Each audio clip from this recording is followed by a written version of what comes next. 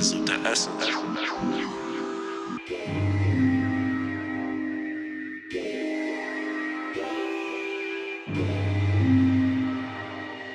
Time is of the essence. Light it up, light it up, light it up, light it up. When we in the club, we cause a massacre. Tracks will send the beat and then I mash it up. This one off the chart, a higher caliber. Never stressing, never stressing, never stressing, never stressing, never stress, never stressing. Before I count the money, fam, I count my blessings.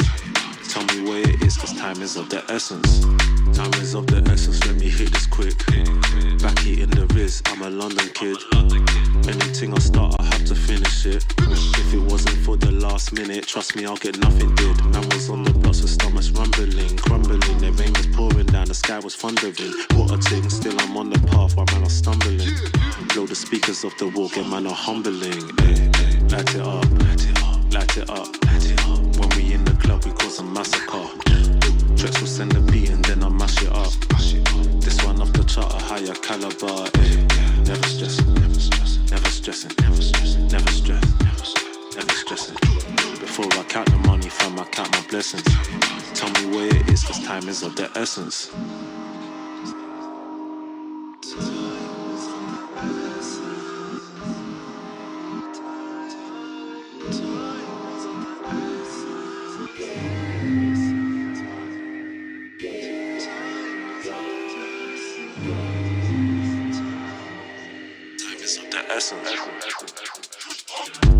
Blessed when I get that win, you know I'm confident. My ego's out as well, so I need my compliments. Energy's gotta be right, man, then won't spiritual.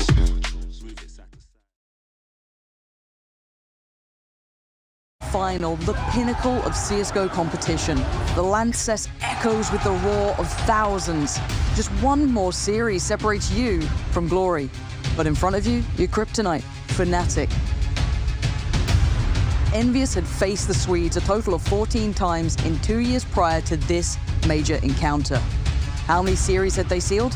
A solitary one. This time things had to be different.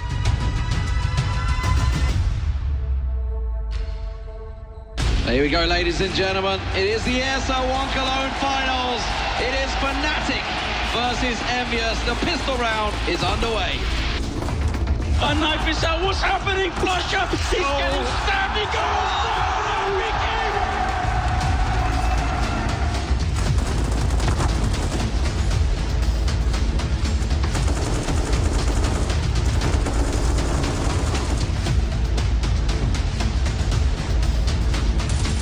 JW, who wasn't taken down, does manage to get himself one. Backs away. He's got the support of Flusher down long as well, but they're going to pressure him. And Kenny S, of all people, comes around with that Tech 9 and manages to make it count. Now Flusher is well aware, and Kenny lands himself another. Flashbang out once, buying more time. 30 seconds. Olof gets a kill. Krim spraying down one. It's a double for Olof. Kenny with a headshot. It's down into a 2v2 as Kronax takes down Kenny. It's all unhappy and he drops. Flusher picks it up. Excellent free fire, and that's a good round for Fnatic. Oh, Flusher, the follow nade did catch MBK.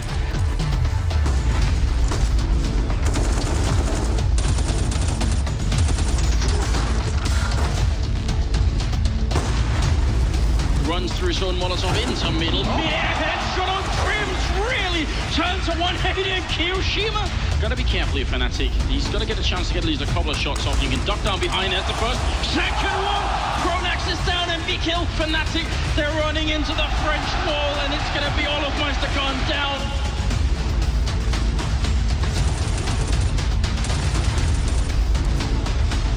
Peekaboo is all it needs, and Kiyoshima gets himself the initial entry straight away. Olaf Meister and MBK from behind. 10 rounds on the T side, a great start. Almost as quick, they totaled their round count to 14 in the second. Then, one last-ditch effort, a Fnatic timeout. Called for a pause here, but honestly, it feels like it's a little too late. MBK, he's going full on. He's just ready to pounce on through. And why would they slow down? There's the flash. That's going to catch Crims out. They're going to push on through. MBK gets one, but Crims with a spray down. He gets himself the triple. The Fnatic are not done yet. Crims around the corner. He finds JW. He finds Flusher, but he doesn't manage to land the clean shot. Now Crims, is he going to come to the rescue once again? It doesn't matter. Flusher's in the corner. This is a speedy little train from Fnatic, and you know what? It's worked the last two rounds. Why not try it again? But Apex and Kiyoshima are yet to go down. Flusher and JW, they're caught in the corner. Happy gets another. He tries to go through the smoke, and Envy managed to take it to match point without losing a single man. Very important with these Molotovs if you're going to execute on the A-bomb side to flush out anyone who's there. But look at Kenny pushing through. He goes down to Olaf. How does that work? He gets that shot. Now the rest of the Fnatic, they're starting to push on, but the rotate, the counter, the fake, it's all working out, and it's Olaf. Crims will cut him out. Kronax and Flusher. Apex is left alone over on B site now, but they're not smoking because Flusher doesn't want to choose to throw it down. He's all the way over in tunnels, but it doesn't matter when they're landing shots like this. Apex is trying to stop them, but it's not going to happen. It will be overtime in the first map of the Grand Finals. One person, he makes the jump. He's going to try and buy time with his flashbang. It's up once, but they're all coming mid-air shot, and MBK is down, and there's 40 seconds left. Kenny has looked down long. They knew they really wanted to get an early frag before they managed to get in position, but they're going to be piling around the corner. Happy's going to have to get in position. Kenny manages to find one, but Olaf, Meister and Flusher will manage to cut them down. And look at the guns for AWPs. Fnatic, they're ready to shoot some ducks as they cross the middle. It's going to be a challenge, and Apex not in this lifetime. NBK also tagged up a bit, but Kenny with the reply is ridiculous. He hits the headshot on JW, and now we're going to be in a 4v4. Crims is in a perfect position as well. They have a great little crossfire. MBK gets one, but they don't count for Flusher to still be there. NES just smokes him off, but Flusher's not having any of it. He's going to push on through. He's going to gun down Kenny, and Kiyoshima now all alive into the crosshairs of Olaf Meister. Just lines up the shot, gets the support of Flusher, and this will be Fnatic taking map one. Wow, that might have been the first time I've seen a really emotional reaction from Fnatic like that. They definitely felt the pressure of playing on this stage in a game where they were so far behind. An absolutely epic comeback here.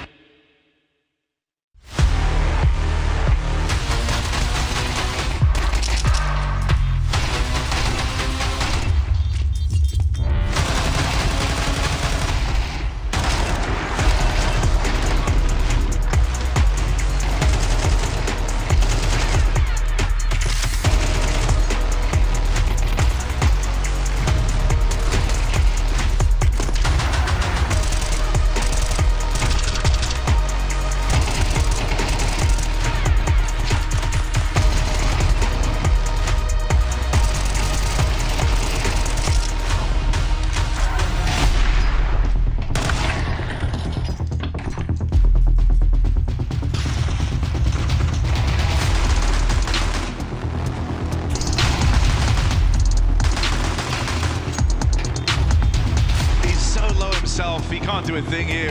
Cello just wasting his time.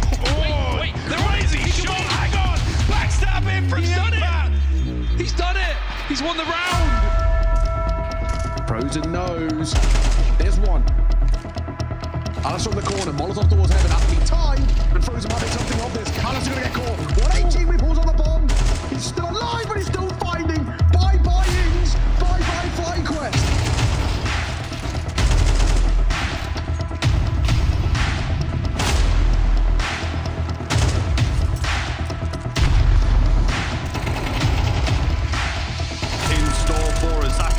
Smoke!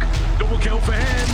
Oh no, Hooksy into the 1v3. How have we got here? Zaka on the edge of the smoke!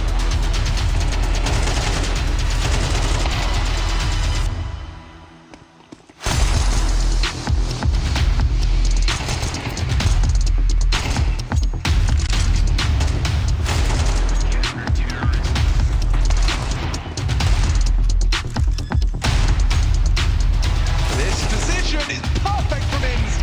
10 seconds left. Not going to be easy, especially now they've lost their heads. It's Ins with 4. Dominant defense.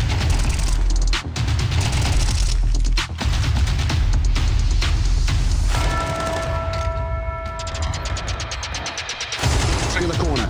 To the first. Get to the second as well. Manesi put himself into the 1 versus 1. No Starry was in rotation as well. And Manesi just knocked him out to the final 1v3. That is a monstrous way to close it.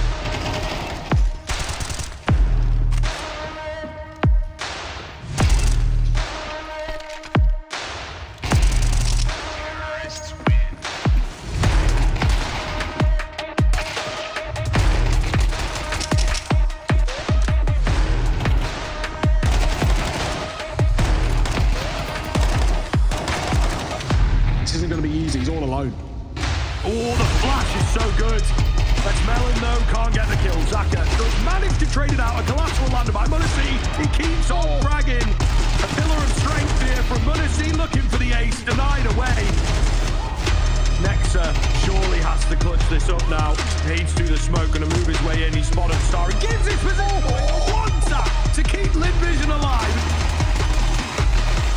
Zaka finding 3-4. Oh my God, Zaka.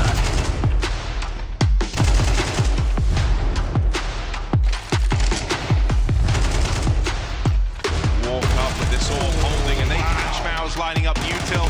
Jimmy tries to bail them out, but NAV with the ace does not let them in.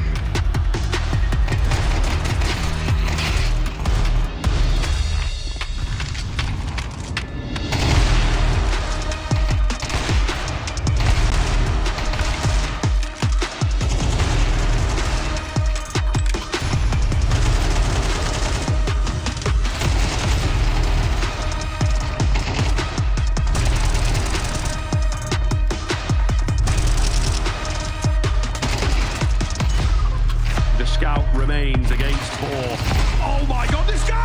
No scope merchant! What is that?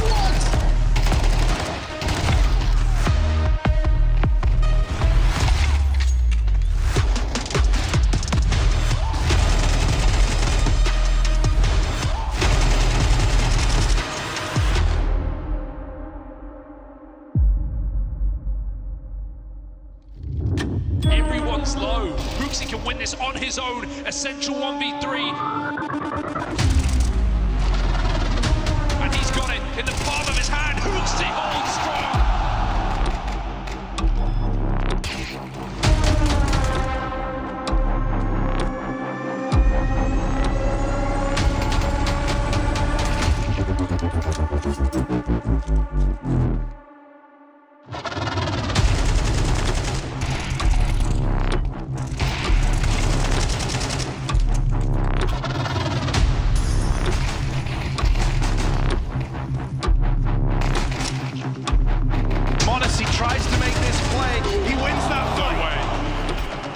This is the ball rolling for Monesi. A safe plant nets him the bomb to play around. They think they've uprooted Monesi. They couldn't be further from the truth. Monesi runs him down! And And look at this, 2 flashes. Carrigan wants to try and punish top. Skulls safe from the flashes. It's a double from Skulls. Lock it and loaded. It's a triple. 4 from Skulls.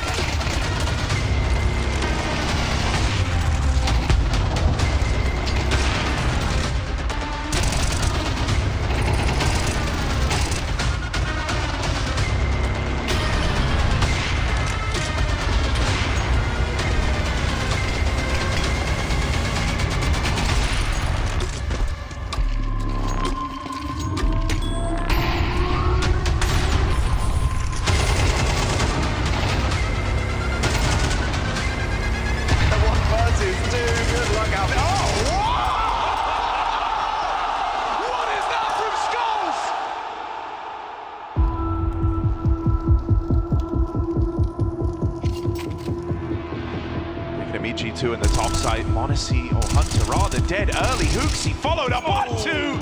Impact! 3v3 for G2. Hooksy is the man trying to take them there. Hooksy is on for the ace. And it's just Shui left to be. Door ready to be swung. And he waits to the final 5 in the round.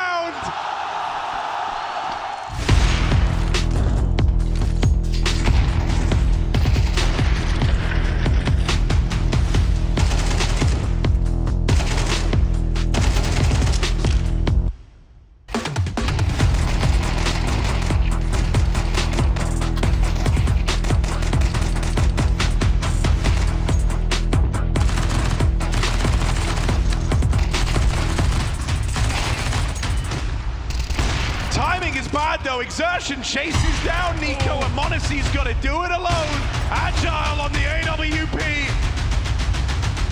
Brolin dead. Monacy rising to the occasion.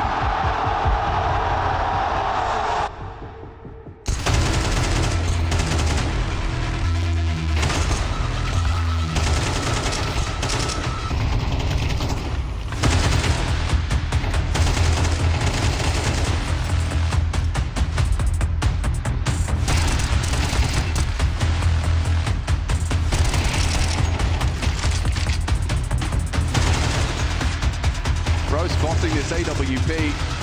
YouTube, but doesn't want to penalize his name. Oh, no one's looking. Oh, Bro will get 2. A third is crazy. Bro can come on. Clutch! Outrageous from Bro!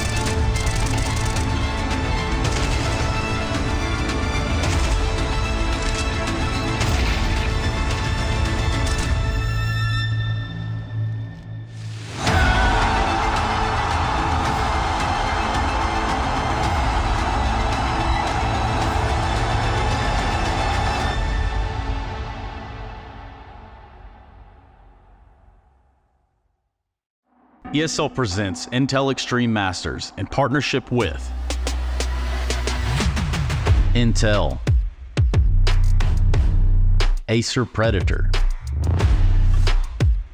DHL, Qiddiya, Monster Energy, the United States Air Force, 1xBet, White Market, Logitech G, and Noor.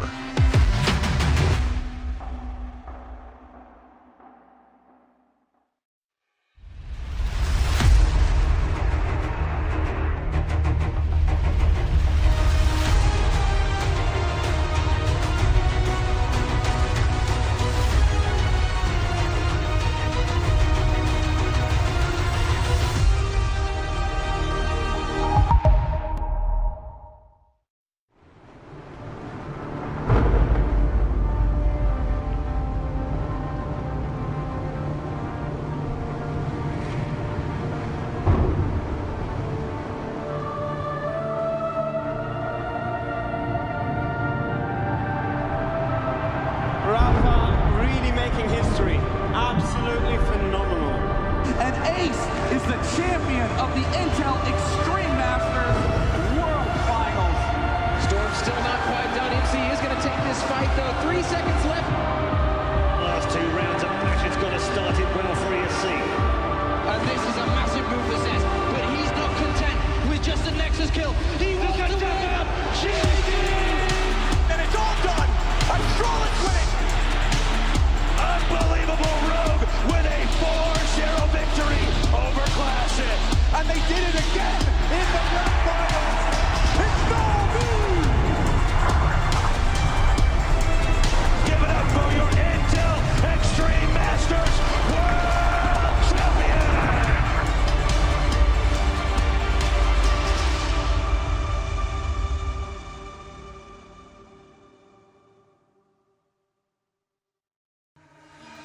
The final day of Stage 2 at the Intel Extreme Masters Cologne 2024. And you know exactly what that means, Jacob. Last chance saloon for our remaining teams. It's been a lot of preparation, a lot of games so far for a lot of these teams. And as you said, today's elimination day, you lose, you're out, so it would be all for nothing. For G2, they've taken quite the long route to get to this game versus Pain later on today, yeah, right? They've shown 2 different faces this tournament so far. I'd say arguably they played the best Counter-Strike when they play good, and they also played some mediocre Counter-Strike when it's not hitting the stride. So curious to see what version of G2 showing up today. First game of the day on the A stream, that is going to be Liquid taking on Complexity. What a banger that's going to be, and potentially for one of the winning teams, it's going to be 2 games today to make it to playoffs. Oh yeah, you look at Elise taking on his former organization in Team Liquid. You look at Twist versus Elise as well. Almost a domestic matchup between the 2 organizations. I'm curious to see who's going to win, but as you said, it's going to be a marathon day for the winner. Some super exciting games going down today on the A stream, but I'm curious, Sam, what's going down on the B stream? Hey, Sam. Hi Pimp, and thanks Freya. The B stream's going to be tons of fun today. We have some of the big names playing all for placement. Vitality, MOUZ, we've got NAVI, and of course the Usurpers Saw. Max is going to be pretty epic. Yeah, I have no idea what's going to be happening today. We've seen so many upsets here so far through Stage 1 and Stage 2, and who knows what you want to be playing when you make it to the Cathedral. I'm looking at FaZe, I'm looking at Falcons. I just have no idea who's even going to win that one. FaZe looking really good, but Falcons are starting to have their stocks increase, so it could be going either way. No, it can't. It's definitely going to be a FaZe win. I've seen the way they're playing. Falcons, I don't think that they can do it. We'll have to figure out who's right and who's wrong when those games kick off. But you know what? I actually think Shox is with one of the FaZe players now. Well, hi Robs. Hello. I was supposed to talk to Brokey, but he dodged me. So I'm going to ask you, how's the vibe in the team currently? Good. Good. Really long day ahead. What do you think about your first opponent, Falcons? Not much to think. We will try to win. Okay. How are you feeling about your personal form? Yesterday was a lot better, even though it was very close versus Vitality. I don't care. Good. Have fun. Short and sweet for Robson. That's exactly how we like it, being absolutely savage. And he's got to deliver the same savagery today, as it's going to be quite a long day for FaZe if they hope to make it to the Cathedral. It's been 10 years we've been returning to the Lanxess, 11 here in Cologne. And I'm joined by Maniac and Blair to be breaking down the final pre-show of Stage 2. I'm sad, but I'm also very excited because that means playoffs is very, very close. Yeah, hella excited. I just want to extend my gratitude for Jacob to coming over from Wimbledon to do this segment with us. Looks great. Absolutely, absolutely nailed it. I did see him literally run off the streets, just run on in. You know, I was running a marathon in the morning, I think. That's what he does. Also, Robs, man, shout out. Man, a few words. You okay there, Freya? No, you weren't ready with that one. You're not okay. No, because we were walking downstairs and Jacob was like, I don't give a damn. That was my worst Danish accent ever. Oh my God. That is the worst Danish accent ever. Shout out Jacob Absolutely. one time. I hope he puts a pair of trousers on when he goes to the desk. Anyway, should we recap the brackets? Because we've had quite a long road to get to these final games. Of course, we see NAVI and Saw from the Group A side of things, making it through the playoffs. Saw, big surprise there, Blair. Yeah, Saw obviously being the standout over here. For NAVI, again, you know, for whatever questions we've been having for this team about being the world #1, was it a bit of a fluke run, EWC and all of that? They seem to be answering it one step at a time, looking really, really good right now. But of course, for me, Group A has to be Saw. And looking down there, G2 still alive and kicking. And I did feel a little bit of pain yesterday when the Mongols lost to Pain Gaming, but now they have just one more team to beat. That's G2. Yeah, such a tired narrative about Navi and the fluke. Just pay attention to Counter-Strike, goddamn. We have Group B here, of course, MOUZ versus Vitality at the very tippy top winner bracket, fighting for a spot in the semifinal. Do I have to see this again? I'm sorry. Do I have to watch this again? Do I have to go through this heartbreak that I witnessed last night? The less it's got power over you. But you have to embrace it.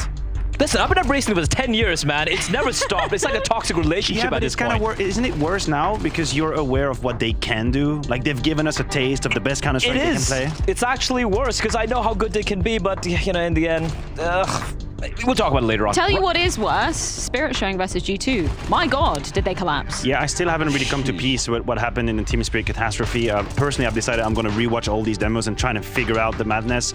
There seems to be, or seemingly something broke in the second map versus the Mongols. I think this is how the first map was relatively competitive, but not exactly great. And then after that point, it just went downwards. And versus G2, free fall, absolute free fall.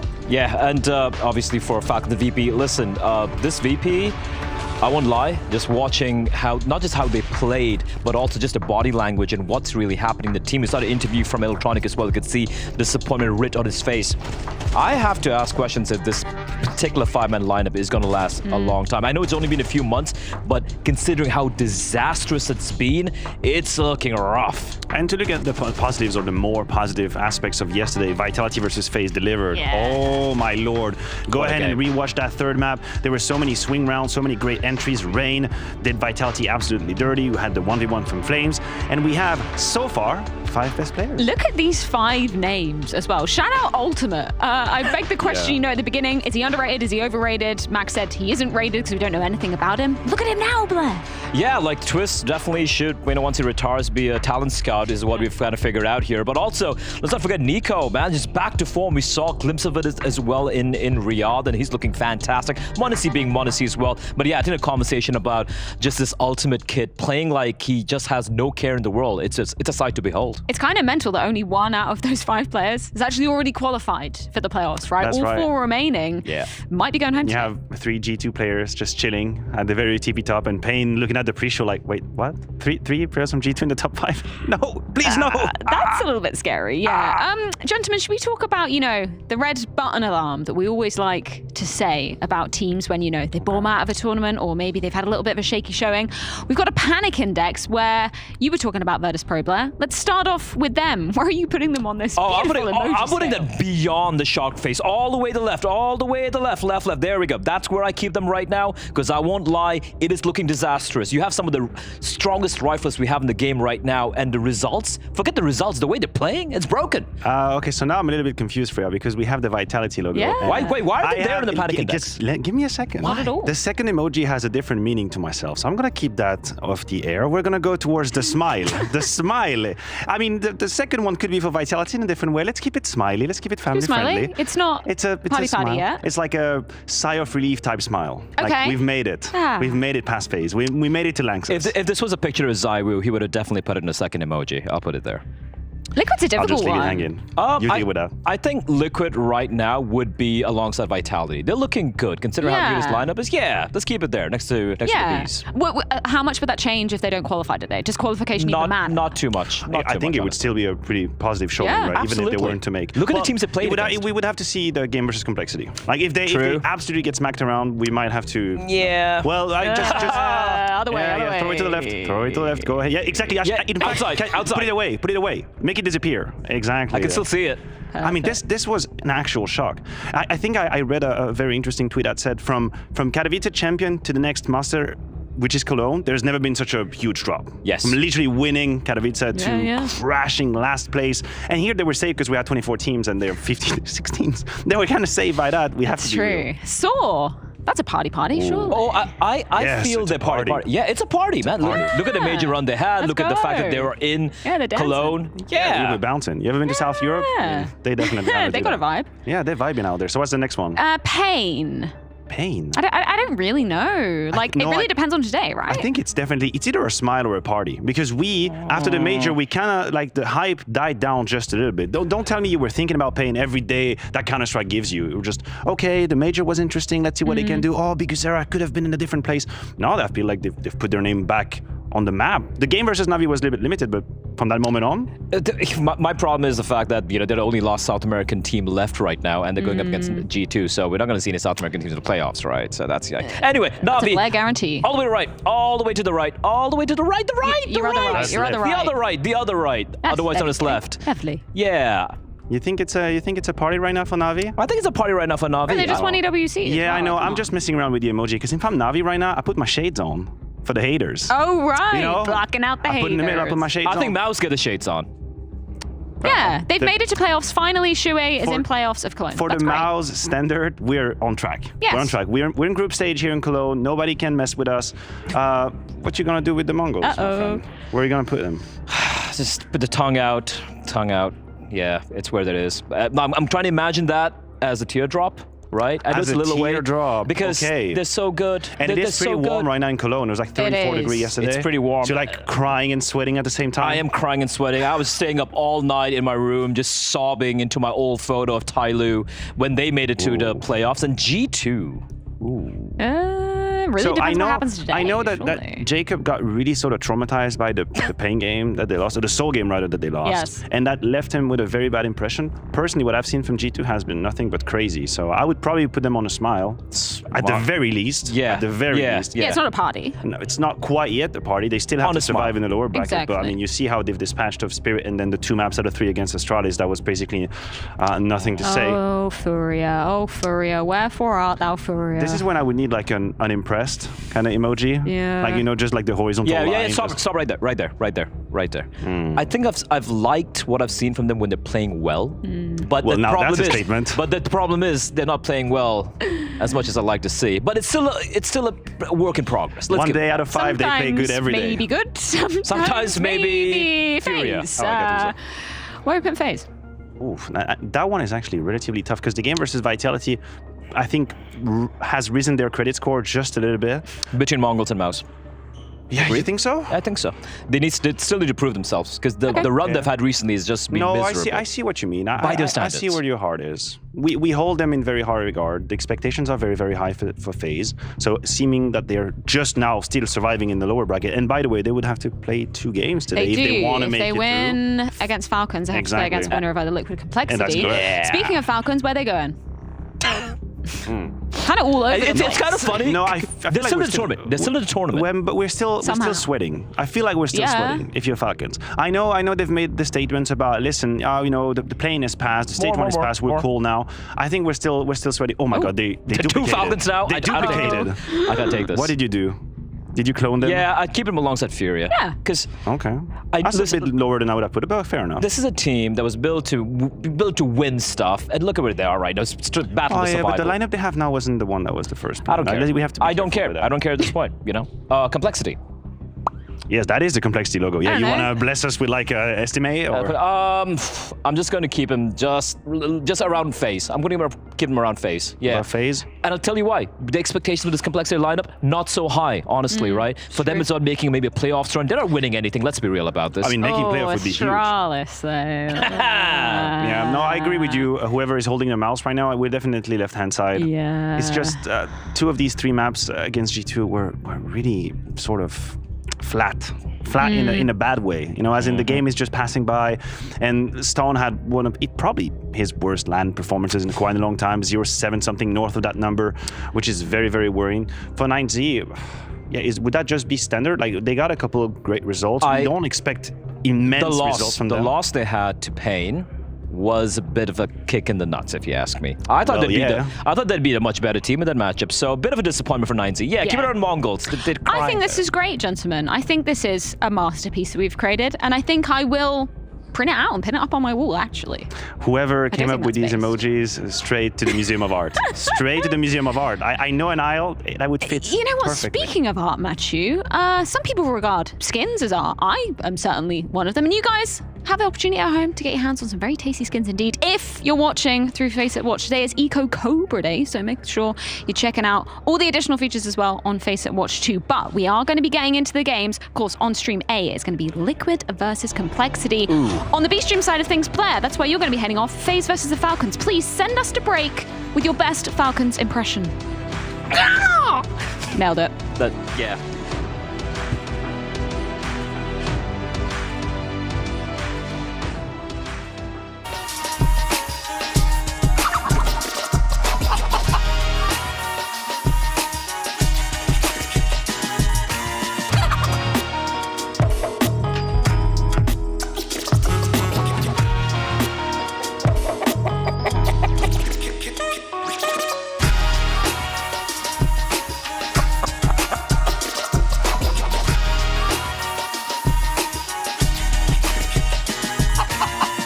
Think you've seen it all?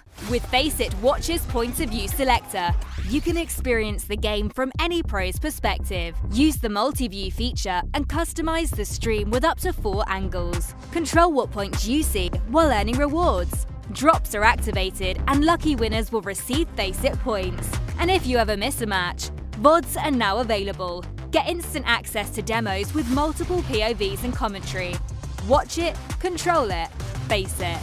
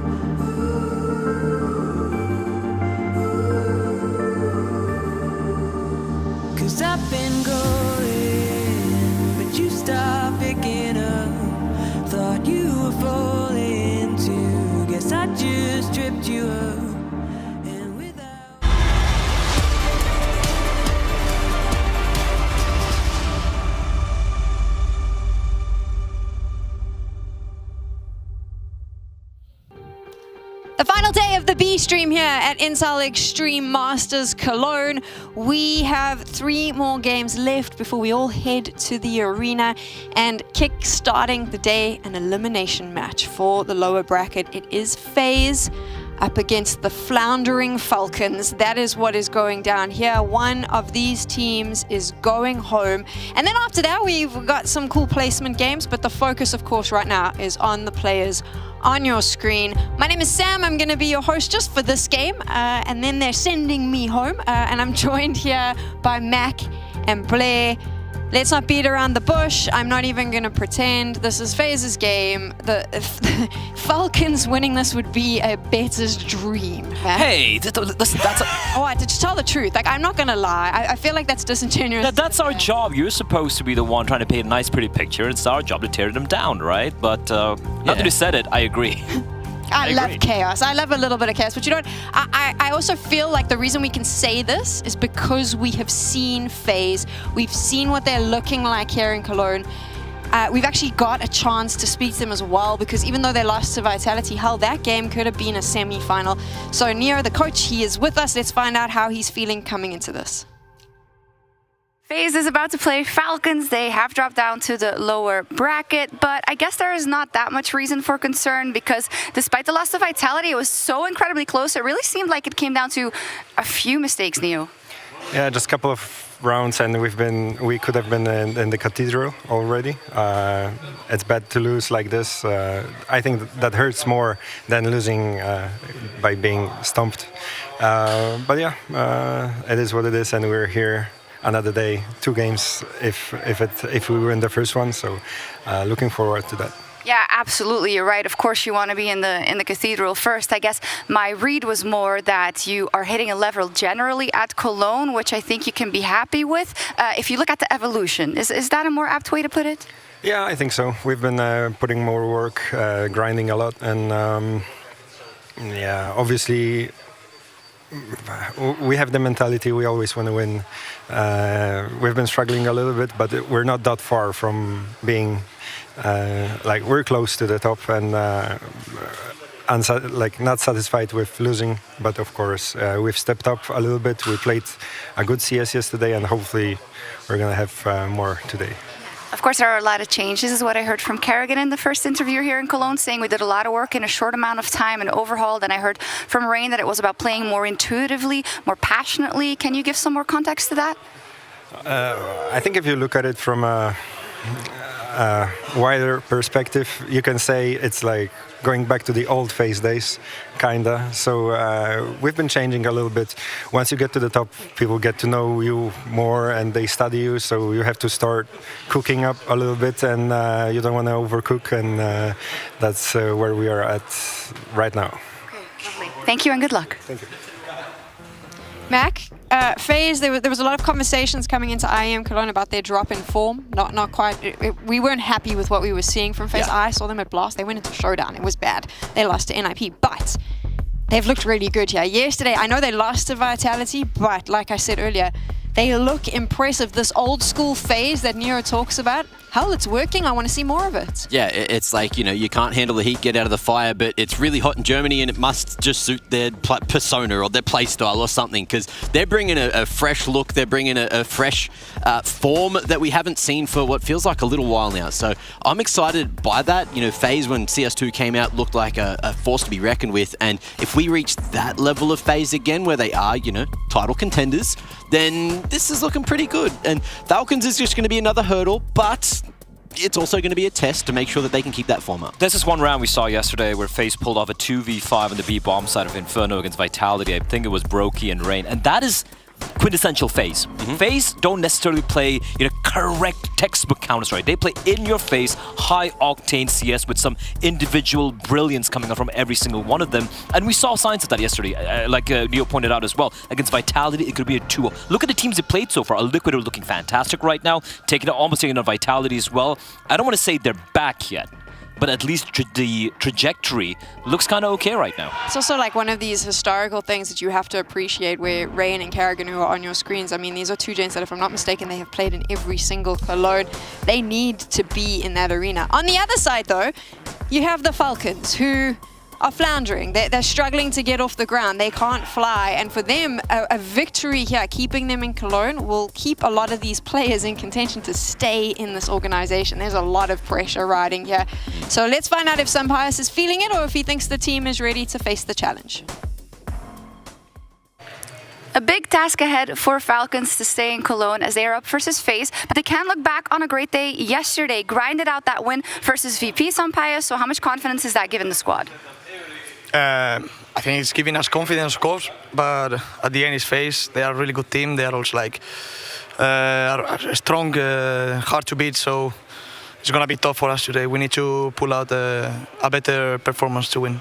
Yeah, it is a tall order indeed. And when it comes to kind of the performance, Zonic has said that sometimes he doesn't see the performance that he sees in practice on the server when you are on LAN. Do you feel like that's getting better? And how much of a focus is that going into today? Well, I mean, obviously it's getting better. My impression is we are evolving tournament and match by match, but we should probably evolve faster, But at the end is the main point. We need to be patient, and the time will come, and we will be a consistent team. Okay. For your performance personally, I know you've been having a hard time. You've spoken about it as well in terms of your confidence. Have you flipped that switch?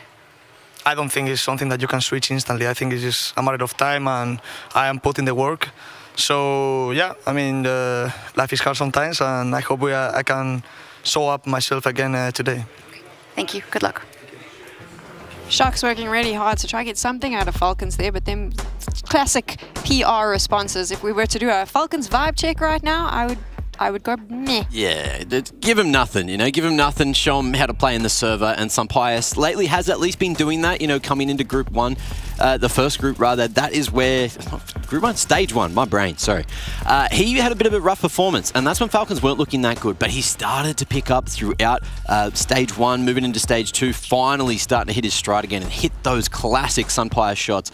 And if you're looking at him, put him directly up against Brokey's current performance, he's actually looking a little bit better. It feels like it's more the riflers firing for FaZe that are... Nah? You don't reckon? No way, no way. I'm just looking at the... I'll tell you why. Look at the teams they beat, right? Like, they lost Eternal Fires, they beat Alternate Attacks, and a big who look lost right now. Sure, they took a map of MOUZ overall, but again, his performance dipped so far right now that it's just an okay, decent performance. We're praising him a lot, but if I look at Brokey, the guy could just pop off right now on the server and just absolutely crap on Falcons. Like, you know, put them on the WWF endangered list right there. I don't think you can compare him right I know that he can't, but I feel like we haven't seen that Brokey here. I don't think, yeah, fair enough. I guess. We could actually talk about the map real quickly here, and this is something we wanted to touch upon early on, because two of the maps that these two teams have picked so far have liked to play are the permaban of the other side. We're talking about Vertigo, the map where we saw Falcons getting a couple of wins. They got one yesterday as well against VP, and that, unfortunately for them, is a map that FaZe usually like to ban. So take a look over here in Vertigo.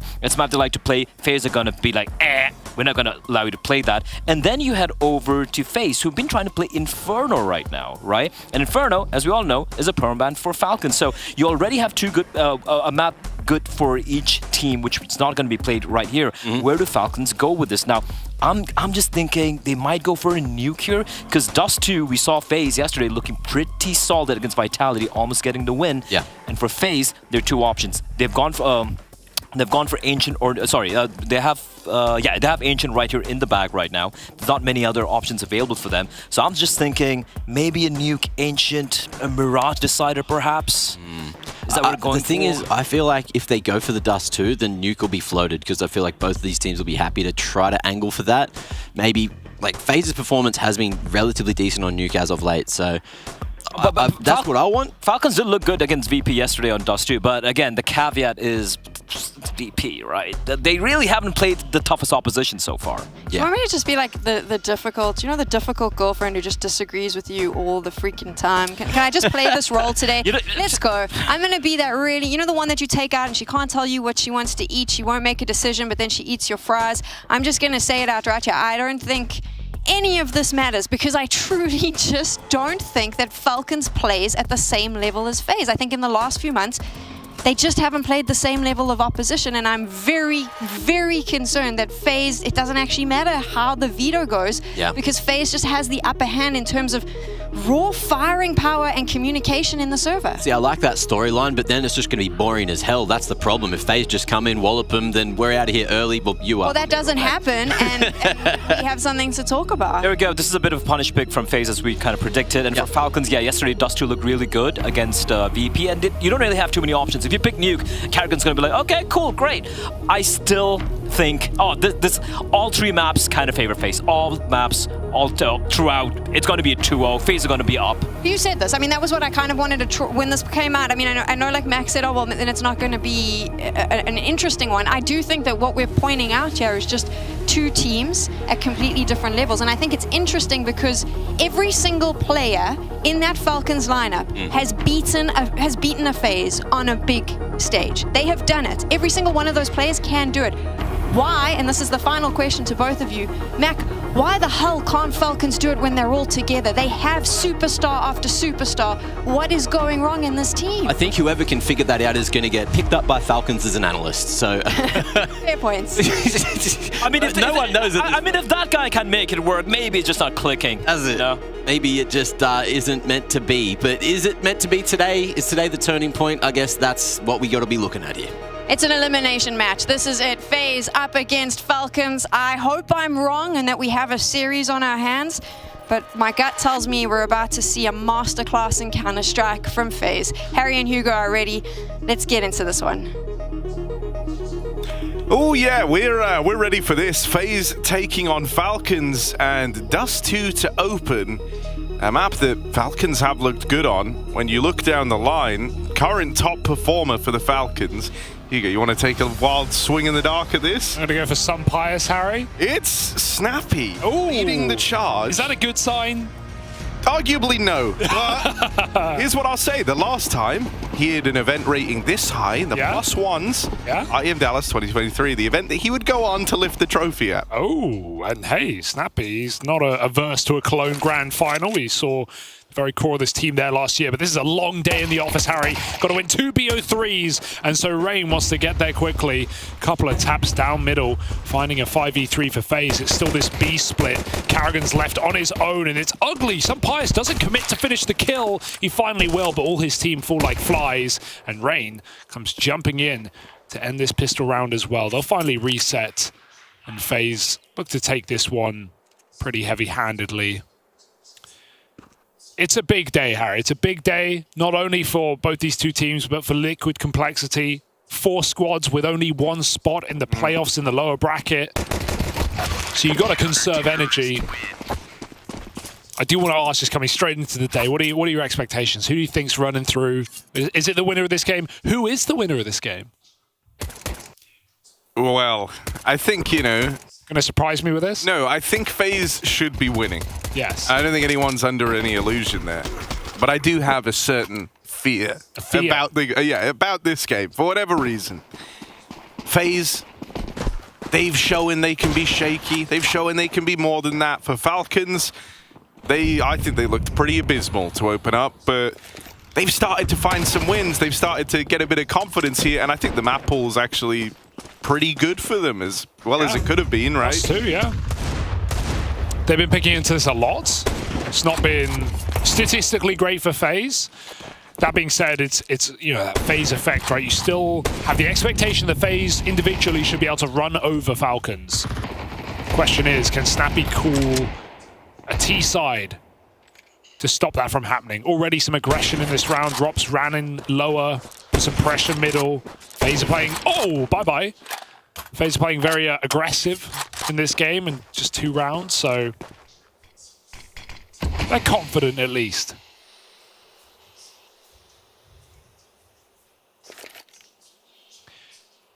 Would feel like a lacking Lanxus without FaZe, certainly.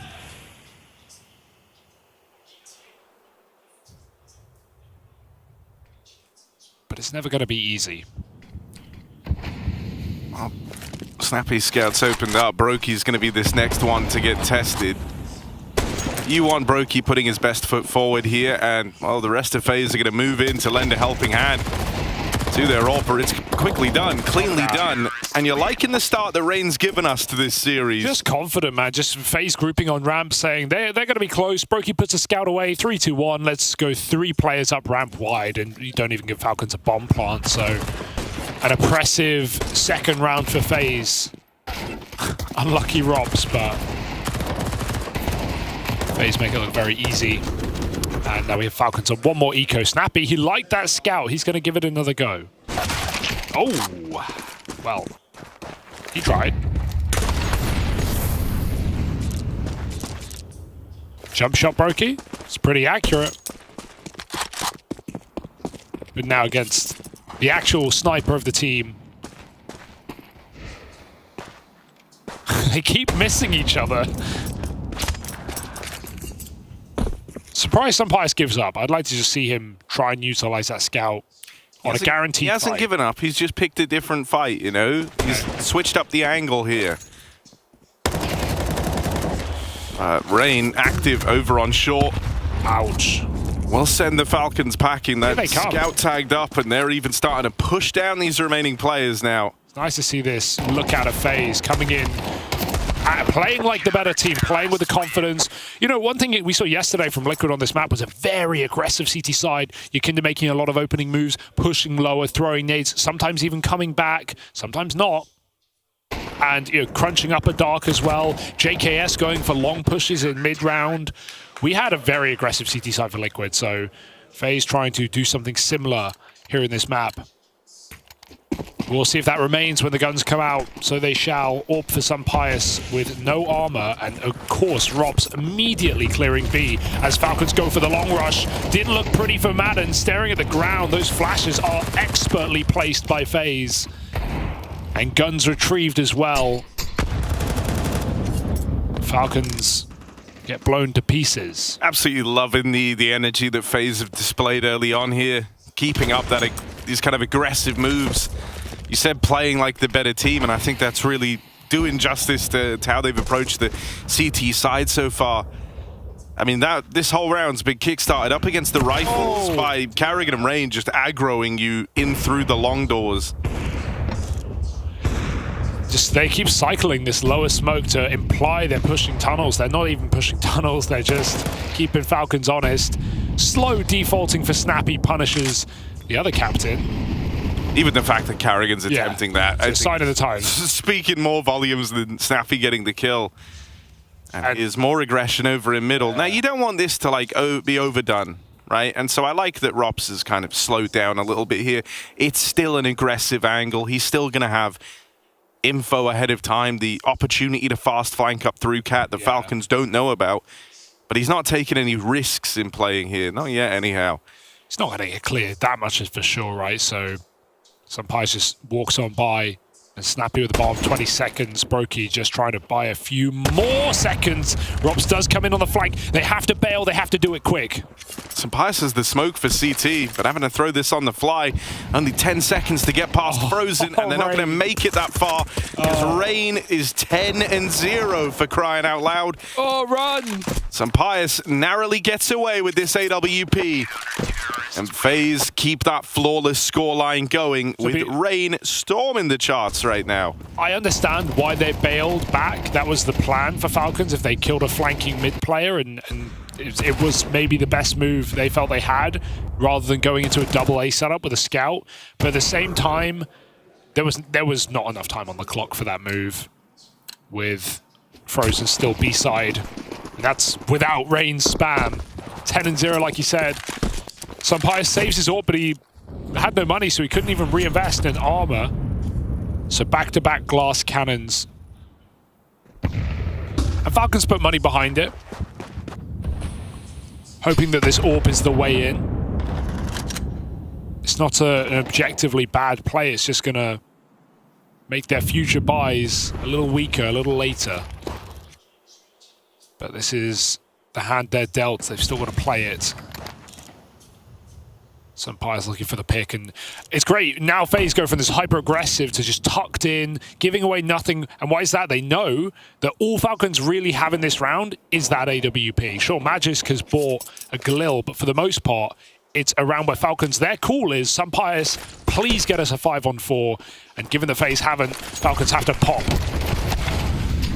Yeah, they run right in a Frozen, and Carrigan's naded the smoke open over its spawn, so this mid-play gets churned up, sandwiched between the B doors. It's bottom mid orb. Sunpius, 1v4. They never even peaked until the end of the round, and he just gets churned up. Double orb taken for FaZe as well. Can't blame them with the deathmatch they're having. Dude, Rain just still hasn't died. Yeah. Also, he's gone for the historic angle, hasn't he? With the pin he's got applied in game. Hugo, you'll like this. What pin does he have? He is the quarterfinalist at ESL 1 Cologne 2015 pin on. Sure, he's got the major trophy one that he could put on from their Antwerp run. But he's paying homage to the event we see him attending. Respect to the event we're at. But quarterfinals, I feel like he wants more than that. Yeah, it was 9 years ago. Wow, don't say that.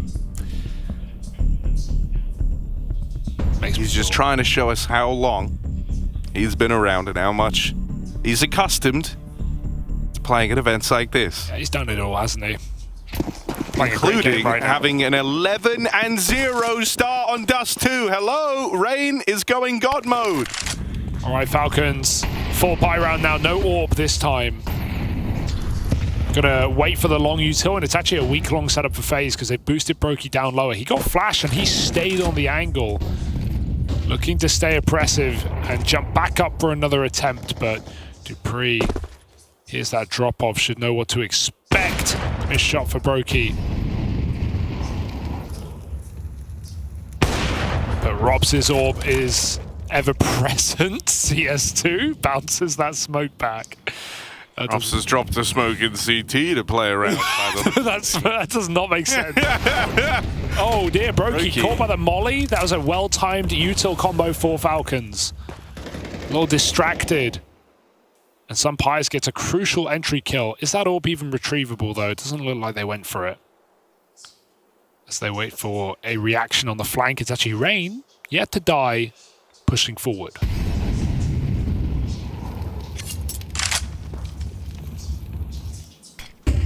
I mean, Falcons are committed to this A split, and that's going to leave them walking into the full FaZe stack. Rain up first, can't get anything done. It's Rops and Carrigan trying to get on the board now, but they've snuck through the smoke. They're past Carrigan on the long side. He's able to play through it. Now it's Carrigan versus Snappy, and the captain for FaZe keeps it flawless. 1v2, he lets Madden slip on by, and for a moment you think he sold Rops out. You think he might have dropped the ball there, but Carrigan handles it with composure. How the hell does he win the round? He's so blind from that flash out long. He's just stuck inside of the smoke. Madden knows it the whole time, but tries to kill rotations first, and he lives to regret it. It's a good play for Madden, but Carrigan's too quick and closes that 1v2 with ease. Brokey finally gets his fight he's been waiting all game for. And so the captain falls for Falcons this time at the start of the round. Carrigan, I mean, an org user, the most prolific org user, I would say, of all time. And we've seen him do it on Train. We saw him do it on Nuke. But Dust 2, that's a classic range map. Carrigan looking for that pick on long yet again, but he's caught by Madden inside of the fade. Are they ready for Rain? Oh, they're not! Oh, that was really well turned on for Sumpires. Yeah. But you like to think that Rain's just done enough there, delivering a swift double to FaZe Clan, and only Madden left standing. They swing him, they fight him. Oh, wait. Madden chance at the tap, but Frozen runs him down. FaZe just won't stop peeking, and that's what's exciting about the CT side right now. If they know where you are, they will fight you. And this is what we said coming in. FaZe know they're the better team. They know they're the more informed individuals. Say what you want about FaZe having troubles recently. Player to player, individually more proven, more capable than the majority of Falcons. So. The other thing that's kind of sick, though, is like for Falcons, you have these veteran players, right? Folks like your Magisks, your Duprees, your Snappies. Right now, though, it's not like it's the younger blood for FaZe stepping up. It's the two old boys that have had a lot of the impact here for FaZe. Rain 13-2, multi-kills in most of these rounds. Carrigan with a key 1v2. What can you do? The scoreline flawless. That's a beautiful play for Robs.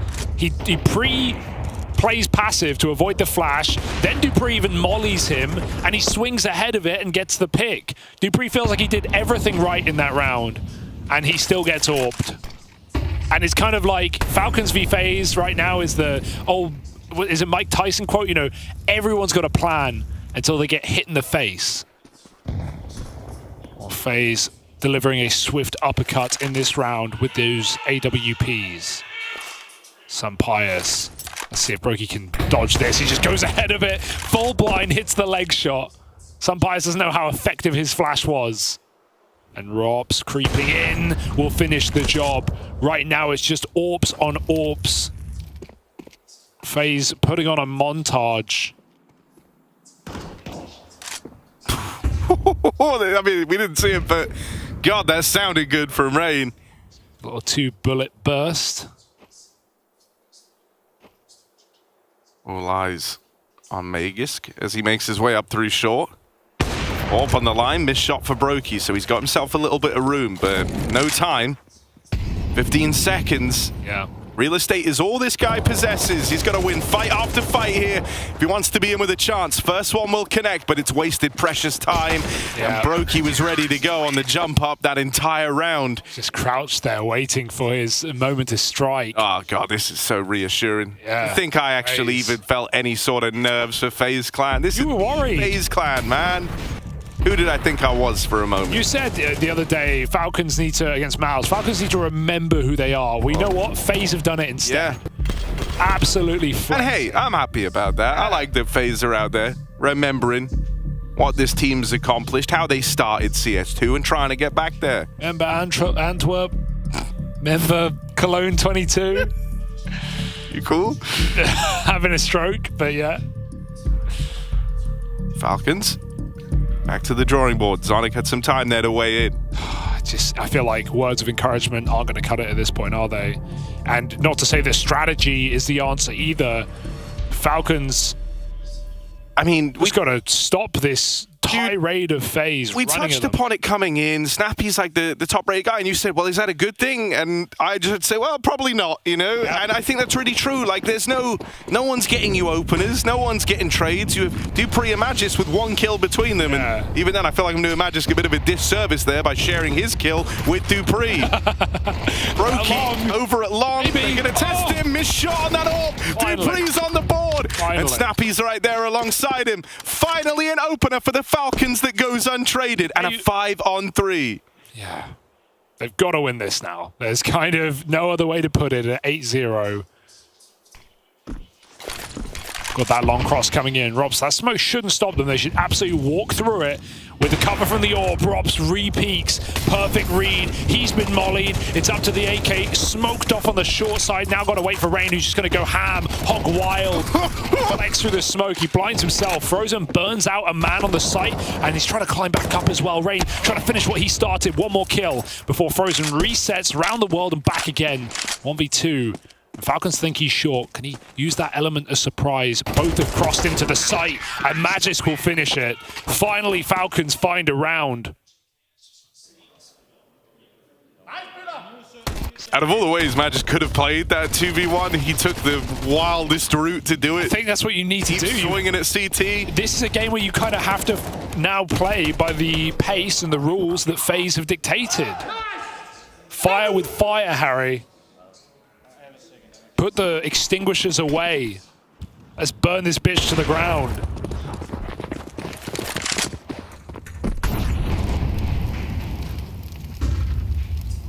Indeed. Double AWP on the T side. Well, fair enough. Snappy wants to try and get a couple of AWP kills on the board. Rops tested inside of B. They've got him boxed in here. Rops, the util is wrecking him, and some Pius is able to run him down. It's a great stall for Dupree to not overcommit until his team actually out-tunnels. Half could end up getting recovered in some ways for Falcons, considering the 8-0 start. The save call has to come through for FaZe here. They're out of money. And so Falcons shooting for 4 here on this first half. And that's now back-to-back rounds they've been successful in, breaking down this B site on the back of an instant rush in through the tunnels. They're not doing anything mind-blowing tactically. No. To suddenly be putting up rounds like this where you are just meeting FaZe's confidence and bravado with some of your own on these faster up-tempo rounds has done a lot to kind of change the nature of this first half a bit. We're going to have to see if they can continue the streak, but if they can get 4 rounds out of this T side after all, at least gives them a fighting chance here on Dust 2. Just especially with how it started, it did not feel like that was going to be attainable. I was worried for a moment we were going to have just a flawless game from FaZe, which would have been sick, but also you hope for a bit more competition this late in the competition. Yeah, come this far to go nowhere else. But no, we have that opportunity for the Falcons to make this game interesting now. Let's see if they can do right by it. FaZe actually eco, they're playing for next. They've still got these safe guns, give them a go. Who will play first? Cat push coming in, they're going to crunch middle. Good read for Snappy. He's had an idea of what they're doing. Falcon's going to pop this B site again. Very limited util, so Carrigan just comes swinging and winning. He re-peeks on a reload, and that loses one more rifle. Frozen Armorless picks it up. But I think Falcons are in a very good position right now. They've got their back covered. They're facing forward 2v2. I feel like Rain has shot his A4, but Falcons don't seem aware that both players are mid at the moment. Boost up is nice, pixel gap, but nothing to be seen over the plat. And even spam connects. I mean, don't need to save, but you know you can't win the round phase, so Falcons are aware as well. They'll come in for the kill. And Rain just going to try and make that buy a little bit better. Or maybe find the AWP. Nope. Falcons onto a third. There it is.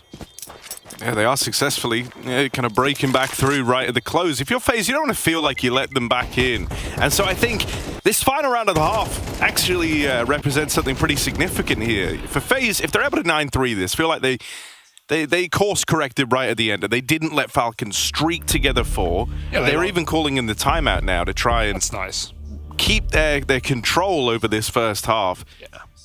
I can understand as well why, for Snappy, he started bringing out the AWP. Sampayas hasn't found a whole lot of success with it. In the few rounds you've seen him adorn it, he's had 1 kill on the AWP so far. So that means Magisk and Snappy have both had as many AWP kills as Sampayas. And so just wanting to have that presence a little bit earlier on, wanting to kind of have that ability to shut down some of these very active stances in mid, it lets you free up Sampayas a little bit to go with the rest of the pack, and Snappy's able to hold these long angles. And when you think about how FaZe have been playing, how they've been pushing and prodding, I think it made a lot of sense. But now the money's run out, at least to kind of go for the... Look at... Oh no, it hasn't. Snappy is 7,500. I misread that. So yeah, he's just decided to give that up. But that's all well and good. Out towards long. Falcons taking a bit of space, and Madden's going to spam Carrigan out. Rain can't withstand this. Falcons, another up-tempo round here. Yeah, these have been the best ones. They've done 2 B pops, 2 long pops, and they're on for their 4th round win off the back of it. 4v3 here. Brokey in the sight. And Robs and Frozen close by, looking to commit to this A hold. Can Magisk fake, or will he just walk into B for info? Because he has no utility right now. So the option to go back to spawn to B is a call for Falcons, but it's just a lot of time that FaZe can use to regain information. This is nice though. Leave the bomb back through spawn, leave the AWP in the pit, throw that fake on A. I think you need more numbers on B just to be insured, but right now, as we can see, Falcons can just strut into that B bomb site with no issue. Frozen's getting curious. Falcons are really stalling this out. It's the 2nd exec on long to really sell that fake. As Snappy comes even in with a short smoke as well. That will sell it. That absolutely should at least. Falcons need to go soon as Snappy crosses in. Snappy's selling this very, very well. He has kept all of FaZe here. All the util he can muster. I love how much time he's players buying. for FaZe just bogged down over on A. Perfect for Snappy. On plant coming in, that means FaZe is going to get the realization that it is this B play. Do the short players want to try and get out of there? Sampayas still over at long. He's unaccounted for. Backstabbing on Brokey. And the follow-up. Frozen iced out. And that leaves it all on Rops. 1v3, goes back looking for this AWP, but this is wasting even more time. And the sun shines for Sampayas there as he gives Falcons something to look forward to going into this second half.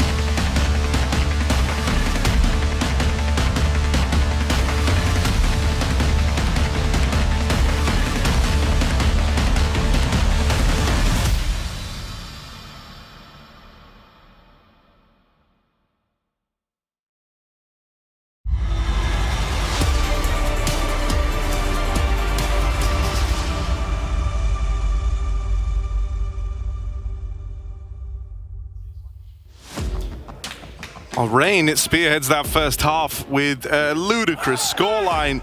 To see FaZe Clan through to 8 rounds. Rain's performance made Tactics feel like they were going out the window. Bit of a virus spreading through the minds of Team Falcons. And now they've awoken the mind virus.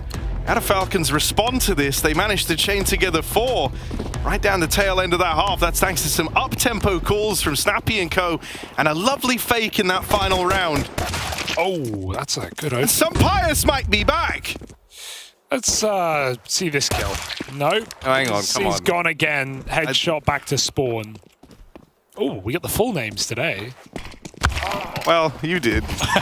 Madden, can he withstand this?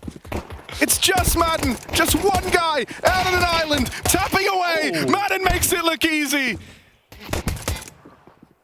Now he's gonna call for his friends, or teammates at least. They make their way over. My team's bigger than your team. That much is true. Brokey's getting run at. The Falcons, they swarm. Yeah, you're losing it there. Bit of a migration to the A site. Not so much the insects as Falcons come through with 5 rounds. Okay, man, this is a game now. 4 rounds in a row at the end of the T side after Falcons realize they're just running at FaZe might be the best way to do it. And, well, FaZe run back at them, but Falcons find the pistol round. So let's see what we've got here as they try and amass a comeback on a map that statistically has been all right for the Falcons. It's been pretty good as far as we're concerned. As far as a map goes for this team, picking into it a lot. Wins over Astralis, VP, Big, even the Mongols. Whereas FaZe have had certainly trouble against, you know, the best teams in the world on this map, so...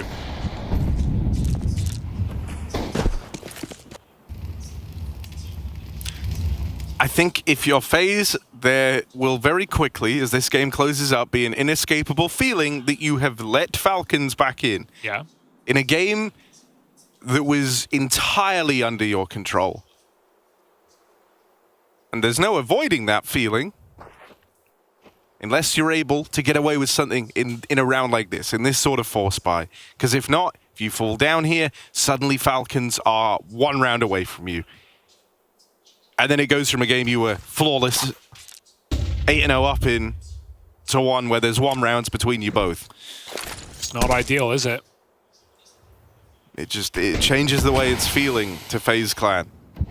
So for now, they can still, you know, play with that bravado, play with that confidence. They lean over towards middle.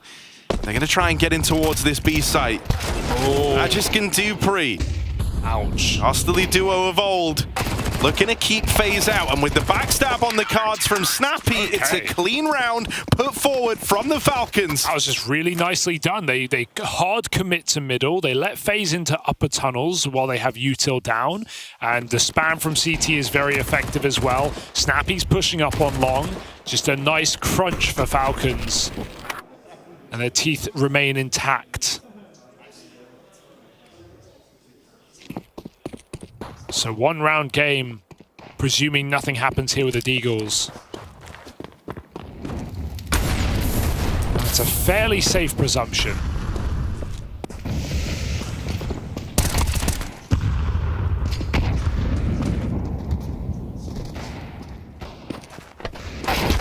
Oh dear, yeah, double think. Nothing to worry about though.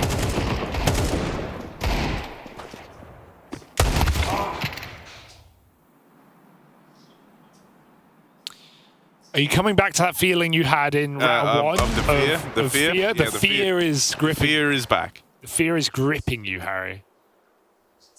Will you succumb to the fear? It's not me who is going to be succumbing to it. It might be FaZe with how tight this game's gotten all of a sudden. Like, I know we were praising them for the 8-0 start, but Falcons are about to do it right back. This is 7 rounds continuously put forward from the Falcons. And so now we get the return to rifles for FaZe Clan. This is where, if they want to put this game to bed, if they want to go back to their winning ways, they're going to have to now break through the Falcons' money with those 3 rounds coming down the stretch that were very clean for Falcons. We've all been in this position before. You're just saying, all right, guys, let's focus up now. Let's not throw this. We were having fun. We were in a great position. Let's finish what we started. But Falcons, they got some wind in their sails. Been in this position before in terms of scoreline, sure, but not many of us has been in the elimination game for Cologne, and that adds a whole different element to this. A lot of pressure on, well, FaZe. Especially for a FaZe clan that you've seen slip from that form they showcased throughout the entire start of CS2. Yeah, there's no doubt that FaZe v potentially Liquid rematch, which people are expecting today, is a very close, very, very difficult game, but we all kind of expected FaZe to win today. So, on this one. So let's see if Falcons can change the script. Nade in middle, Carrigan trying to pick Dupree.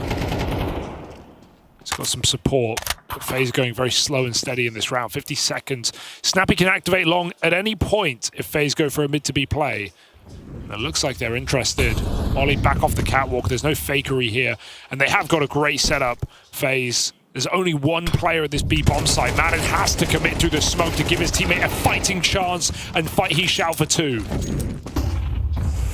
It's all a fake. They're going into the stack and Snappy's starting to activate on the flank. Oh, but he doesn't elect to head up through middle. That will change his mind with Brokey finding a kill in towards the A site. Sampaius holds the line. Keeps them from moving in and continues just trying to challenge on this scout. He wants them worried. He wants to buy time for Snappy to get set up. Rops won't even get to play into this. So the round is won from the Falcons. Rops locked out. Nothing to do here. Nothing to see. I feel like FaZe just misread that situation. After Madden gets 2 kills, that scares them away from going to mid to B because it's taken too long and potentially they're scared of 2 more players in that B bomb site. So trying to speed it up towards A.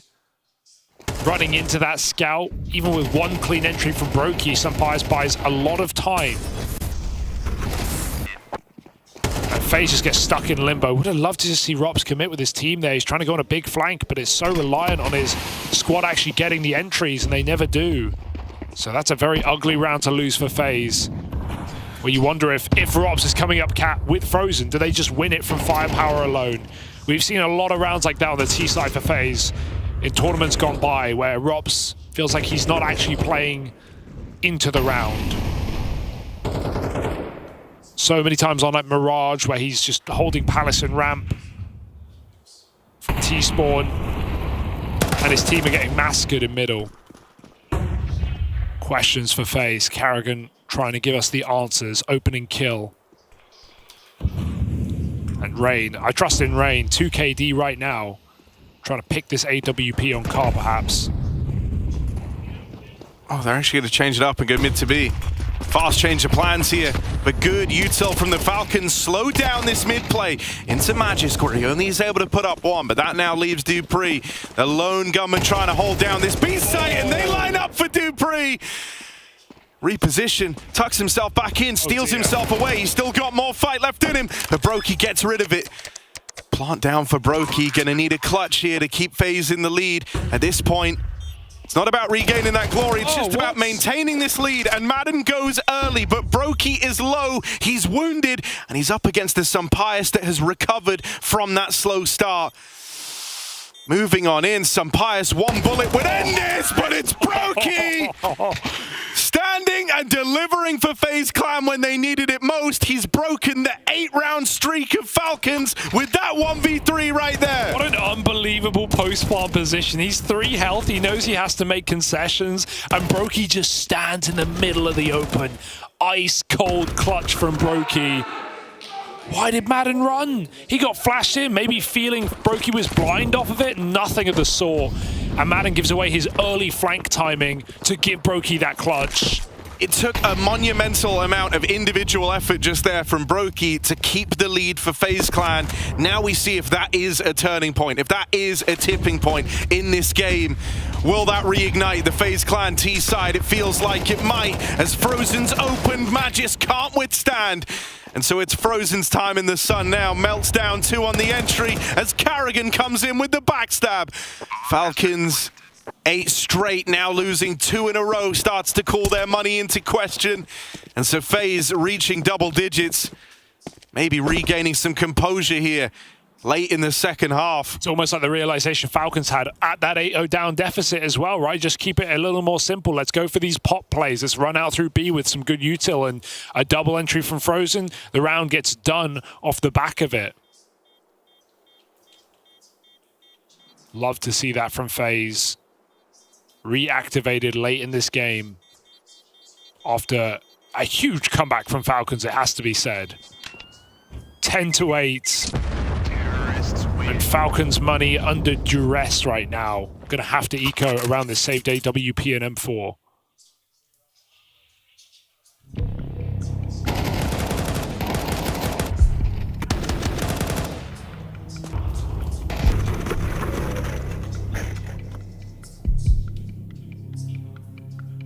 Final time I used for Falcons.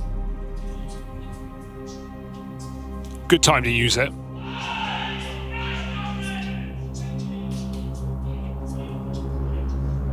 But no question the FaZe are puffing their chest up after those explosive rounds. Great to see Brokey find his form again.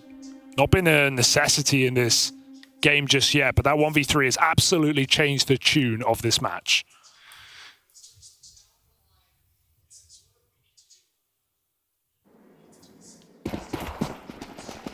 Streaks on streaks.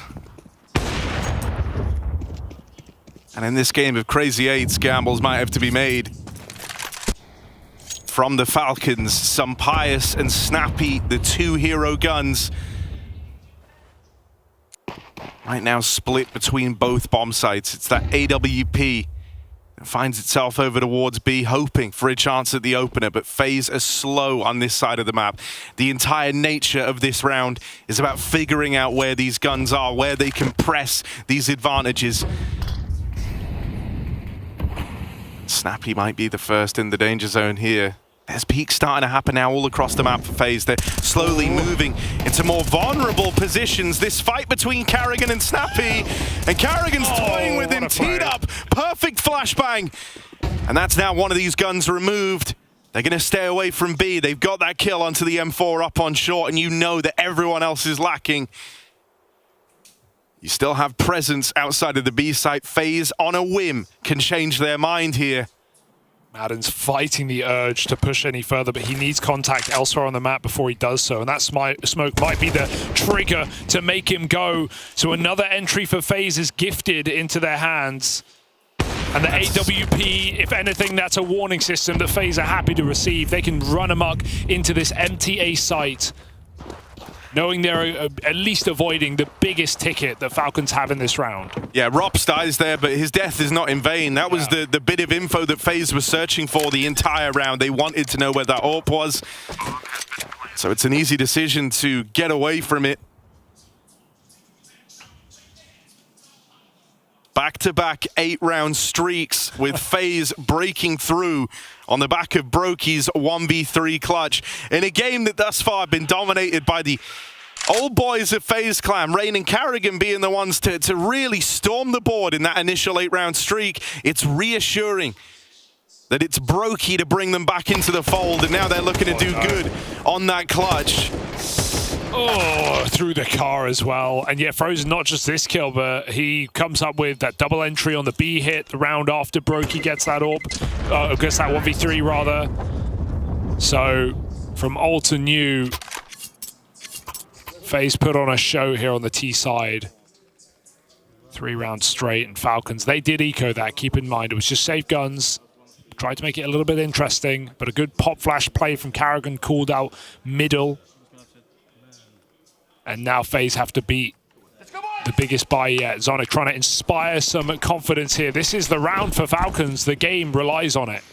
Yeah, this is what they put all their stock into. No kids, they have the money for it. Never a fan. Let's see if that comes back to be the ruin of Falcons here. Made on the smoke in middle, but Madden plays ahead of it. Once again, Rops lurking outside of B, just keeping some pressure on with lurk, smoke, and spam. That's at least going to keep 2 players over towards this B site. Dupree kind of pivoting between middle and assisting Magisk on the B hold, but the rest of FaZe stack up in these long doors. Snappy, we've touched upon his performance for the Falcons here across the event. He's been stellar. He's been the standout guy, and he can't quite deal with Brokey, sure. But he's done what he had to in the round. A quick double from the captain of the Falcons. Leaves it all on Brokey and Rops. In a 2v4 where they don't have the info, they don't have the whereabouts of these CTs. But they do have the money, so there is definitely temptation for FaZe to throw their hat in the ring and attempt a little battle on the B site. Falcons play it smart. They tuck in 2B, making sure they can't lose this hard to retake site. Not with it, at least getting one kill for their name, and it doesn't matter anyway because FaZe is just saving this one. Trying to guarantee maximum buys in the future and knowing this 2v4 is a very difficult round with no position. So Falcons get in. Snappy, he's had another huge impact round for the Falcons. You've talked him up, Harry. He's delivered in a couple of these moments. Falcons only sit a couple rounds behind FaZe.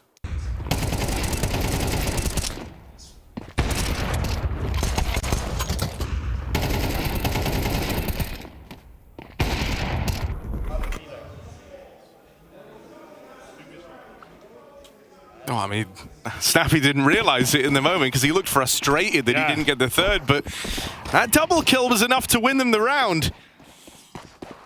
Never a guarantee where FaZe still have players standing. Some pious blind has picked the top performer of FaZe in middle.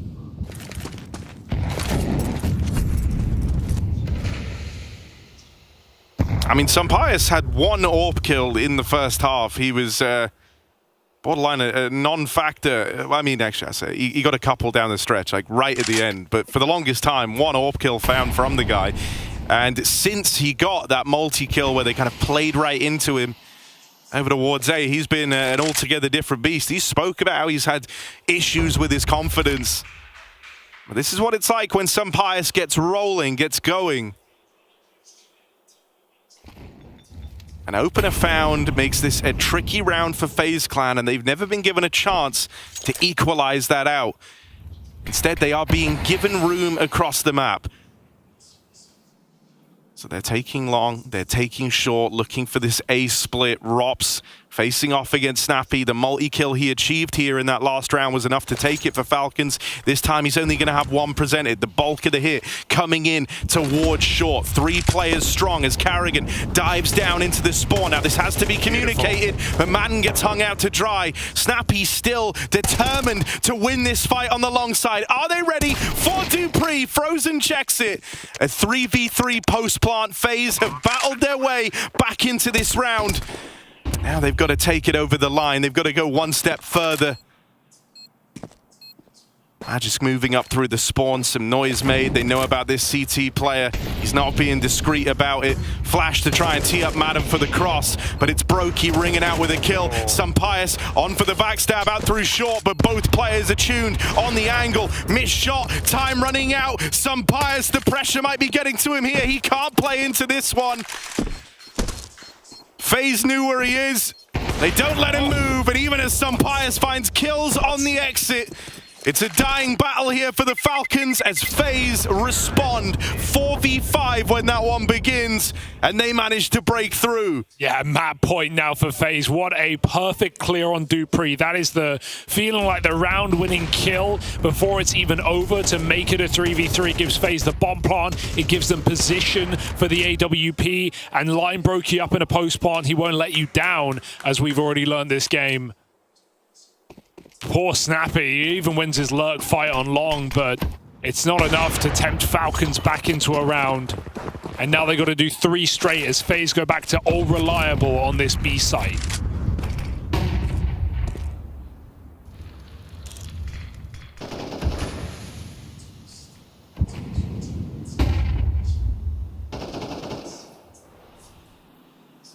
If they end B again, this is going to be a very weak hold with just one player here. But Falcons look like they want to take the fight in middle. live and die by the cat control. A bait and switch setup with Madden tucked in. He could have lived in that corner, but he doesn't want to risk it as he hears the molly come down. They still have Sunpius in position.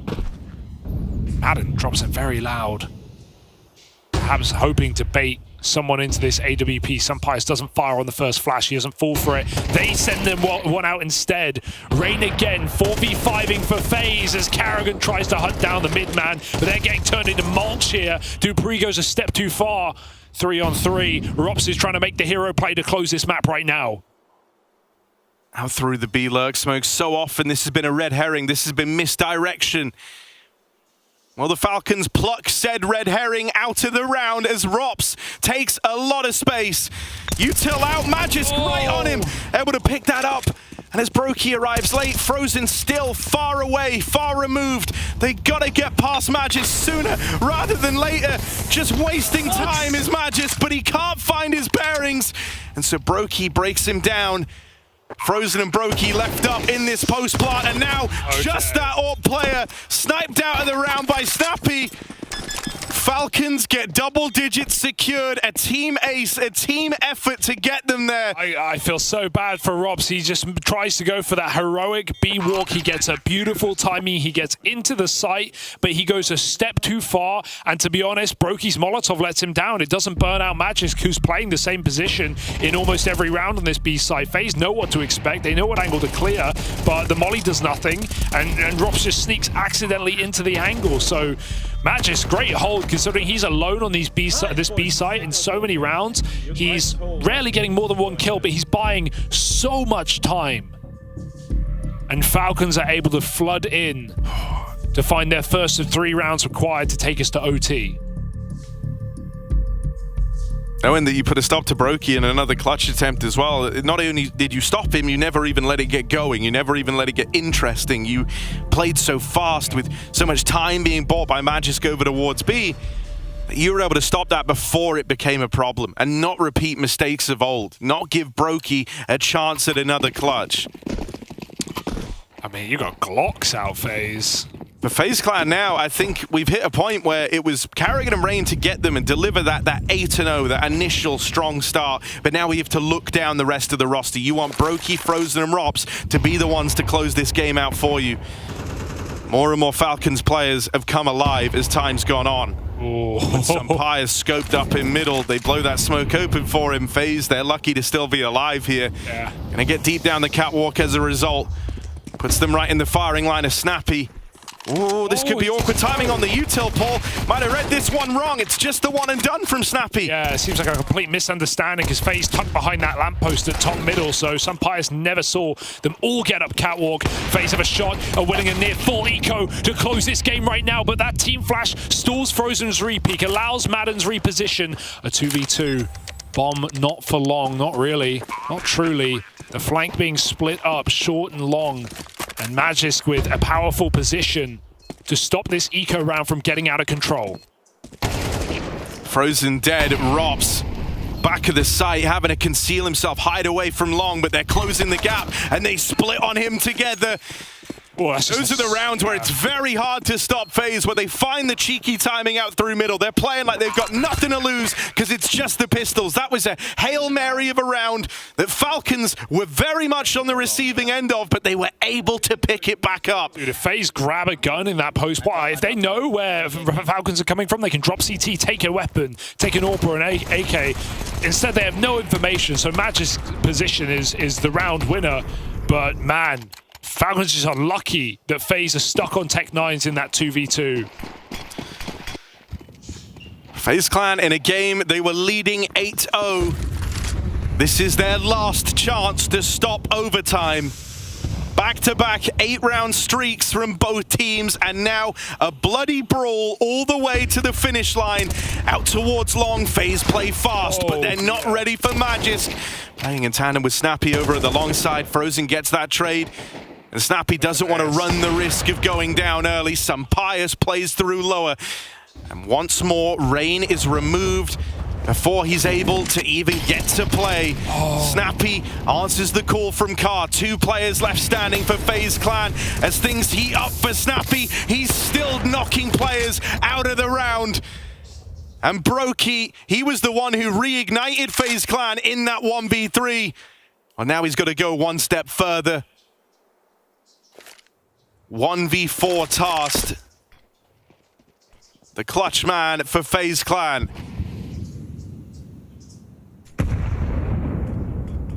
Falcons have him boxed in. There should be no way for Brokey here.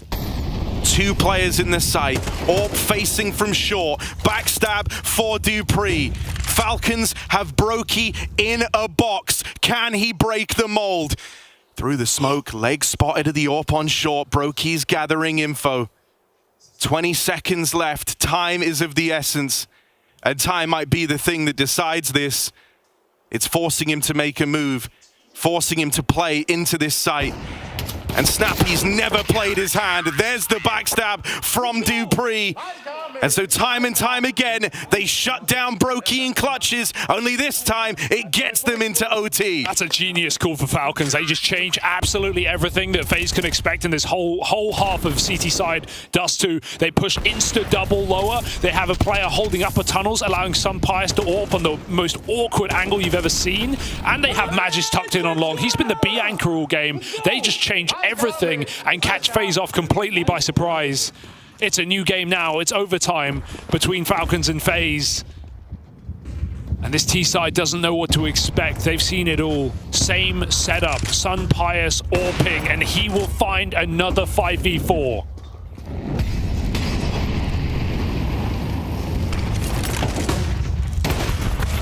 Oh, key trade for Rain down in lower, but they weren't ready for Dupree. Rain's just happy he's got to play around, one that hasn't ended immediately at the first turn of the mid-control. Madden aggressing out through short. Oh, spotted but not dealt with. It's Carrigan in the firing line. Peace. So they managed to get out, equalizing this over in middle. 2v2 secured. Madden re-aggressing. And Frozen with a gnarly flick back has opened up the route to the A play. They should know that Magis is B. The only doubt is because of this double tunnel setup. They saw Dupree and some Pius in position, but now they figured it out. Magis on a big flank. No kit at the moment. Madden did drop one in his wake. So Magis has time on his side, but a smoke to break through. He's just going to walk it. Flash, not primed.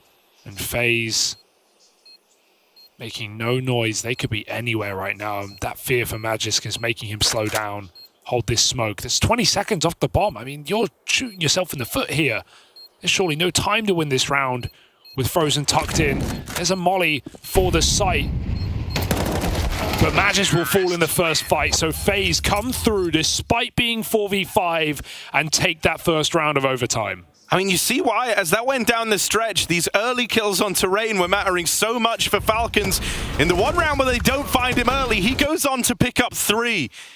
Rain is still very much bringing that form from the first half. Just the AWPs have been getting the better of him over in middle.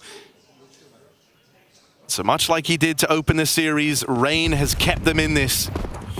This is an exciting game. I'd love to see FaZe go for a B pop here. They're only 3 strong, maybe relying on the AWP pick. We'll see if Magisk, who's been pretty dependable on this site, will give anything away. But the molly into the smoke, into vision, obscured for FaZe, so they go back to their default.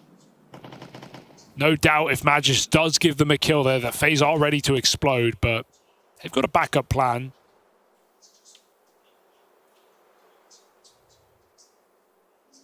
Dupree and some Pius, they have just been tied together in this CT side, making plays and aggressive moves in middle. Dupree tucks in anticipation of a flash, knowing some Pius has his back, and he hits that top flick. Are they ready for Dupree?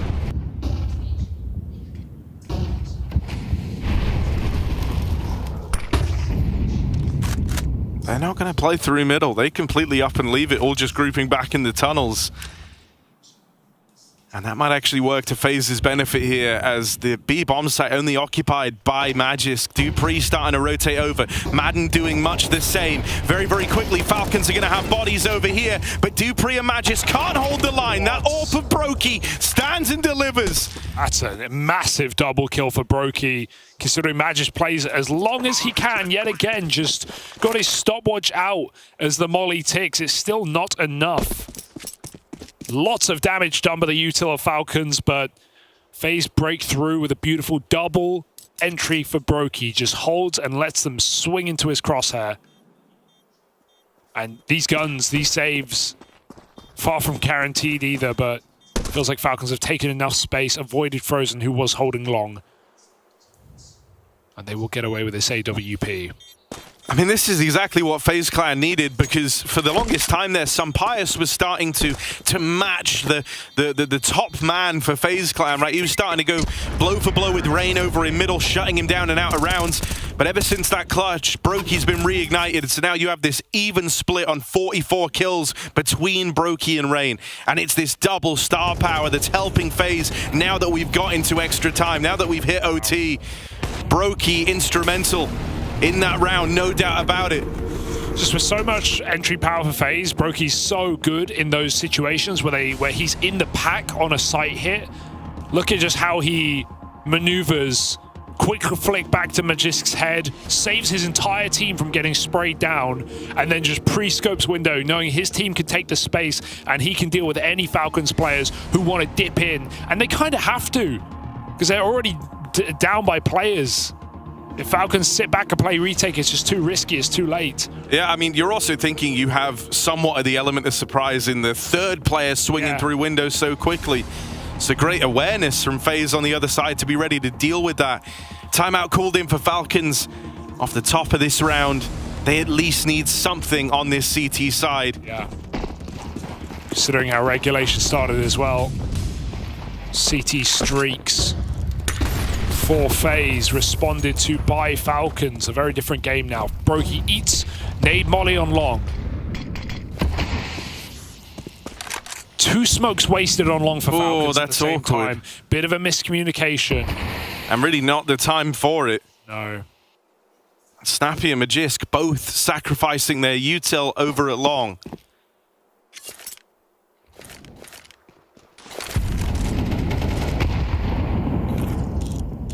Sampaius scopes up over in middle, but worried he's already missed the timing and that they're already up the catwalk.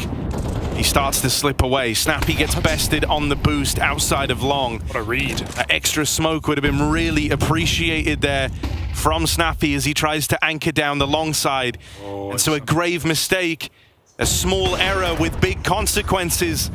Nets FaZe this opener for a flawless T-half. Magisk tries to make amends, tries to make up for it. And with Brokey low on health, he can't commit out through the long doors. It's a lengthy reposition to bring him back up and through the short side. Sampaius strikes out one. Robs has been found. Magisk wrestles with Rain, but can't get out ahead of him.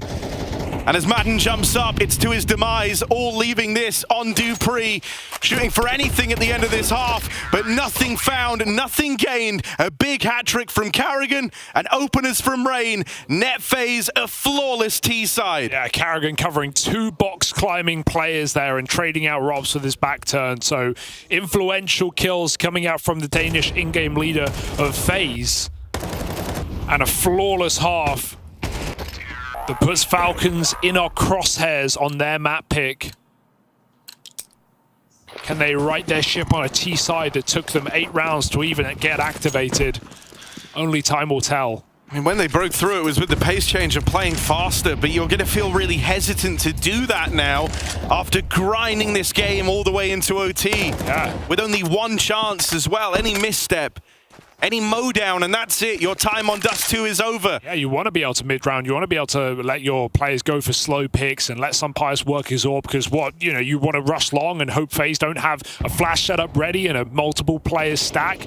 You want to risk it all on just popping into B.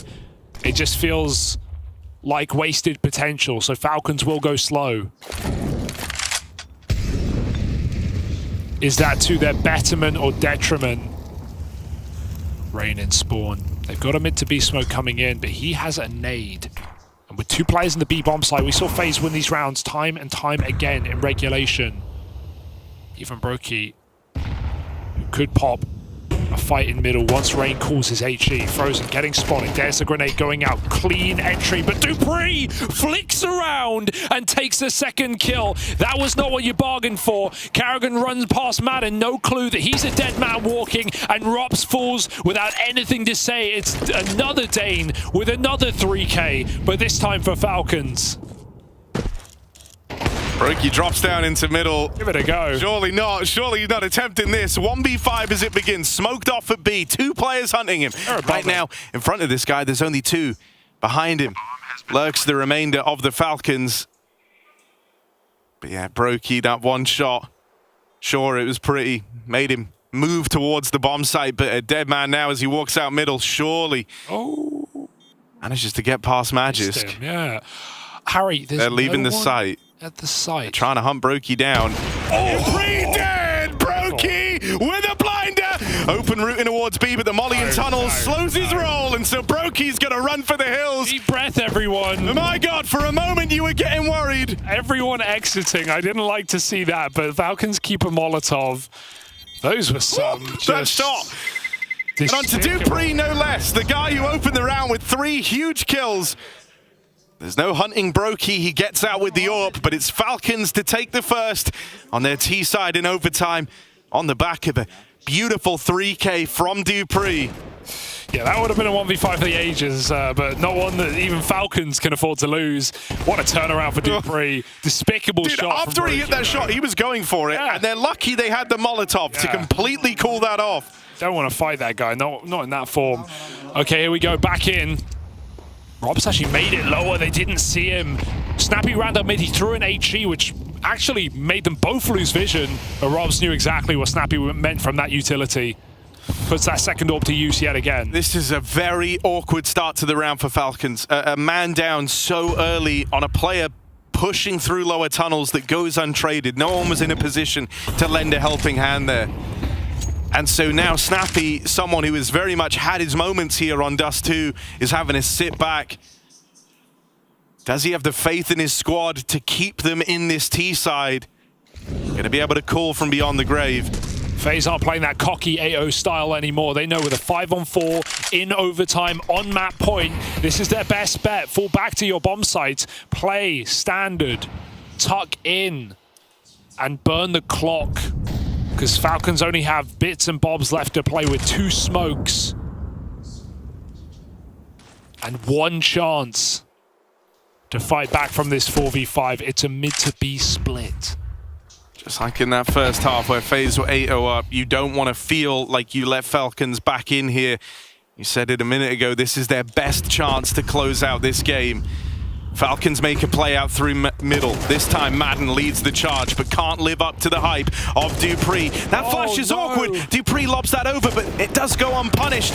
There's that AWP swinging out from behind default, and Rops will close. FaZe Clan, it takes clutches from Brokey, big performances from Rain, but they eventually get this one over the line. Battled, bruised, and bloodied after going blow for blow with Falcons on Dust 2.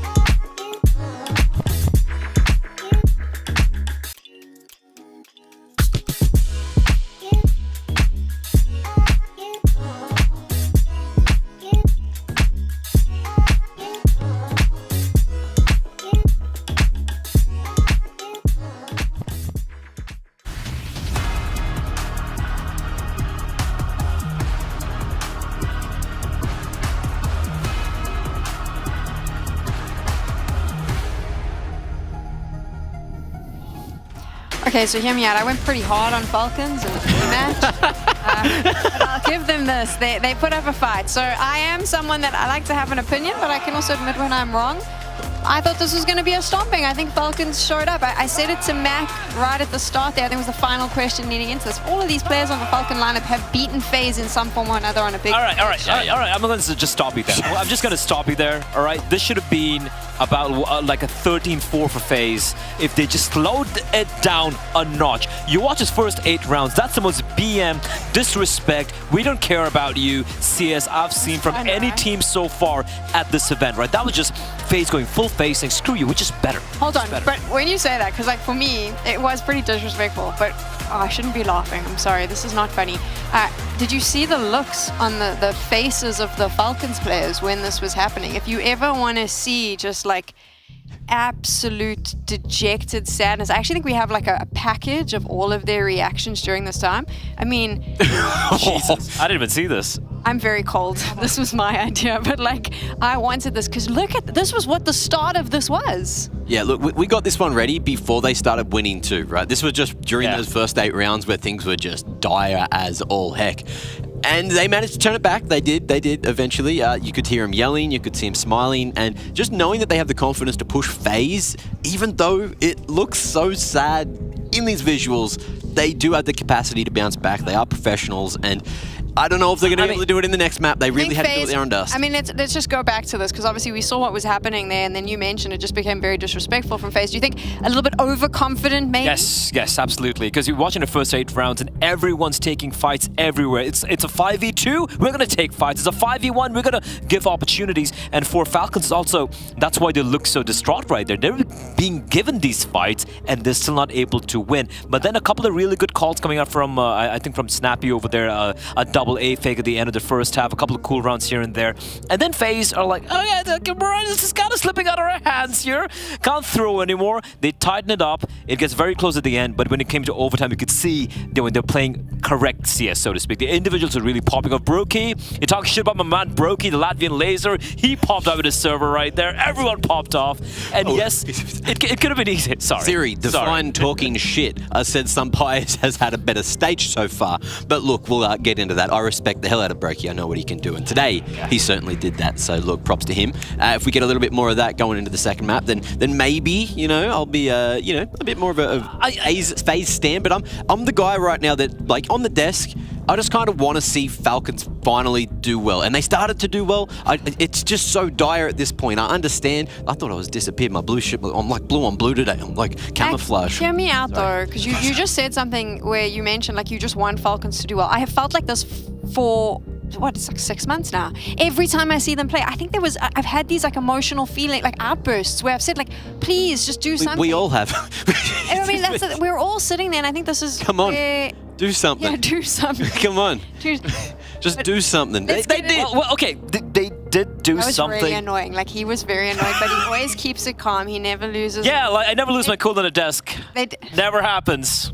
No matter what happens, no one does. You know it, right, Sam? Anyway, what I do like from FaZe, though, they didn't lose their cool. It was looking like when the comeback was happening, maybe the tilt setting in. We could see Rob's interview with F here earlier when he was like, yep, nope, not good, I'm going back in, right? So the tilt didn't set in. Things slowed down a notch. They were able to compose themselves, and in overtime, they got the job done. Yes, shout out to Snappy and team for making it a little competitive. They woke up. Dupree was having some incredible moments as well. They were playing in your face and fighting fire with fire, but FaZe, in the end, closed it out. But I mean, from my side, let's talk about the Falcons that second half. What was it that they were able to do right? We've spoken a lot about how Falcons was too aggressive and things like that, but I think that there is some positive things we can take away from what Snappy and his boys were able to do. I don't think we have the round here, but we can probably talk about it, Mac. Yeah, we can just talk about it, essentially. Yeah. They managed to have some really nice entry pathing and some great utility to crack open that B site. They were just able to, I can't remember who was stuck on site at the moment, but yeah, they were just like... I think it was Frozen, stuck on its side. It was Frozen backside, and he just kept on getting molly, trying to like dance around. But just the way that they were using Heaton, or like mid-site box, whatever you guys call it over. Why do you guys have such weird call-outs? Because Heaton was a goat there, bro. Yeah, but no one really calls it that anymore. What do you call it? Big box? Yeah. Anyway, big box. Over It's there. a big box. It's Over a big there. thing that can like deny vision. So they were just, you know, nice little entry pathing. There was that car, and I was just going to highlight that because There was also a really nice round. Just I think a couple of rounds after that, right? It was going to be it's a double long pump coming in from the side of Falcons. They go for the long exec, and then they slow it down. They slow like 20 seconds on, go for another late long exec, and 2 players sell it. You know, I think it was a 4v5 situation. 2 players sell it, and then it's just a classic fake A, rush B, they win the round, and you could see FaZe getting completely outplayed there. And for me, and after that they won the pistol round, that's when this comeback was really on. I feel like for FaZe, that's the moment when they're just getting completely outbrained on with the, all right, Carrigan, all right, you got to call something. We got to figure this out. And that's when they figured it out and closed it out. I like that deep dive analysis there. The big box. the big box. Over there, Diggity. Is there a Diggity on Dust 2? Are you a noob out there watching? Do you call Heaton big box? Start calling it Heaton and people will respect you more. There was one player that I want to highlight. I think he's never missed an IEM Cologne. He popped off. I do believe, I actually wrote it down here. I think it was, by round 6, he was 11-0. He hadn't even died yet. Rain, just doing the Rain things. The Norwegian Warhammer, as I like to call him. He's just pure brute force, in your face CS. And look, whenever we talk about his team, like these are just going to be highlights of him just dominating them. He slowed down a little bit at the end over there, but he still had his moments. What I like about Rain is, imagine we're talking about Rain and Carrigan together, having been at every, not together, but having been at every Cologne and they've been together for quite a while, right? Yeah. Imagine a Carrigan, and you have all these young stars, you know, who sometimes pop off, have quiet games up and down, and then you have Rain. He's your soldier. He's gonna go in, he's gonna die for you, but most of the times, he's gonna kill for you. What a great soldier to have. I'd kill for you, Blair. I'd kill for you too, baby. Wow, this is super awkward now. I don't like it. You do that. We need to go to a break because this is weird and cringy. Stop it!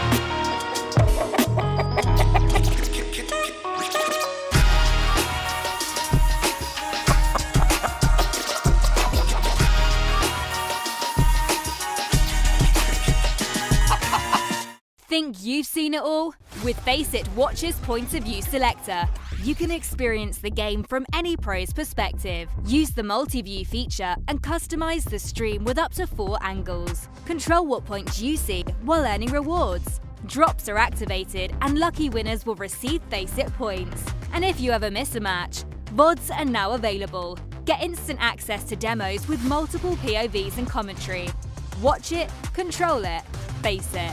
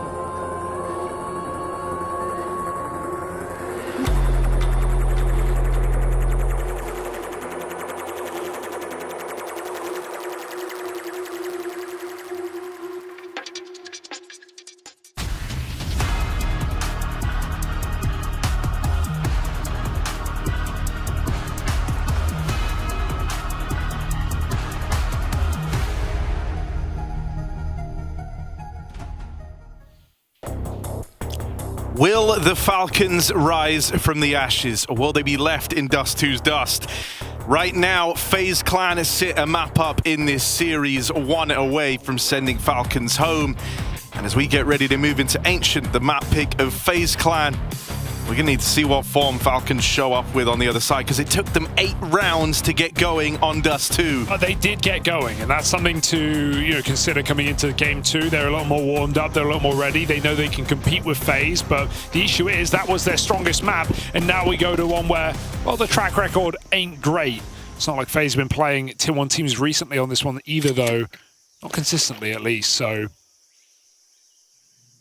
Still feels like FaZe should be able to 2-0 this series after they take the first one. But some Pius at the forefront. They're going for a little A-pop. Some Pius spotting sightlines open here as he's not blocked off back in Temple, but nothing connects. He went on a real recovery back on Dust 2, did some Pius. But immediately dinked on down low. After Rain deals a lot of damage onto these cave players. And there's layers still to come on this attack from FaZe Clan. Late lurk out through middle. At this point, FaZe know everyone's coming through CT and Temple. Carrigan swings it wide. Support in from back at the donut, and oh, hang on a second. 2 quick kills come through for the Falcons. Kits on Snappy, hits on the captain. Rob's too far away. Defuse being held. They won't get him off the bomb in time. And so Snappy snipes that defuse right from under FaZe Clan's nose. Oh, FaZe jumped the gun. They think they've already won the round. They're calling fight together. Everyone's peeking, but that's a donut plant with 2 players in donut from the post. They can win that for taking their hands off their keyboards. But FaZe go for the throat as Snappy sneaks it out from underneath them. How, he says. That's a disaster round to lose for FaZe. No wait to see Falcons get going here on Ancient. It's just so much better for the mentality of Falcons, not even just the money.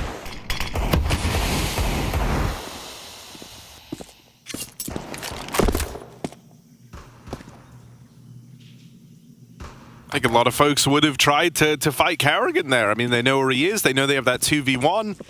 But smoke on the bomb. Snappy just calls for the instant defuse.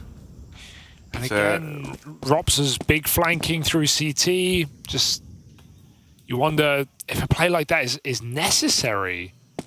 If he stays donut, it's free control of the bomb. Could have been a better closer to the pistol, to be fair. But now FaZe left with just these pistols and already losing. Carrigan early on to open it up. Rain always down and give us something to look forward to here, but it's just the one and done. And toying with Madden, trying to throw his aim off. So we'll at least net them that 1 kill from Brokey. Well done for Falcons, though. They should be fine to close this round. Only question is, can Brokey just stick the bomb? They shouldn't let him. Some Pius has run through CT, so Brokey's eyes are tuned to his position. And it's a nice conversion. I won't say clean for Falcons. 2 deaths against Eco. But they can get off to a good start here with a buy round now from FaZe.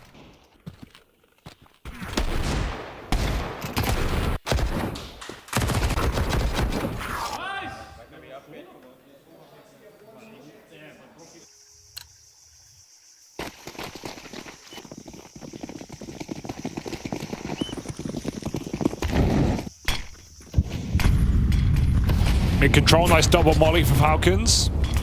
Taking that space immediately, and they're going to go up heaven with it. Even the cave break almost sets Rain up for the kill, but he gets pinched between Snappy and that mid player. Frozen running out through the smoke on his own.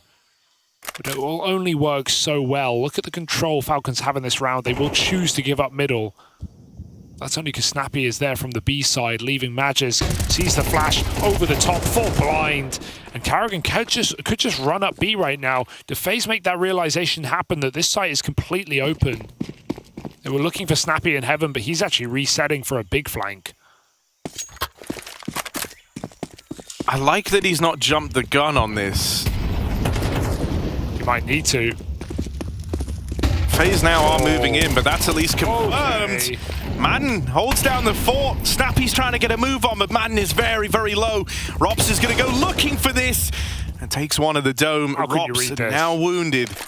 Snappy all the way through middle, played it late, and Rops is going to deal with him. The awareness on this guy. How can you read that considering, sure, it's the last known position Snappy had, but it's been so long, and surely you're just thinking he would have played by now. He would have helped out his team. We made it pretty clear we were coming B there. With plenty of warning after picking Magisk, but Robs just edges down the corner and takes his head off with no room for error. It was the 3 HP clutch from Brokey on Dust 2 that brought FaZe back into the fold, and now Robs has offered up a 5 HP 1v2.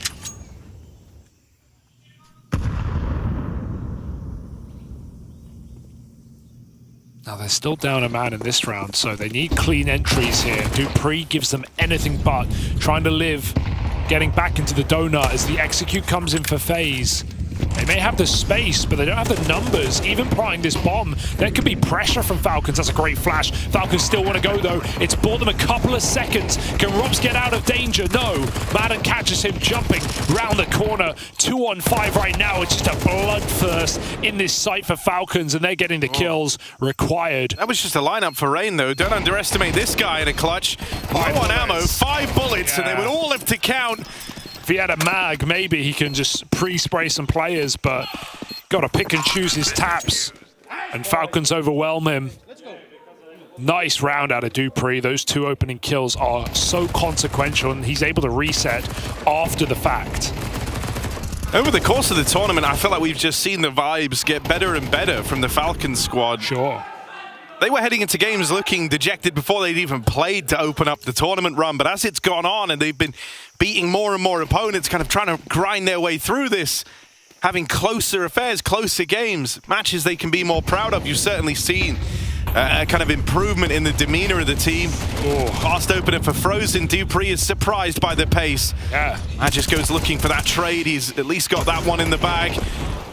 Rotate in from Madden as well, going to keep things even, but all of a sudden, Rain cooks up that trade, and they know where Magisk is. This was one of the low-buy rounds for FaZe Clan.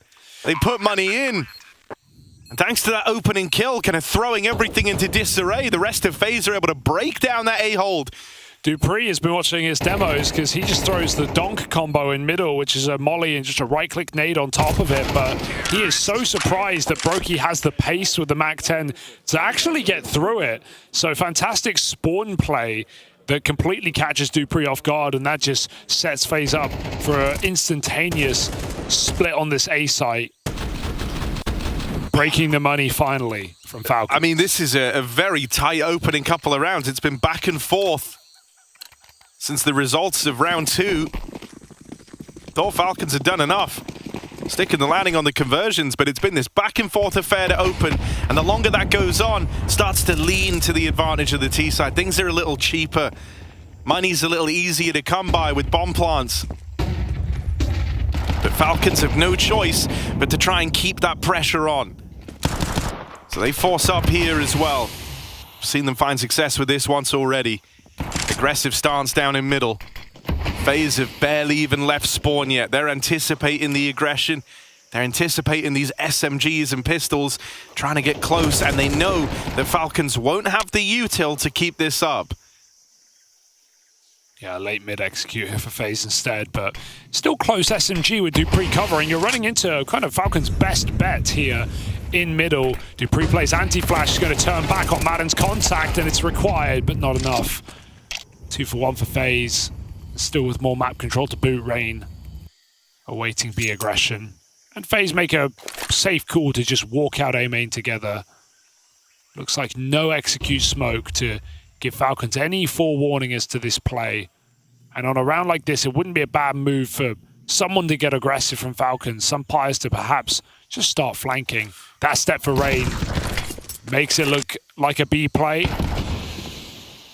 At this point, Falcons have very much pieced it together, and they even chased down that kill onto Rain. That one bit of noise enough for them to react to, but they're very far removed from the round. So much of this now hinges on some Pius. Yeah. If he's able to get the opener, on his position alone, you're interested in retaking the round. But if he's able to find Rops here, suddenly they want to go for it. And Rops, head on his swivel, aware as always, turns around and deals with that main flank. Okay, he had that awkward pistol round, right, where he's going for the flank, and his team definitely let him down there as well. But since that point, Rops has been a rock. Gets that 1v1 clutch, has had some crucial entry kills. That's a round-deciding frag from Rops to stop the flank. FaZe look like they might just die with the bomb here. Oh, Brokey surviving. Very low health. It's a 3-3 scoreline with a couple of guns held onto by Falcons. Yeah, but this should be where FaZe are breaking through. They've finally won out 2 in a row. It's no longer this back-and-forth brawl right off the top of the game. Yeah. It's just whether these rifles can be put to use to any serious degree. Yeah, 3 guns still in play is no small feat for Falcons. How do they have 3 guns? Only 2 survive. Yeah. Wait. Someone may be left. Yes. Might just be the HUD. That's what's happened. Okay, I was gonna say. I was also confused. I swear only 2 lived. They're sporting guns now. Yeah, we got a bit of a crash, so no problem. Snappy is gone. Thinking like, man, he's really done well there. Yeah, just clone him. Got a whole extra. He's kept that up his sleeve till an important moment. Sonic locked in right now.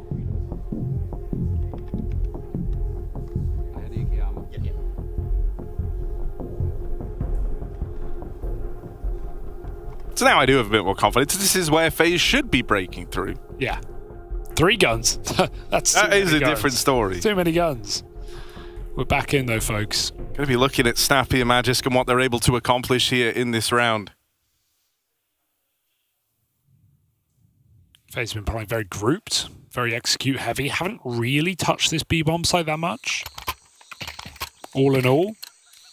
Yeah, there's often been kind of indications that the rounds might start there, but more often than not, they've looked to follow through with the A plays. They've seen their biggest threats at B, right? This lane control's been pretty good for Falcons, climbing heaven a lot, supportive flashes on CT. FaZe have just enjoyed throwing these A executes. This is a round they know for sure Falcons won't have utility. So B seems like a far better option. Gonna get the gunfights they're looking for, and not gonna have to worry about pesky flashes or molly setups. Here we go. And a spam fight against Rain, it's a risky move, but they lose Snappy on that initial push down through the ramp. That's one of those guns knocked out of the round without being able to find a thing. Yeah, cycle that. Don't let them pick it up. It's FaZe look to finish the job on this B-bomb site. 2 players in the cave. Could just get spammed even. Far from safe. At this point, they've got to know it's cave. It's an eco after all, so what are you waiting for? Bomb's going to get tapped. Carrigan dealing with it well. And this AK can have a go, try and get some damage onto FaZe, but winning the round is a tough cry for Magisk. There's the first. 1v3 effectively over towards B, and yeah, that rifle gets knocked out straight away. Clinical from Rops. He's kept it up. He has absolutely kept it up. Keep our eyes on this guy. 7-3. Just from the eye test, absolutely passing it right now in crucial round-deciding kills. It's what we want to see out of Rops.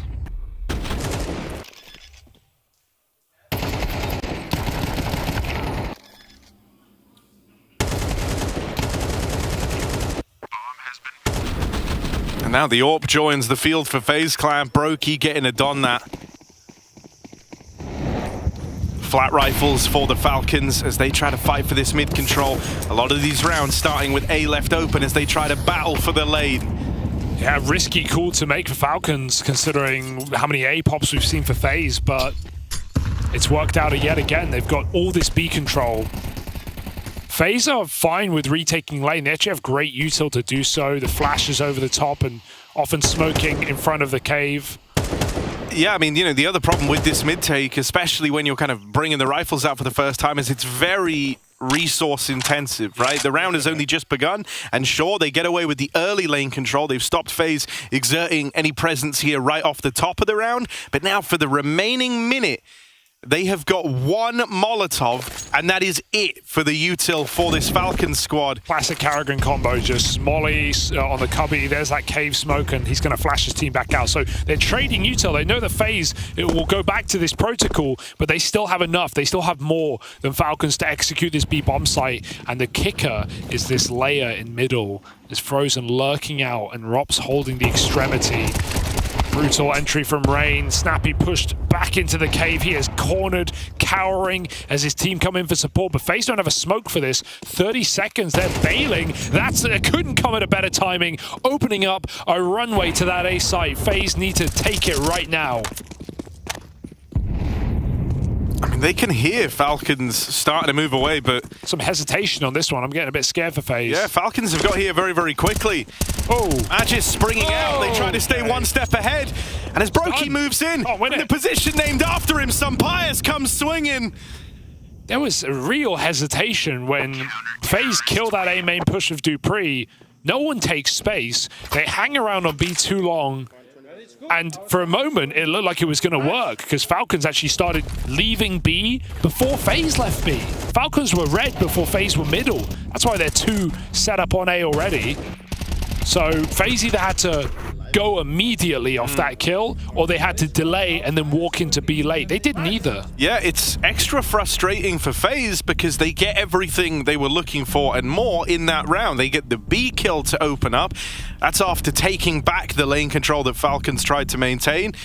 And then you get Robs, get the kill on a pushing Dupree. You feel like that is the recipe to a 1 round. Your lurker gets away with murder and opens up the A play.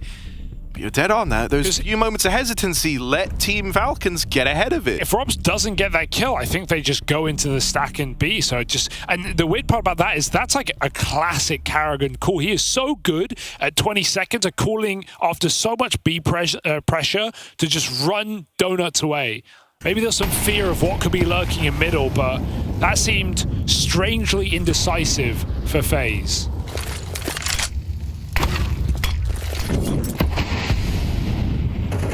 Some nerves, some shakes shown already.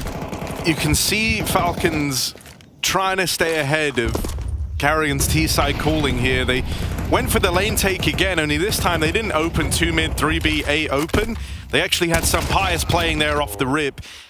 They were trying to anticipate the move being made by FaZe of taking advantage of this mid take and the A space that's open at the start of rounds.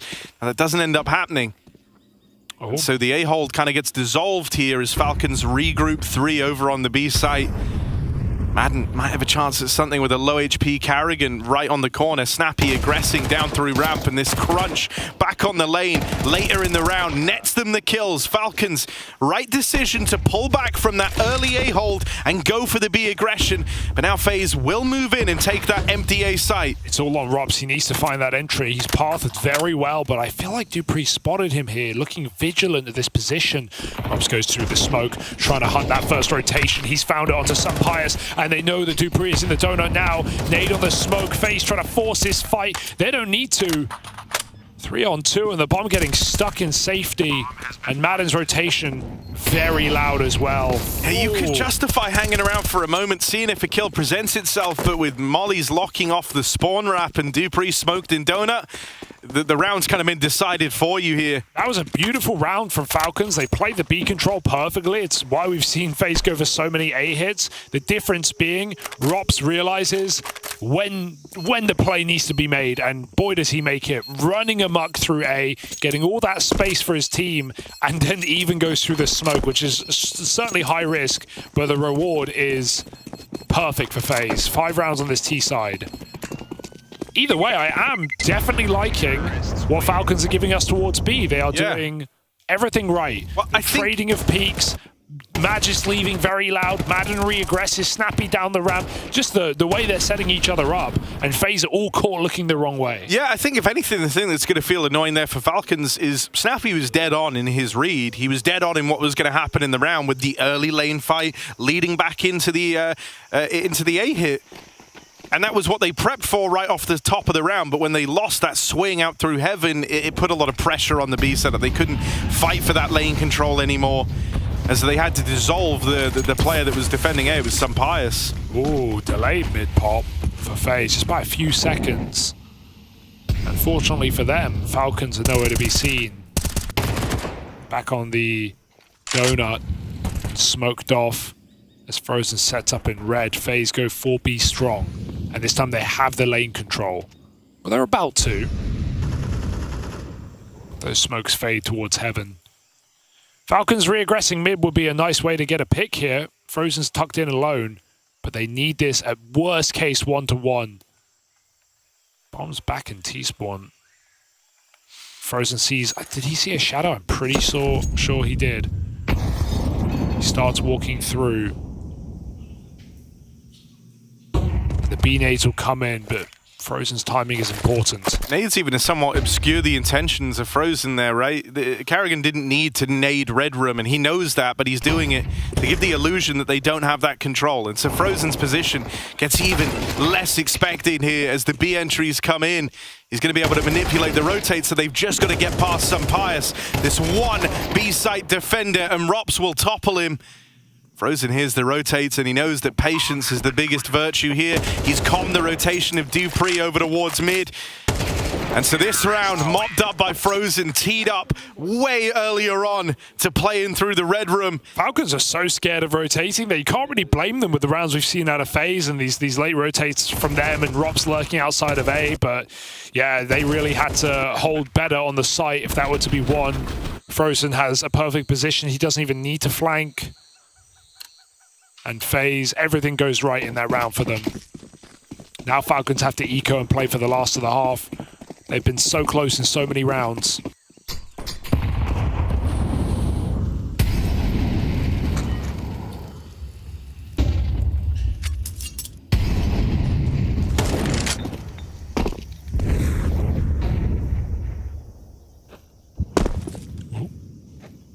Rain got the spot. Brokey wants to try his hand at the fight, and that's actually collateral in the spray. Madden gets wrecked at the back of long. Love to see Brokey just confidently waltzing up B ramp and looking for those entries on the anti-eco.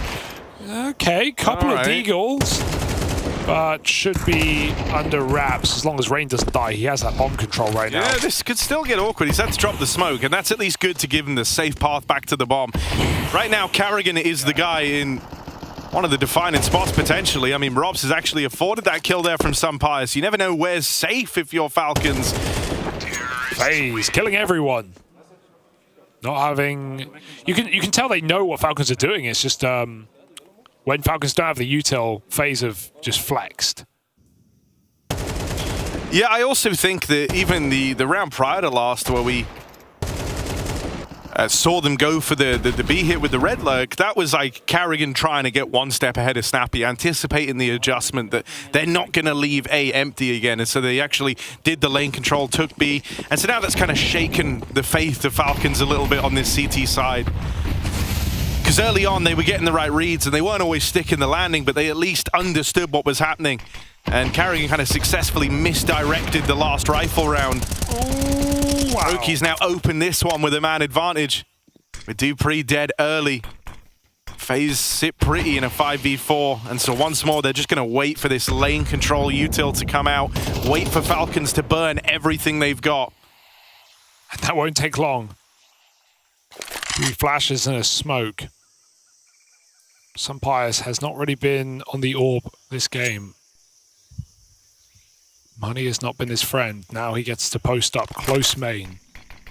Last time Falcons lost the mid fight, they rotated this A player away. It was Sampius again in that same spot, and he ended up being away from the action. So this time it's nice to see him just steadfast on the opinion that this is the A play. This is a good read from the Falcons, and an even better lineup for Sampius. Even the tag on a Brokey, that was 3-1. He's put Falcons in pole position here, and that AWP still holds the line. Backstab in from Magisk, and so Falcons shoot for the stars. Find 5 on this CT half with a beautiful triple collab from Sampius to get them there.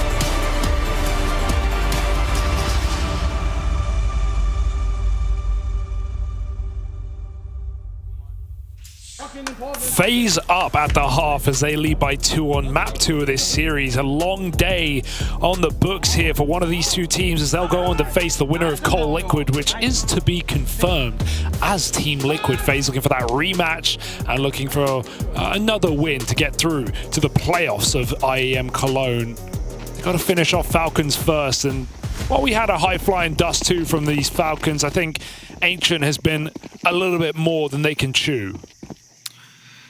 Yeah, it's been interesting to see Snappy and Carrigan, they're locking horns, both trying to outmaneuver and outcall each other across this game. And at times, Snappy has had the right ideas, the right inclinations, but it's sometimes been lacking the results. Rob's tagged up. Will force him away from this side of the map. Frozen moving in, it makes his presence known now. As Falcons swarm over A, they've got that bomb planted, but it's Carrigan's backstab here that looks to drive Falcons out into the open, out into the firing line. 2 quick kills come through from either side. Rob's tap on that bomb. This whole game opened with Snappy sticking a defuse to rob the round from FaZe.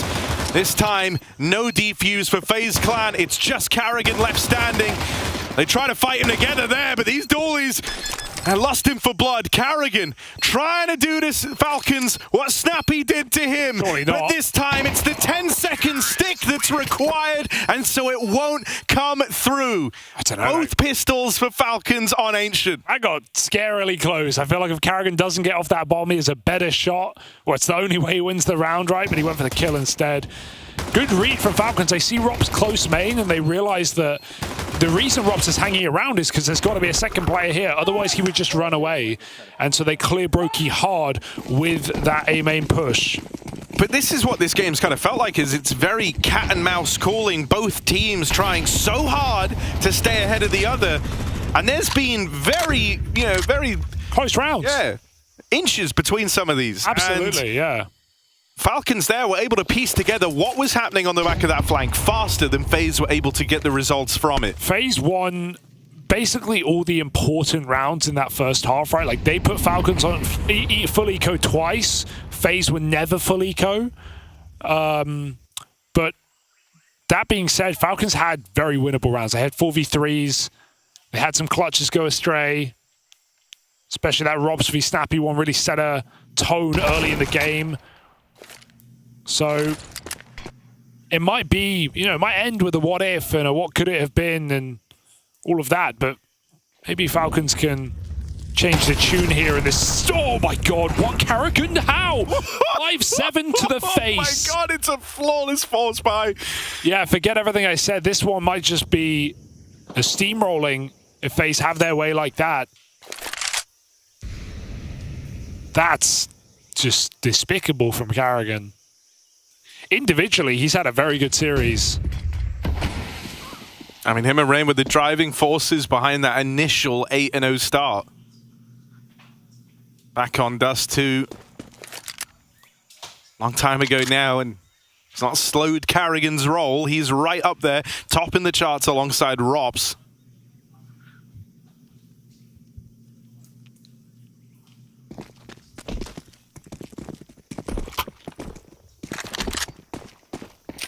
A flawless force for FaZe is about as good as it's going to get. Counter-terrorists win.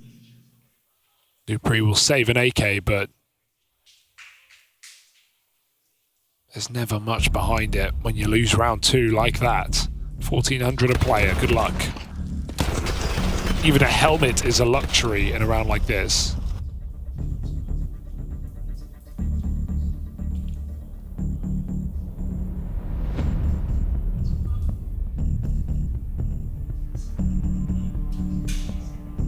Timeout called in. Falcons in a tough spot now with that saved AK being the best thing they've got here in their force buy.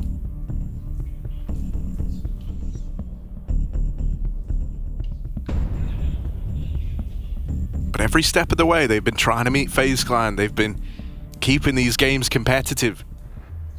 No matter how dire the circumstances, they've always found this way to make it interesting across this series. 8-0 down. They were able to make that an OT affair. This one's just 8-6. I love this call. Boost up in the smoke, off of spawn, expecting FaZe to do insta. It's a really nice way to find a 5v4 for Falcons, but again, FaZe deliver back what Falcons did to them all half. That lane control take coming in. Hey, main smoke, how long's it got left on it? Because there's no one in the site right now. Madden doesn't want to call the bluff. But Falcons have good timing to explode into this undisturbed A site. No one here, no one ahead of the smoke. Oh, but it misses. Oh, it's good enough. It's good enough. Dupree, that hero gun. Quick. Looking like it was worth holding on to it. Oh, Run at Madden, he's able to get out with one, and Snappy dies planting. Sure, cut down in the spray from Carrigan. But he's put his teammates in a post plant. Snappy has delivered them that at least. Dupree and Magisk gonna have to do the rest. Carrigan falters. Magisk versus Rain in the head-to-head. Kit on Rain's back, so he's got plenty of time here. Goes looking for this kill, and he's gonna lock it in. Rain delivers in the clutch. After a stunning couple of openers from Dupree and a big 4K from Carrigan on the other side. It's Rain to emerge victorious on the back of that 1v1. That's a hard clutch for Rain to win, to be honest, with the bomb against him. But as soon as he realizes he has Magis tucked in that corner, he absolutely makes use of that positional advantage.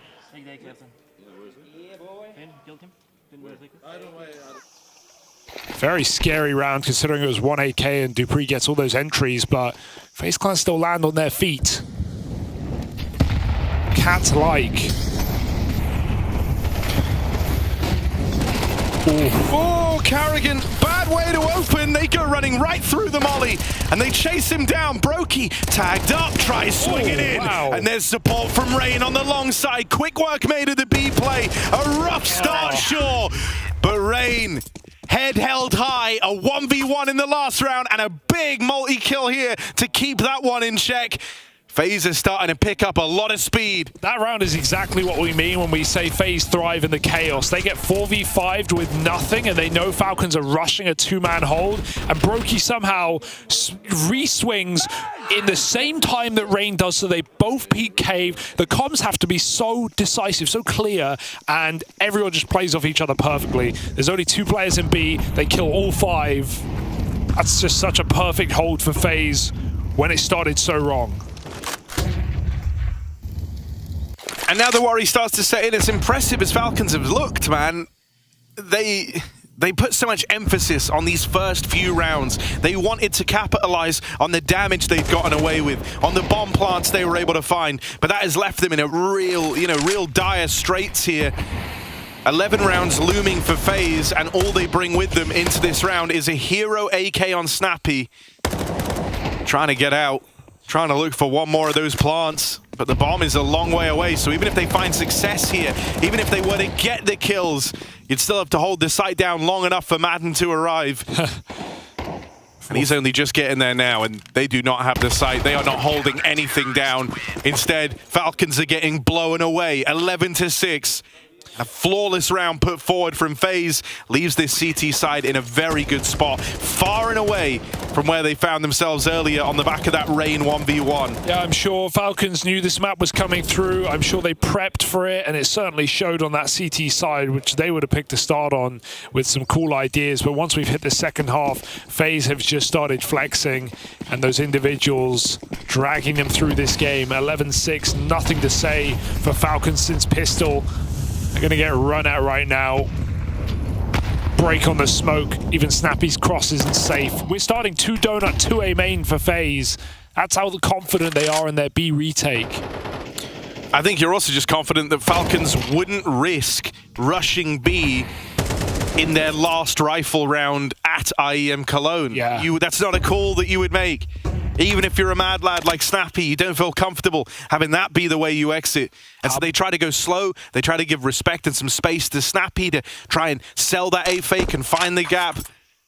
And they actually end up playing right into FaZe's hands. Just some great starting positions for FaZe. Okay, you should know there's more. There were 2 in donut earlier, but Rops gets away with a second kill in the round. Some Pious, a nice follow-up.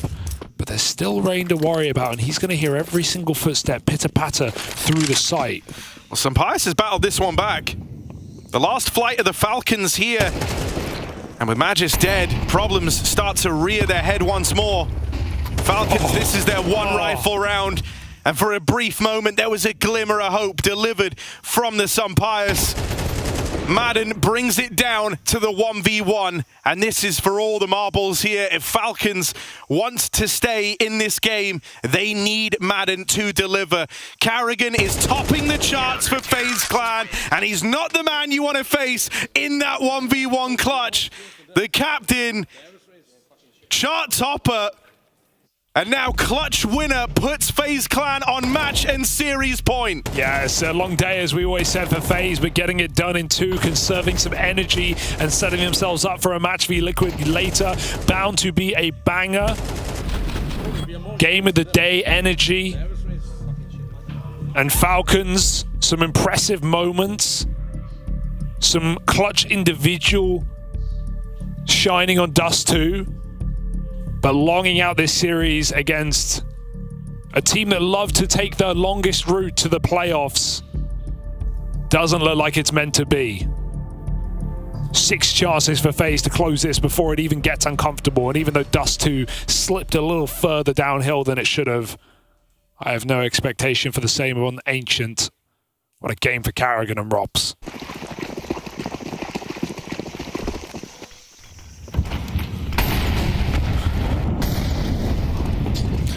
Well, they didn't want to risk the B rush in their first and last proper rifle round at IEM Cologne.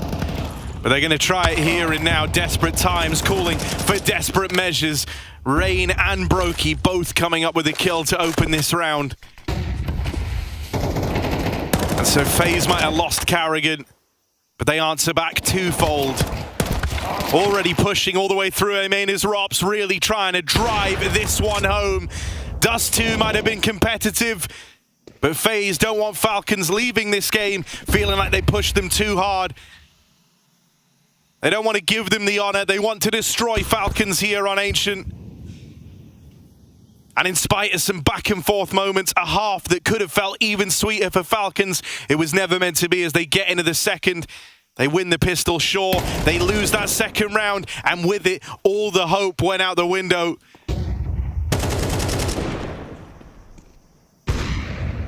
FaZe Clan, they're finding themselves in this position, competing for that last spot. It was always going to be a hard day.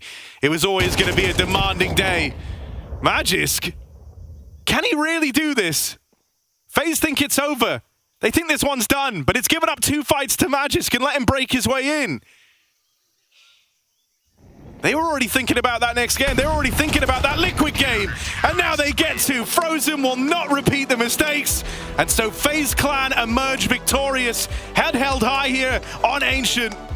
Strong stuff from the captain. Carrigan leading the charge. Rops in there alongside him.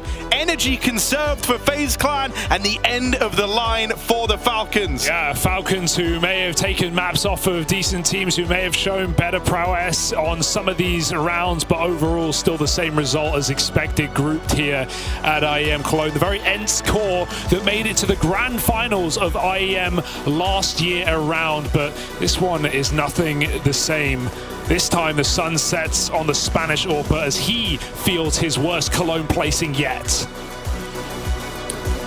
And that's in spite of him, you know, trying to recover across that series. You saw a far better look from Sampayas than we've got from across the event.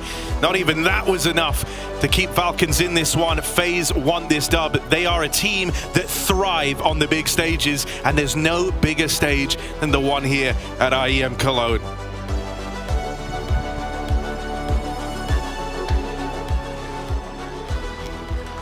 They are still here. They are still fighting. FaZe fighting their way through the lower bracket. And unfortunately, it does mean that we say goodbye to Falcons. And hear me out, boys, because one of the questions during this game that I posed to Mac was this feeling that every time we watch this team, we just so desperately want them to win. We constantly are hoping that Falcons is going to prove us wrong and do something fantastic. And I'd argue that the reason we do this is because, yes, they're losing, but it's always so close. We see these moments where they're going up against a team like FaZe and they're putting rounds on the board and it is always close with them, but never quite enough to get them across the finish line. So they give us that like constant taste of hope.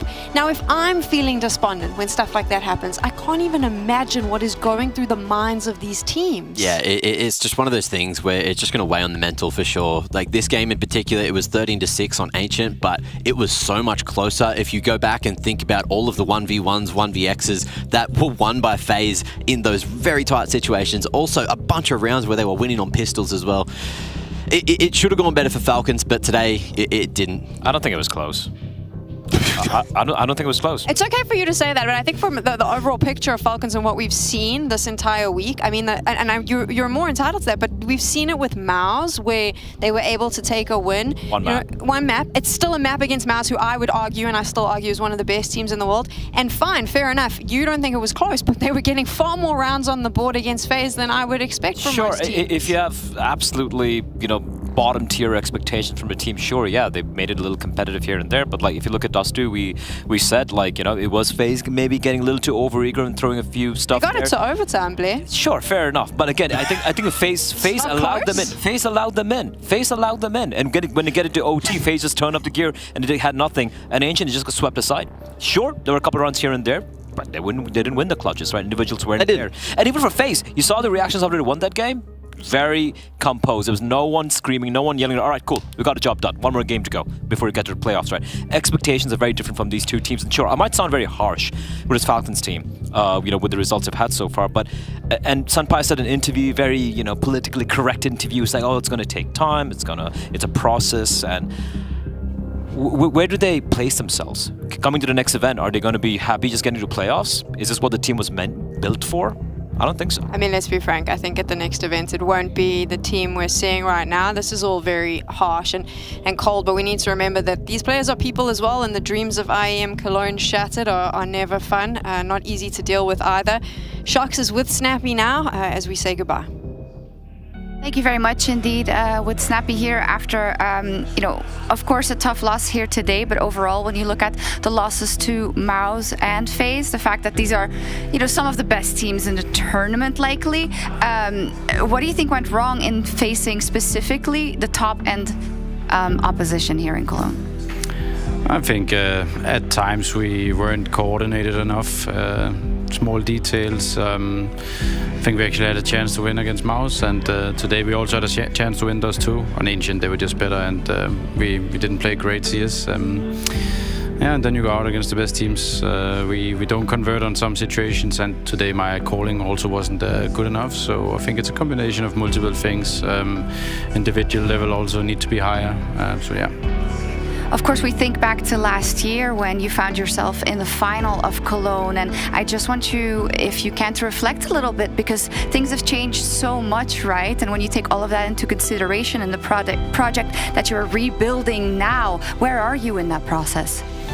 I mean, I think at this point we need to soon start seeing better results, because the thing is, we have had 3 or 4 months now with Dupree, and our best placing is a semi at Bedboom, and I think the issue is we kind of need the last percentages, like as you saw today on those 2, 1-on-3 to Brogy, could have changed the maps, and in all matches in general we have a lot of these situations. Other teams do also, so it kind of is probably similar to others, but this is where those 2% extra firepower, those 2% extra calling from my side need to come into fruition, and it's not there at the moment. Okay. Yeah, I wanted to ask you about that specifically, because when I talked to Matt just a couple of days ago, he said going into stage 2 of Cologne, there's no pressure because we already made it there. And that made me think a little bit, because I feel like your aspirations should be higher. Yeah, I mean, I guess there's no pressure in the sense that everyone thinks we are not very good. So I think that's what he meant, because obviously there's pressure and we want to do better results, and we're not satisfied with this. I think it's obvious to everyone that we should be doing better, but we're not right now, and that's the situation we're in. Thank you, Snappy.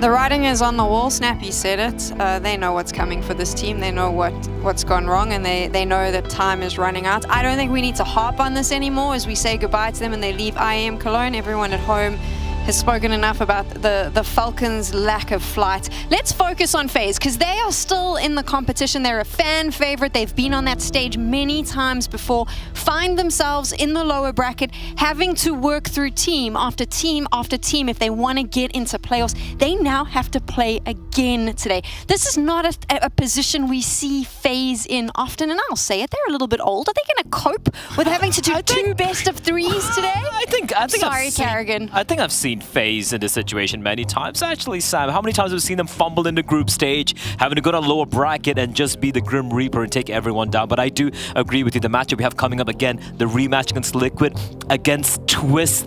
They looked so good, though. They both look good right now. But I would argue when they faced off originally here at IEM Cologne, FaZe looked mad strong. Yeah, they absolutely did look mad strong. And I also wanted to touch upon what, Snappy pointed in the interview as well. The individuals were a little bit lacking. Sure, you had some moments of brilliance coming out from Sun Pius, from Madden, from Dupree, and all these guys. But if you look at the FaZe side, everyone popped off. Every single player. Every single player. But there is only one player that can be our US Air Force aim high. And it is, of course, Rain.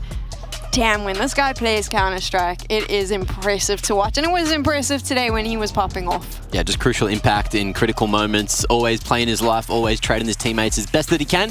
When he's not allowed to, that's just unfortunate, and he can just drop a double front buy and feel good about himself because he's a large individual. He's a large individual, and like I said earlier, like the Norwegian Warhammer, right? Just brute forcing your way in, and I think it suits him perfectly. This epithet, which I'm trying to make it a thing. He's just so reliable, aggressive, in your face, a perfect sort of soldier that you need if you're an IGL like Carrigan. Yeah. And again, you know, it's so hard to play against him because he consistently always delivers, right? He plays his role perfectly, but this time around, it wasn't just him. We saw Carrigan, I think it was almost top fragging in a server here in Ancient as well. He's also one of the individuals that won a couple of these clutches, the 1v1 scenarios, which kept FaZe in a winning position, especially towards the start of that second half, and Falcons weren't able to get going. So that's just the kind of impact that you need. They're the 2%ers that Snappy was talking about, and Rain is the 2%. Speaking of two, it was Carrigan and Rain we're touching on, saying that they've been at every Cologne ever, right? And if you look at this map of Ancient where they completely outclassed them, it was Carrigan. On a map one, it was Rain. So these two guys, despite the fact that they are maybe, you know, putting on a few years here and there, they still have what it takes here in the server. You actually have a round that you wanted to highlight that specifically showcases this FaZe strength that we see time and time again. Unfortunately, we don't have the remedy. That one's not ready, but we got something else to have a quick look at. We can look at this one instead. Over towards the A site, I just want to highlight how easy it is to retake. Now, especially if you're getting like little pickoffs like this, Frozen Falls, you got FaZe on the full buy, you've got Falcons with like not a lot brought into this, couple of MP9s, couple of pistols, and you can see at this point as well, there is only one player here. You've got old mates, who is it, Dupree at the moment, he's low, he's going to be able to find himself another pick from this position. If we run the clip forward, you'll see he'll get one, fall back into Donut, and then in the 3v5, you can see Falcons are just so happy to play for the retake. Eventually, that bomb gets planted, you'll see FaZe, they struggle to get to solid post plants, Falcons flood in, they'll get a bit disruptive coming in from over towards CT here, you'll see that happening in just a second when they all regroup, and in the 5v3, they're going to be able to polish it off really nice and easily. You can see that they're trying to play forward rather than play passive. Rain clearing out Temple, Robs gets blinded, things just get really awkward. Madden, this position that he gets into here, if we're going to clear the screen quickly, you can see over behind default here, if you can get into that position, oh, there we go. If you can get into this position over behind default, it's just such a rough position for the T's to try to lodge you out from. There's no utility left, it's all gone here. Ooh. It's all gone here, and if we just run the clip forward, you'll see that it is going to be a successful retake eventually. Brokey falls, Rain retakes that position, a big box, and then it's just going to be like a 4v1 here, and it's all over Red Rover from that spot. So it's just rough. Even with rifles, the A site on Ancient is just a tough place to be if you don't have the utility. Gents, we're done here with the elimination games and seeing who leaves. Now it's all placements on B. It is also the final game of Blair and I. Good job. We didn't upset a single analyst, friend. High five to that, or fist bump, whatevs. It's time to say goodbye. Of course, there's more action going on. Counter-Strike is all in today. Make sure you stick around. Mike is going to be taking over, and you get to see 3 of the best teams in the world playing right here. Vitality, MOUZ, but up next, NAVI going at it against Saw. Don't go anywhere.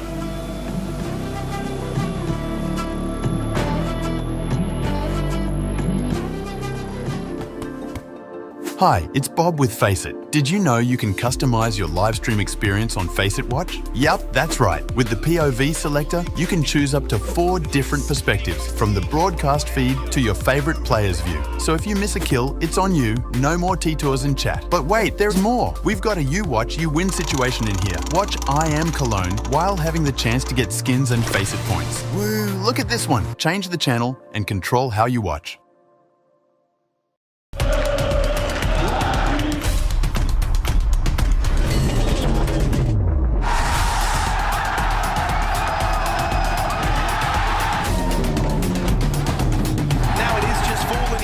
Lame duck in this man. 5 seconds, shot connects. Oh, doesn't go for the one, and he wins it.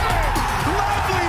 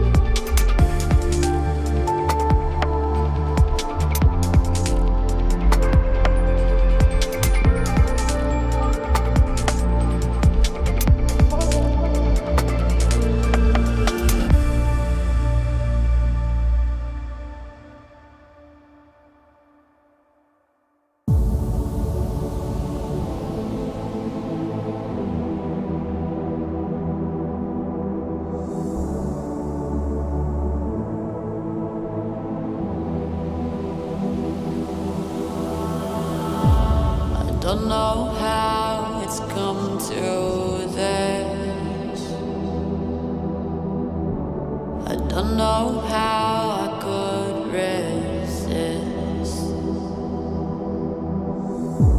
I took a vow to never sin, but I saw the darkness from within. And if the sun can't break through, just let the thunder shake you. I know there's a hunger for the truth. ESL presents Intel Extreme Masters in partnership with Intel, Acer Predator, DHL, Kadia, Monster Energy, the United States Air Force, 1xBet, White Market, Logitech G, and NOR.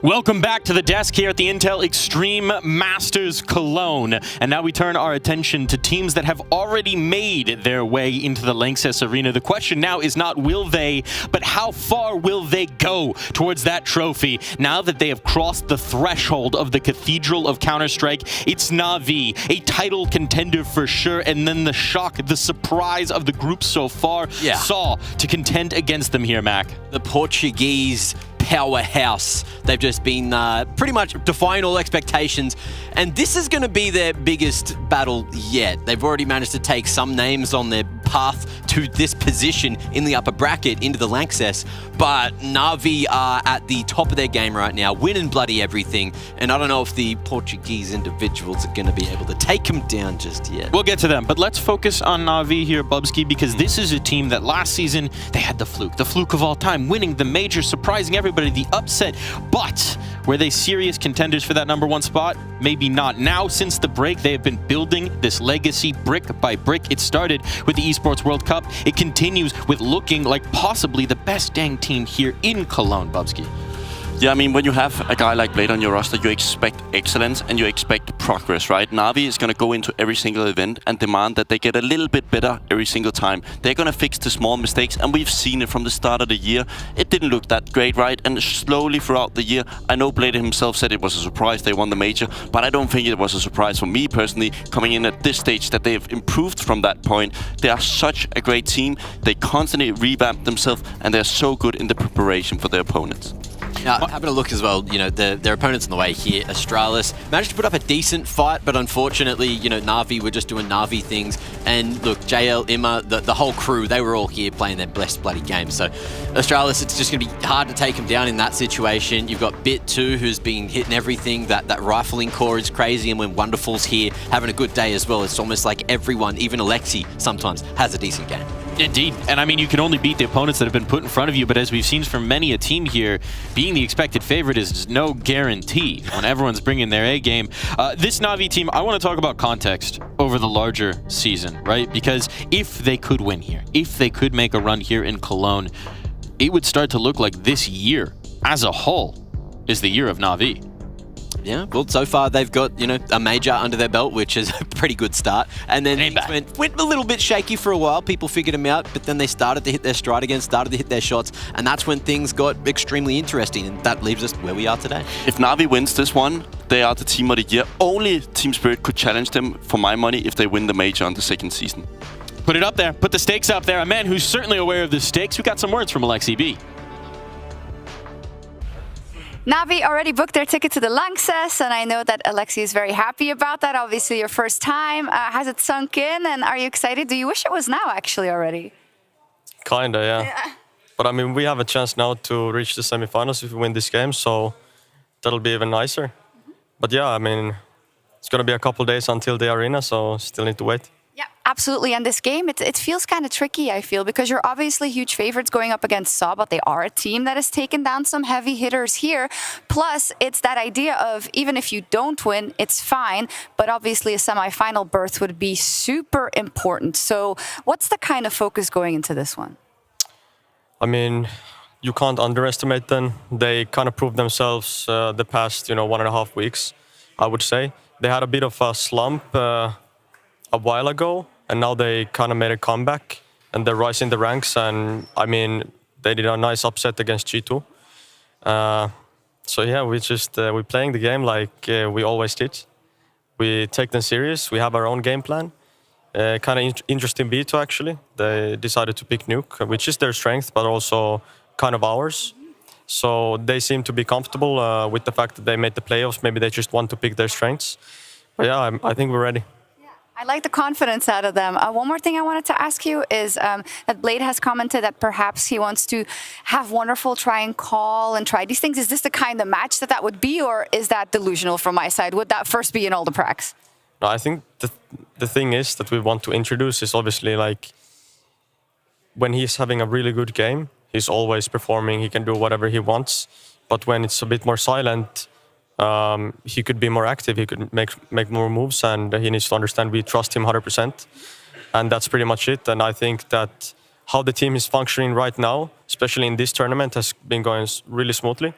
So I just think if we can keep up the same pace, keep up the same atmosphere, I don't think it'll take more to stop us, So we just need to go out there, start the game fine, and I think we will handle the rest. Thank you very much. Good luck.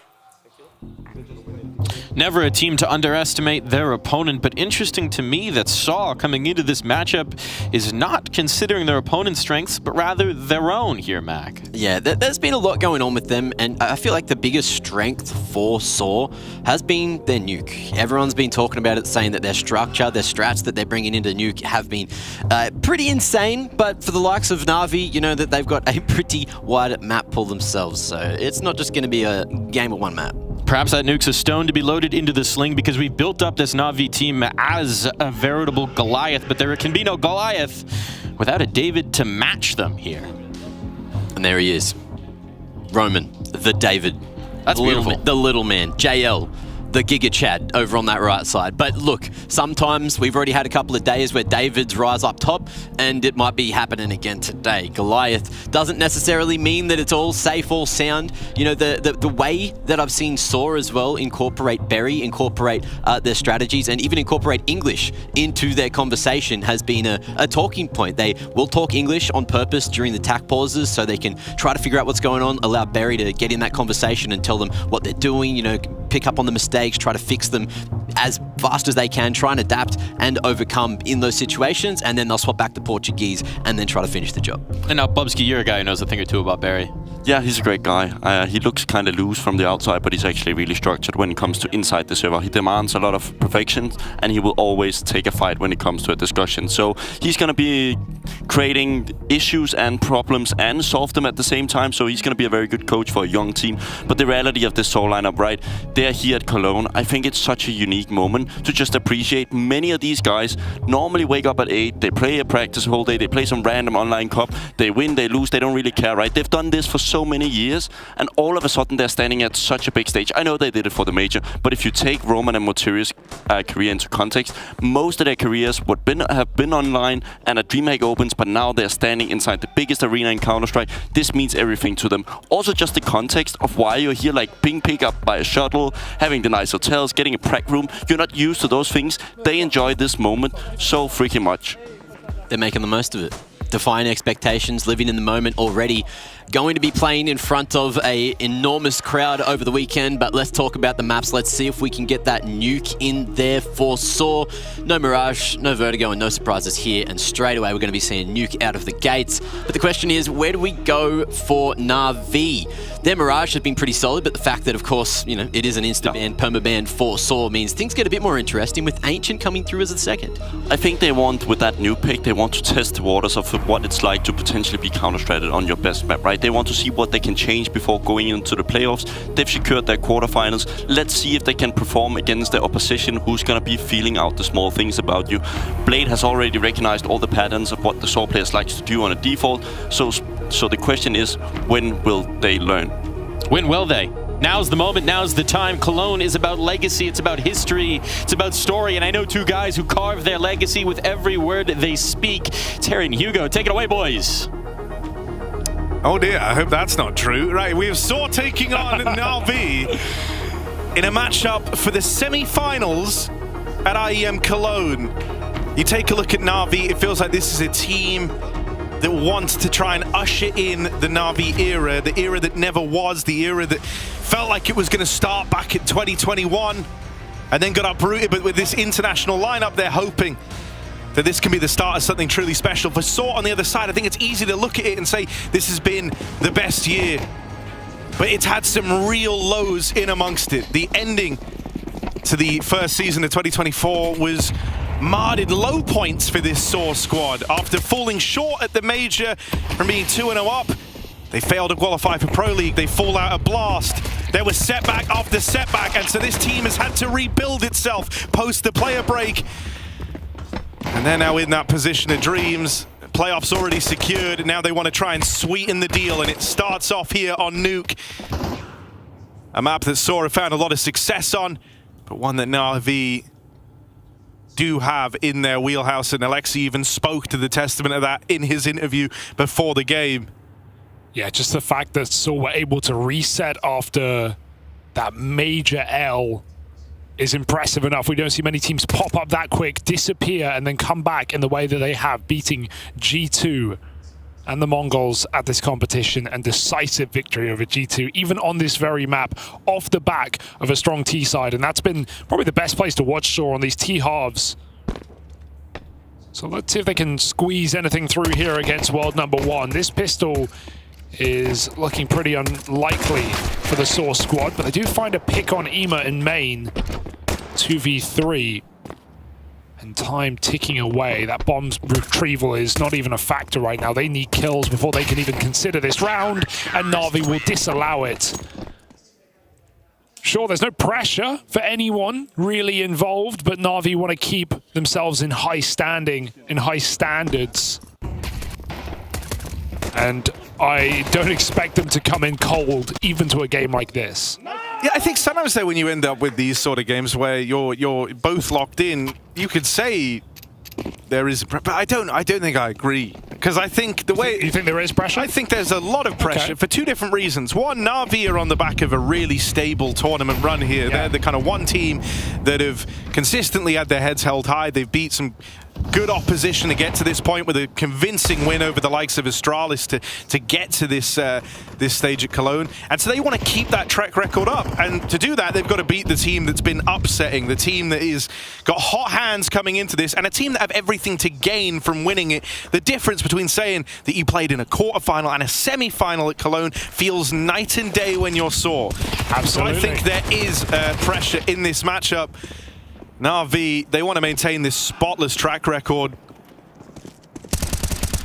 here at IEM Cologne, and so they at least stick the landing versus the Pistols in this second round. Oh yeah, there's an angle where you could say, Saw, they don't want to be the second highest placing Iberian team in Cologne.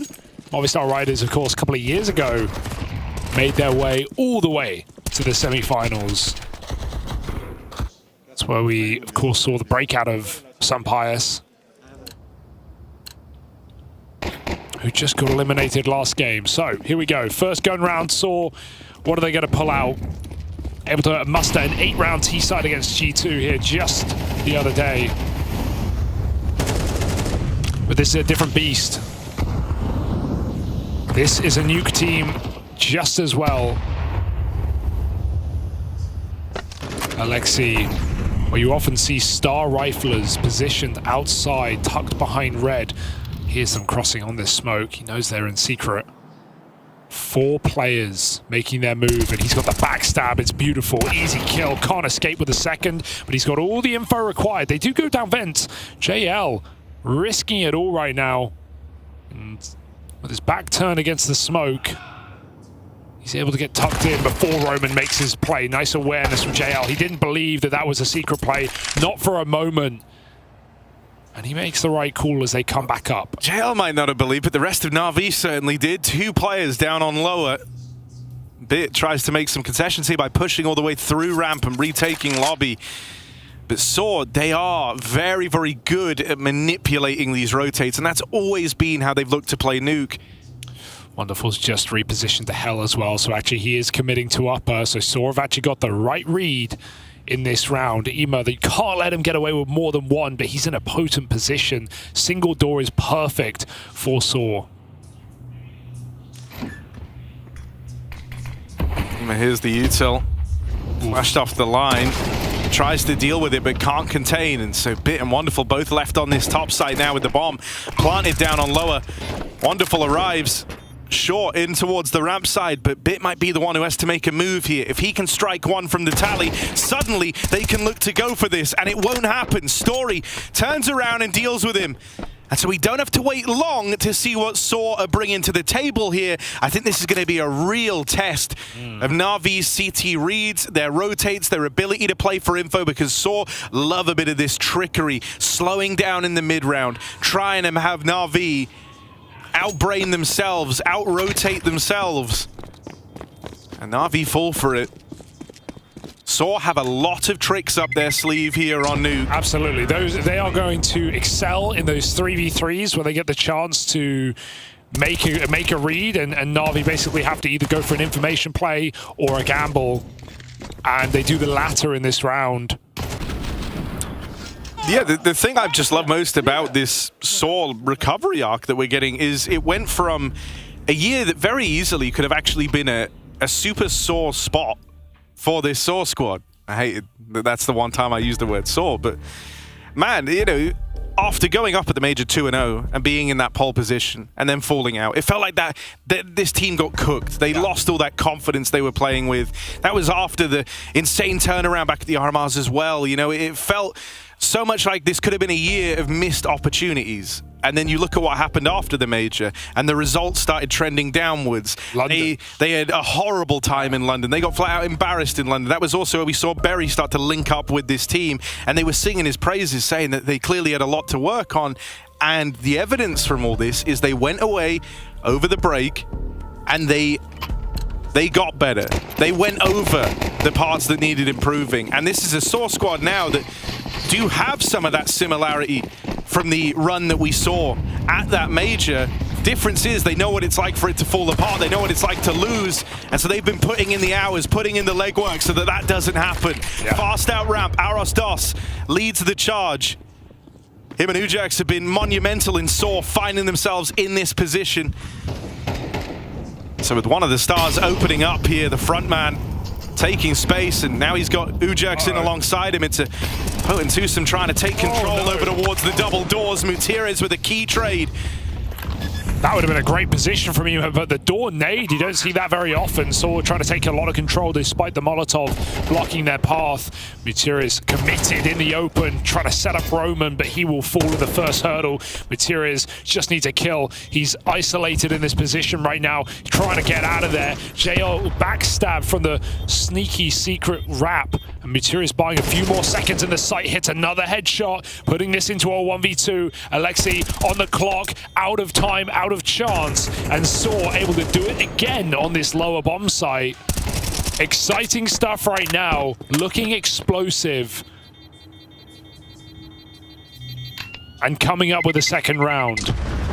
I can't believe Mutierrez is allowed to escape there. I guess it's because JL saying he's smoked, he can't help, buy some time. But they can both swing ramp and fight together.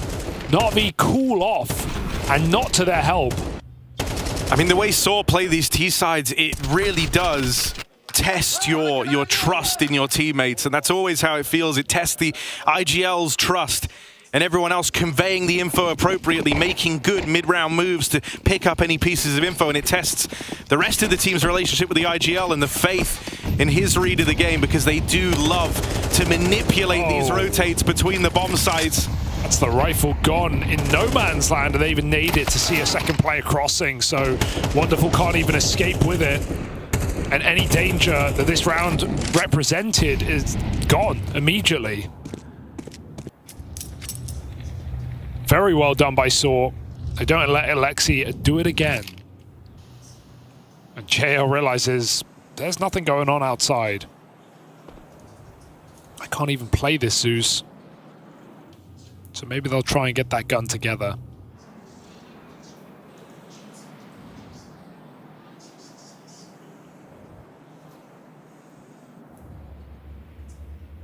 Meanwhile, Saw have crept contact into A. Very good at finding these gaps. Oh! That's a lot of tags for JL. Maybe a gun to gain as a result. Yoink.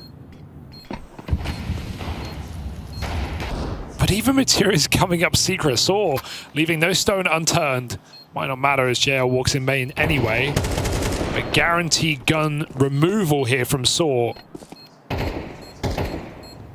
They keep their rounds clean while doing it. Ooh.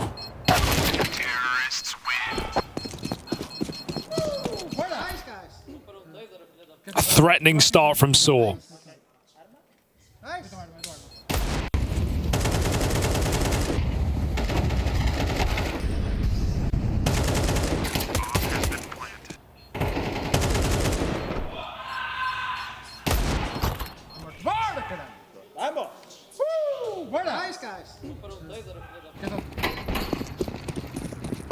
NAVI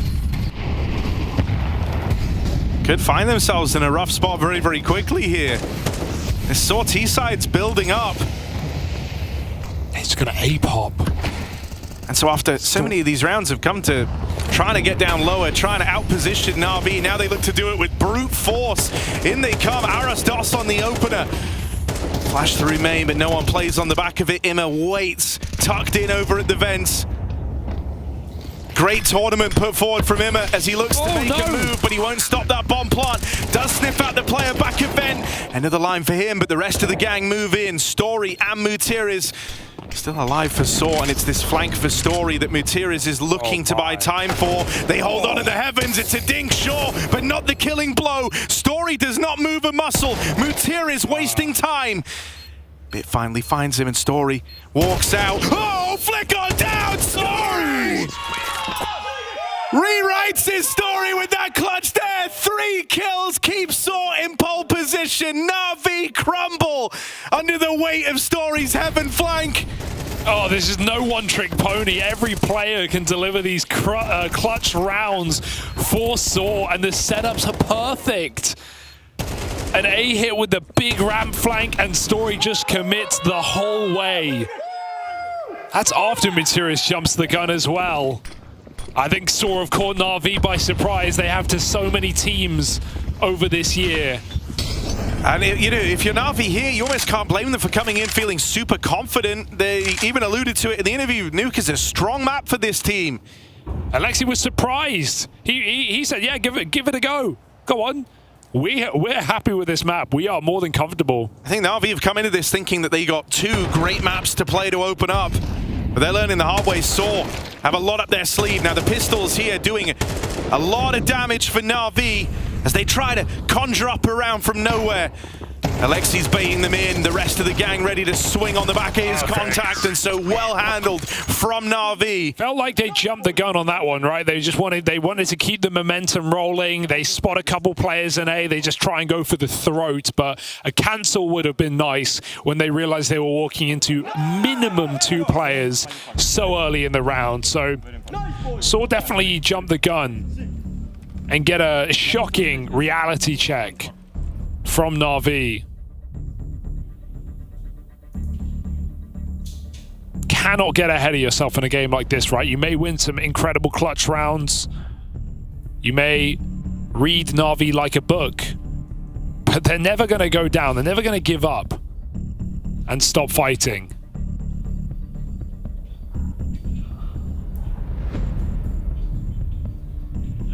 So stay honest and stay humble. Saw still heavy underdogs, despite some prowess shown so far in this match.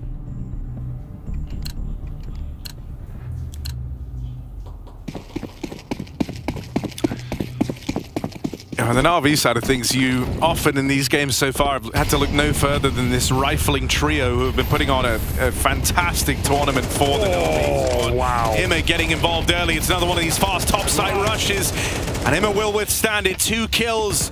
Here he comes. Tries to anchor the site down, but Story is brimming with confidence. Knocks Alexi out of the contest, and now Wonderful smoked off up in heaven. Bit makes a desperate move, and that only feeds more to Story. Wonderful top in the charts right now for this NAVI squad. Ooh. Tagged to Story, but this guy is just knowing no bounds right now. He's playing with uncontested levels of confidence, man. He's making the wildest moves, and sure, he gets punished here. But the promise of knocking that AWP out of the round was just too tantalizing for Story. And he'd already done more than enough to secure this round for Saw.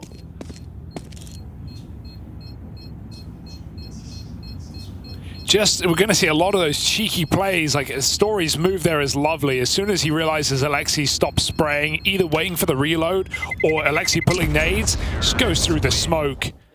You're going to get those disrespectful plays, those things that Saw have mastered, playing a lot of CS online, playing a lot of upcoming teams, and putting it to use against the big boys now on the big stages.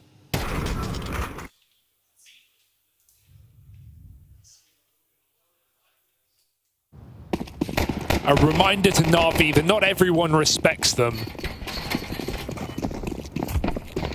Some explosive rounds already in this game.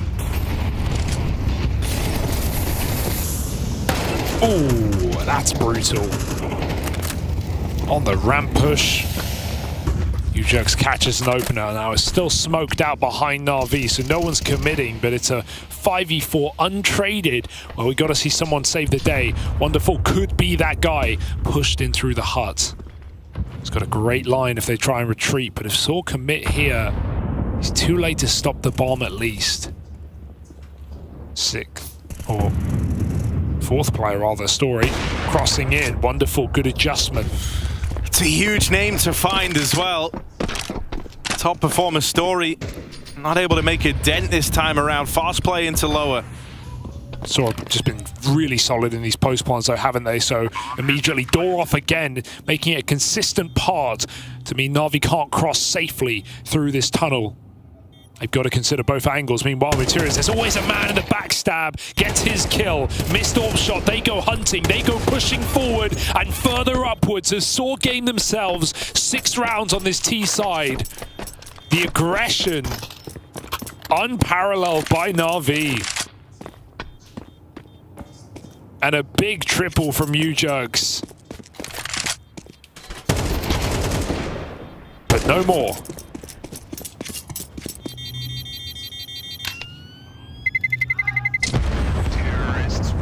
I'm liking the door break. It's a cool idea. It's keeping, you know, you don't see it every day, but they're doing it every time they hit this B-bomb site. Seeing the way Saw are playing is so exciting. They never let up. They are relentless. And that's kind of what went missing for this team after that major. That was the attitude they had where they felt invincible. That RMR run really bumped up their estimations of themselves and what they were capable of. And that was the sort of gumption and aggressiveness that they were playing with on their major run. And that was what was missing once this team fell out. That's what they had to work on rebuilding. And at this point, when you've battled through Cologne in the fashion that they have, I think you'd find it hard to come into this game and not play super confident, not be borderline arrogant with how they take some of the approaches here. I think NAVI, we're expecting a hell of a lot more respect here on Nuke. And that's just not in the vocabulary of Saw right now. Just doesn't interest them. They lose an important player to open up this round, but Story getting a Don and AWP.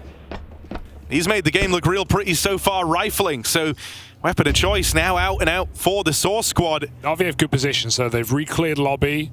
They've got JL tucked in upper, aware that they could be everywhere, and Alexi is down lower, but they're going to need to get set up on this top site and support JL quickly. Kasura again are scaling the rafters, and that's another pickup on the lobby push. Gone from bad to worse to in a hearse for Na'Vi. JL and Alexi both going to find a killer piece, and that's the bomb now dropped over in main. Last remaining players here for Saw, both coming from the heaven side. Aros Dos opens up with one, but Roman's going to have to do this. Alexi makes a big misstep there, burns alive, and the tag in the molly is heard. Roman knows the bit's in the door. That is not a mistake you see from the big brain captain of Na'Vi every round. Jumping the gun.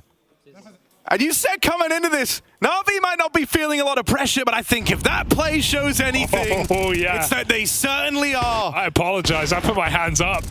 Right now, Na'Vi are feeling the burn. Those are not the mistakes you expect to see out of Alexi B. And it has gifted Saw an even bigger lead. Roman standing the test of time. Had a clutch from Story, had a clutch from Roman. U-Jerks with some huge entry work. Oh, it's just getting worse and worse. Bit tried that before, denied again. Materis even picks the AWPer outside. And Na'Vi just getting met with punch after punch. Left, right, good night. Molly's going to reposition JL into the open. The way this team plays off of each other is just clinical right now. Very smooth. And an 8-round T-side. They did this v Na'Vi. They plan on doing more. Oh, sorry, G2 rather. Option for 9 is available. Na'Vi saved here. They want a full buy in the final round. Nothing short of impressive for these Portuguese players.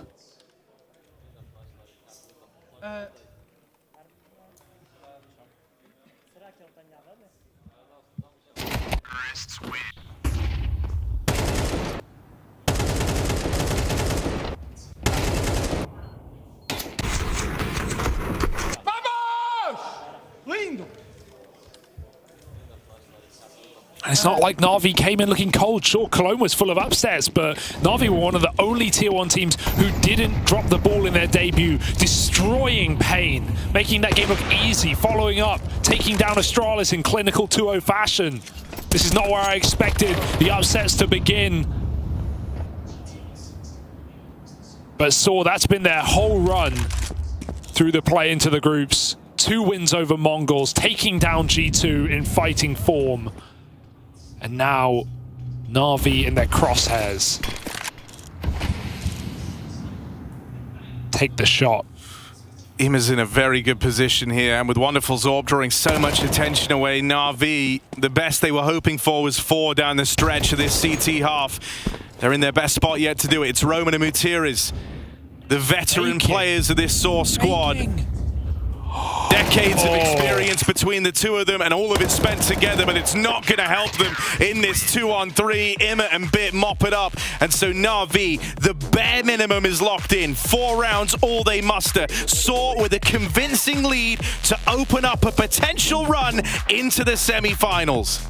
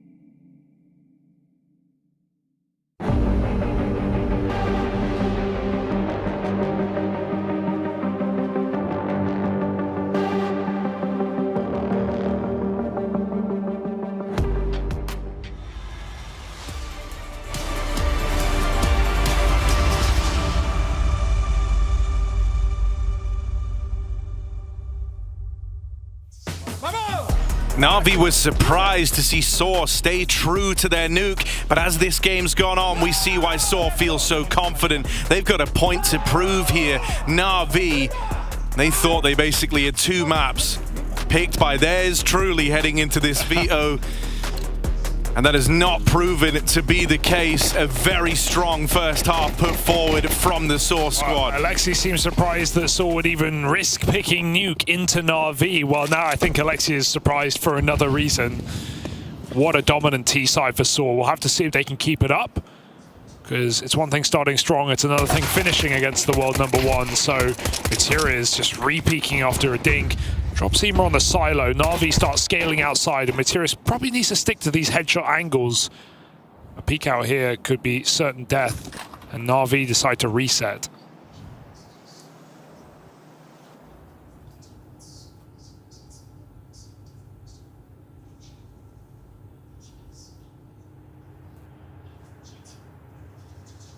Can imagine for NAVI, it's just nice not being on the whim of some of these sudden pace changes from Saw. All of a sudden it's them getting to set the precedent in this pistol. Aggro in from ramp from Mutiris. That's the guy you last saw outside, spotted pushing ramp. So are they ready for a second man? Ujax lies in wait. Story takes contact, but that's only going to make this position that much more powerful. Ujax has got all 3 right here. Can he deliver on them? A lot of damage found to Alexi, and it was well worth teeing up Ujax in at ramp as just JL remains. Get him. Saw are coming for the pistol. They're going for NAVI's throat, and there's no room left to breathe as Saw clap down on NAVI to open up this second half. Just choke slammed into the ground there. What a position, what a bait setup for Ujax, and he delivers on it on ramp.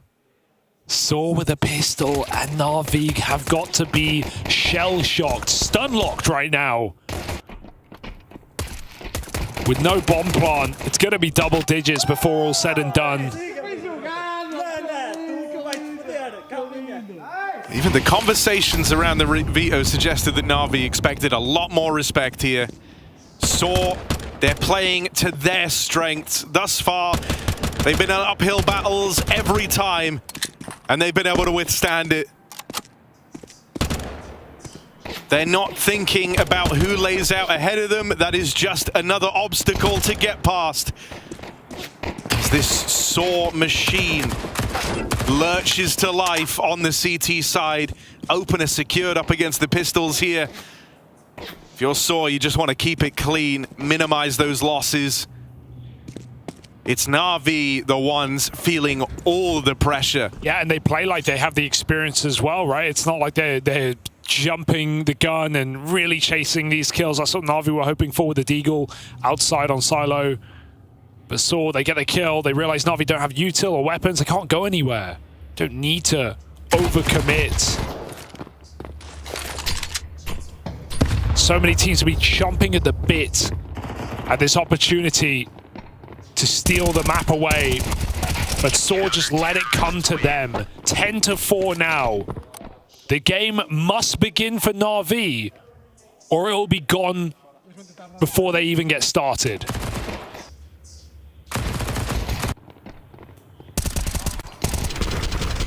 I mean, there are many characters across Counter-Strike that have stayed within their region in an effort to build it up. One of the ones that really springs to mind whenever you have that conversation is obviously tabseN from Big. And now he's prioritized trying to build up German Counter-Strike his whole career. Well, when you look at Mutiris and at Roman, they fall under that belt. Yeah.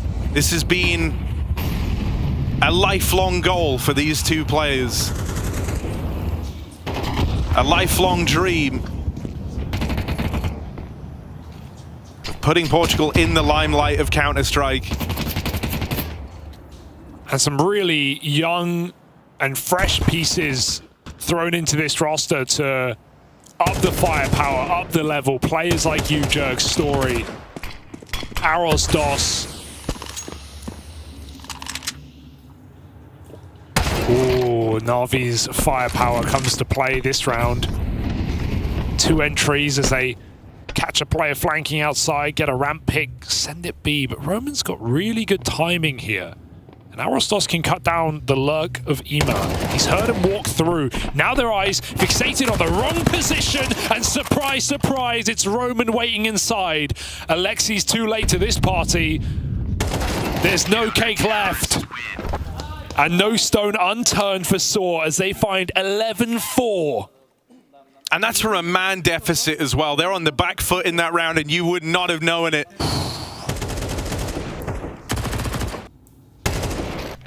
It felt like at the end of last season, Saw's story was going to have the saddest of endings. It was going to be all about potential and what could have been. Oh, they went to a major. Oh, it took them 10 years. Oh, yeah, sure. They bombed out. They lost 3 games in a row. It doesn't matter. They got there, Harry. That's their Super Bowl. No, that was just their warm-up. They were just getting started. They're already in the Lanxess. You will see them here in Cologne. But the question is, how far can they go? And doing this versus the unblemished NAVI. Yeah. One of the only teams who haven't shown weakness this event, who haven't struggled in any capacity. You can't look at NAVI at this tournament and go, oh, a little shaky. Oh, 13-4. 13-4 over Pain. 13-4 over Astralis. 13-7. They haven't dropped double digits.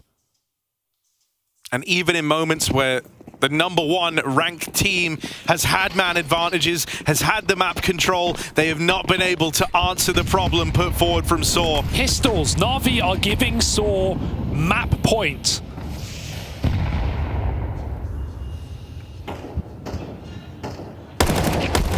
We might be witnessing something very magical here as Saw surge towards the finish line on their map pick. Roman, this guy's had doubles all day, but this time just the one and done. There's layers of defense here though for Saw, and Alexi can't continue fighting solo.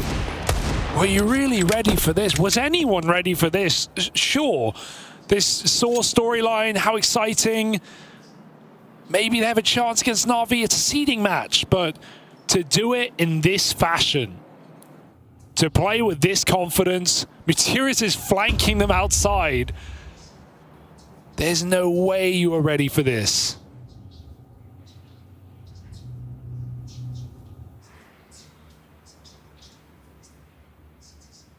It's one thing to have potential, it's another thing to realize it. And that's what Saw are trying to do. This would be a statement victory on map 1. Alexi just looking to do some damage here, 1v3.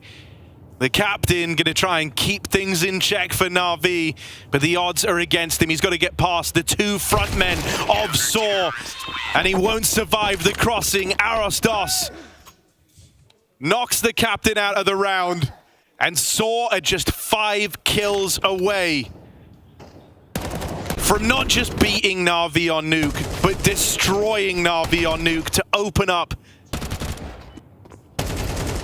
this series that could send them into those semi-finals.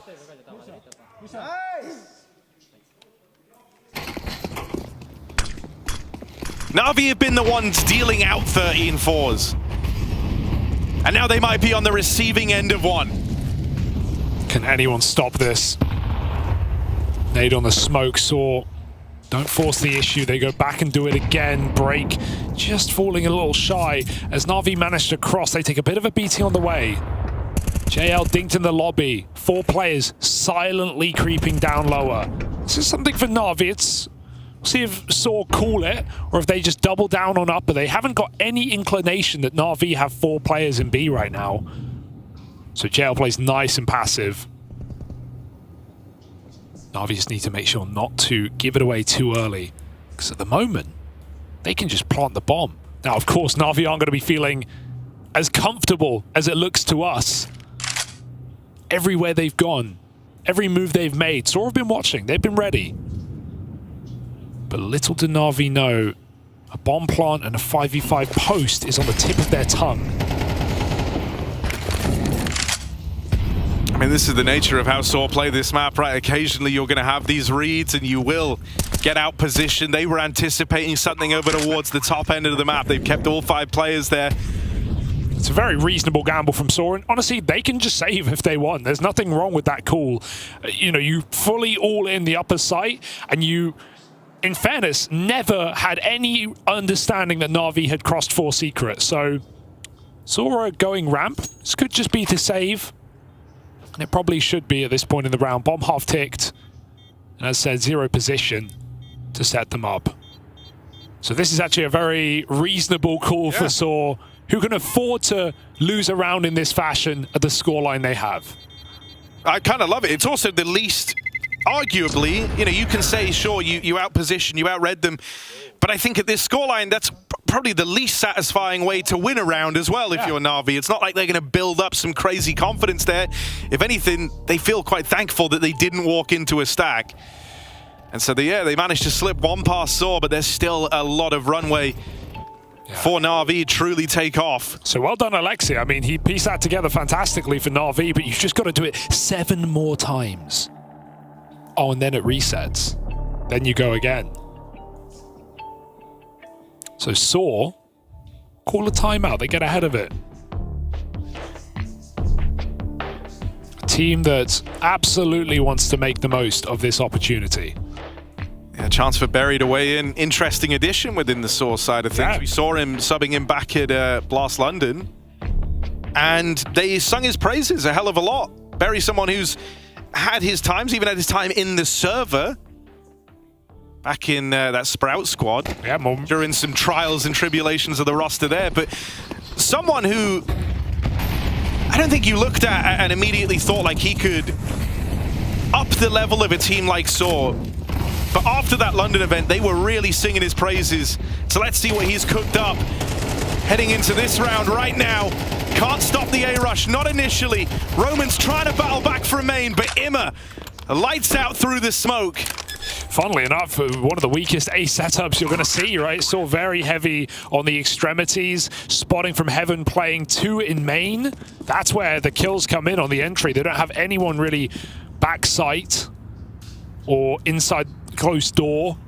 So NAVI actually just make another fantastic call and go from this drop down lower that maybe Saw think they're going to repeat and then bust upper. So chain together 2 very nice calls, and the play and the individuals show up, get the entries they need, and NAVI do it again. Now, I think usually you wouldn't be getting worried yet. You're still a long way from worry, and I'm hesitant to say I even am, but I think if anything, this game could end up representing a very legit test of the mentality of Saw. The thing that set this squad back was feeling like they were so close only to have it snatched away back at the major, and that really, it felt like they were trying to run away from that ghost for the remainder of the season. And so we've credited their confidence, their gumption, how they have got that faith back, but this is now their time to prove that they're not that same team that can crumble when they have the big leads. They're not going to throw it away this time. This is where they can showcase some real change versus the current #1 team in the world. I was going to say, what better team to show that mentality against?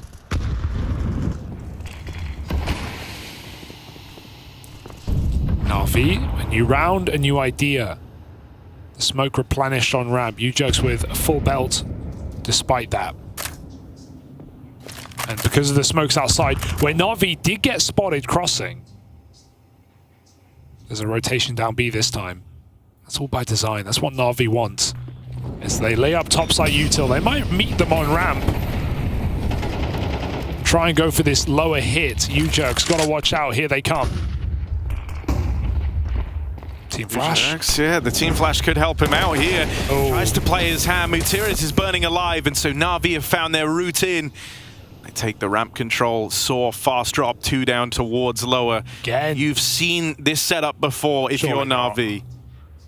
This time, Arostos will not be around to draw attention away from Roman. Instead, he is that first point of contact, so he has to start strong. First kill connects. Roman defending this Empire. Saw 4v3 as Roman once more eludes capture.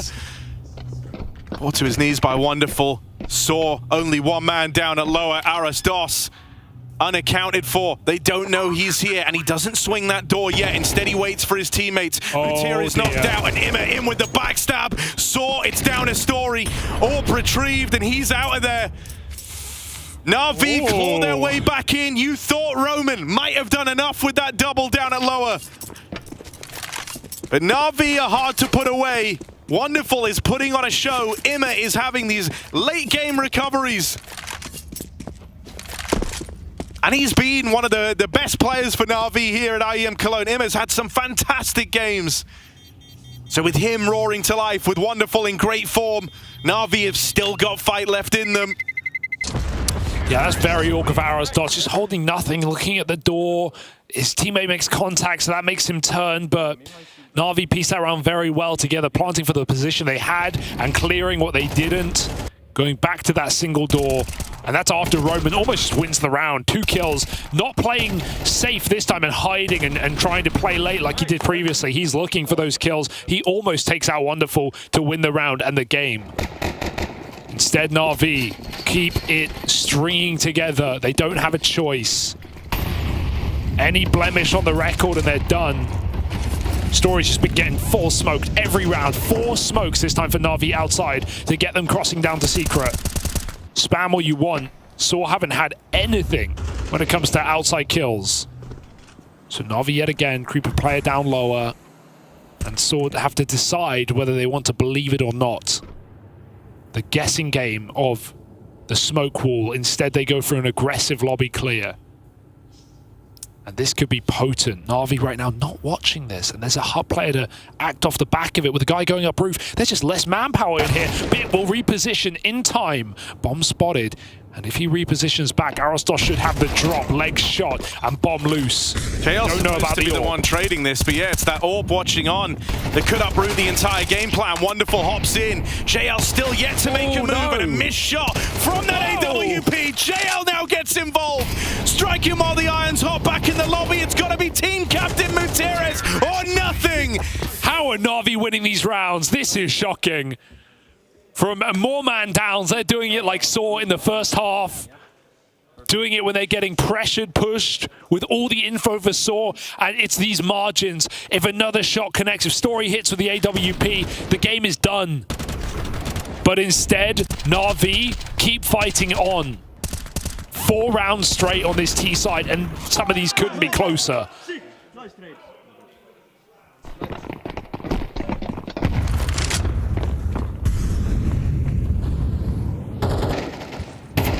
So that question we posed earlier, Saw their struggles have come in closing. And that's what we're hoping they've built back from. Messy. Will things be different this time? Up against the Pistols, Na'Vi are in a good way. Mutir in with the backstab. Might be able to find Ima out in the yard as he lurks around. But his teammates are so stringy, they're so split up here, that even this 1 kill, if it comes through, might not be a deal breaker for Na'Vi. Ima's been given a lot of room here. Mutir is standing to miss this timing as Ima climbs up into the heavens. They know it could happen. They just can't stop it. Roman holding on to this. Would have to hit a blinder of a shot. He's seen the head. He's got the indication. Has to connect, and it's just a body shot out of Roman. Ima, quick work made of the topside anchor. And so that bomb plant comes in. There are now 3 rounds in this game. 3 rounds between Na'Vi and overtime. 3 chances for Saw to run away with Nuke. Yeah, it's a very different game now. I don't think you could imagine a more heartbreaking map to lose with what Saw showed us on that T side, how they capitalized on it at the start of the half. And now NAVI just streaking rounds, 5 straight. This is poetic. This is so emblematic of the Saw major run. It's either all going to happen again and we see Saw drop the ball from a fantastic position, or we're going to see them tested to their might and live to fight another map. The thing that's very exciting is I think if Saw are able to overcome, if they are able to stop this streak, this terrifying resurgence from NAVI, that's where they unlock the... Yeah, you know you can, you've done it. Extra level, right? The only thing that this team's been missing out on. If they don't, and if NAVI pull us into OT, I fear we might see old problems rear their head again for Saw. NAVI, no one expected them to have to come back from this much of a deficit, but right now they're making a convincing case for it. 5 in a row out of the 8 that were needed.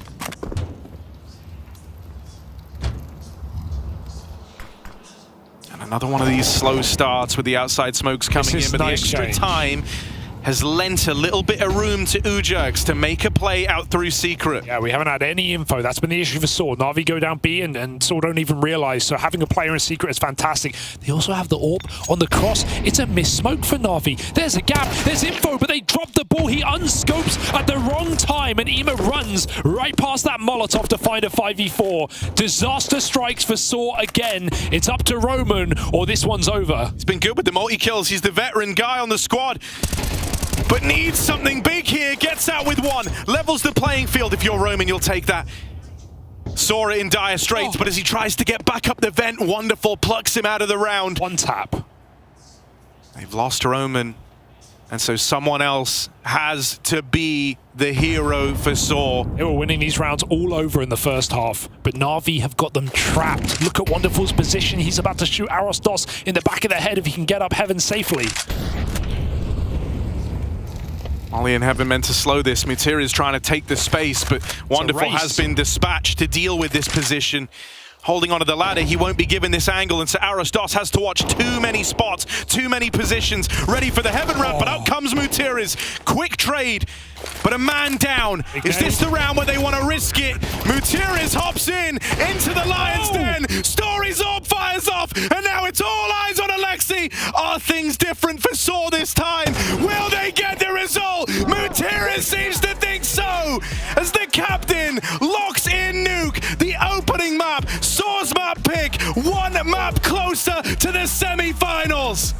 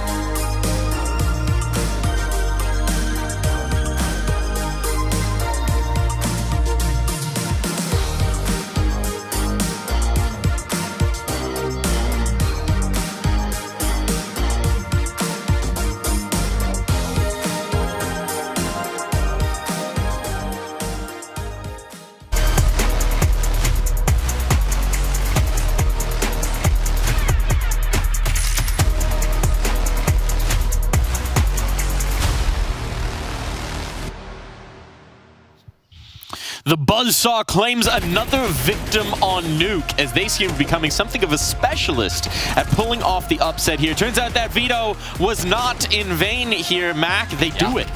They get it done. Look, Lexi said, I don't know about this nuke pick coming out of them, but Saw certainly were ready for him. They had the most stellar T-side we've seen from them in, I'd say, a while, knowing that everyone that was on the other side of NAVI just played so well in the second half to almost make that comeback happen. But there was just not a lot of room to breathe after the first half. This could very easily have been a domination by Saw. There were so many moments before that 13-9 scoreline where they could have closed it. Like, it almost felt towards the end that Saw, nobody wanted to do the next mistake, you know, when you get in your head and be like, oh, we just need to play safe, then we'll surely get one round at some point. But all of a sudden, some guy pops up, story in heaven, kills the guy at T-Vent, and they win the round. Really, really beautiful, and it was a very deserving victory. And it's reminiscent as well as of their opening game of this stage of IEM Cologne, right? They toppled G2 in a similar manner.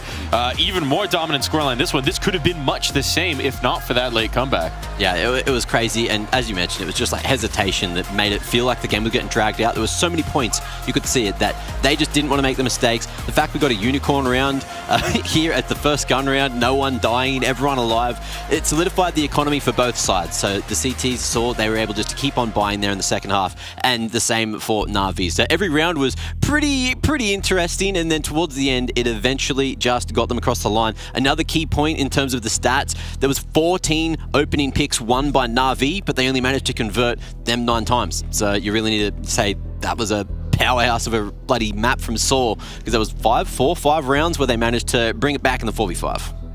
Pretty astonishing. And many discredited Saw's performance against G2 by saying, oh, G2 had a slow start, they didn't really show up, right? But all of a sudden you're standing in the reality that they probably beat one of the 2 best nuke teams in the world, right? NAVI and also G2 are excellent teams, and now they've done it back to back, and they should have done it more convincingly here. I mean, Saw is a team that we should look for to potentially make an upset inside not inside Lanxess Arena nearly, but for the future, these guys is going to be here. It seems like they might just be here in the present.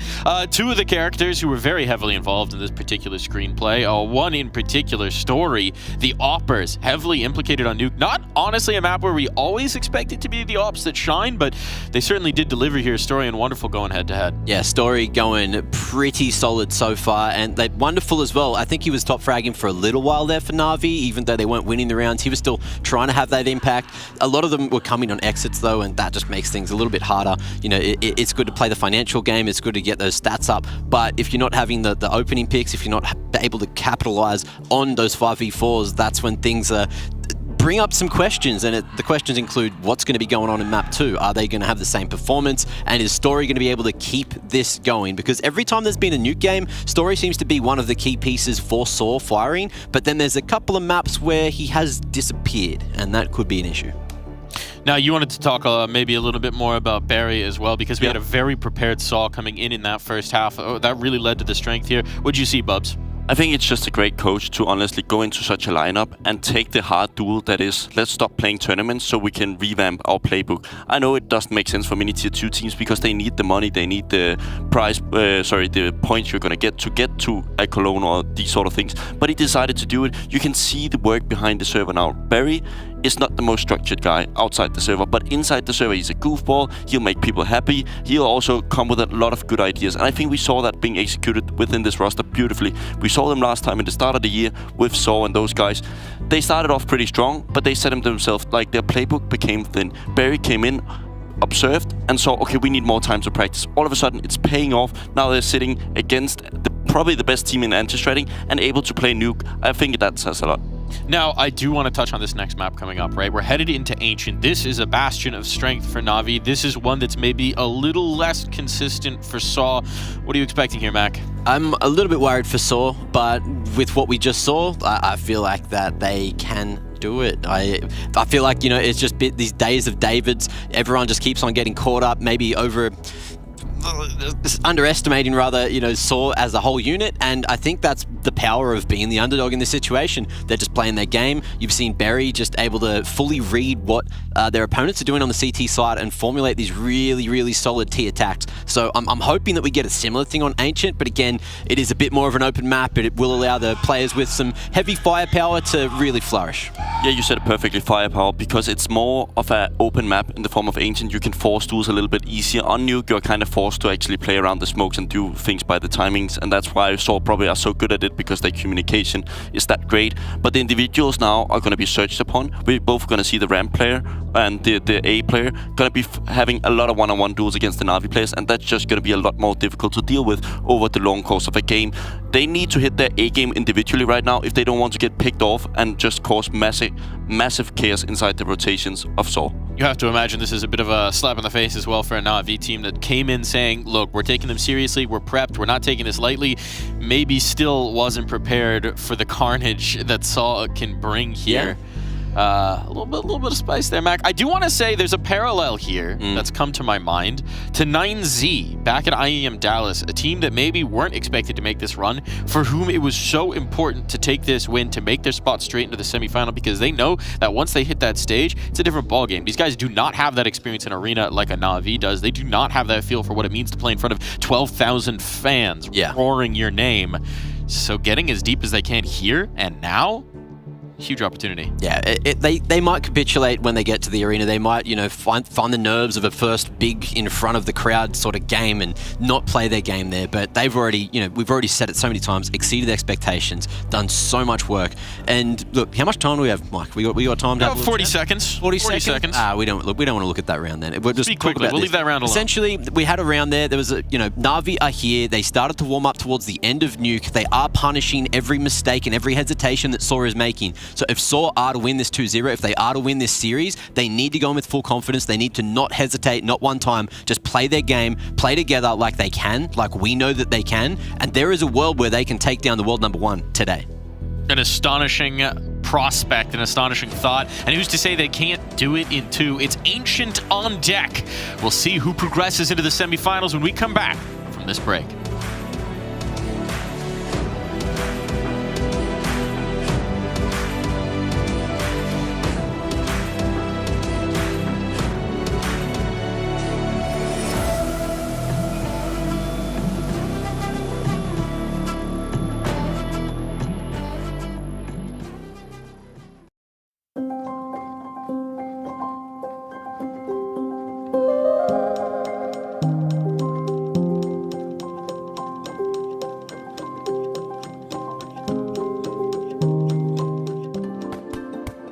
Hi, it's Bob with FaceIt. Did you know you can customize your live stream experience on FaceIt Watch? Yup, that's right. With the POV selector, you can choose up to 4 different perspectives, from the broadcast feed to your favorite player's view. So if you miss a kill, it's on you. No more T-Tours in chat. But wait, there's more. We've got a You Watch, You Win situation in here. Watch IEM Cologne while having the chance to get skins and FaceIt points. Woo, look at this one. Change the channel and control how you watch.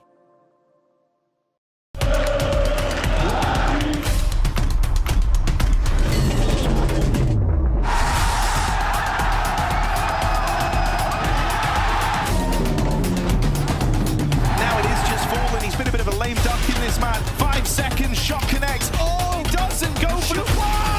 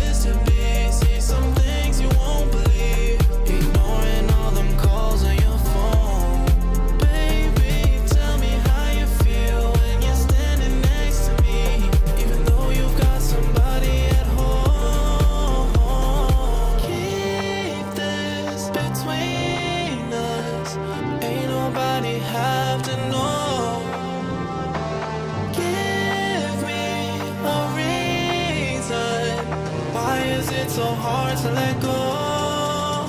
Take a chance, touch the sky, and you might just like what you find. Let's risk it all, put it on the line.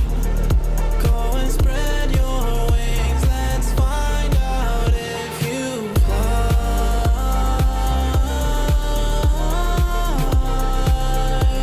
Let's find out if you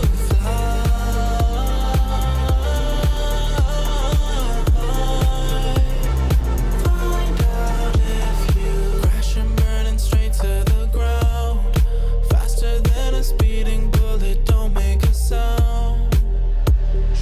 I can do this all on my own, but it's always better when you have somebody to hold.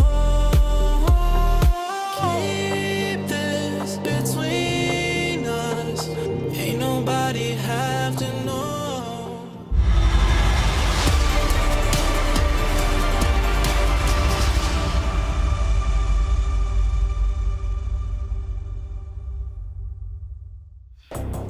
Saw have bought the heat here to open up this playoff series when advancing into those semi-finals. So now we turn our attention to NAVI, a team whose fate has been intertwined to Ancient throughout the year. Back at Katowice, right off the top, falling to Falcons left them out of playoff contention, and that was on this map. Then at the major, we saw teams try to punish NAVI's Ancient, but it would end up coming in clutch as they marched their way into the grand finals, beating both G2 and FaZe on this map. It became a cornerstone of that major victory, and now once again it becomes an important map for NAVI as they stand one away from a quarter-final placing if they fall to Saw here. Yeah, it'd be one thing to be getting blown out of this series, but NAVI woke up near the end of Nuke, so we'll have to see if they can put that warm-up to use in this map 2 of the series and turn it around on a third at Inferno.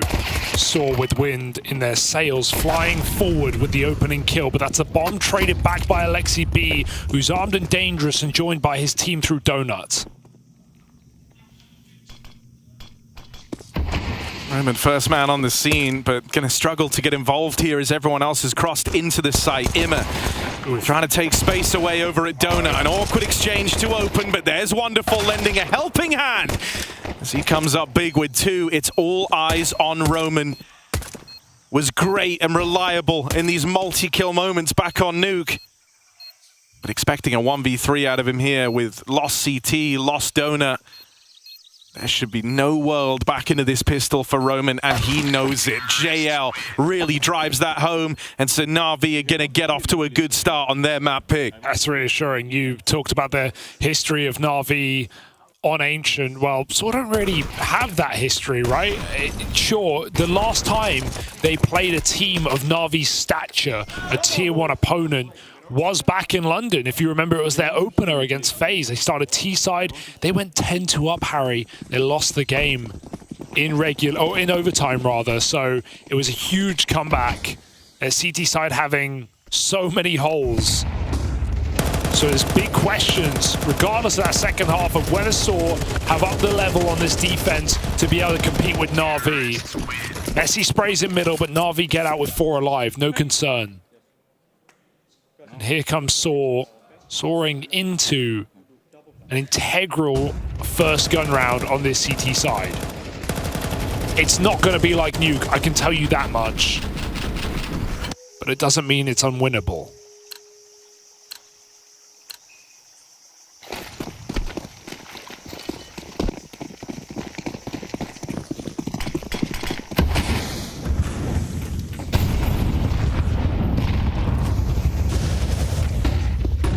Trying to make a move out here in middle, but just a volley of flashes from both sides deny that instant mid take.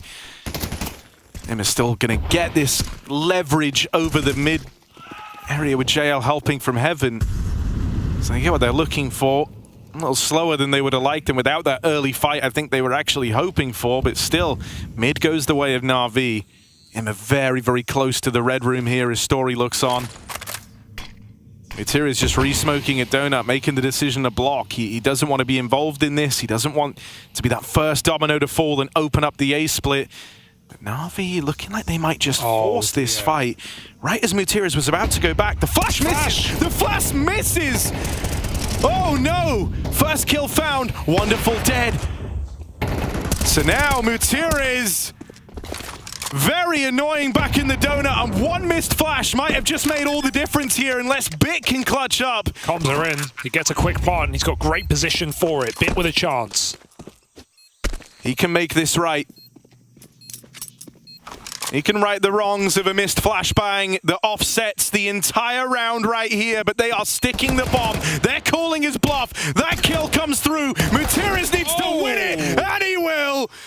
The man who closed out that last map of Nuke finds success for Saw in their first rifle on Ancient.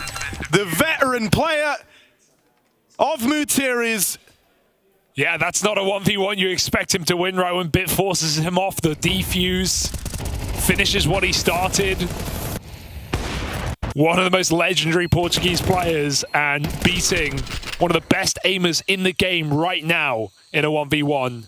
That's one way to start it, but it all comes crumbling down because of Navi's missed flash. Without that missed flash, Mutiris probably gets run over in Donut. There were multiple players coming through that smoke. So a little mistake for NAVI, capitalized upon well by Saw. Can't be affording those misses.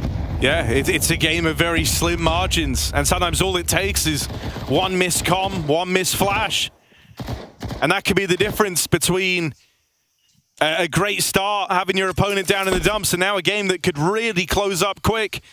NAVI come through with another buy, sure, but it does have limitations here. They don't have as much util. They're going to struggle to get away with the same level of mid control here as a result. And so your options get restricted. Plays get taken away from you. You have to keep it a lot more bare bones here. JL, wow, that would be a way to start. What? Roman never even knew what hit him. Traced. They're just going to smash up the ramp right now, smokes it down as well, so Saw just going for a hero play with that flash. No one swings off of it. Mutiris cut down on rotation. UJUX waited in the cave, and he dies with a full set of util. This has gone from bad to worse for Saw. And just trying to save their AWP. Even that's not guaranteed. Not enough to tempt you into a retake. But maybe enough to open up a path to escape here. NAVI, off the back of an excellent spam from JL, pieced together a 3 rounds. Yeah, I mean, when you look at that first map in the series, Wonderful was firing on all cylinders, but it was that rifling trio that had been so successful across the event for NAVI that was struggling to get the ball rolling. And I don't think that's solely down to the individuals. I think Saw made life very, very hard for them. But if you get a bit more mileage out of someone like JL... It's insulting, honestly. If Imma in some of these mid-takes or Bit on some of his lurks can find success, that's usually the bulk of the legwork for this NAVI T side. Alexi's going over the notes. That was crazy, that spam.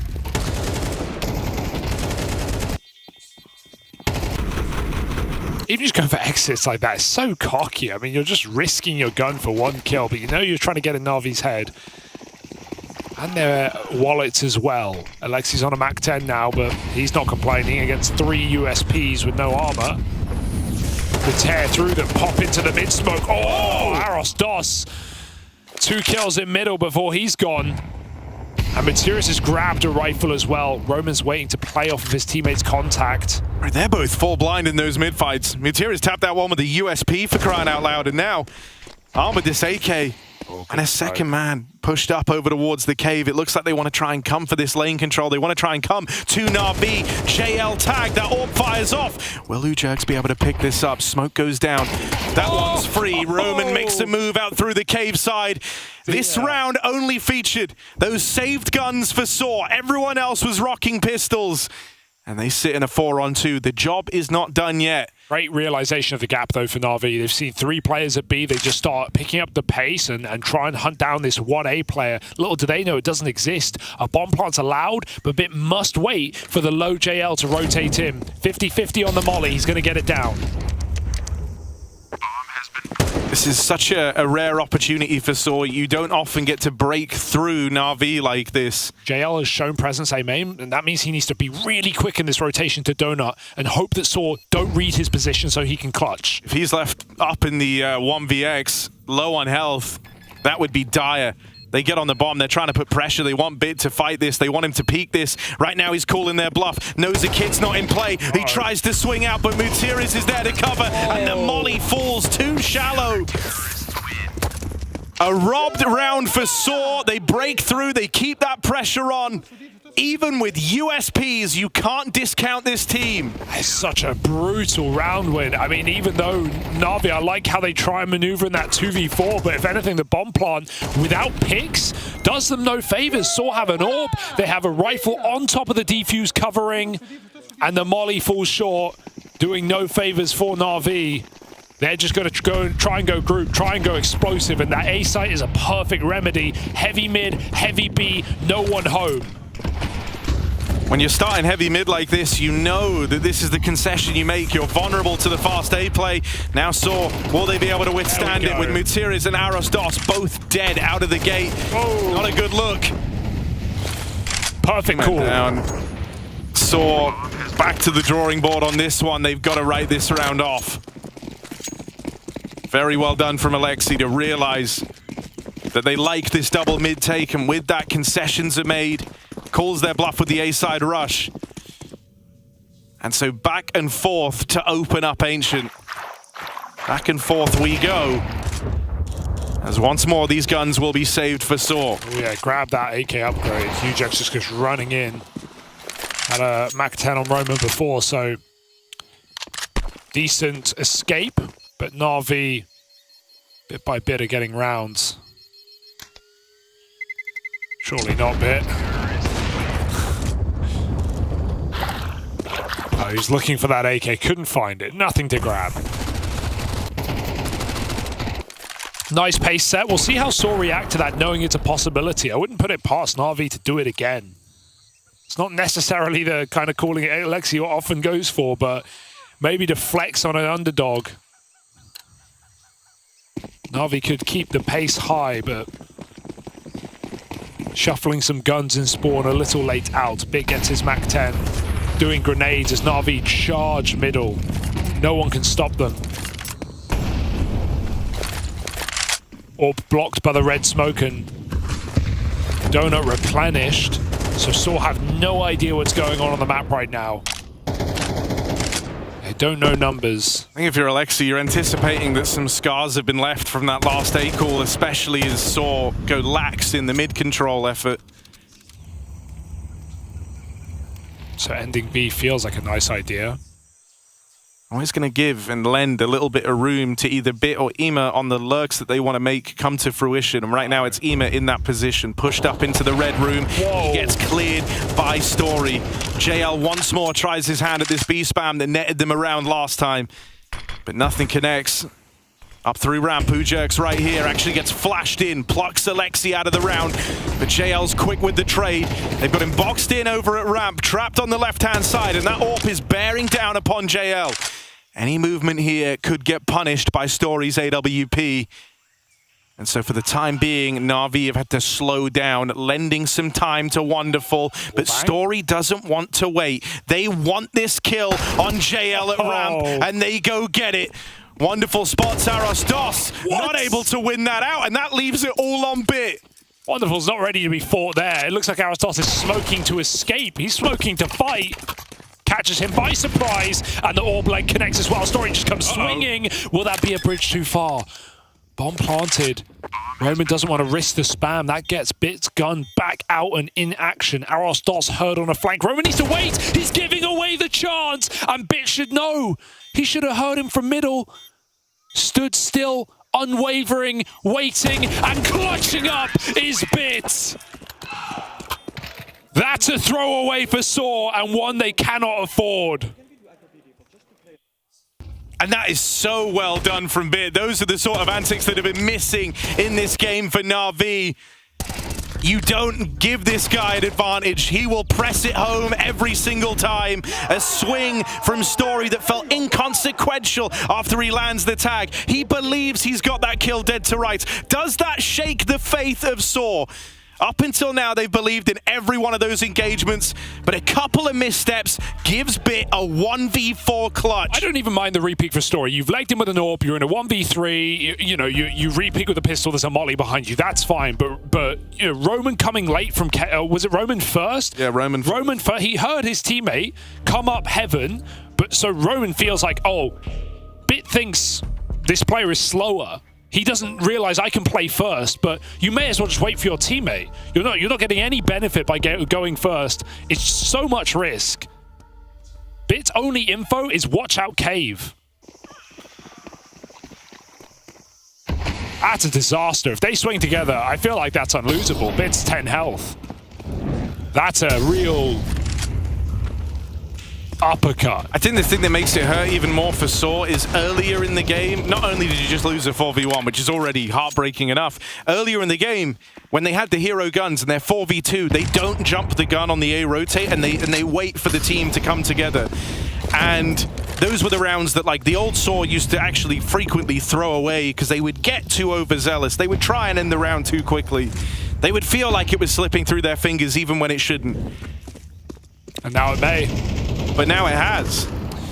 Ema out towards this B site, makes quick work of Ujerks. And so up against the pistols and a hero AWP investment from Saw, there's no resistance. NAVI on the wings of a Bit 1v4 clutch. Saw into the lead. Yeah. This might end up being a dominant game where all you're thinking about is that clutch. Saw with huge potential to keep trading rounds early in the map. That's what this was, back and forth the whole way. That clutch has broken the money, it's changed the tone, and it's certainly going to have done a number on the mentality of Saw. A very disappointing round to lose. NAVI enact a clean anti-eco off the back of it.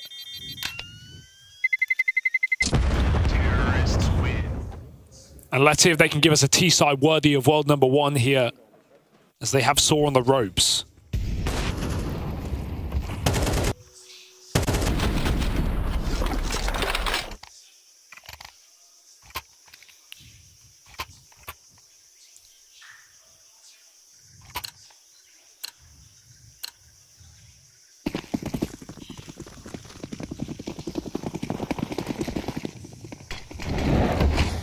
Back to this double mid take. Back to trying to fight for the mid control. Have to worry about heaven. It's been smoked off, so coming in fast is Alexi. And he's traded places with Roman. Now he owns the cave, and Ujerks moving right in. Knife out, what? Knife pulled for Ujerks. They knew Alexi. Oh no, they never saw him. Sneak past Roman over towards the lane. And so that comes as a real surprise to Ujerks. No idea he could have got there. So now Story trying to make amends, trying to make up for it as Alexi turns his attention into the back line. This round won and lost on the cave fights, and so at least Mutierrez responds with one of his own. They lose their AWP on the spawn side. They know where the last man is. How will NAVI handle the 3-on-1? Slow and steady. Saw misplayed theirs last time. In and around this B site. Will NAVI make the same mistakes? Wonderful closes in on this AWP, and Mutierrez cannot bait the shot out of him. It's well handled, composed from the NAVI squad. We need that full round replayed. That elbow fight, sneaking out through the smoke, Alexi getting great timing, and also realizing as well, that's why Alexi's so good in those positions. He knows he snuck past a player because his teammate gets the heaven kill. At that point, Alexi knows he has the best timing. They're completely unaware of him. He can backstab that B bomb site, and NAVI close with ease. Saw Cinderella Story breaking like glass on this CT side. Pop in middle, full blind, and it doesn't stop NAVI.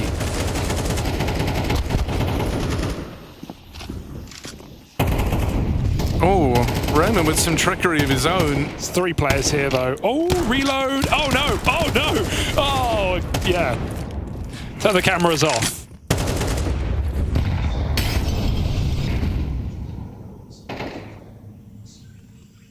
I think the thing that's going to feel really bitter for Saw is knowing that this could have been a far closer game, knowing that this could have been a very competitive CT side, and then they kind of make a mistake of old, the sort of mistakes that Saw would find themselves on the receiving end of it and suck all the momentum out of their runs. And they felt like they'd moved past that. They felt like they'd grown beyond it.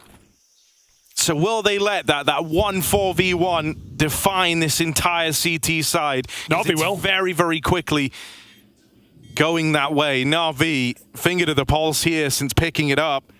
They've not dropped a beat. So when we question resilience, the questions really are leveraged towards Saw. NAVI, they've shown that they can keep their heads in these games. You don't get to be world #1 without proving that you've got resilience. Yeah. And they almost proved that on map 1, but instead they'll just do it across the series. In an attempt to bounce back from that opening map.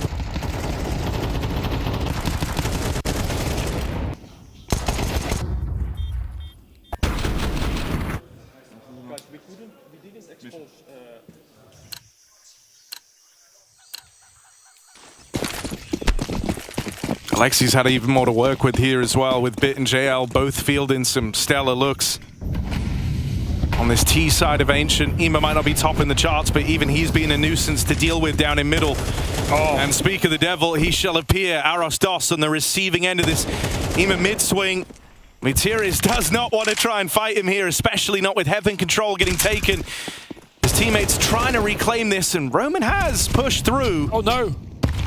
JL, that one's free as he cracks the smoke wide open. Oh dear. No one saw it, it's okay. 4v3, but good control from Wonderful. He's up in the red room, however, they have nice passive angles. Story doesn't need to walk into this necessarily, but they're going to go crunch together. That allows Wonderful to isolate. He's not ready for a re-swing, but he hears a step. And so that gives up the name of the game. Wonderful. Bloodlusting for this follow-up kill. And now he knows UJerks probably is close on one of these 50-50 angles. This is awkward for Bit if he doesn't get it clean, but he's quick with it. Wonderful, that's a surprising miss. And it's opened up a world, a will, maybe a way. Roman's still a ways out. UJerks wanted to try and take the pace and the timing to make a move there, but blocked off at the spawn. He's got no choice but to wait for Roman. A lesson learned maybe too late in the game for Saw here. Ema goes back and looks for this fight in Donut. Can't win it out. Bit's gonna have to clutch up again. But his clutches, his reads, his aim have been what's destroyed Saw here as another clutch comes through for Bit. He's just so confident, so comfortable. He has the option to play cover, play the bomb. He chooses to stand in the open both times in these clutches for Bit. And they're not ready for that. Shot in the head. There is one man's name that sends shivers down the spine of Saw in this second map.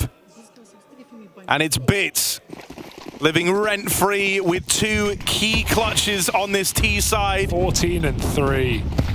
Even that, I think if anything, the entry into Donut is just as impressive to even get them the bomb plant. Unstoppable. JL doesn't want to stop. Walked up ramp as well. Easy entry on the AWP, and he's got the players behind him to assist.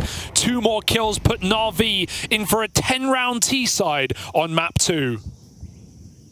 It's already a great scoreline, but how they've got there, how punishing it's felt, how the individuals have got switched online. It's a different NAVI and some old problems for Saw. They worked hard over the player break to right their wrongs, to reignite that belief, that spark. It's done them well enough to get into the playoffs, but it's a whole different beast now to have to bounce back after that. Bit's clutches send NAVI onto a terrifying T side.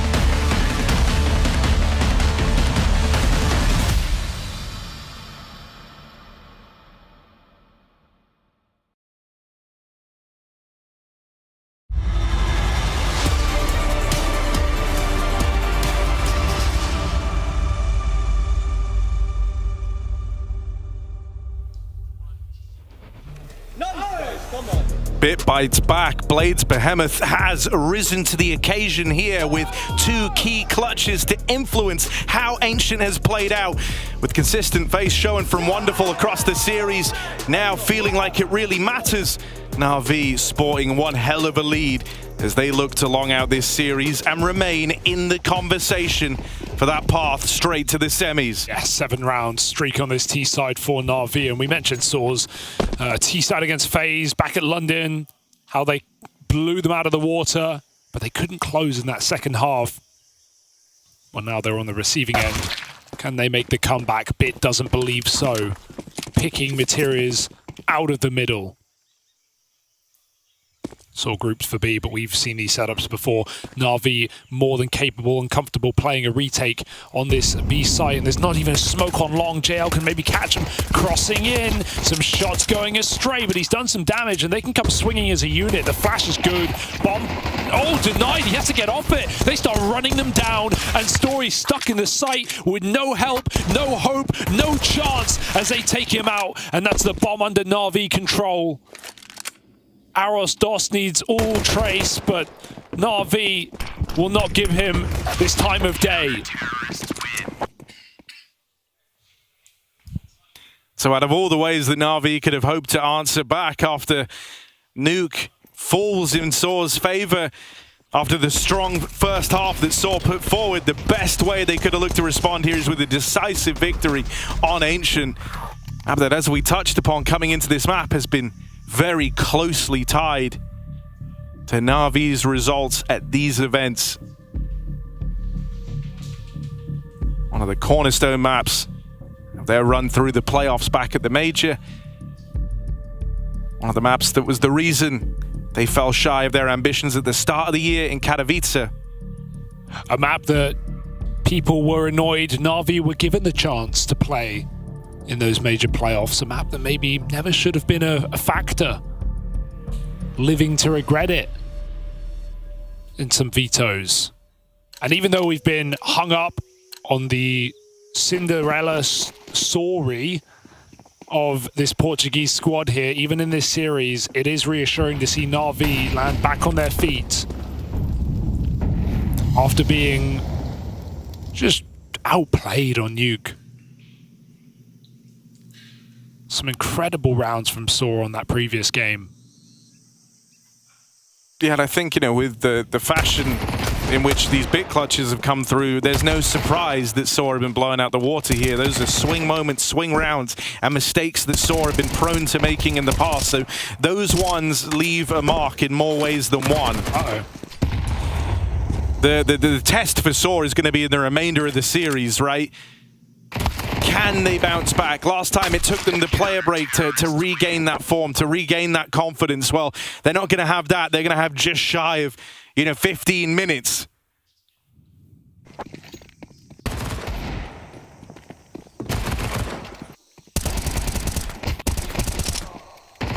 For NAVI, this is very promising. A slow start to the series doesn't matter if you finish strong.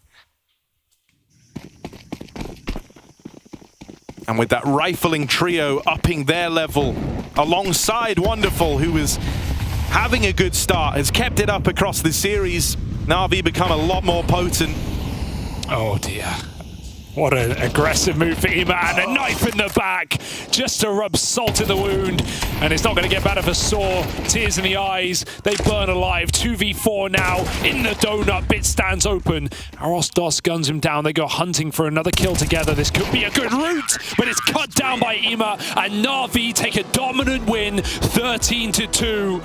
Soar move to Inferno. They will have to swim with the sharks because they can't unsink this ship.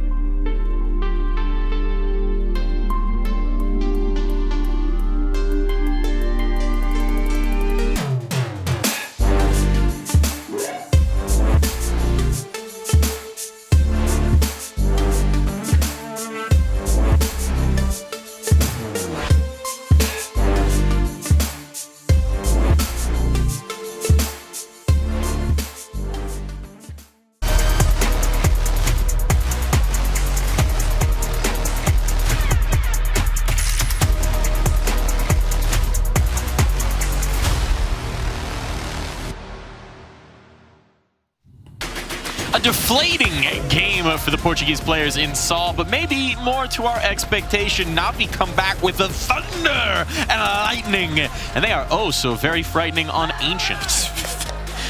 I like what you did there. But yes, they are frightening. That was a very unfortunate affair for our boys on Saw. They had a great nuke, but maybe they're a one-map team. There was multiple opportunities for them to get a few more rounds on the board, but that, I can't remember what it was. I think it's the 6th round, 7th round when Bit just dismantled them in the 1v4. He just punished their mistakes, man. They were all separated. They didn't play that together. They just didn't go for a trade when Bit was on 10 HP. And from there, they did not get another round that half. I mean, if they would have gotten that round, I don't think it would have changed the outcome, but realistically, they could maybe have crawled their way up to double digits. This was a one-sided affair. I think they actually realized, okay, this is what it's like to play against the best on their perfect map, right? I think they had a learning full experience, but to say it was close, I think it's a stretch. A stretch indeed. And I'd imagine Navi had a little bit to prove, right? They're looking at that G2 game where it wound up with the 2-0, and they're saying, yeah, we're not going to go that same way. You might have got us a nuke. You got us a nuke. But yeah, you might only get one. Yeah, you might only get one here or there, and yeah, it's an interesting affair on Ancient. I feel like there were moments as well that Navi just showed that they were such a better team. Look, you take the early game, there's a pistol found by Saw, or the first gun round found by Saw, and then things just go all over the place. But here's just how they did it, right? We have a couple of things here on the telly to have a quick look at. This one in particular, it's a nice little angle, nice little position that some players have been using.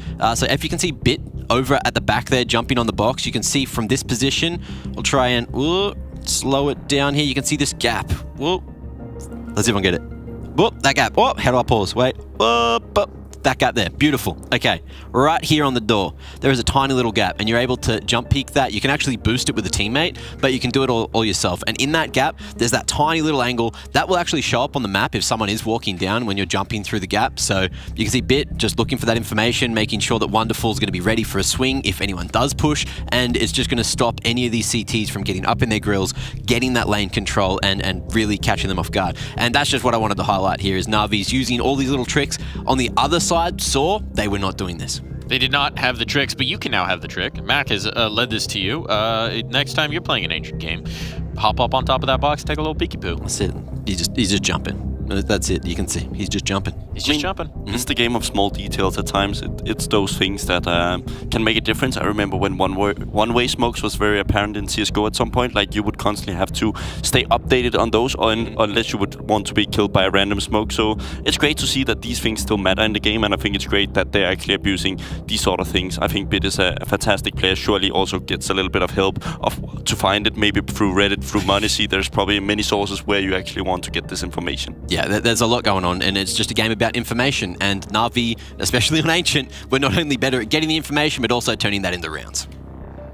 Well, information from all sources is part of what's elevated our game. I mean, Mac, you've got a little bit of a YouTube channel if people wanted to check that one out. Bubsky, you making any content? No, but I'll make you some content for you. Yes! buddy. That's what I was hoping you'd do. Thank you.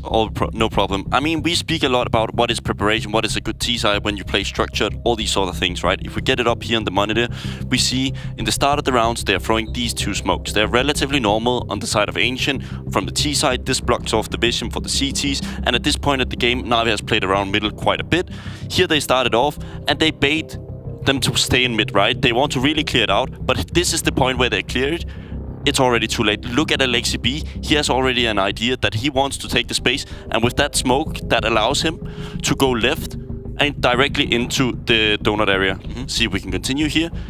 And look at Alexi. He caught the guy off timing. Such a nice play by Alexi. Reads the game beautifully, and now he has even the smoke from earlier at this point to cover him for the after plant. 10 out of 10. Full donut control. Love it. And Mac 10 gameplay, a little bit faster, a little bit more aggressive, a little bit more chaotic. Good to see Navi thriving in that.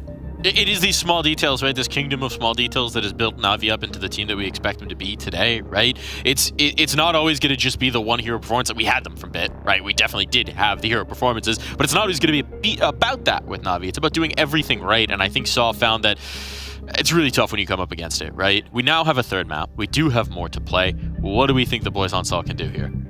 I think also the realization before the game, Alexis said he was a little bit surprised about that nuke pick. That potentially mean they didn't prepare as much, right? Blade didn't maybe have all the anti-strat ready. Here they was 100% assured they were going to be playing Ancient. They picked them themselves, so it could have made a major difference of how they approached this game. I would say now it's looking grim. Let's be honest, they're not favorites by any means. They've already done their job at this group stage. They've qualified for the Lanxess Arena. To believe that they should be the favorites to go into our semifinals would be ridiculous. If they could get more experience from playing against this game and just get as many rounds as possible, it would be a great point for them, because then they could go back to the hotel and look through those rounds and be like, oh, this is how Navi counted us in this round. Okay, we need to change that for the playoffs. Just learning as much as possible before you play on the stage. Even though everything you do learn, maybe that'll go out the window when there's a big crowd making a lot of noise in front of you. But that's another hurdle that they'll have to get over once they get to it in the quarters, the semis. Who knows? That's coming up after Inferno. And Inferno's a place where Saw have had a decent amount of success. Not as much as Navi, you know, but statistically, it is looking pretty even. It's just going to boil down to the knife round and who gets the preferred side first, getting a bit of confidence, a bit of momentum going. Feels like you guys are counting them out at this point. What did you hear me? It's about momentum and getting that confidence back. They need to start strong. If they don't start strong, then it's probably over. I mean, you are realistically asking me to say that there's a good chance for Saw to beat the #1 team. I'm asking.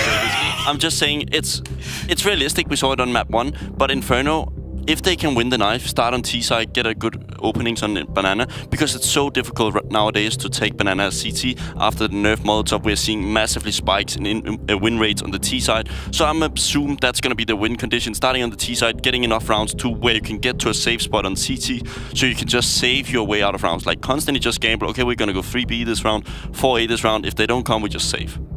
I think one of the main takeaways that they can bring into Inferno is the fact that it is going to be a little more claustrophobic, similar to Nuke, which is where they were able to have a bit more success. Their team play just needs to get tightened up. I'm sure Barry's saying, look, there's a few rounds there where you could have won if your spacing was closer, if your team play was a little bit better and you weren't going for the individual heroic sort of plays, then it could have gone better. If they can bring this back into Inferno, tighten up all the fundamentals, I'm gonna give them a shot. We'll see if they can do it. We'll see if they've got a shot. They certainly do. 2 teams enter. 1 team will make it straight to the semis when we come back.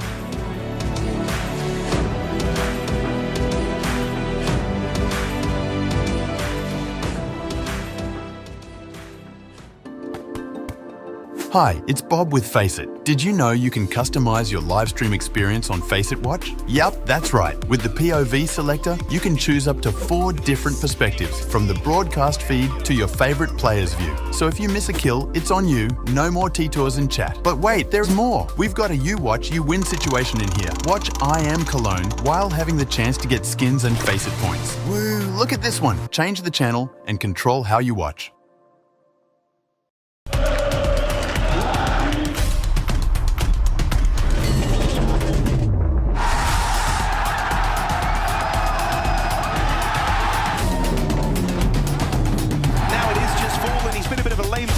Man, 5 seconds, shot connects. Oh, doesn't go for the one, and he wins it! Lovely falling.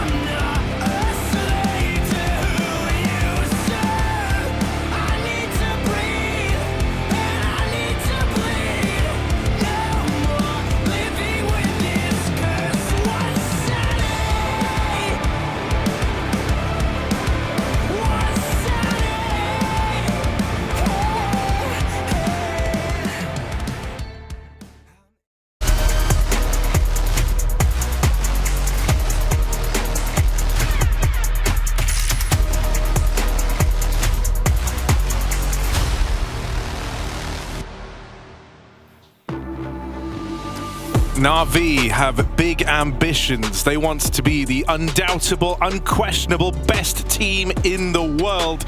So they're looking to cement that with a fast run into the semi-finals. On the other side, they're facing off against Saw, the surprise upset team, managing to best G2 to open up their run through the groups and lock in a playoff appearance, making history for their region. And they're now facing off against the top dogs in the third and final map. Inferno was where this whole story started for Saw. Besting big in the play-in in a tight match here on this map to get to the group stage, and then opening on day one of groups with that win over G2 that culminated on Inferno, G2's map pick. So as they get out in the top middle, it's a one and done for Imma down here in the boiler, but Bit takes up position. Bit was the guy that ruined Ancient for Saw, and he tries to start Inferno the same way. Got to take positions quickly, back up in the apps. Is a high risk, high reward play, but Arostos does it. He can really tuck in now. There's currently no kit for NAVI, no smoke to block positions. They've got to win this on duels and they've got to win quick. Roman forcing a kill, but he will fall immediately, and Arostos has only so many positions he can be in. NAVI have pieced it together, trying to keep the pressure on. They need to get on that defuse right here, right now. No one's even tapped yet, let alone the stick. It comes in, Arostos trying to get him off, and he can't stop the inevitable. NAVI take pistol. The first of many steps in the right direction. Saw may have come storming into Nuke, but they learned their lesson on Ancient. There's still questions to be answered though, right? Tape for Saw is plentiful on a map like Inferno. For NAVI, sure, they want a major on this map, but since that point, they've barely played it. And recent results were not good against Liquid. I think if anything, Inferno as the third map is super interesting because, as we say, for Saw, it was like what kind of started this whole journey to be in this position. For NAVI, it's become a bit of a point of contention after what we saw back in the Blast groups, falling both times to Liquid there. That being said, I feel like that almost gives NAVI a benefit because it immediately gave them something to work on and focus on at the start of the season. Like, okay, if one of these classic maps that we are happy to play is poor for us, we need to fix that now, and they certainly do. Saw exploding Liquid-esque, just quick out apps in that second round. We've seen that before. And so they're going to get a bump on and a healthy chance at this second round force buy. They don't give anything up. They stand to win this round on the force. If they just don't give NAVI a reason to go for this. And look, you can see Alexi was hanging around for a moment. Nothing was offered. So rather disgruntled as he goes, it looks like he's called for the save. Yeah, JL's pretty stubborn. He made noise running away, like fired the MP9 over towards B. This only works. Still looking in. Yeah, this only works if they leave really early, and it doesn't look like that's going to happen. Yeah, this is done. He gave it a cursory glance. But Saw are going to take that force in their stride. But that's the thing, you know, the recent results were, sure, not perfect for NAVI. They learned their lesson against Liquid, but historically this has still been a map strong for Alexi, even in his former rosters.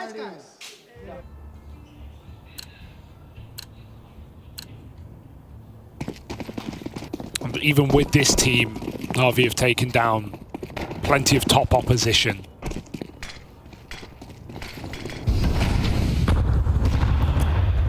Still, don't underestimate what a bit of momentum and a strong start can do, right? Absolutely. And that's what Saw are kind of staring down the face of right now. If they stick the landing here, which is still a big if. Yeah, Bubsky was talking about this on the desk about how you know, the team mollies taking Banana very easy. Oh my. Saw's util on this map is something to be marveled at, right? They were blowing G2 to smithereens with HEs up Banana the other day. So we'll keep our eye on that without a doubt. JL tucked in, needs to be hard cleared here, and Story is just sneaking through, but he still gets the kill. Could be split, bombs in apps. And if it goes any further, Imma might be able to drop it. So wrapping round the world, and this bomb's still very far away, but they're 2v1ing Alexi B. He hears the footsteps, though. When you hear someone pushing up through spawn like that, you're going to be able to call the rotates. The big question is, does Mutiris get there in time? Just a run. He's still keeping it pretty low and slow, trying to get up through Banana now as NAVI give chase. But it does look like he's dodged this dangerous timing. Nice deep smoke as well.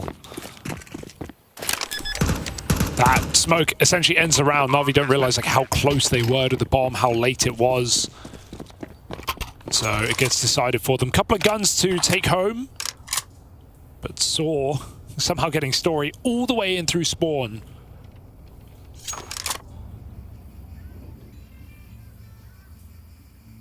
And Ujux finds the entry that wins the round, so... There's already a couple of promising signs here. Not only have they taken control of the money early on, bit multi-kills in... both rounds. Both rounds, and... both times they've been able to trade it, and then in those 3v3 moments come together in a way where they actually play the round very, very safe. And those were essentially like what ended up making Ancient feel so cursed, right? You lost the swing clutch moments at the hands of the guy who is still offering up these sort of multi-kill moments, only this time you're able to deal with it. This time you're able to meet NAVI halfway and offer up resistance there. And so that's confidence boosting for Saw, and they needed a confidence booster after how Ancient went.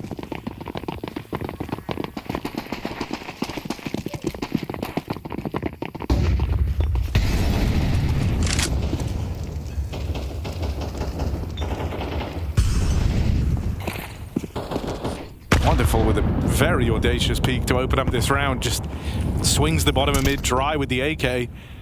Doesn't see anything. Kind of gotta make those plays, right? Because if Saw figure out where the rifles are, if they burn util correctly, NAVI gonna have very little chance to win this round. So Molly comes up Banana, two of them in fact, and Ema, he tries to escape, look for the fight. Molly, nade, another Molly, another nade. He's not safe. And so that gun gets removed. Wonderful trying to put his to use. Arostos in a punishing position. He goes round the corner, and there's the trade out. Gun dropped, but no one to retrieve it. Saw set up to hit B. You've learned where the AK is, so that's very much going to influence where Saw look to go. That AK could still get removed, and with Roman picking that up, they are currently walking in to this NAVI two-man stack, but with just the Deagle on JL. Alexi! Careful. Hang on! His USP is roared to life. Mutiris is here alone. Roman's trying to wrap through the spawn. Yeah. And Mutiris will land the spam to find him. Alexi makes it interesting there for a moment. But Saw do well to remove that last man. Good try for NAVI. But we've already seen just in 4 rounds the util up Banana and how efficiently placed it is for Saw. Making sure that neither of these hero rifles win the round for NAVI. But now everyone has one. Wonderful's AWP. Let's see if he's going to be making plays in this game. Or if he will just be relegated to his traditional passive style.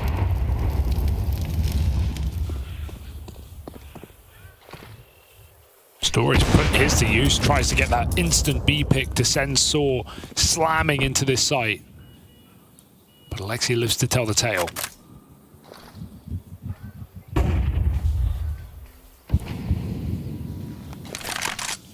Wonderful actually moves on over. Might be a clash of the orbs here. This is crazy. Looks like NAVI want to try and move back in, retake some of this control outside of B. The orbs clash and Wonderful comes out ahead. Headshot. Quick flick on a Story, no easy feat. It's a bomb retrieved for Saw. Oh, but Roman, he now recognizes the strength of this position. Going to try and come in with the backstab, and Bit's ready for him. Oh, that's awkward. The info's here for NAVI. They know where both players are. Arostos, what can you expect him to do here? Tries his hand at the spam, spots that other player in rotation, but Arostos is boxed in, and with the bomb down up in the apartments, this should be an unlosable round for NAVI. And an unwinnable one for Arostos.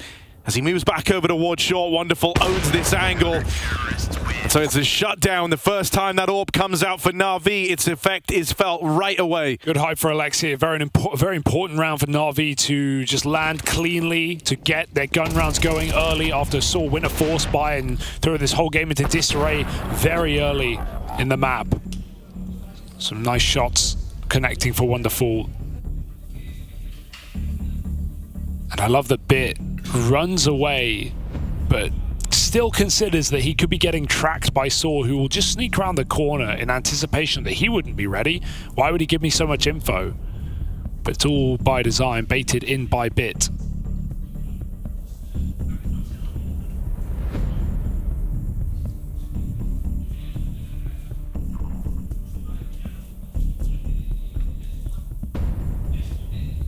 Plenty of experience for NAVI to fall back on.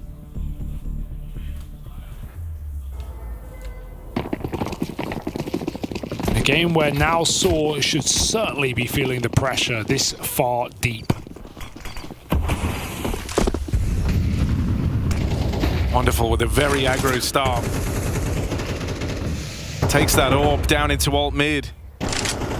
JL in the meantime is getting pressured over at top Banana, so all across the map there's fights breaking out, and Wonderful nearly misses the timing on his one. JL with a bit of help from Alexi B looks to withstand the B play, but he can't. Roman deals with both those players taking the aggro B line. Imma gets here quickly while Bit tries to launch the backstab. Dos with the turn. Ouch. This was a low buy round for Saw. If they can get past Imma, they're on their way to a winner. But there's the lineup. Imma knocks them down. And it's that Deagle on Aros Dos that's gonna need to stick the landing in recovery here. Bomb away from him. Imma not giving him the fight. He's waiting for Wonderful. He's waiting to group. Aristos might have hit one blinder of a shot, but now he's going to offer up two more in pursuit of this round. And there's that backstab. Wonderful. And the patience from Imma after getting that Mo down set NAVI up for the equalizer. That's an unfortunate, even clutch attempt for Aristos. He doesn't actually get a chance to even play it. His routing, he's staring at his crosshair. He can't figure out where the bomb is. It's in the water. He doesn't get a gun, even though there's two on the site. By the time he picks up an AK, has 4 bullets, and they both just flank and peek. So doesn't even get a chance to get started there. Important round for NAVI as well, all things considered, right? I know Saw come into it with not much to their name. It's those 4-sport guns and a collection of pistols. And if it wasn't for Imma's heroics, that could have very well been a Saw round. Instead, NAVI about to take pole position here on their CT side. Oh, yeah. Freebie for JL on the boost up. He should start streaking a little bit here.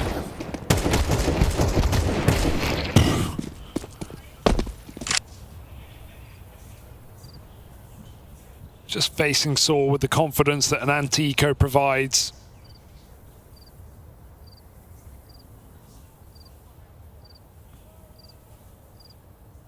It's quite a spot.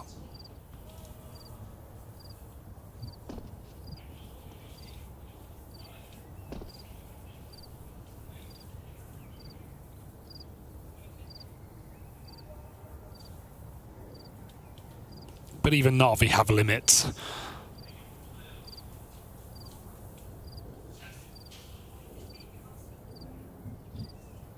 Just crickets for Story. No one down to take the big risk in hunting. And right as he makes his move, they'll spot him out. So cleanly done. They let Bit go get it on the MP9. Flawless round there for NAVI.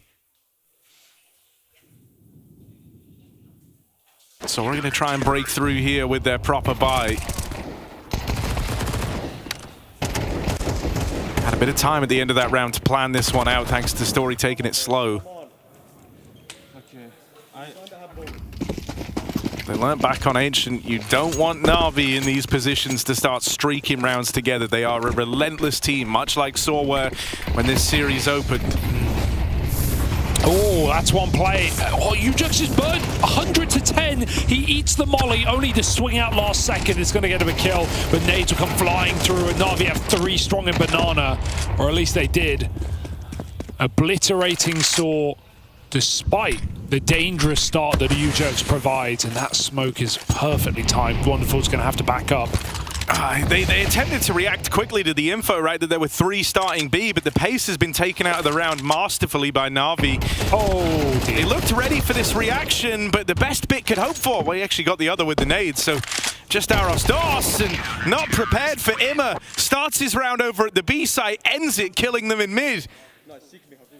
Make no mistake about it, IMA has been instrumental to this CT side already. IMA's glow up needs to be studied. I mean, there was a period even post major where it felt like he was going to be the first to go on this team. You know, couldn't repeat what he showed in Paris. He's gotten more and more comfortable inside of this squad. He's putting on higher impact every time. His T sides, his lurks, getting very impactful on maps like Mirage. Especially capable alone on nuke outside to go down secret. We saw that in the first map, even though it didn't fall in Navi's favor. Yeah, I think, you know, Navi, we spoke about this in some of their earlier games, but the fact that Bit and IMA were like two of the front runners in and around the major in the midpoint of the year, that you would say, okay, if they were going to make changes, these would be the guys that you want gone. Well, Bit's gone on to be a terrifyingly consistent face within this team. IMA has really come into his own within his roles. And those two are able to take charge of games almost single-handedly now for Navi. There's something to be said. Taking a look at Blade and his faith in this team. He trusted in Alexi when Alexi's stock was low, and he stuck by Bit and IMA in their positions, believing that they have what it takes.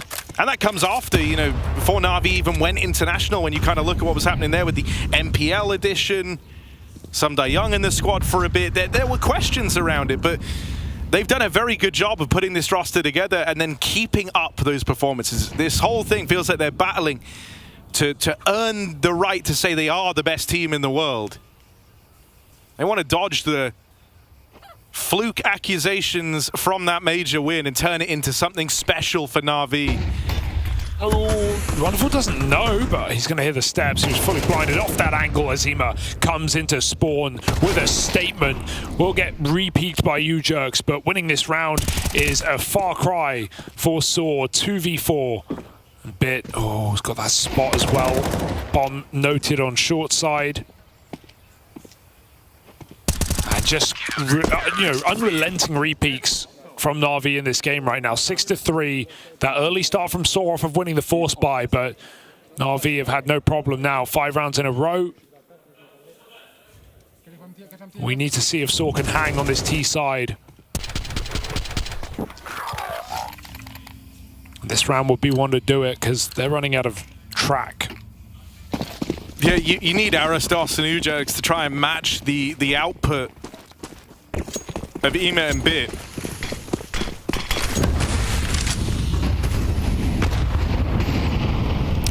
And that's easier said than done. Even though those two have been like the real driving force behind Saw, expecting them to keep it going is a tall order. Navi, this next round gets to decide how crushing this first half is. Yeah. If they win this out, Saw are really down in the dumps. So this one is weighted heavily in Saw's hope in this series. The WAP setup is so powerful as well. Arostos is going to be lurking on his T side. He's playing very slow at least, but Navi have no reason to move with IMA having control of middle and checking it on frequent timings. Wonderful. Oh, he actually gets the leg shot, aiming very low. And they see the app setup is in play, so that might just speed Saw up on this B bomb side. They've got nothing else to work with. 5-on-4. IMA hanging around, considering this could be a B hit. And Alexi's about to confirm it. I mean, the fact that Arostos never made himself available to trade is such a big deal. Look at all the attention it's kept for Navi over on that A side of the map. Right now, he's left this B site wanting for reinforcements, wanting for guns and crossfires, but the smokes have shut them out of the round. Saw cross on in. They're going to get that bomb planted. Lovely. Trying to nade the smoke open, but Alexi can't see a thing. Instead, it is IMA on the smoke spam to give them a reason to look into this round. And now Bit rotates. Only just now getting activated on this lurk. The one that got away looks to be the one. to win this round for Saw. It just comes down to if they can buy him the time. And that's not a bad way to start. Story Zorp slows the roll, and there's the backstab from Arostos. Yeah, Bit's kicking himself. He hung around so late on long side to wait for the lurker. He knew it was coming because Saw had a 5v4. Arostos is the Abs player. There was no reason necessarily for them to play 5 Banana in that round, so the second Bit leaves is when Arostos comes around the corner. Very awkward timing. And a nicely pieced together execute from Saw. I mean, that round there is one of the swing rounds of this first half. They can absolutely make this an interesting game. You win a follow-up buy, suddenly NAVI have relatively lower money. AWP will certainly be under question. So, a chance for a 6-6 presented.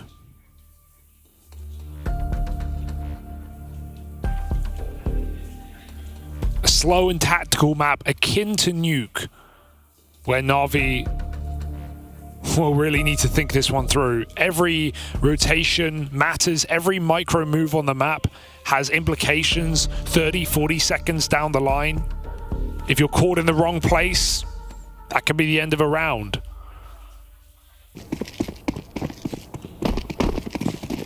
Wonderful's got a spawn. He's going to put it to use. Just nades on B.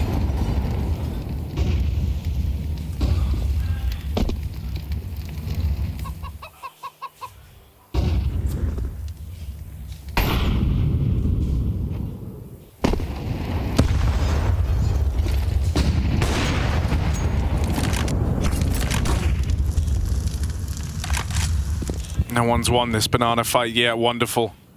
Looks to try and stake Navi's claim to this part of the map. First shot, but no further as he goes back in for even more. That's when Story gets the better of him. A key trade, a big voice to have removed here. That wonderful AWP now knocked out of the round. 4v4 gives way to this mid-control for Saw. They're holding for this re-aggro. The IMA is not missing a beat. Saw's roll gets slowed here. They get out top mid, sure. But now what are they going to do with it? Brutal headshot. And Ima just tucks in to the back of the site. Him and Bit both tucked. And Alexi smoked off, can potentially break this when he feels free to do so. Long is clear. He's about to learn that. Bit. Oh, great grenade thrown from the long side. Ima swings out for a double. They don't even know about Bit. They're going to find out the hard way. Story in a 1v3 just comes sneaking in. And NAVI, a very nice hold, an even better setup. A big 3K from Ima. 15-5. And that's with Wonderful just re-swinging into the AWP before the flash even pops. What that did do is free up JL to just send his team back to that A stack.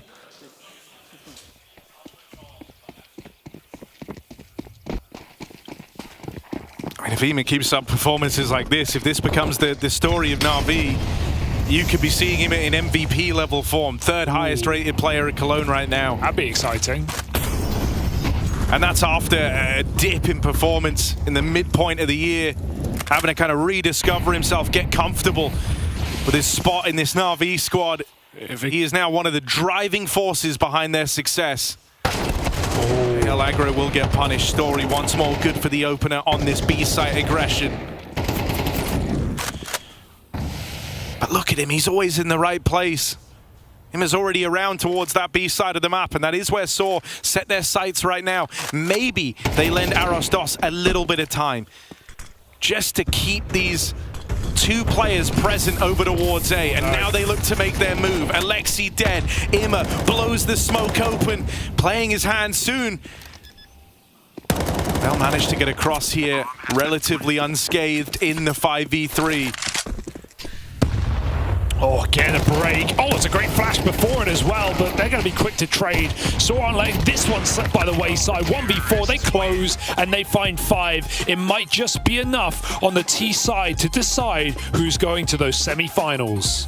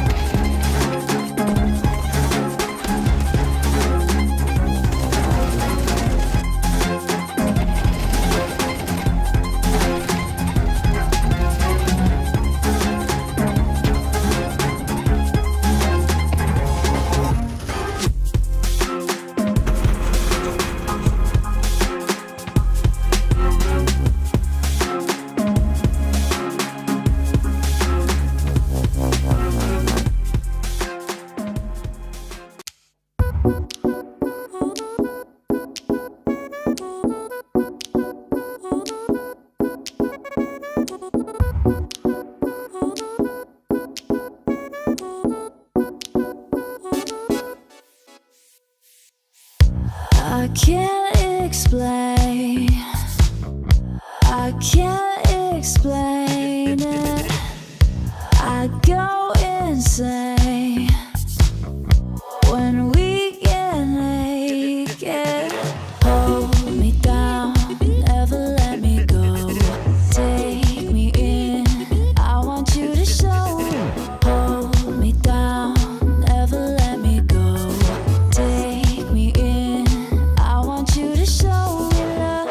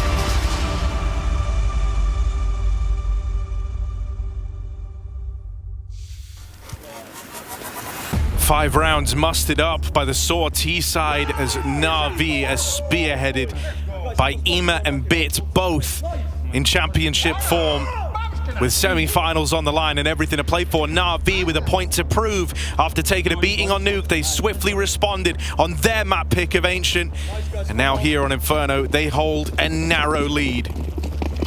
Yeah, it's just enough for NAVI to feel comfortable, to feel safe, to feel like the better team. SOAR is still impressed and surprised in this series. It's time to see if they can come back against the odds. NAVI make it all the way up Banana. They don't even need to use this util. That can be saved for later for what feels to be a B execute. Wonderful and Alexi with the full kit. Bit lurking apps. Beast in this position. U-Jerks has all the nades, but doesn't realize there's 2 players real close. They try and punish him, falling back, and he's not going to get to use a single droplet of it. Roman on top of the boost, falls after nothing, and NAVI secure, surely, a pistol. It was those T sides that did SOAR so well in the matchup versus G2, where they took them down here on Inferno, so they're going to have to do it on the tougher side now versus an in-form NAVI, and with a NAVI that have picked up the pistol to open this second half. Bit by bit, that margin grows between these teams. NAVI came into this as the favorites. SOAR were on that Cinderella story. Ooh. No saves either. Oh! Oh! NAVI clean with it right now. Pistol round secured. You mentioned Ima in MVP form. You mentioned Bit right behind him. I mean, coming into this game, NAVI and the top 7 highest rated players of this event, they have all 3, including JL.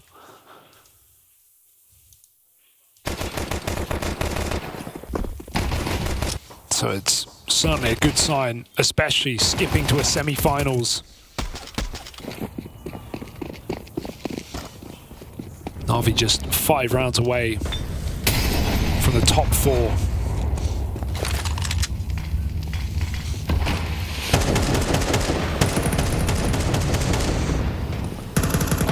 Forced by up for SOAR.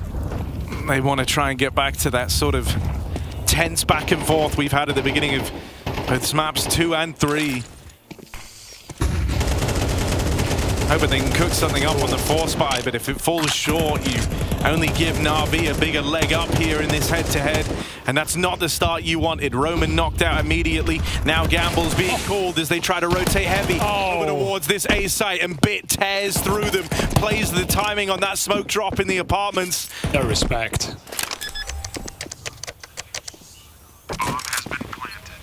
Saw head out of this round deflated. Risked it all on a force buy, and they find nothing from it. Love that walk for Bit. He realizes the smoke came from a top balcony, so he can just catch a player who hasn't pulled their gun out yet. And at that point, with the game NAVI are having running through the smoke, just a display of confidence for NAVI, and they just want to take the guns away, and any hope and weaponry Saw have is gone. Full eco. As NAVI find 9.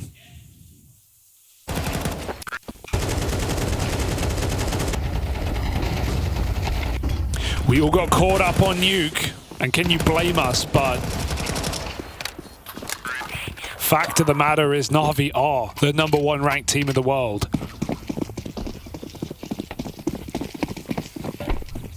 And they are here at Cologne to prove that.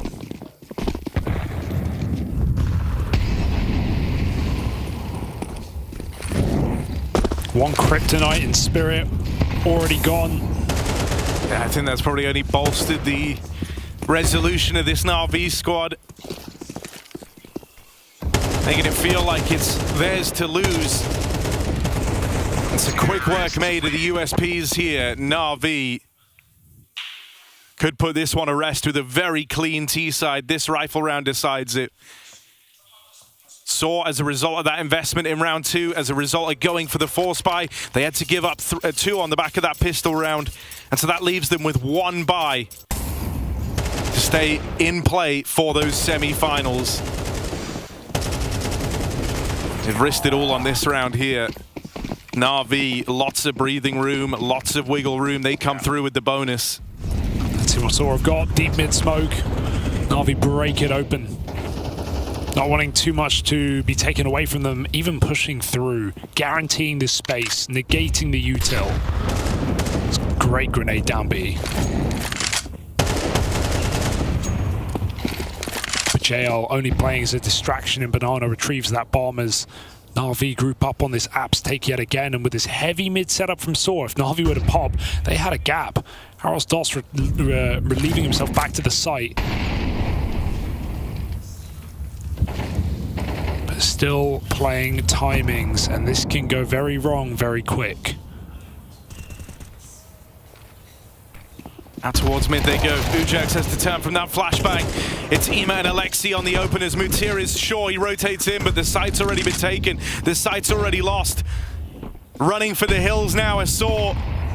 Even with a double setup, I don't know what Ujax is supposed to do, because NAVI throw the flash on left side. They peek before it pops. As soon as he's turning, he sees them running out mid. So it's either eat the flash and just hope for the best, maybe get a kill, or turn and hope you can turn back in time.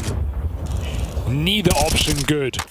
But what would be worse would be to lose these guns in the post plant. Saw attempt to save. Will NAVI relent? It seems like they may, just for a round. Guaranteeing 11. And giving Saw 1 more shot. But that's all. Terrorists win.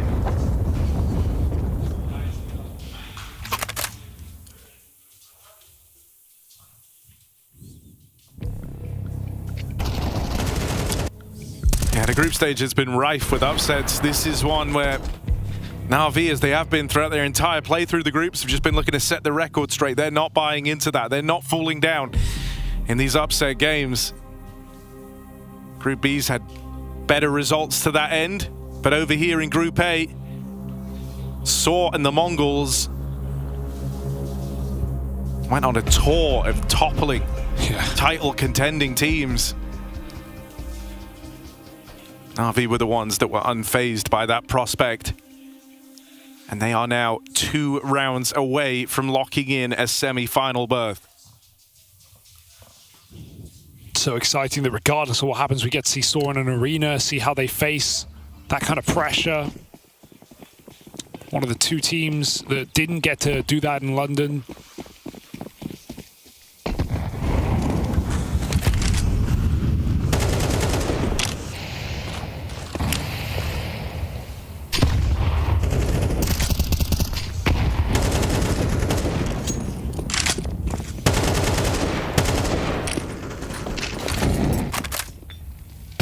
Slow and steady for NAVI.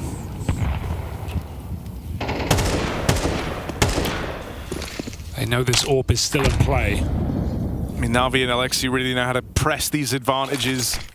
They know that at this scoreline, Saw will be playing safe. You don't feel the freedom to take risks, and risks often come in times of desperation when you're the underdog team at a scoreline like this. And so NAVI try to press that home as hard as they can with these slow rounds. Just the tag. Lucky. From Stories AWP, Alexi gets out alive. Yeah, but they use that to force util and also hope to get an entry, right? Alexi jumps, the player swings to peak, but Story gets out of position in time. So all in all, Saw are pretty happy with that. But NAVI still want to commit to the site they know where util has been burned. There is not a smoke, nor a flash, nor a Molotov on this B site. And even though Maturius begins to rotate, NAVI will be coming through with the hit. Story going to try reposition ahead of that smoke.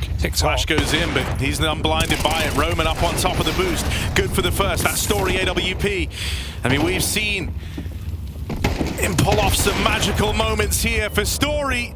And cleanly done on a JL. There just isn't time for NAVI here. Left a little bit too late on the hit, right? No room for error. A missed Molotov on that new box pillar. And so Story's able to get perfect cover after he gets a shot off at the back of the site. Okay, sure.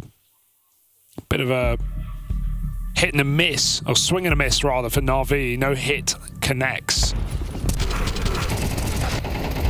Leaving it so late that even Maturius began to rotate back in 20 seconds. They did not believe that.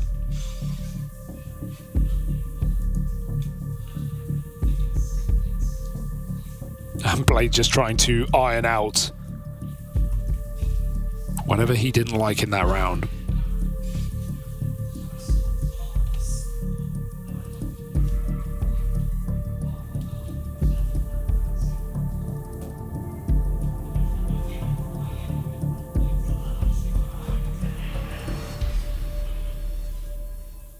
Still a surprisingly tense moment, right? Like, you get stopped like that on a B play, sure. You have a lot more tricks up your sleeve if you're NAVI. You haven't had to delve too deep into the playbook yet, but you've kind of got Saw down in the dumps right now. You don't want them to get their second wind.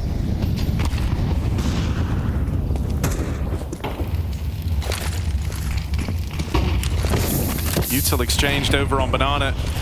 And so now we're getting some of those risks from Saw. Taken in the early round, they try to aggress and take this Banana control away. JL finds good damage on the spam, but it's returned onto Wonderful. Softening up that T-side orb.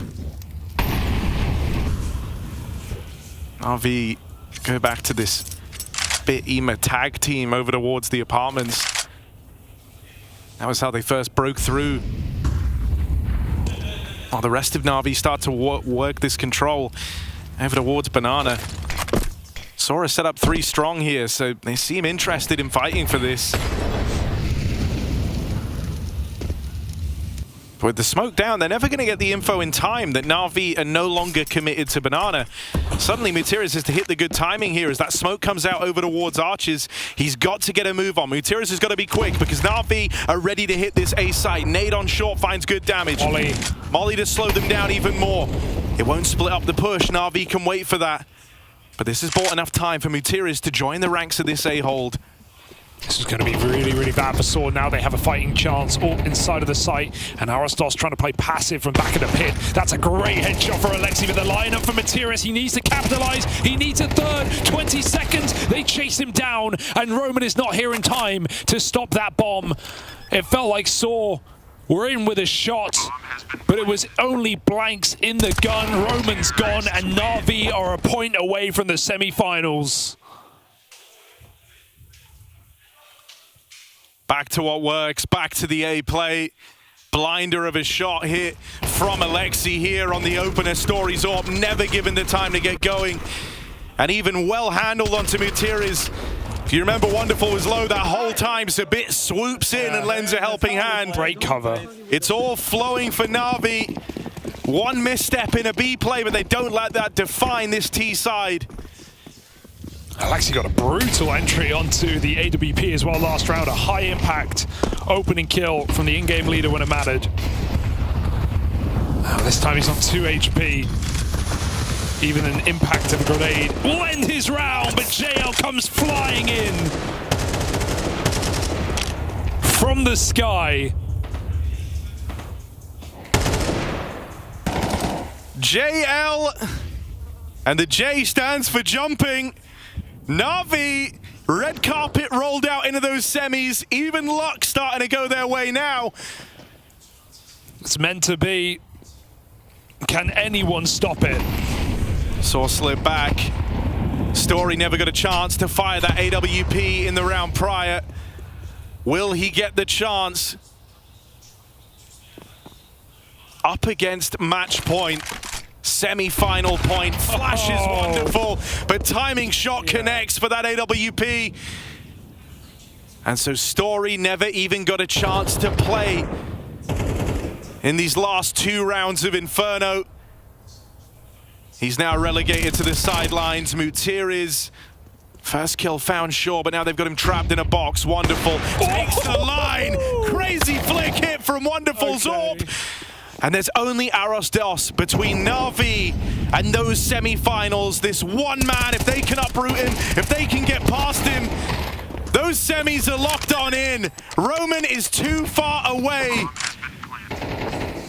And so across the series, NAVI got posed an interesting question. When Nuke opened, they were surprised that Saw had the confidence to go for it, challenging NAVI on a strong map. But they answer the call. In spite of falling down to open, they dominate on Ancient. And they shut Saw out on Inferno. NAVI heading with their heads held high into those semi-finals. The squad that were able to stop Saw's reign of terror through the upper bracket. Yeah, some incredible individual prowess showed by Bit, by Ima in this series. Wonderful when it mattered and when he was required, smashing with the AWP. But NAVI, they are a challenger here in the Lanxess. Saw entering it for their first time with a shot at glory still, with a shot on the stage in front of a crowd. And I think they're going to make the most of it. But taking down the world #1, while it was a brief opportunity on Nuke, it was not meant to be in this series, and that still fills you with some relief for NAVI that they can maintain this form that they brought into the second season of 2024, bouncing back after commiserations post-major, and now looking to take the title here in Germany.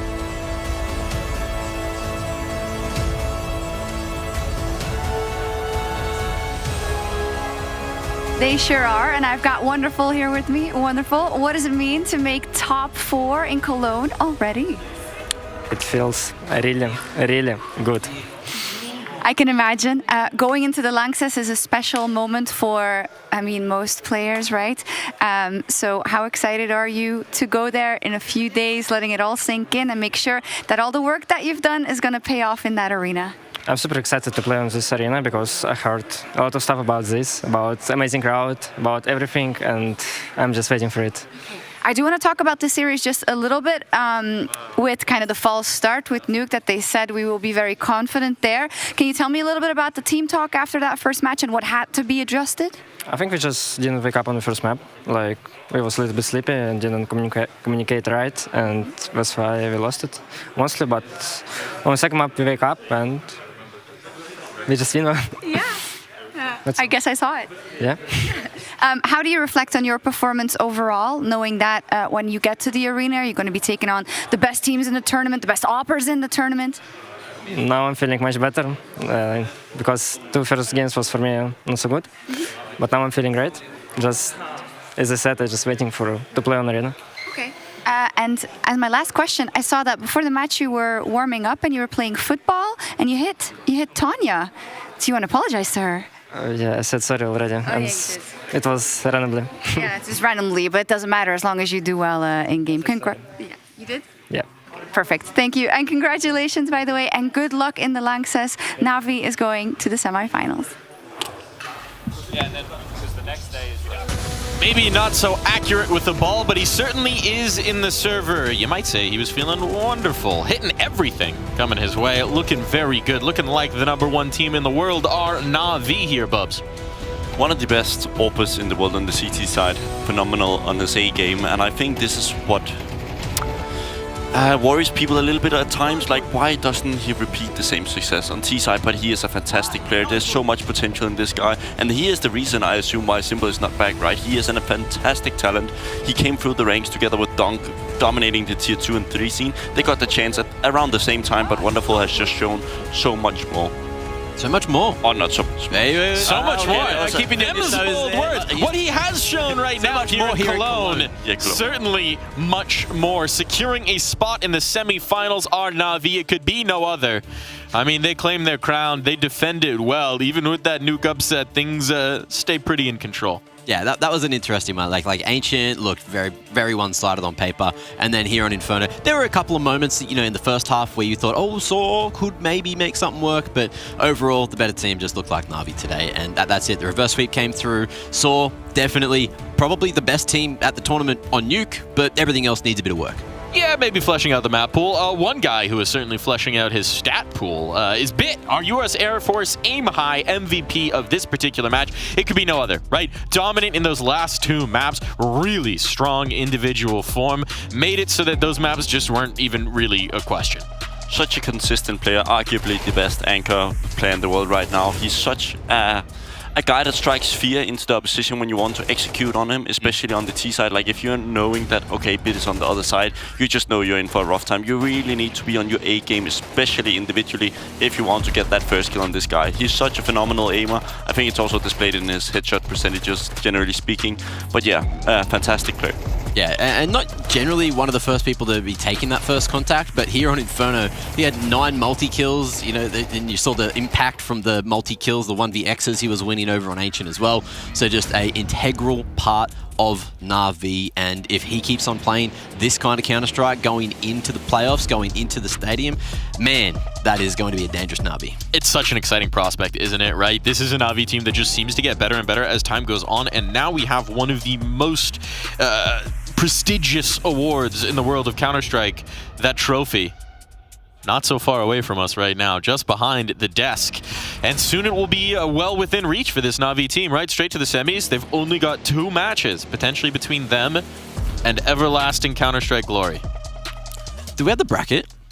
Are we able we might have the bracket. We're able to get the bracket. We might have the bracket. There's some more games to play. We're not done just yet, but we do have an idea of where they'll rest in the bracket. So let's take a look at it, Mac. I just want to refresh my memory quickly. Okay, so it is going to be G2 on the same side of that playoffs bracket as NAVI, and Saul's going to be jumping into the other side, which is a pretty painful looking side of the bracket. Potential for Liquid and FaZe both still going there. You've got Vitality, actually Vitality on MOUZ. Vitality MOUZ, that one could go either way. Yeah, so going to be joining one of those teams over there, and we'll see one of those teams flip back into this side for the other side of the playoffs bracket. This is what we still have to do, right? We still have to decide our next semifinalist team, one of MOUZ or Vitality, and then down below, FaZe Clan Team Liquid, a rematch of the first round here. And I know that says 2-0 on the bracket, but that does not tell the story of how close and exciting that first go-around was between Kerrigan and his protege in Twists.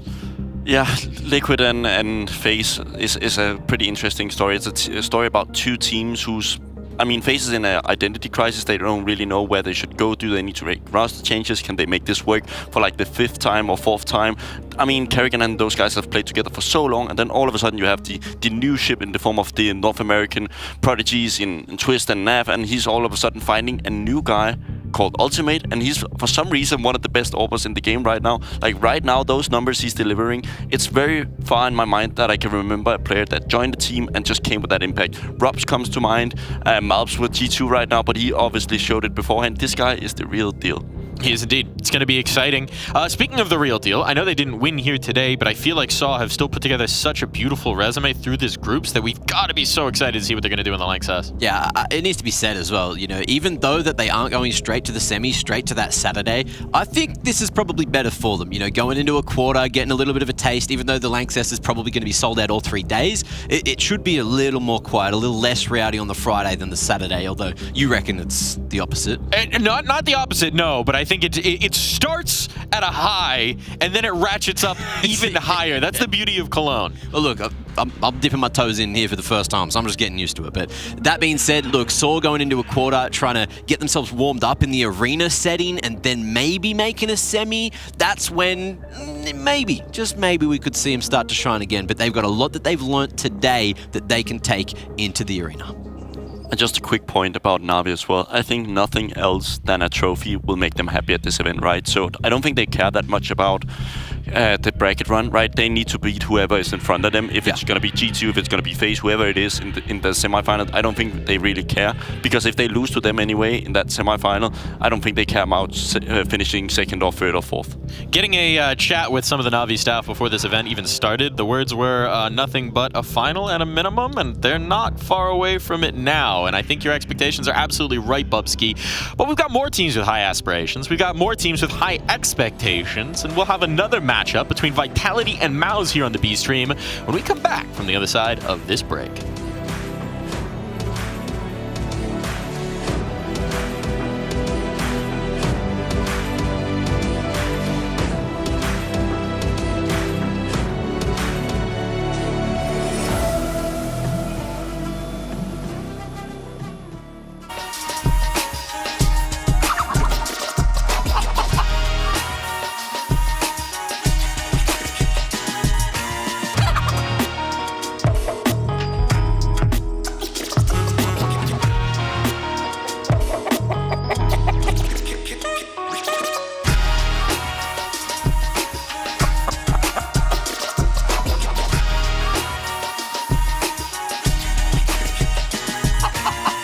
Think you've seen it all? With FaceIt Watch's Point of View Selector, you can experience the game from any pro's perspective. Use the multi-view feature and customize the stream with up to 4 angles. Control what points you see while earning rewards. Drops are activated and lucky winners will receive FaceIt points. And if you ever miss a match, VODs are now available. Get instant access to demos with multiple POVs and commentary. Watch it, control it, face it.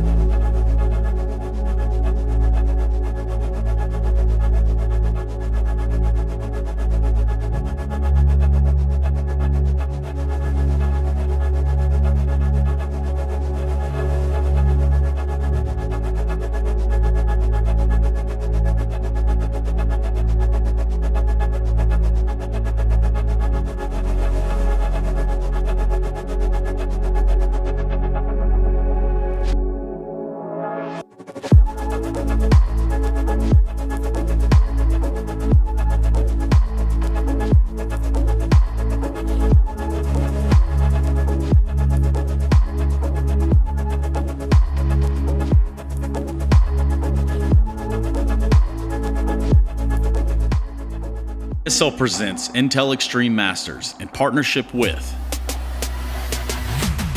Intel, Acer Predator, DHL, Qiddiya, Monster Energy, the United States Air Force, 1xBet, White Market, Logitech G, and NOR.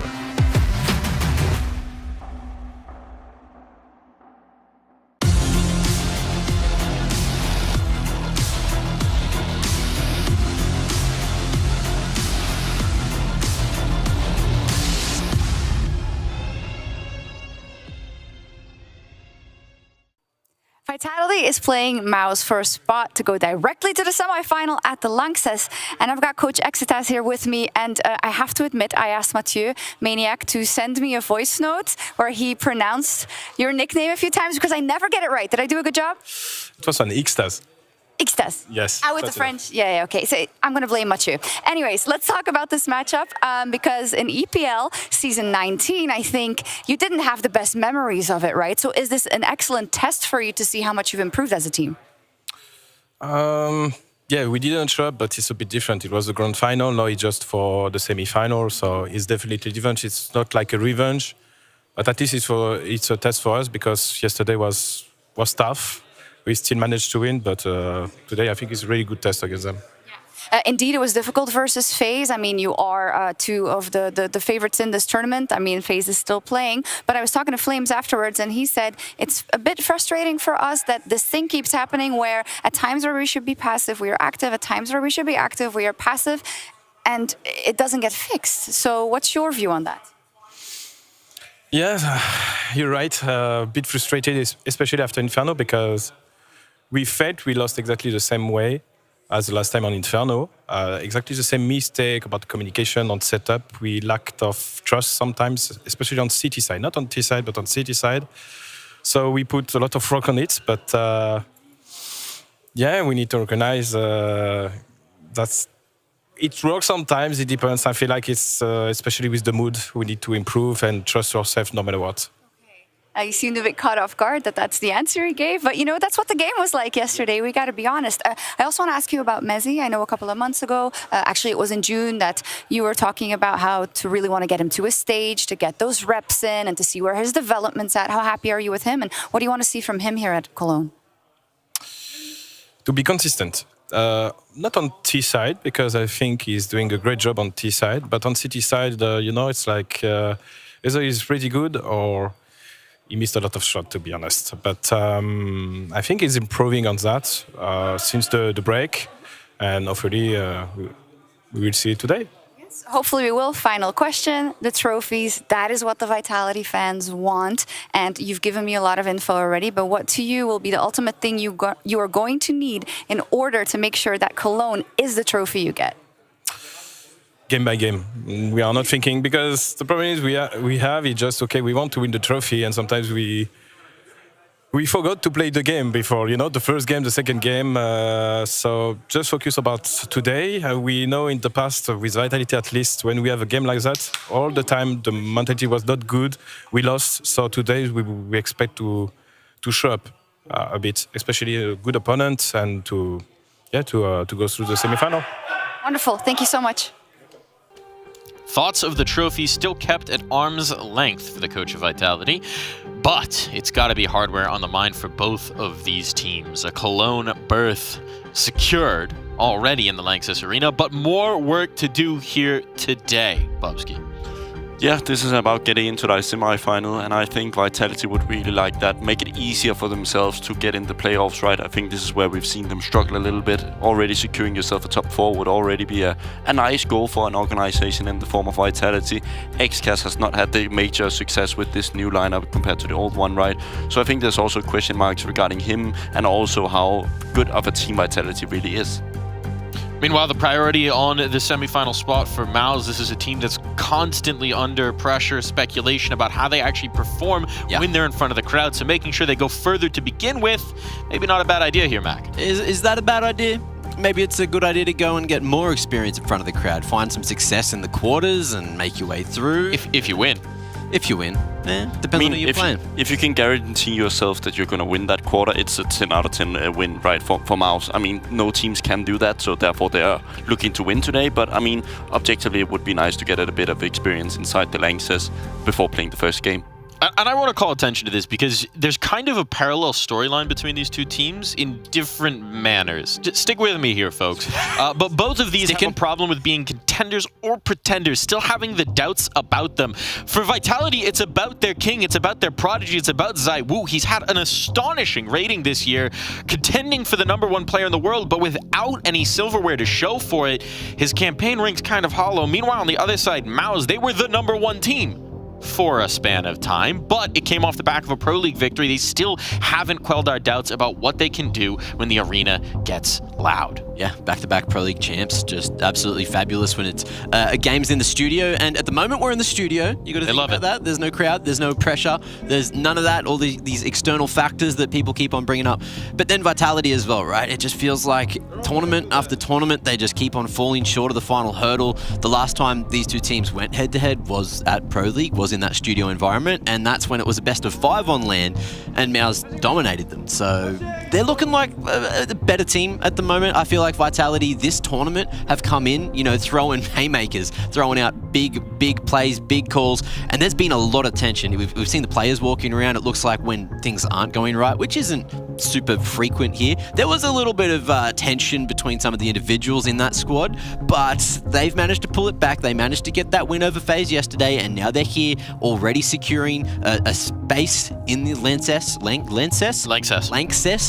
Hit that X. The Australian word. I just dropped letters. I'm sorry. But look, it's one of those situations where Vitality are looking really good right now, and now may be the time for them to just break through and start to play towards their win conditions. And what would a trophy here? What would a Cologne victory legitimize for Vitality? How would that change the conversation, Bobski? Like you said before we started, or like in the introduction, you said there's no silverware to show, right? And I think the only reason why we're potentially not putting him as like one of the first is that there is no silverware. The goal for ZywOo this year is not to get the first place. Like, regardless of him winning nothing and having amazing stats, I don't think that's his goal. He wants to win a big trophy, a major more. He wants to be one of the most achieved players in time because he has the skills to do it.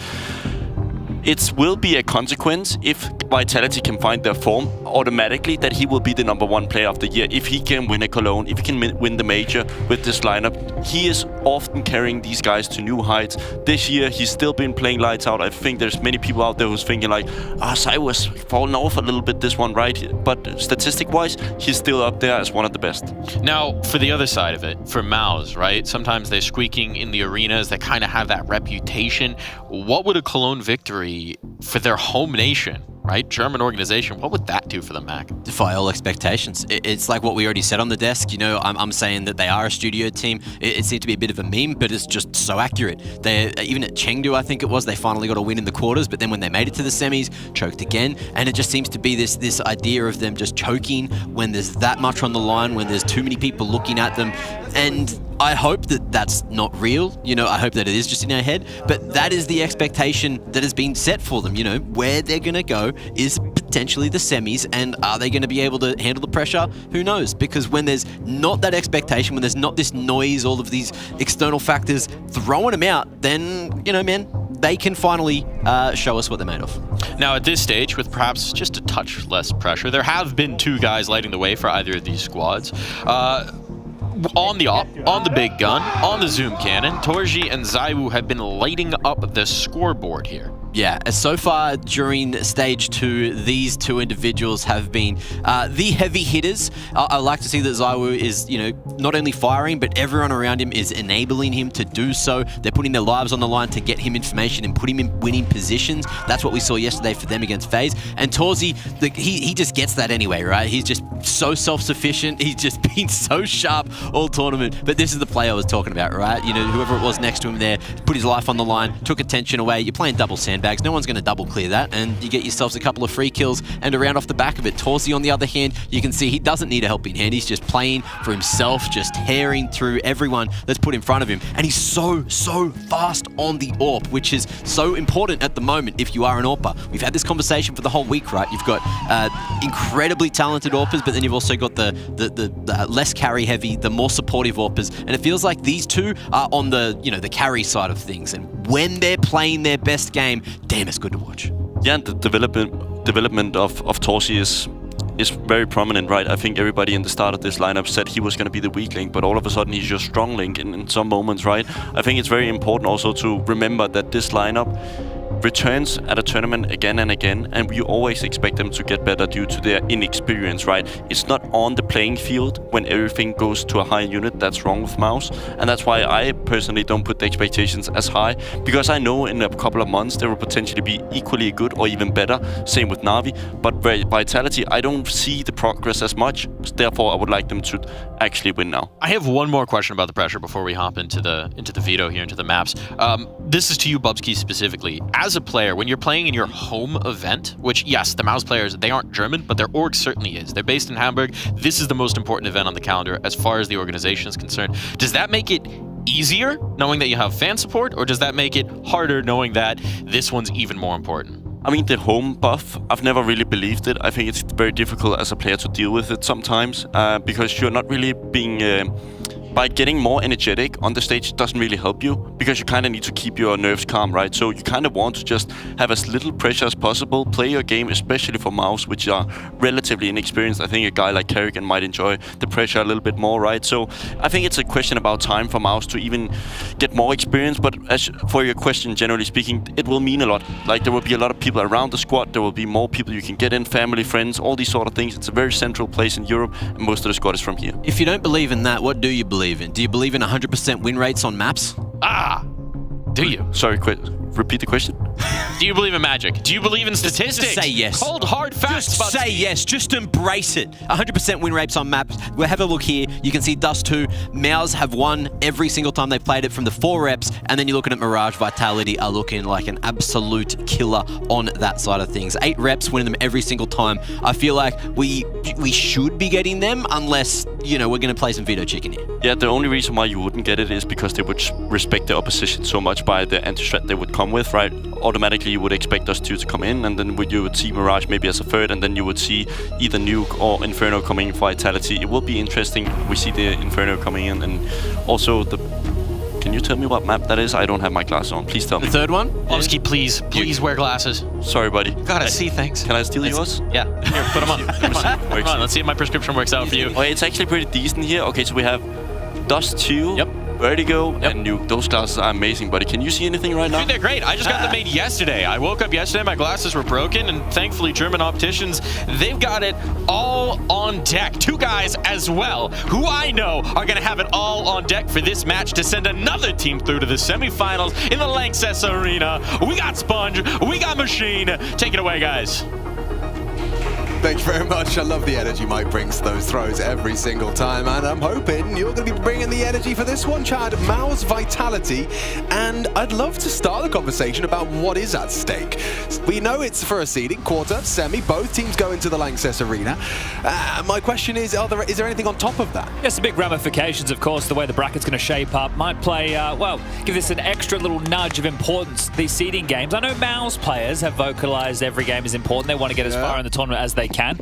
But you lose this, you'll be facing G2, who are looking like marauders from that lower bracket in the quarterfinal.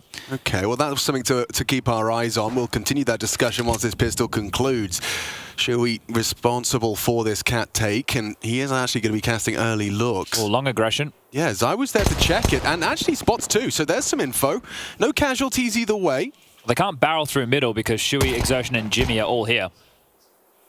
Yeah, in which case they are just kind of stuck between a rock and a hard place, and that is the hard place hitting. Shui takes out Spinks, and the P250 on Zai will well utilized. Brolin deleted. Starting to trundle up long, the full 4-man assault. Keep your eyes on this Jimmy flash. How do they utilize it? They're just going to creep up. The smoke not in the air. Torji casting a couple of... Lots of info. Yeah, knows they're committing. Smoke on the cross, turns the flash. Jimmy throws out his towards the ramp just to delay. Allow Torji to tuck in. They do have Shui on Gandalf, but safe plant. Flames punching in the code.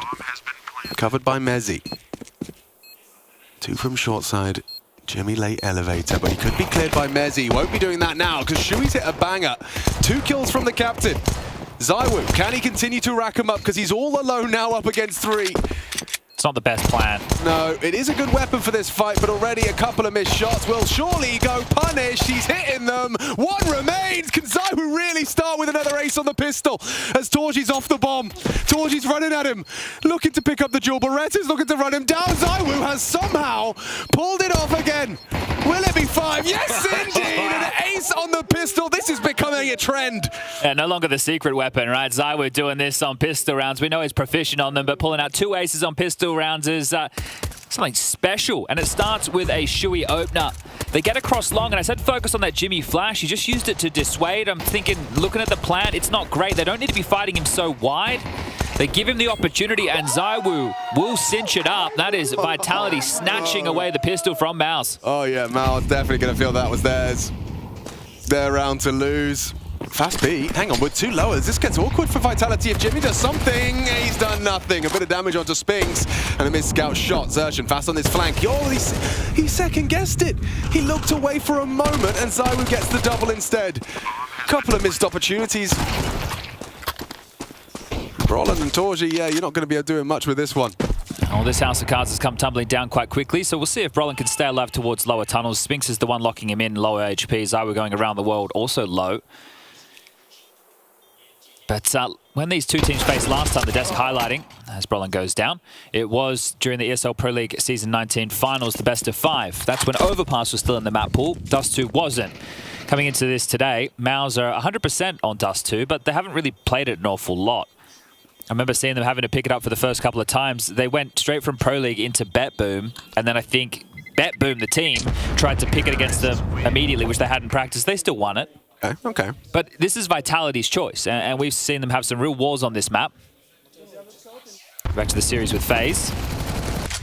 But despite the win record for MOUZ, Apex and Co wanting to try something a little bit different from how things went in that best of 5, because I will remind you, in that best of 5 series, Vitality had 2 of their 3 maps in the first 3, right? So they picked Inferno, lost it, and they picked Nuke. That was the 3rd map, lost that as well.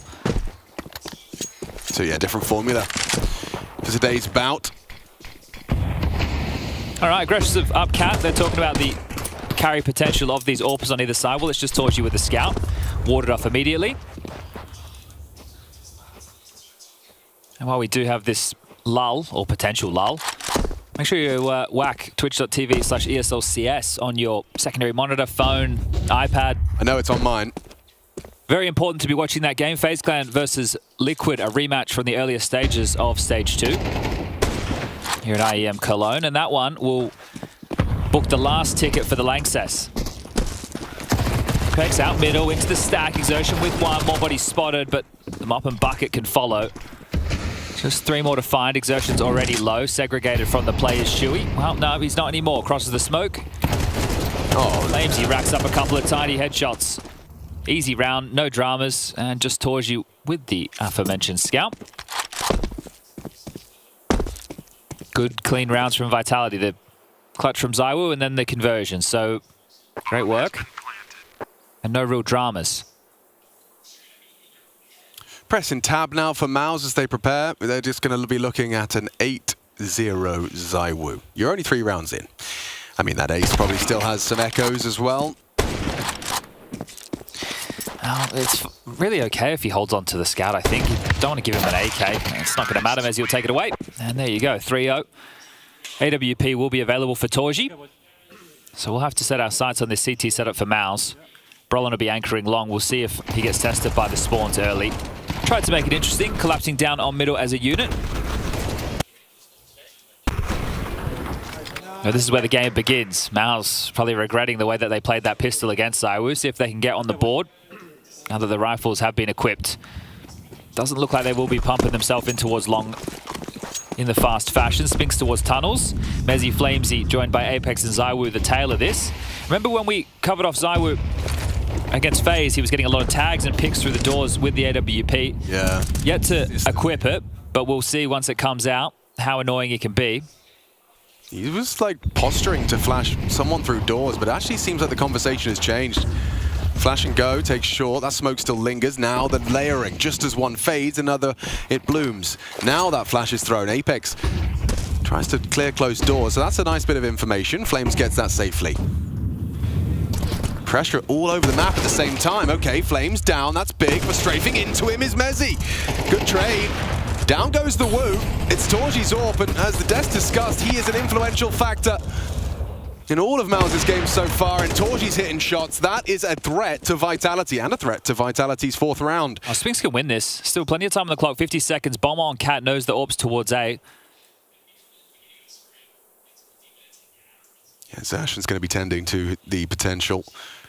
Sweeps through, looking at doors and heading CT, so he will be closer to assist if the bomb goes A. Yeah, and a bit of a risk for him to cross. The fact that he didn't get caught on the timing helps them piece this puzzle together. Torji's position is going to be really difficult to rumble. Should be good for this. Yeah, unless Spinks hits an absolute cracker. Oh, he just quick changed. Oh no, Torji loses his head. A quick reaction and an adaptation from Spinks. Zershin does not choose to jump, keeps him guessing, and that could be enough. Oh, Spinks caught out again, but still Zershin does not close. Spinks instead, a clutch. We're 4 rounds in, and already 2 clutches for Vitality. Damn, the superstar Zywoo on the pistol now. Spinks in a 1-on-2. And look, he wasn't expecting Exertion. You can understand why. The fact that they played that close together, Exertion braving the cross. Both of those fights he took, he was caught off initially. I'm pretty sure Torji had just quick changed as well. It looked like he was set and ready for that, but Apex letting him know. Beautiful stuff for Vitality, and this is what you need to go your way. And we mentioned what happens if you lose. Well, if you win, on that side of the bracket will be the winner of FaZe/Liquid, which will be the 3rd place from this group, and Saw. Ooh. Okay. Now, Saw played some good Counter-Strike, but I will say one side of the bracket would look a whole lot beefier than the other. Like, imagine, let's just, we could live in a world either way. Come on, John Lennon. But let's say that MOUZ lose, right? You're going to have G2 versus MOUZ, and then winner plays NAVI. Oh, bloody hell. Yeah, stacked. Brolin. 5-7. Not this time. Oh, Mezzi. He's done some good jobs on this T side so far. Even though that round, it came to a Spinks 1-on-2 clutch, you saw what Vitality did, right? They dropped the crossover smoke without having anybody long. That segregates your A rotator rifler, and the AWP from Car won't be able to deal with the mid to B. That's where Spinks went out mid, and once they, or maybe it was Flamesy who went out mid, regardless, somebody went out mid, but then Mezzi drops down from spawn using that to segregate that rifler and get that pick, and then even coming through it towards the A ramp for another fight. So trying some things outside of the box, and Mezzi's going to grab another one. 100-0. Shuey, I understand what he's going for there, trying to delay the peak, hope to be overlooked, maybe flash, but didn't quite work out for them. So now it's just going to be Zershin's Deeg, and just the 1 bullet connecting onto Spinks. Vitality taking this one by force. Apex still lingering top mid, so he should be set to collect here onto Jimmy. Actually, 2 bullets into Apex. 1 shy of converting, and now Apex is going to drive by onto Torji and get away. Puts that scout down to 63, and it's just an impending death here for Torji. He accepts his fate. Will Mezzi leave with 3? No, he won't. Torji, good for it with the USP. They'll clamp down on him here. They won't give him a chance to get away.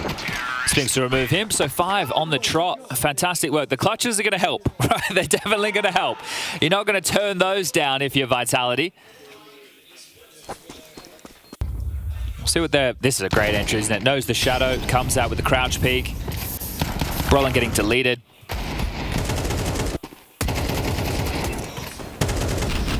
As he has a long spawn-ish, so just going to throw out the corner smoke. That's going to keep Brolin and Shuey on their toes. The two of them are going to have to expend a bit of util. Torji starting that AWP over towards middle, and Exertion jumping up catwalk. Jimmy to anchor B. Yeah, we might get an AWP head-to-head here.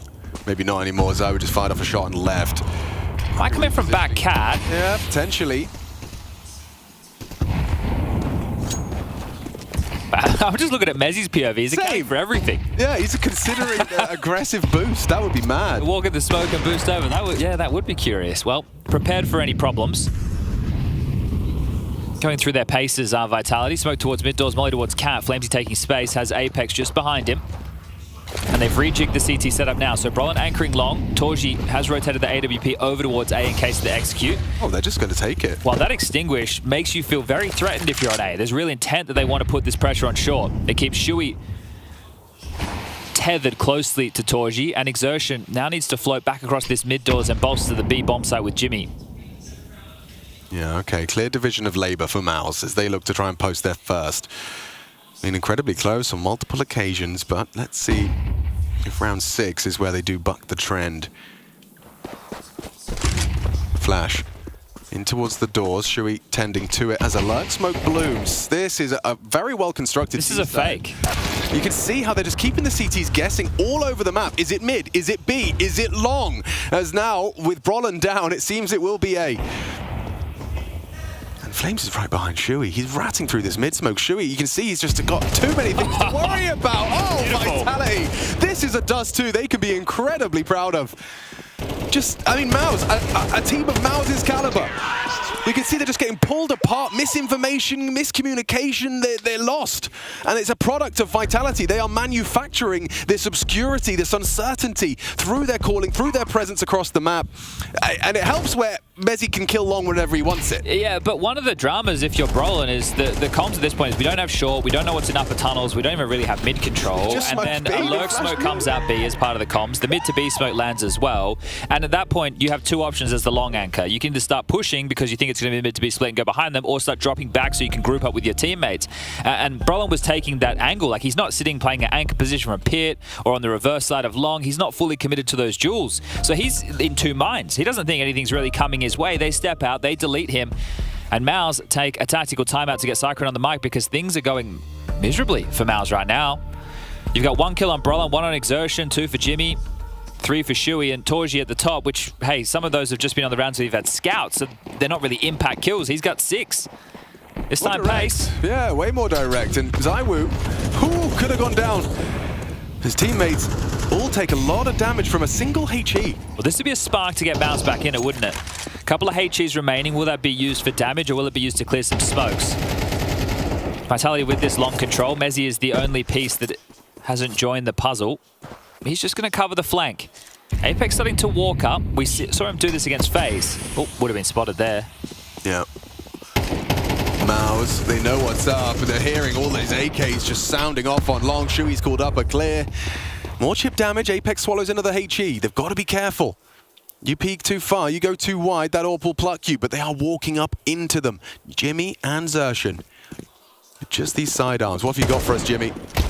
Misses his first, delivers in a big way. Double kill, finally silenced. It spins to bring him down and finds short as well. Torji, unable to find anything this round. Shui burning alive into Mezzi's crosshair. And just Xertion here, yeah, caught out in the open, does well to find first, but will be run down. 7-0, Vitality, they've got to be feeling very, very good about the way in which this T-side is not only being structured, but the way it's being executed and converted. Yeah, that's one of those rounds where things could, get Vitality a little bit on edge, even with this type of a lead. So dicey as they're getting blocked by certain smokes. They cross towards the side. Jimmy gets 2. But really, this is a walk in the park for Vitality. Which I'm pretty sure they are, mandated to do in every contracts. Morning. Yeah, every morning go for that walk. Oh, Flames, a chance, and as Apex, he's a kill stealer. That's what he is. That's insane. They get the corner kill. And he just transfers. That's... Round? Whoa, how do you get back into this? Exertion's in lower. We can see a bit of a standoff. If he plays forward for info, Mezzi's got him dead to rights. When he pivots back now with Jimmy to try and clamp down on mid, the door is opening towards B because the upper tunnel smoke is about to fade. Now Exertion has to worry about B. You just have to save. Yeah. You just have to save. I mean, he's got 0 in his bank account. Max loss. Keep your goodies, keep your AWP, keep your nades.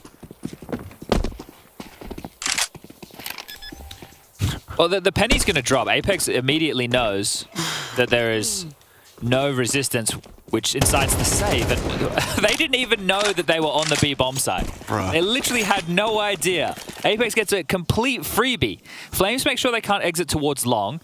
Someone has to go down towards lower dark, and then Jimmy's stuck towards short. If they take everything away, it's 8-0 and tough for MOUZ to justify the rebuys. Sure, the max loss bonus is in, but the residual cash isn't there. If they save these two, drops are possible. We can have that chat, but there's still just under halfway left on this bomb. Oh, and they're coming for you. How's it getting paddled? Leave him alone. Torji's working on keeping hold of his AWP, but here comes some pressure. Those mollies won't last forever. Torji hits his, Jimmy doesn't. Down he goes, they know where the AWP is. A missed first shot, more utility, and down he goes. Take no prisoners, Vitality. A cruelty onto MOUZ. They just wanted to hold on to their guns, but it is disallowed by the Vitality T side. And this is the opener, so Apex gets the focus. Jesus. Oh, we didn't get to see that. Oh, that's... we had Flames' POV, We did. Okay, that looks a whole lot tidier. Oh, man, that was cracking. And Apex even got the third kill. That's for his fifth in the map so far, and 3 of them were pretty damn important, making sure there was no saves, but the openers to just crack this open and force a second tactical timeout from Cyclone. And well, look, you can try and salvage the half, sure. You are going to have to take a partial, then the gun's coming out again into the next, but you just want to see some fight from your team. Nobody is putting up any resistance right now for MOUZ. Vitality have been bailed out by the pistol clutch and then the Sphinx clutch. But as far as the calling is concerned, some of these rounds have looked like masterpieces for Apex. So it's really good you can lean back on the stars when it's necessary, but also the calling has been great. I mean, how many years has Apex been running around Dust 2 as well?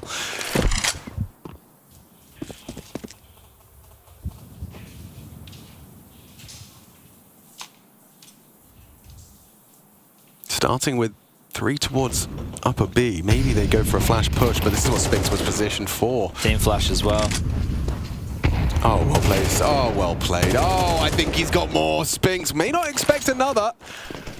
Yeah, he won't. Those are the 2 B defenders. Oh, no. Not like that. That's... the smile on his face immediately. I know we get those comm rounds. I would love to hear what Sphinx, if he says anything about that. Probably not. Yeah, I mean, we all know how that can happen. If you're Torji, you're kind of hoping he clears you. Yeah. Because at least then you get a fight where you can track the pathing. It's like this mid-range, he's wiggling. Yeah, oops. Oh, dear. Is this Vitality or G2? I was just saying the same thought. This is the G2 form that we've been seeing since they got thrown down towards that lower bracket. Oh, reports in from the sideline, coming in thick, hot, and fast. We have a keyboard issue. Oh, nice mullet. Harry, I think, has probably got a competitor in the building. I would argue, yeah. I think they're both on par. Keyboard issue has been fixed. Thank you, Chad. Thanks for the update. No worries. They're going to force mistakes, yeah. They're going to... Okay, yeah. They have to take risks. You know that's going to happen. You know that they're going to try something aggressive on their CT side. Shui has a good lower dark spawn. Is he going to take it? Where's the AWP on Torji going to go? All right, looks like a standard setup with Exertion and Jimmy over towards B. Exertion's having a go. Exertion's up towards low, up to no good. Flames and Sphinx. Gonna be occupying upper. Exertion let them come to him. My question is just, is Apex going to molly lower tunnels? Well, now actually that nade's come through. Yeah, there it is. Perfect. Absolutely bloody perfect, Alex. And then your short player gets beheaded because you've got an aimer like Flames who can take that fight. Torji, though, he will deliver onto Apex. The absence of a flash is punished, and a leg shot as well. ZywOo's put Exertion down to 20. Well, now you'd kind of want to see if Sphinx can go towards B and isolate the one-on-one against Jimmy. Or the smoke might change that conversation, or the nade might do it. Oh, the nade has done it. Wow, he finishes the job himself. Short aggression. How ready is ZywOo?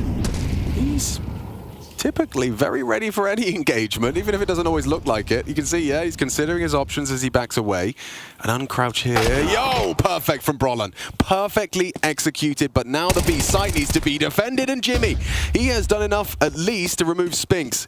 Mezzi's got the bomb, yet to cross. Audible steps, gonna throw it across for his teammate. Jimmy doesn't overcommit on that flashbang. And actually, Mezzi will punish him for going looking. Okay, confirmation of Brollan. Lick of the flame. Not in a hurry here. Still punching in the code. And a swing, a big fight taken by Brolin. He's put impact into this, but it could all be for naught. Flames, versus Torgy. Now he gets to play wicked games with him here. Swaps to the AWP. It doesn't work out. It's still Vitality.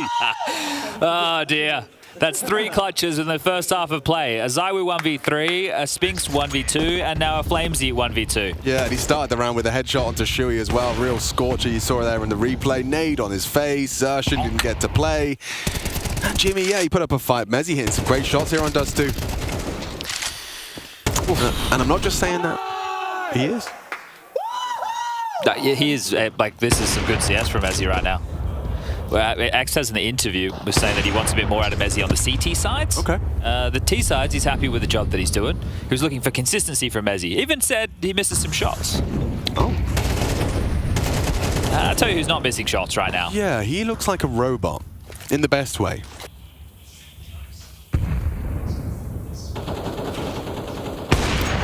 This feels like a mismatch. Yeah, but I'm just sitting here going, this is how you and I are cursed. No, but this is also, I don't care about us, Chad. What I care about is how stompy these are 2 teams that have just qualified for the Lanxess Arena, and one right now is just wailing on the other. Same with that G2 game. It's just like the disparity is alarming and exciting. Yeah, and this is the T-side going to be contributing to that skewed T-side stat line that we've had at Cologne thus far. Yeah, maybe it's just a T-side thing. Yeah, maybe that's it. Yeah, that's why all the clutches and all played rounds. Oh, God. It's just the T-side. I reckon it's the pistol. That pistol. Yeah, that pistol. It's MR12. Yeah, oh, that's it. Has to be MR12, doesn't MR12, yeah. No, the CT economy. It's the CT economy. Ah. We love a 13-0. Oh. Had you... Sorry, guys. I'm sorry. At SPUNJ on Zitter. I'm so sorry, everybody. Yeah, man. We were doing so well. 11 rounds in. I apologize profusely. It's all right, man. It won't happen again. Do you want to cast MOUZ's first round? Yeah, okay. All right, mate. MOUZ Sports. That's your punishment. Down in the dumps. Seeding game, sure, but loser will have to take on G2. 2 AWPs, 1 for Flamesy. Doesn't get anything done. Exertion's aggression. Not expected. There's another kill on the table. Apex low, but Zywoo strikes. They know about Exertion. They do. Well, they know there was 1. Now they know there was 2. Good work. That's his 3rd frag. He dinks up Zywoo as well. Well, surely MOUZ win this round. You countered it with a caster curse. That's respect, actually. A counter curse. Harry Potter style. He tagged Jimmy to start the round. Yeah. Zywoo, when things even look a little bit worrying, there's some magic from one of these individuals on Vitality. Yeah. This has been fun. I've enjoyed Hasn't it? Yeah, really.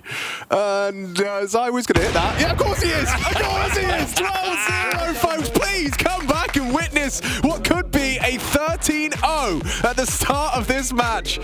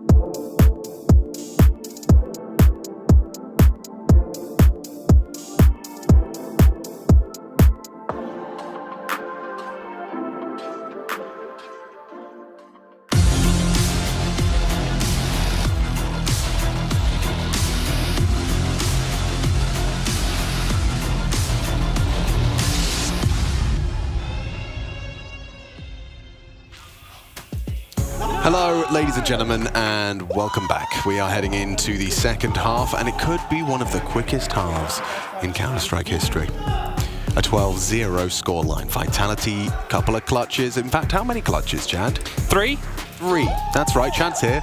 And so am I. As we get ready for the second half, Vitality, Good Vibe Tribe in pursuit of a semi-final bye. Let's find out if this first map looks to come to a close in a single round. Could it be the perfect Vitality 13-0, or will MOUZ take down the WU? Jimmy, with that P250, gives them a taste of their own medicine. Now from the disadvantage, Spink starts to depart B. Flames, suicide. Nade from Apex is good, right on the face of Xerxen. But MOUZ, the hard part, getting to the site. It seems to have already gone down. They're in. Flash from Apex and go. Is that the call? Yeah, looks like it. Mezzy and Flames will swing with it. But looks good! Roland lines them both up. And now it's MOUZ's turn to do the same right back. Margin for error, 0. And the first is perfect. A 5 alive pistol, you'll take that. All right. It's the toughest of tasks, isn't it? You said margin 0. Yeah, so you just essentially have to do exactly what Vitality just did. So we'll need at least 3 clutches. We're going to need some good tags on the doors from Torji. We're going to need some crazy opening frags from the best long spawn. I would like to see them just force, even though that's probably not the best option. When you need one. Yeah, it looks like they are just going to take the full save and then buy into the next, which is fine. Not 13-0. It's true. He's right. Let's go. Can't argue with maths. Unless your name's Terrence Howard. Ooh. Topical.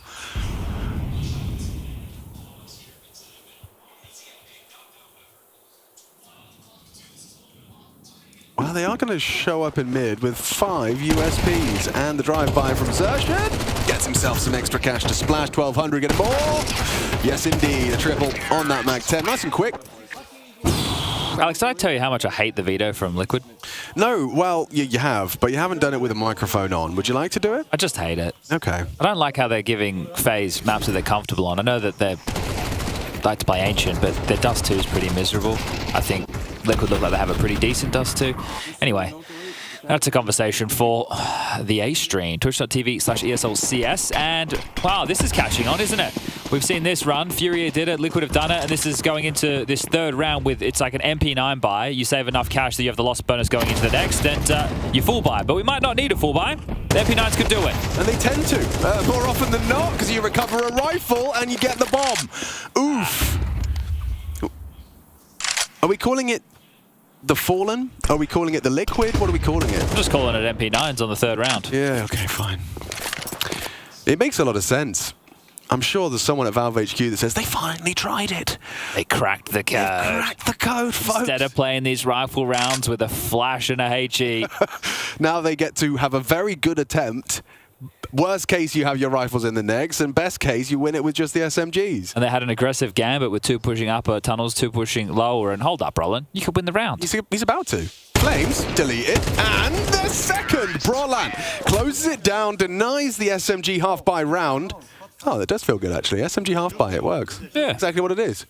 It's not an SMG force buy. No. Just a half buy. Yeah, because now, regardless of what we're losing that round, you got some kills with an SMG, you got some kills with an AK-47, and you've got yourself an AWP full nades M4s. You can see the logic. And you only need that one round, so why not take a bit of a chance? Zywo with a good long spawn to go for the corner pick. Brolin might meet him head on. Torji's AWP jump spotting for middle. Here he is. Bang. Oh. He's actually let one go. Through the legs. He's mexed him. All right, well, trying to take a bit of space exertion, not having to worry about the AWP on short, just thrust himself up on towards that Xbox, has Torji just behind him, clear of the smoke, and Apex gets caught. Beautiful. All right, MOUZ. Bit more of this, we might start getting excited. Braun's out long, can pinch on towards A. Looks like Flamesy wants some space. A nice detail. They smoked B doors from spawn very early on, which I think led to 2 players B, which led to 1 player mid, isolating Apex and leading him to an early demise with a clear of that mid smoke. Look at this gamble. Vitality have given up the B bomb site completely. Oh, they are going to be in the right place. Now, there's plenty of nades as well if they want to stall out short and fight. Because it's all long-centric. Flash, pull, counter flash, back and forth we go. Still Mezzi has vision, and look at the damage he has done. Sure, nothing lethal, but it does soften him up for Flames, and his aim has been looking crispy today. Does Flames step up to the plate when tested? 40 seconds, the squad a bit shaken by Mezzi's damage. He does nothing. So I will release trades. Ollie will stall him or send him wide. Oh, careful, running through it. Singed toes, but across. Brollan, that was a brave maneuver, but it might catch him off guard. They are not prepared for him to be here. Now they are, and he's actually revealed himself with a crazy spam. Jimmy through spawn. Yeah, he's going to have ZywOo's toes exposed. Hello, and goodbye. Spinks in the clutch. What's he got? Time, Alex. 12 seconds. And that's the healthiest member. They're both softened up. Can Spinks really end this here? The 1v3. No, he can't. Shuey, a necessary headshot there. He had one more bullet in him there. 4 HP on him. And the first tack timeout called. Vitality didn't like the way that one fell. Bang. A good little opener there. And this towards long got very sketchy with all the damage done. Very close indeed. A messy round end, but MOUZ keep their head just above water. You don't need to buy again for the Vitality conversation. Can just be another partial investment. See what little move they want to try and manifest. There's a Hero M4 purchased by Spinks, a Scout upgrade by ZywOo, Apex with a CZ75, and I'm sure Mezzi and Flamesy will get involved with something of their choice as well. At any moment, this could all end for MOUZ. There's no easy round. Even if you are just going against the USPs, 1 foot fault, it's all over, Red Rover.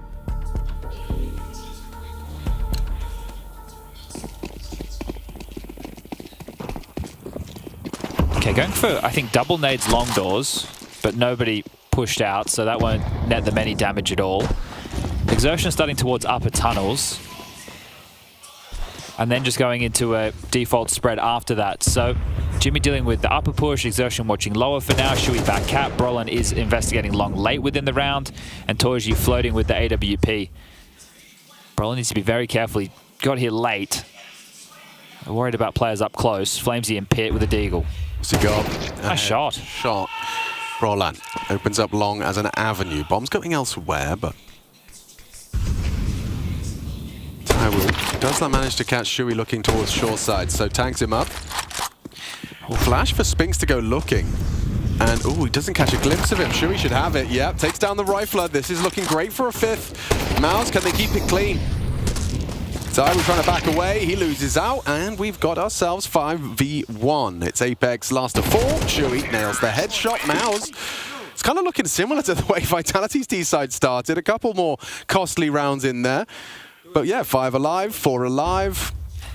Yeah, you're not worried if you're Vitality yet. That'll probably start creeping in if MOUZ get to 9 rounds, 8, 9 rounds. At that moment, you're a little bit more worried because we'll have a few more rifle rounds in the mix by then. When you think about the flow of rounds, it was a pistol loss. Then they go into round number 2, lose that. The MP9s come out in the 3rd. The rifles come out in 4. That was another partial for 5. A B-rush, hello? Yeah, just running straight into Mezzi. This was a ballsy call. It could work out for them now. The Xerxes managed to take down the anchor. Spink gets 1. Brollan shuts him out. But do you go for the retake, right? Going for this B bomb site retake can be quite difficult. One of the positives that Vitality have for them right now is the fact they have a decent amount of utility. Some mollies, HEs, smoke, flashes in the mix. I see a diffuse kit on Flamesy, but when you only need 1 round, you probably, you're saving. So that was such a risky call by MOUZ, but the fact that they traded efficiently essentially sealed the round. Right? It's like, okay, well, they're not going to risk this. Right. Why would they try and come for this round? They don't have to. If Mezzi or Spinks get 2, either of them, it's a very uncomfortable state of affairs. And you could have really just been shut down. Both players started in the B bomb site. So really good work from MOUZ. A ballsy call from Shuey. I respect the hell out of it, but when you're playing this type of a game, you think, okay, do we just default and try and find a finish? But no, you're playing with your balls out. Yeah, they're playing to win. Yes. Not playing to not lose. And I think this is important regardless of them winning or losing this map, is if they can just bring themselves as individuals back into the series going into Vertigo as map number 2. We still have 2 more maps of Counter-Strike ahead of us regardless of the result. If they pull off the remarkable, which would mean 6 more consecutive rounds, well, I don't know what we'll say about that one. No, nor I. It was not in the realms of reality, at least when we came in from that halftime break at 12-0. It is 12-6, I mean halfway home, but any round, any slip-up, any misplay, like standing in the Molotov and losing out to ZywOo, double kill in the flames. And now as I spoke his name, he's done a lot of damage onto Torji. Well, just as you started believing, just as the conversation crept into the dialogue. Oh, so it's our fault. No. Maybe we keep doubting them. They'll turn it around. So the bomb is on blue bin. Yes, it is. That's an Orky Mo. Fully fortified. Mezzi doesn't need to move a muscle. Apex can cover short. Torji could catch Apex on an AD, an overly. Oh, he's not moving, is he? Yep, that's a lovely angle to hold. Lovely angle to hold. And there it is. Dust2 converted, 12-0, 13-6. Solid work on their T side, finishing off with a cherry on top on their CT side. Vitality one up in this series and one away from a semi-final. Not bad day in the office so far.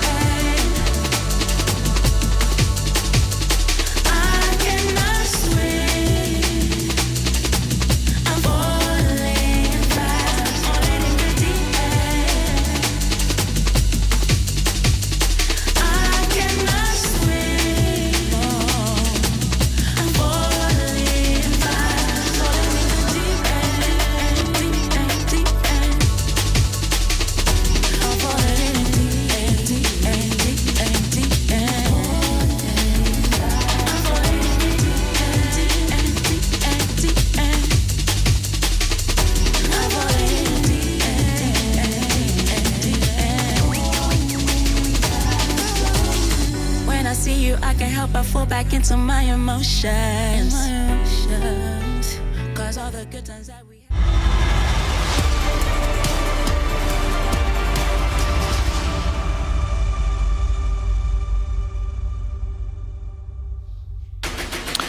Domination on Dust2. Vitality said, we can show you where to put your 100% win rate.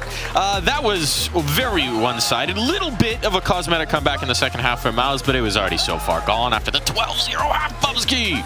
No, but it's important for MOUZ to get those couple of rounds, right? They need to put themselves out there and show that they are a team that should go for the trophy in the end. And I think that signal by getting 6 rounds is somewhat important. But let's be honest, nobody sat towards the end of the seed and thought, okay, this is going to be close after that first half. No. It was an interesting affair. It felt pretty much wrapped up, and it was just one of the situations where when you get 12 rounds in one half, that 13th one is coming eventually, unless it's Anubis at the start of CS2. That's the only time we actually get those comebacks. I mean, it could happen. A little magic could happen, but it didn't happen now. That magic did not happen. I think MOUZ were hoping for some magic, for some fairy godparents, for something they could wish on, maybe a star. The star of this server, none other than Mathieu Herbeau, Mr. ZywOo himself, showing why we were talking about him as that potential #1 overall candidate at the beginning of this series, because this guy is just, he's so good. He's disgusting. He's so good. Yeah, he is disgusting. He's going to give you a couple of free rounds throughout a series, regardless of who teams he plays on, right? I think MOUZ is also up there. There's just those type of players where you don't really need to play tactically to make them shine. They will just do it automatically. I think this was a great day on the CT side for Saiwu. He had some good moments in the start on the T. But it was actually towards the CT side I was mostly impressed because he was the guy ending it to make sure they could actually finish this in somewhat of a comfortable fashion. Yeah, he was ending a few people's lives there, just absolutely smacking everything with the AWP in the first half too. That shot through mid doors was nasty, but yeah, that is the Zywo you want if you are a Vitality fan. I can hear Maniac cheering from the hotel. Somewhere out there, he's raising a glass, raising a toast, because he is a very happy Maniac right now. But you know who might not be so happy after that one? We thought we were going to be really happy about him. You know, when it went 12-0, we're making our plans, we're making our packages. But as Executaz said in the beginning, in the pre-match interview, sometimes it's a tale of two halves for this guy. I'm talking about MeZ, because he had a really good start, really killer start, was looking phenomenal, and then he couldn't buy a kill to close out this game. It's cherry picking at its finest.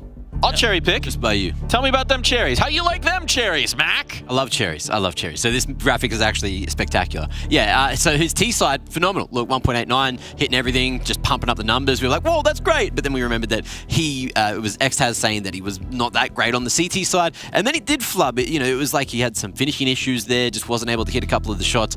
But MOUZ, look, a little bit of resilience to stack 6 on in that second half is going to take him a long way. MeZ in particular, look, if he can bring that T-side form into the next round, into the next map of Vertigo, then I'm hoping that we get to see another side of MeZ.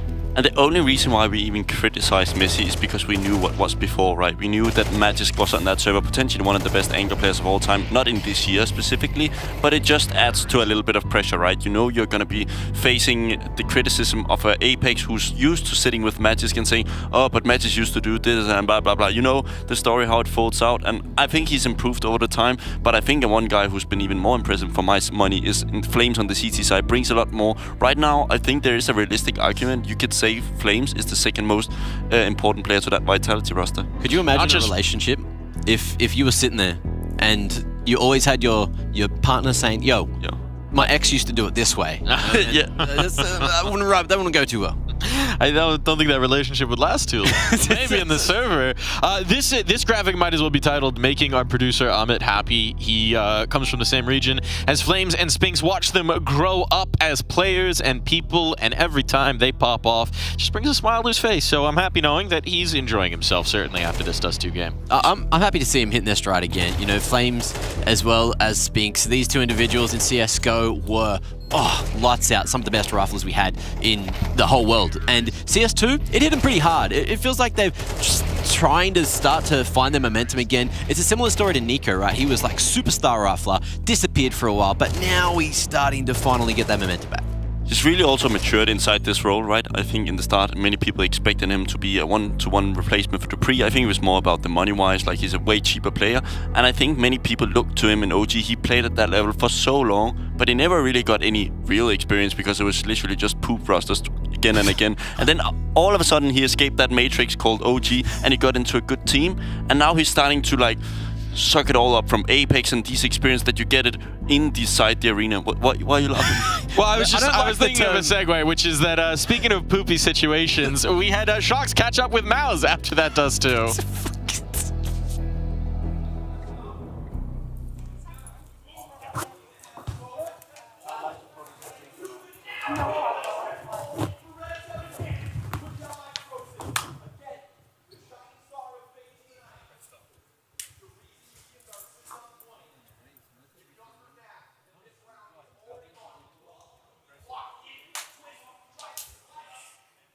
So I was tasked with trying to get a quote out of Cyclone, but he aptly said, no, not now. I have to focus on talking about the game. And I think we cannot be surprised by that, because that CT side coming out of MOUZ in such an important match, in a match where you really have to test your mettle, knowing that you'll be going to the arena next. I understand it completely, and we'll see what Vertigo brings. But Cyclone asking you to talk about the game was exactly what she was doing. Unfortunately, maybe he's saving his words for his comrades, for his players, because holy cow, do they need a pep talk after that one. Coming out limp on a map they got 100% win rate on and getting smacked around. It is the worst thing for the broadcast to ask for things in the mid-game. I think as a player, formally, I think you just really want to get out there, get some energy, right? Have a talk, discuss about the small mistakes and focus on the next map. And a guy coming up to ask for an interview is the last thing you want in that moment. But it was a good interview. I respect it. She tried. A for effort. Sometimes with those sideline interviews, you're being paid to be professionally annoying, and Shock's one of the best to ever do it. Yeah, that was just like, yo, can I take your photo? I was like, nah, nah, just good up. Please, leave me alone. Ego. Leave me alone. Sorry, Shocks. But look, at the same time, going into Vertigo, that's where we need to focus on now, because MOUZ, they were one of the early adapters when Vertigo came out with the slight little changes. You could see they were the ones that, you know, were making some extra utility, or at least pinching some extra utility and utilizing it in their officials. So I'm keen to see what they've been working on here, because we haven't had a large amount of reps of Vertigo throughout the course of Stage 1 or Stage 2 here at IEM Cologne, because a lot of teams are just scared. They're just too scared to really try out hitting that A side, you know, trying to get that lane control with the extra investment of the utility that you need. And MOUZ, they are a very intelligent team. So even though on a map that they had 100% win rate on, now we're going to Vertigo. Now we're going to a place where, yeah, the win rate doesn't look amazing, but they bring a whole new style to Vertigo, and they are the ones coming in charge. Coming in charge, but maybe, just maybe, we might have an upset of the order. We'll find out on the other side of this break.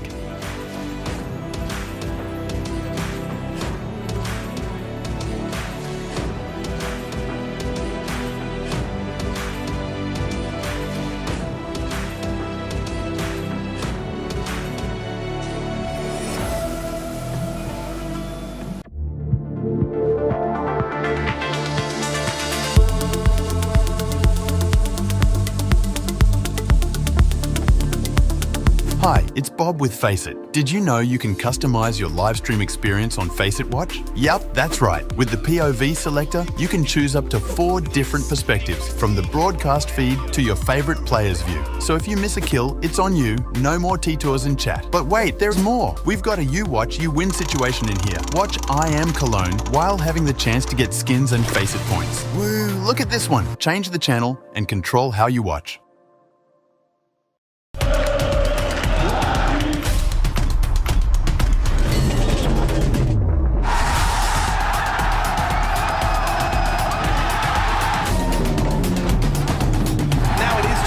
He's been a bit of a lame duck in this man. 5 seconds, shot connects. Oh, he doesn't go for the one, and he wins it!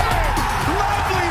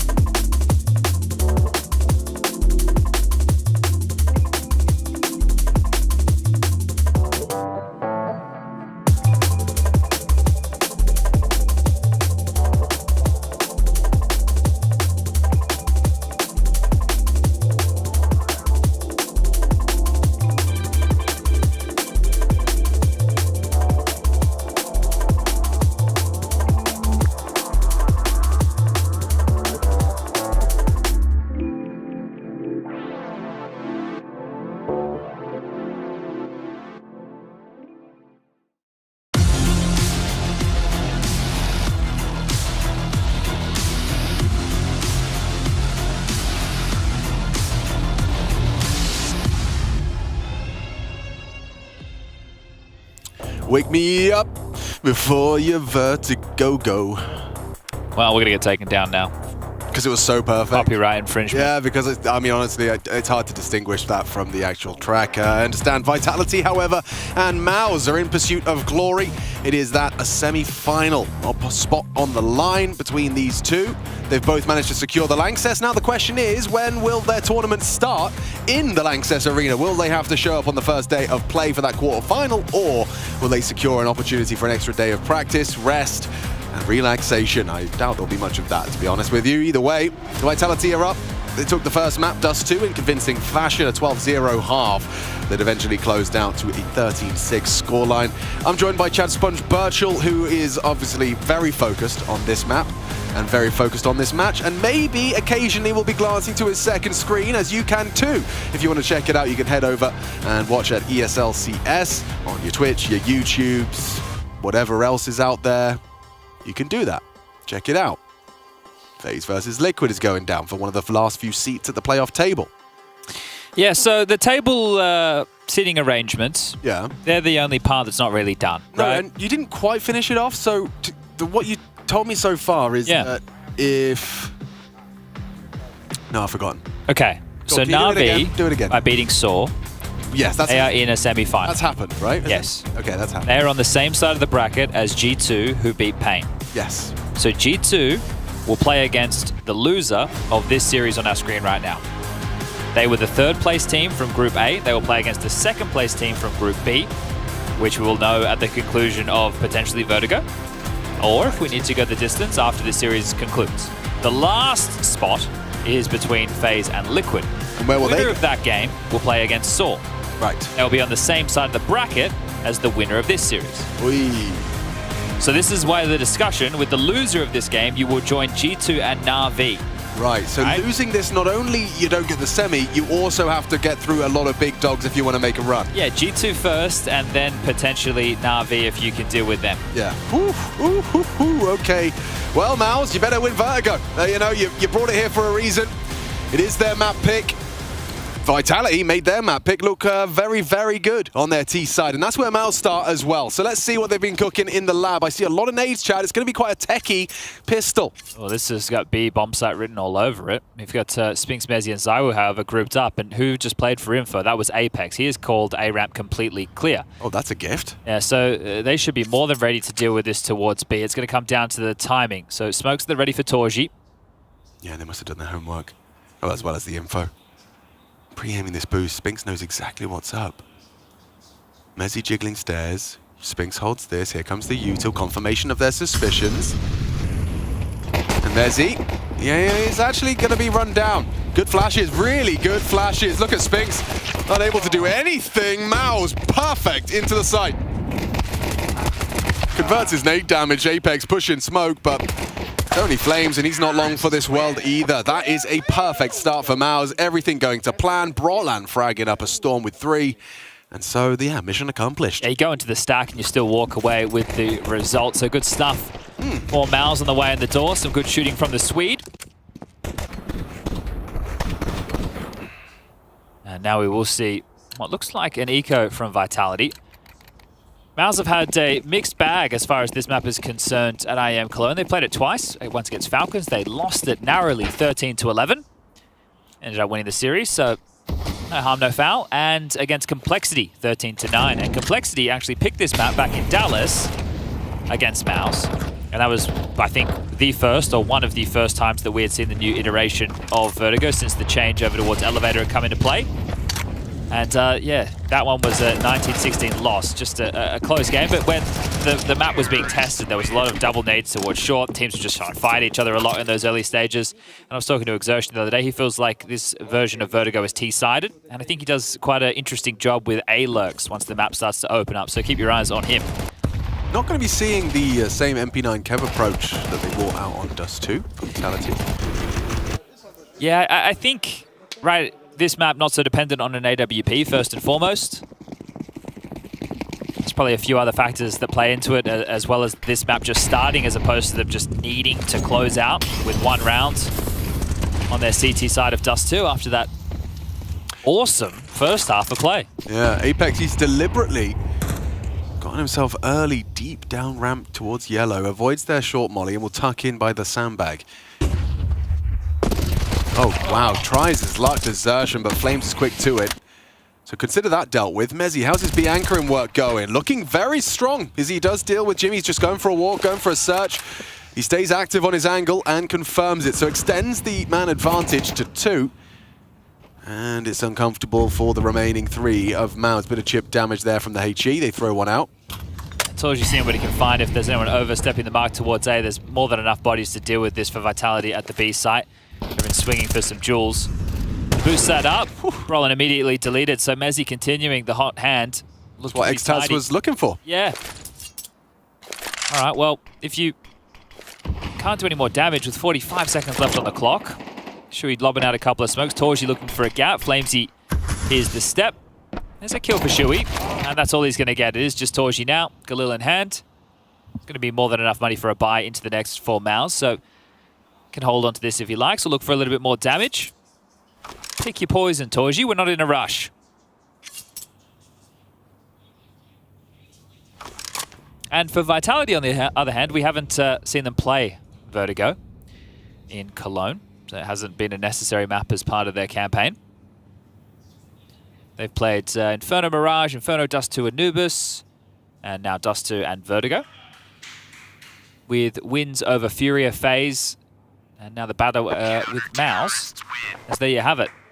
Round time's out. Torji holds on to the Galil, and Vitality post their first round.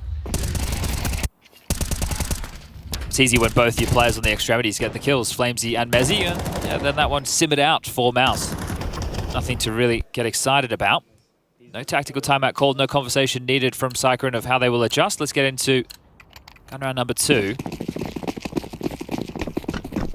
All right, big one. Going to be telling of just how competitive this first half will be. Quite asymmetric. I don't think they want to allow them to have so much A ramp control this time round.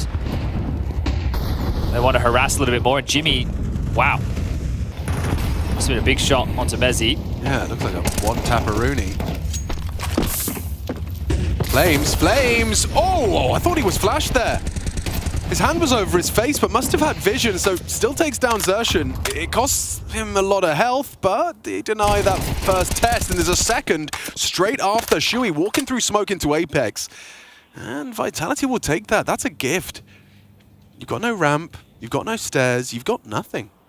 I don't think Jimmy getting that kill was necessarily part of the plan. Look, it's great, but you can see that MOUZ really wanted to fight for this A ramp control a little bit more. Jimmy gets that kill, he drops back immediately. I think they just wanted to try and finish towards A, assuming there was going to be a rotation.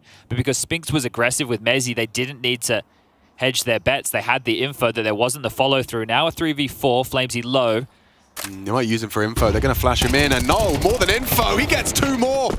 2 more kills from Flames. With a scrap of HP he had, that is a very impactful round. All right, Brolon. He's been known to make some impactful clutches in his day. He's got 30 seconds and needs to isolate this headshot player, and he has done so. Clean headshot onto Apex. Will he get walked on? Fakes outside. Who knows where he is? And could have caught him there on the swing, just a little behind him on the tracking. 2-2. Vitality find consecutive rounds, and it looks like it's going to humble MOUZ. Could have been a real shot at that if he gets the kill on his Zywish. Yeah. So disconnected. That was the shot. So Mezzi started shooting first. Jimmy adjusts, and then great defensive work from the likes of Flamesy and Apex, and then the follow through, low HP, the flash.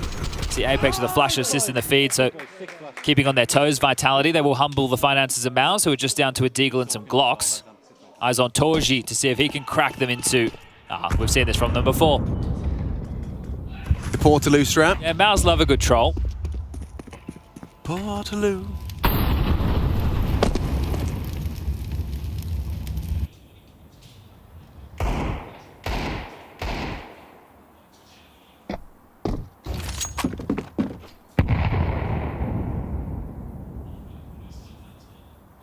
One Desert Eagle.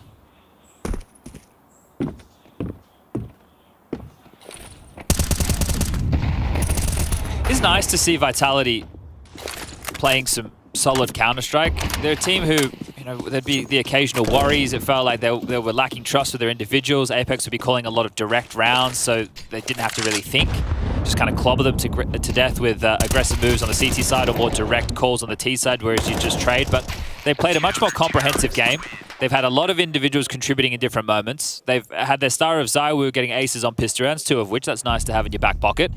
But he hasn't been the only component that's firing, and hasn't needed to be the only one that's firing. Flames had some big games. Spinks has been winning some clutches. Apex, he's a fragging in-game leader, right? He's one of these guys that he can have a rough time, but then he can, have quite a good showing. Oh, he can hang. He can hang for sure. Yeah, so there's been some good moments with this team, and if they're able to pick this series up 2-0, put themselves in the semi-final on what most would argue will likely look like the easier side of the bracket, given the fact Saw's over there. I know they played some good CS, but still, this is going to be big boy Counter-Strike. This is going to be on the stages. So you keep that in your mind, and then you remind yourself that they're a team yet to win a trophy in 2024. And that's what they're in the pursuit of, right? We've come out of the break. We had EWC, bit of a lighter one, right? Just a bit more of a studio environment with a small crowd. Then you had the Blast groups helping getting these more partnered teams warmed into things. And now you're at IEM Cologne, already booking your spot in the Lanxess Short. Oh, missed smoke. You see that one? Going well off the map, 51 floors down. But you're putting yourself in a great position that the likes of Spirit eliminated themselves by not showing up, getting destroyed by G2.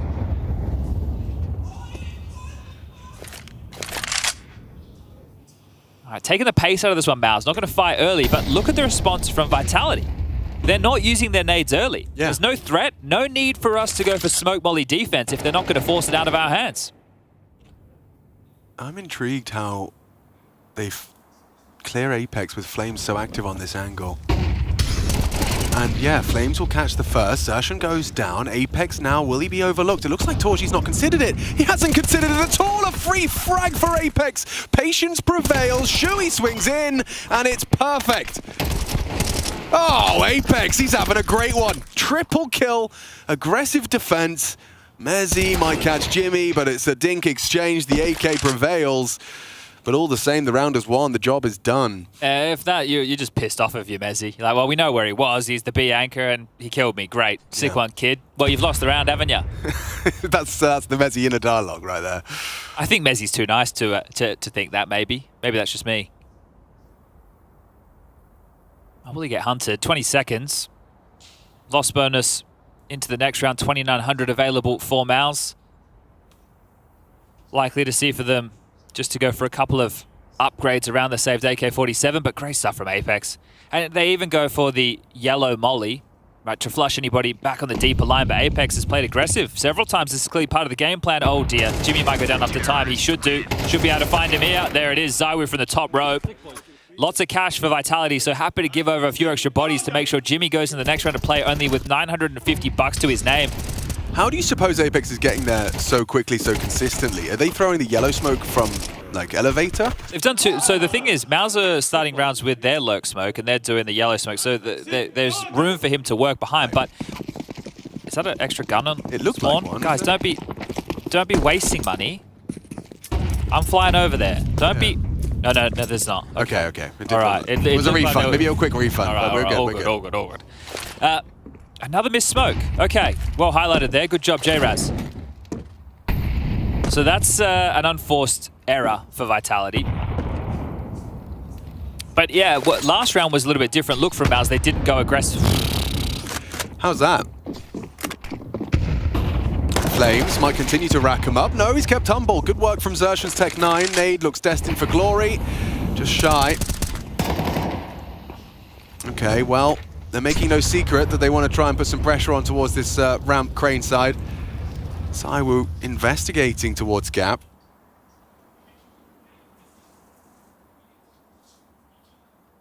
They're hoping for a re-aggress. They're hoping that a misstep from Vitality comes their way. And it is. Apex will surge. Oh, timing against him. Yeah, Zershan peeks into the line, but he's got ZywOo by his side. Good find. 40 seconds getting, increasingly more... What? Yeah, I was going to say difficult, but banged out. ZywOo gets wallbanged by Shui. Huge work. I know Apex is around.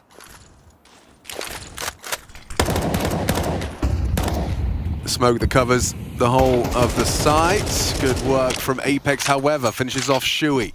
Spinks has got the cross to sight. This will be a hard fight. And Spinks wins it. Nice work. Well held.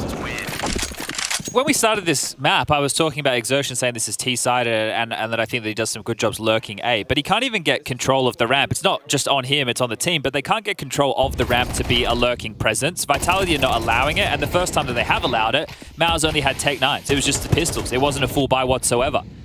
So Vitality are doing a really good, a good way of disrupting what MOUZ want to be doing as part of this T-side game plan. Well, the rifles purchased up. This time the smoke will land. So yellow blocked. You can see on the radar, lurk smoke for MOUZ to work with, but blocked there is the combination of the two. And that's pretty standard. You'd get that on old Vertigo as well. And, well, Apex is harassing. Does not want to give this space up for free. A redeploy of the yellow smoke will stall them out for now. Yeah. MOUZ are not probing middle. They're not probing B. Oh, Spinks forced to extinguish, but will they overlook Mezzi? This two-man setup. They've got confirmation of Spinks, and yeah, too comfortable for Jimmy. He'll get himself an opening, and it will force Mezzi into a more humble hold. You can see just how much pressure Spinks thought he was under. Thought he had to take the fight, and I guess if Jimmy gets across, he can try and spam him through the smoke. But giving an opener over, maybe that's what MOUZ needed to convert another round. Had pistol the conversion, but that's it. Vitality are on a streak of 5. Grouping up towards A, Vitality have called a gamble, and I think they've felt that they've done such a good job of dealing with the A pressure that MOUZ will try and finish elsewhere. That's not the case. MOUZ could just walk into A for free. And they will, with bells and whistles attached.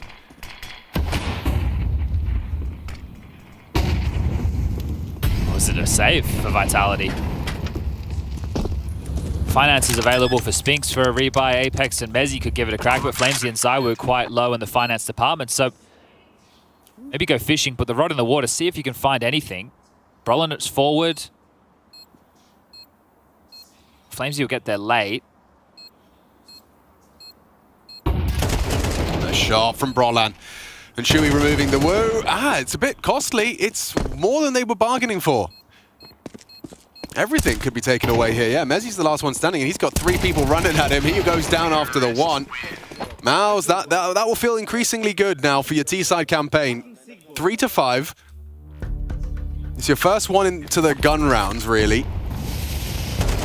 Can you break through? That's a Jimmy opener, and he had one earlier on in the piece onto Mezzi. So Jimmy living up to his end of the bargain as the B anchor on the T side, the one having to work for that room. Well, the ramifications of giving away all of those rifles in that scenario, I think Vitality, with the gamble, either should have just hung around a bit more passively and see if they found anything on the fade of the smokes as opposed to searching and find them so far in the open, because now they've had to spend everything. Sure, it's a full buy. Yeah. A1Ss and one AIM-4 in the mix. There's a defuse kit for Mezzi, util's there. They have everything they need to fight back, but if they don't, MOUZ can now work their way into this first half of play.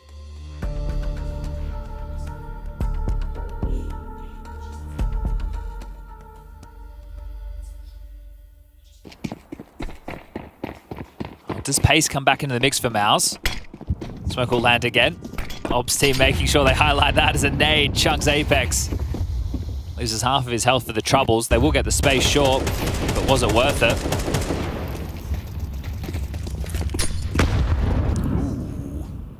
Equal damage back in exchange. Yeah, not bad.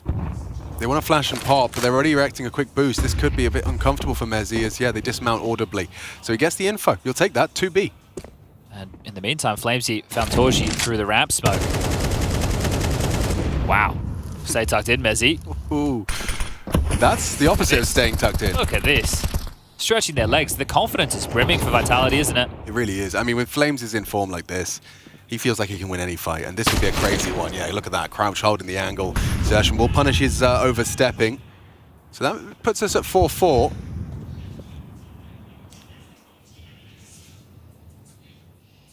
And the smoke on bridge will delay. They can break it. Shui's got a nade. It's cocked.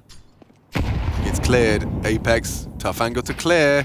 Overlooked by Shui. Good trade from Zertion back. 3v3 pushing up. 38. What's the move here? Oh, Brolin might be able to find Spinks. Yeah, it's about to find that timing window. It may have been an audible retreat. I think it was. ZywOo swings out. Wow, he still delivers the headshot. Needs Spinks to follow suit, but Jimmy's too good. Super precise, and it's the Bianca left. You know where he was. And because Brolin has the rotation, Jimmy knows to worry about the flank. How does Mezzi handle this? Oh, cleanly. Smoke and kit, Chad. We're on. Brolin towards the elevator position. Mezzi. Audible. Brolin should have a heavy advantage in this one. He knows exactly where he is. Picturing the swing and nails it. Perfect from Brolin. MOUZ, that's a gift. And Jimmy and Brolin combined, they bring it home. Yeah, a real mystery for Mezzi on that retake. No information whatsoever on where Brolin was going to be, so it had to be noisy. Couldn't really take his time, even though he had the required utility to try and make it happen. So many angles to have to worry about, and just gets shot right between the eyes. Good work from Brolin.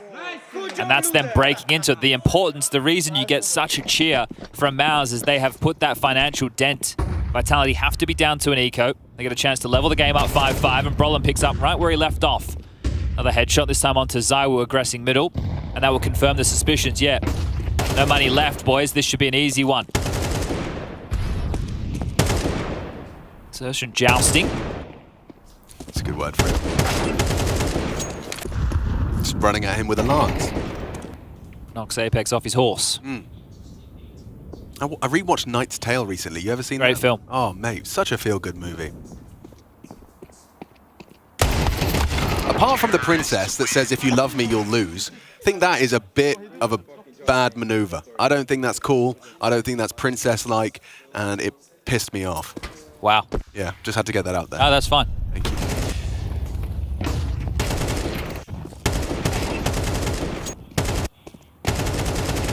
All tied up. Who's going to walk away with a half lead, or do we find ourselves at 6-6? Vitality back in with the guns this time, lacking the kit, lacking a few incendiaries. Flashes from Shui at the ready. Exertion might try and make a play. They're mixing it up. They're mixing it up into Spinks' mid-hold. Brolin was not prepared for that off angle. That will slow down Torji. He has the bombs, but he has support. Shui's with him. It's quiet on ramp, but Zertion's there, and Molly Guardian is respected. Spinks, instead, will flash for Mezzi for answers. Zertion down to 50 HP and nade, most likely towards the ramp side. Yeah, he was naded right side. And look at the angle Apex is working with. They feel like they might have him trapped, or perhaps it was just a suspicion. Well, Shui's coming over, so MOUZ are starting to pivot back towards A. Flamesy on the jump spot. Do they scale quickly when they see him? And, oh, does he expect? Yeah, he's seen it now. Peace. Yeah, so you can see that calling the bluff. Exertion goes, well, you're going to get caught in no man's land. He just runs him down, takes that space for free in pursuit of the kill. ZywOo's been able to join this A defense. A block towards short, perfect timing. Nade. Flash. Flash and go. Oh, Apex so close to death. ZywOo's only got one. This is great for MOUZ. Still finds a second. Free for Torji. Yeah, he's on it. Bomb's going to get scooped up. Rotation from Spinks and Mezzi on the way. Yet to plan. Torji's kept MOUZ's chances of a sixth here. And it looks like Zertion can condemn. Catching Spinks through Heaven. Mezzi last man standing once more. Smoke, no kit, and Heaven occupied. He's going to have to clear this out. Does so. Big start. Torji now demanded to clutch as well. Brolin's had his moment. Is it Torji's turn? Smoke might lead him to get a little panicked. Mezzi, that sound, they're trying to explain where it's planted. He throws out the HE, gives Mezzi info, a chance. It presented itself, and Torji, he closes with 4 kills total. That's a big one. That could very well mean 7, given the finances of Vitality. Yeah, you wonder where this one all goes wrong. Opening kill, that's highlighted, but it just turns into this lineup.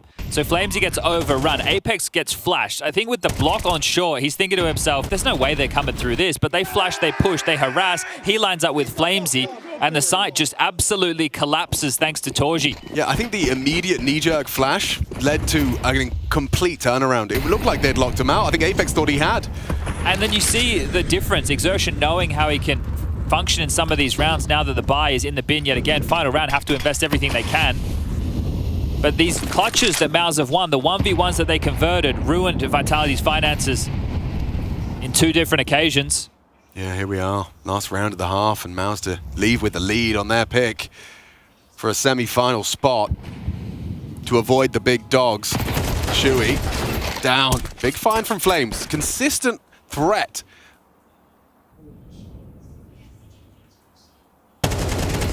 Exertion finds the perfect moment. Finding Apex, spotting out the other. Flames noted. Brolin activated. He's up against Zywoo. He out-aims him.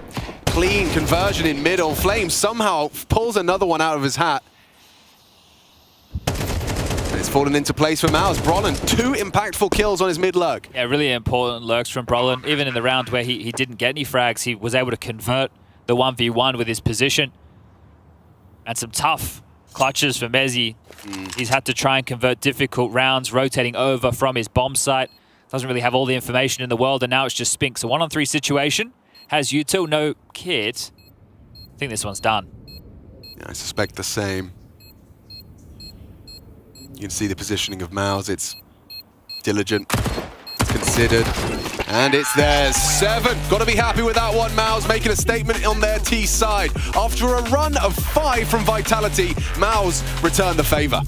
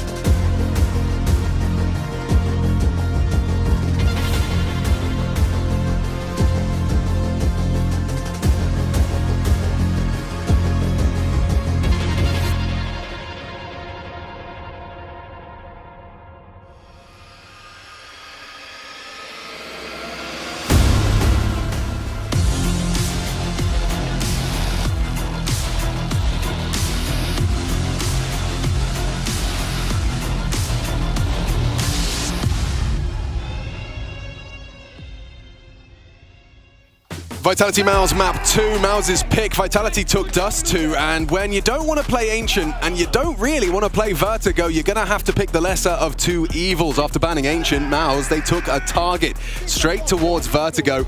And so far, so good. 7 rounds on their T side. I'm Machine, I'm joined by Sponge, and we're heading into the second half of map 2. Yeah, good bounce back. Obviously, if you missed map number 1, you missed Vitality demonstrating on the first half of play that they can win 12 consecutive rounds. 13-6 seems a little bit closer than it was. It was an absolute drubbing, but MOUZ, they got warmed up. They won the pistol, got the conversion, lost 5 straight, and then had a couple of clutches. Brolin with one, Torji with another, and they walk away with a half lead. Brolin on the jump spot. Here's the steps. Trundle's back, calls for assistance. Yeah, the whole squad's here. Chev and J-Raz delivering the cameras. Oh, Torji under pressure, can't really use your smoke. Well, you will get it out. They're swinging Crane. Brolan, oh, still hits one. But Apex, good work with Flames in combination. They can take the site. The bomb plant's exposed. This is a whiffed smoke. It's a... That's the Torji smoke. Yeah. It's a brave plant spot. Yeah, Flames still adjusting to the new Vertigo changes. Spinks has still hit the shot, though, and it doesn't look like it's going to cost them the round. Funny that.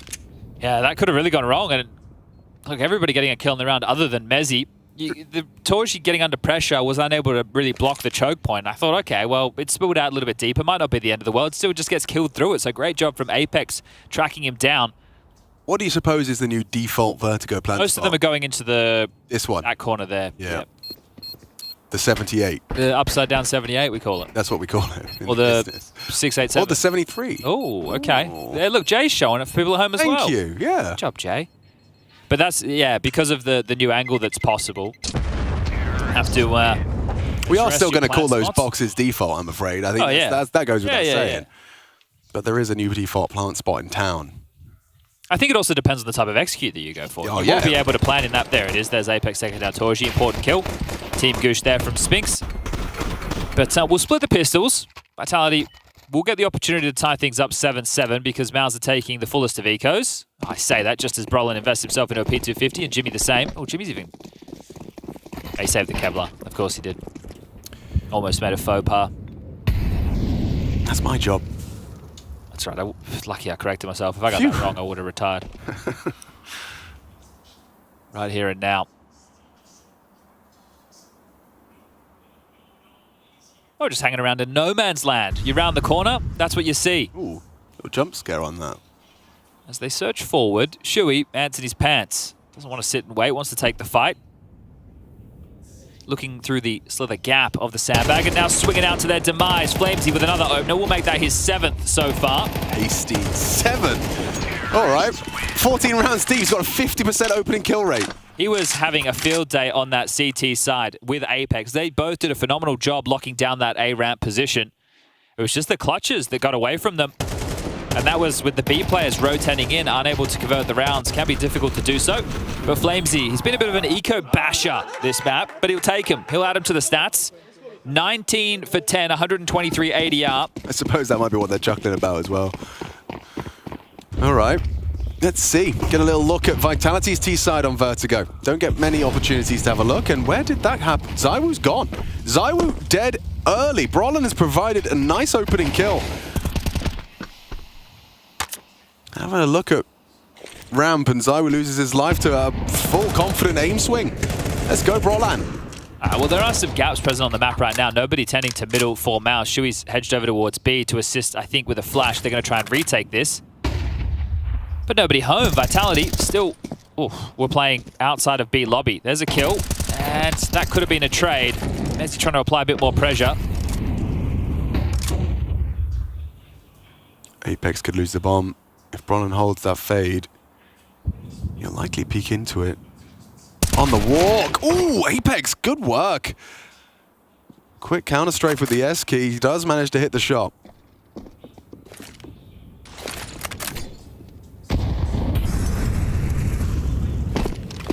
The only thing that Vitality really have going for them as an advantage is the utility. Which they're going to be throwing a whole lot of right now. A barrage of nades. Headshot will be Molotov'd out. And oh, he spots him. Good eyes on Flame. What are these shots?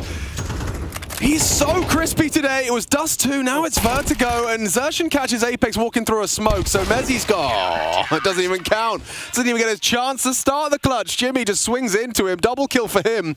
Xertion getting himself one through the smoke on Apex as well. Just waltzing straight through. Yeah, trying to take a bit of a risk there, Apex. This was the opener. Yeah, Zywo trying to get the molly off towards Gap, just gets caught. A good kill from Apex to get them back into the round, but these from Flames, they are hot. That's one of the easiest kills Xertion will get, but Apex thinking he had an opportunity. Called off, and MOUZ back into the lead, just a one-round difference as the second tactical timeout call for Vitality. I'm sure they'd love to get this done as quickly as possible.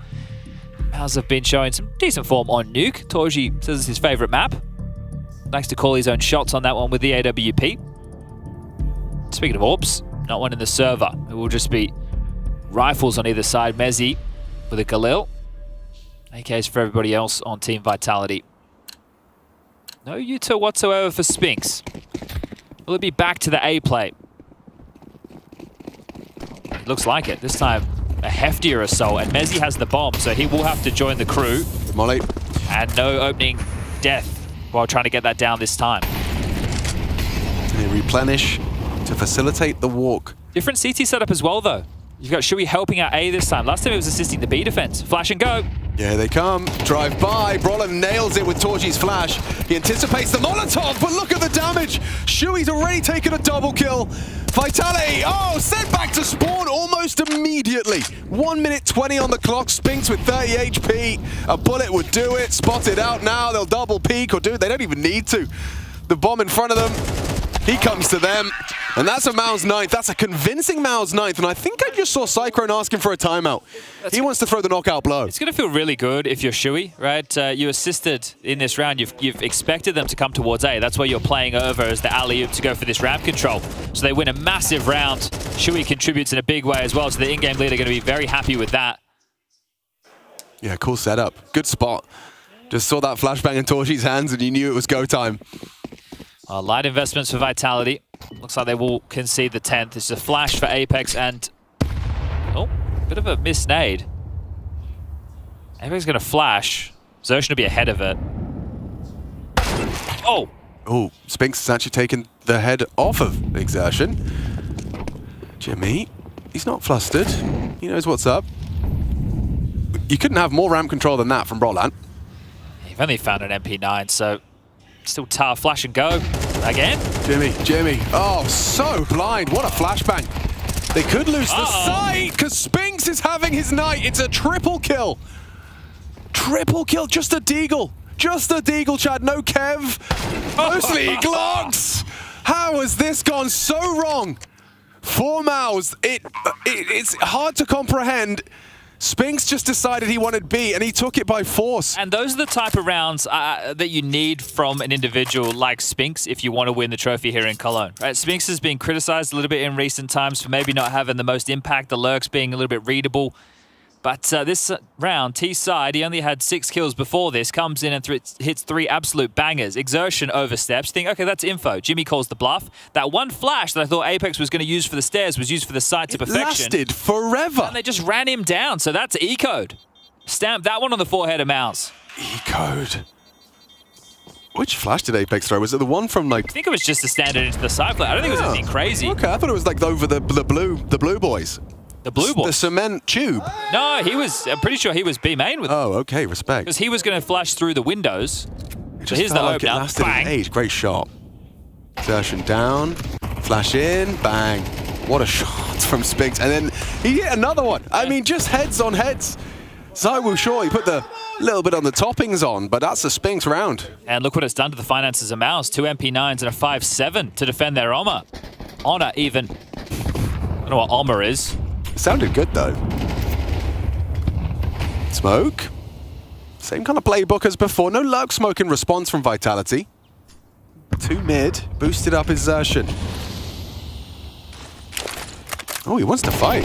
He actually tries to surprise, and it's resulted in an opening death for Brolan. And another opening kill for Flamesy. Oh, man. What's he at now? I think that's got to be 8. That will be his 8th. Okay, Wolf. Silent dismount. Stylish. MOUZ. Not wanting to give anything away to that mid player. Apex is going for it. He is going to be walked into the angle. Torji, jump scare, good Lots one of back, info, huge. lots of info. Maybe he saw all of them there. Potentially. One trying to get away, loses his head to ZywOo. Jimmy's still there with his rifle. Xertion's picked one up too. This can go wrong, but ZywOo doesn't seem to think so. Jimmy up against the world. Can Jimmy eat planet? Oh. He has found the first. Yeah, Jimmy was trying to get ahead of the rotation because he heard Mezzi's steps, but Spink should have had that kill every day of the week. Now Mezzi's gonna... Is he going? He went, he stopped, he's going now. He's looking a bit nervous. Yeah, well, understandably, because Jimmy could have beat them on the rotation after that kill. He could be Guardian right now. Complicated this. Yeah, that flash tells him he's heading the right direction. 36 points of health. Does have a Molotov he could throw out towards the default plant. ZywOo doesn't have the HP, doesn't matter. Mezzi's hit the heady. It's 9-9. It got a little bit dicier than it needed to. Vitality had dealt with the threat, but Jimmy in the clutch, you can't rule him out. There's Flamesy's 8th. Brolin's been pretty good in the opening exchanges as well. He's converted 5, only lost 2. An important shot there from Mezzi. Now the finances of MOUZ are back in the bin. Can't do a whole lot with the full eco. Looks like they're just going to stack out this time over towards B.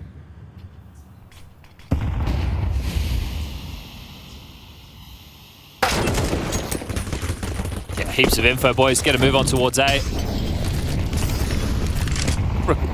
All right, thought they were just running towards what should have been the empty site, but they wanted to back up Mezzi, didn't want to allow the round to try and get out of control. And now MOUZ have beat them on the rotation. Still just USPs.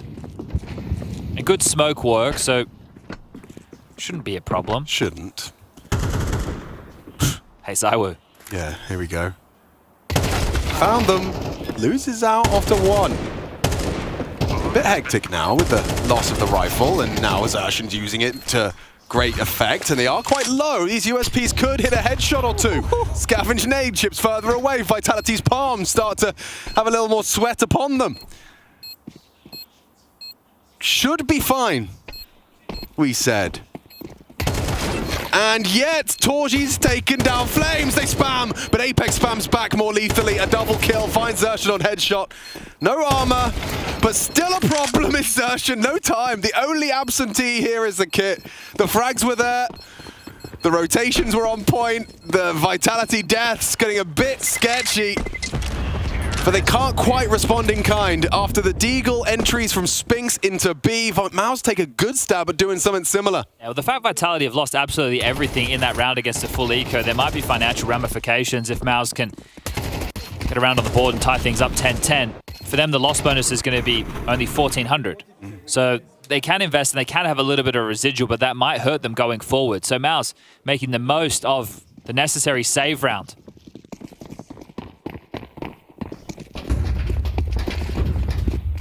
Harassment on both sides of the map. Nade to clear. Ooh, Brolan still braves it.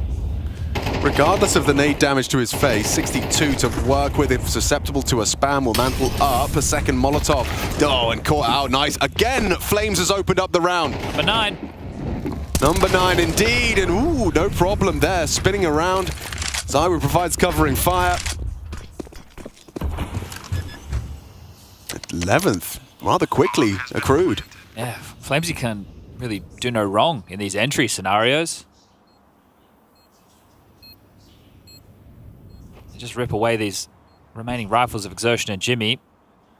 I mean, you definitely, coming into the Lanxess Arena, having Flames in form and confident, that is going to be a conversation. Well, the team knows that they're meant to win trophies. When you're in a squad with the likes of ZywOo on your team, you should be contending for them, and Vitality definitely were. We'll remind everybody, last time these two teams faced, EPL Season 19 Grand Final Best of 5, MOUZ made light work of them. It was 3-0, and of those 3 maps, Vitality picked maps 1 and 3, right? So when you keep that in mind, MOUZ were in hot form, but they're in studio form, and well, we're in a studio environment right now. It's also a seeding game. But I've spoken to some of the MOUZ players before, and they treat this as a very important match. Why wouldn't you get as deep in the tournament as you possibly can when you have a game like this available to you? Yeah, right. So, I mean, a quarterfinal is for a semi-final spot too. And the ramification, again, needs to be brought up. You lose this, you play G2, have just been steamrolling everybody through that lower bracket. Spirit, Astralis, Pain again today. They opened up with a loss to Saw, sure, but they have recovered. And coming out of the break, G2 are one of the hottest looking teams. NAVI playing solid Team CS. They're also going to be on that side of the bracket, so you really don't want to lose this series. You would love to keep yourself on the other side where you're going to get a FaZe or a Liquid and a Saw. Sounds a whole lot better to me. MOUZ are now out in deep water on their map choice. Cobbled together investment. Eagle 5-7, MP9. And that M4 in the hands of Jimmy. Who can step up and be the difference maker for MOUZ, or is it too little too late? Let's find out. Passive stance and spread.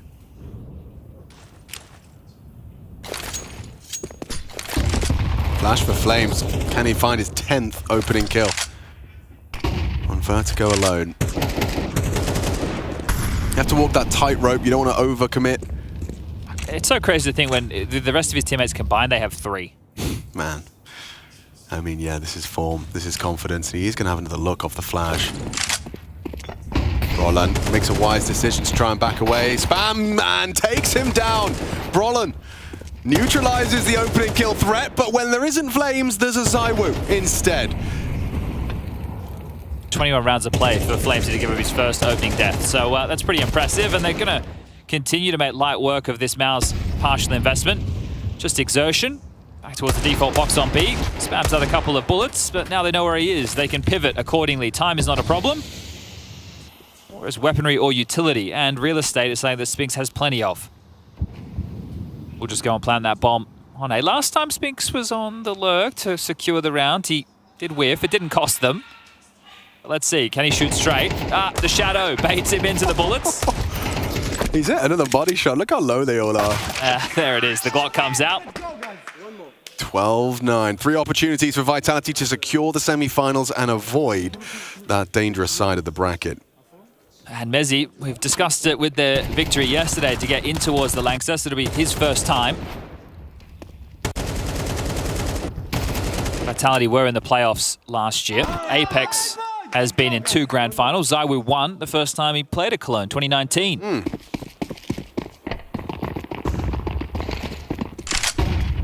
Some efficiency there. Crouching under the smoke. I don't know if Jimmy's going to have a chance of a freebie. Oh, he did. Yeah, Apex there, 10 HP. Zershan spams away, reveals himself. Flames. Ooh, nearly finished the job. Now he's dinked up too. Brollan in the meantime's taken down the Woo. Zershan good for it. Mezzi slipped through. Still gets it before the spread. Good trade. It's good for MOUZ. They will pass their first test. And Apex forced into this angle. Knows where Jimmy is. Will likely will not hard clear him. Wow, just to think the impact of that Spinks 3K Deagle round. Yeah. And everything's come tumbling downhill. And when you think of Dust 2, sure, that first half, they won every single round, 12-0. But there was a ZywOo 1v3 on the pistol with the P250. There was a Spinks 1v2. There was a Flamesy 1v2. Yeah. Right, so the clutches helped them out, and the impact of Spinks in this map has done the same. So 2 more rounds. You win this MOUZ, you get Vitality on a low buy, and as we've just prefaced, still going to be tough to get past. So no matter what, this will be a photo finish for MOUZ in search of overtime.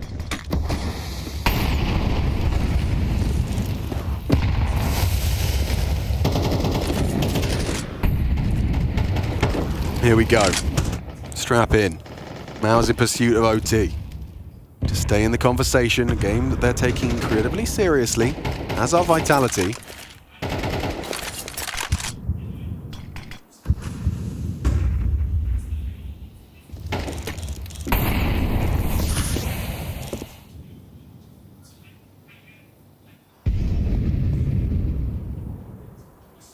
Exertion is in a lot of danger, and he has no support.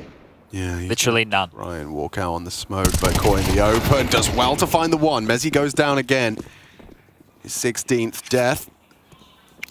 And pressure applied by Flames. Clears out close. Seems like they want to finish towards A. This is the next duel. Does Braun play for information? They're looking to pivot between the sites, Vitality. They want to keep the seesaw open as Flamesy still picks in towards B. Yeah, he's like made lots of steps on those stairs. He's throwing out extra nades. It has got 2 players looking, even a third not far off on mid. So really, it was all hinging on Brollan here. Timing might catch him. Apex down to Broland. Huge frag to post. Doesn't want to rush. Doesn't want to panic. He has Torji covering his cross, but a missed shot from Torji. Yeah. That's costly. Not if Broland hits every shot he takes, though. Taking out Spinks. Now Torji connects, and they will pass test number 2. It's only Flames. And he's out of there. Maybe that's what they're missing. The Flames the opener. Might have to be his doing in the next round. See if they can call on him again. Lost bonus 1900 into the next round. Flames, won't be getting any of that. ZywOo has enough for an AK. The same do set for Spinks and Apex. They're just in that perfect sweet spot. Roughly 4K. A little bit over means they can pick and choose their utility of choice. Mezzi either with a Khalil or a Mac-10 to try and facilitate some util. But Broland, the pressure was on him, right? Timing could have operated against. You see him worrying about front crane as well as that short push. Let's say Apex is a second sooner. As he's clearing front crane, he goes down, free kill. Sight's essentially open. Third of the tactical timeouts, and the best time to use it, because if we do go into OT, they'll get another one. So Xtaz giving them the 30 seconds to have the conversation, getting things done in 2 maps. They know Torji's AWP is in play. Do they look to try and pressure anywhere else on the map? You know, do we want to see if we can go through middle here? Because for MOUZ, it's felt like they've been heavy towards B, trying to get that lobby and stairs control. We've had a round earlier on in the piece where Shui was assisting this A defenses, that rotator. Oh, wow. Torji's up going middle. This is all in B, really? All B. Mezzi just wants to run. He wants to gun, and spotted by Xerxan with a quick glance. Molly forces his hand, gets himself out of hot water, or hot floor. Well, they've got the defense moving. Right, if that was part of the plan. They've definitely done that. Yeah, it seems to have worked perfectly. So Mezzi with B lobby. Shui and Broland to lock down A. Torji's AWP still posted in middle. Nobody's coming mid whatsoever. Putting faith in Shui and Broland, the crossfire for a ramp. Lurk smoke drop. That gives them some time.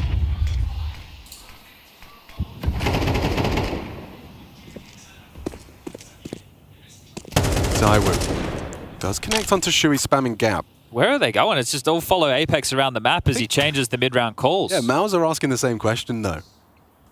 Jimmy still has a smoke to block a B. Just used it. Perfect timing. Couldn't ask for a better.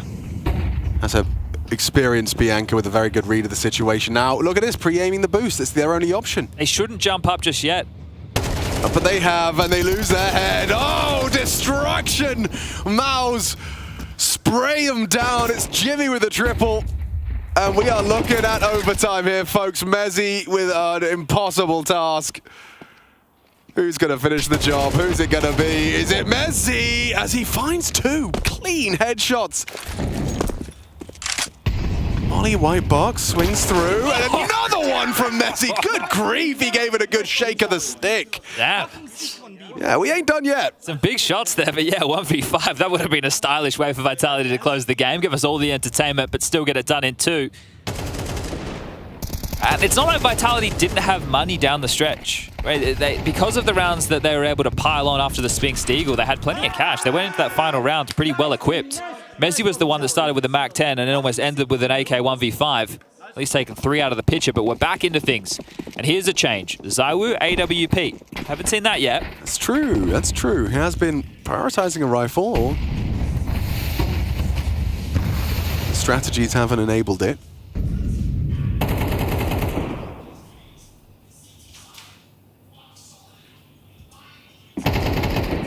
Clearing. That's what he was waiting for, but he still goes down. Shui out-aims him. Nails the headshot, takes down ZywOo, and already MOUZ, ooh, I was going to say, hold on to the man advantage. Apex not having any of that, gets a very late trade onto his AWPer, but taking down Shui. They haven't really seesawed very effectively. It's something that you... Oh. Xerxan. Tugs 51, Brawler looking for answers. Hanging on by a thread here on the fade. He goes down. Xerxan delivers an impactful double. Can't close. Spinks says play on.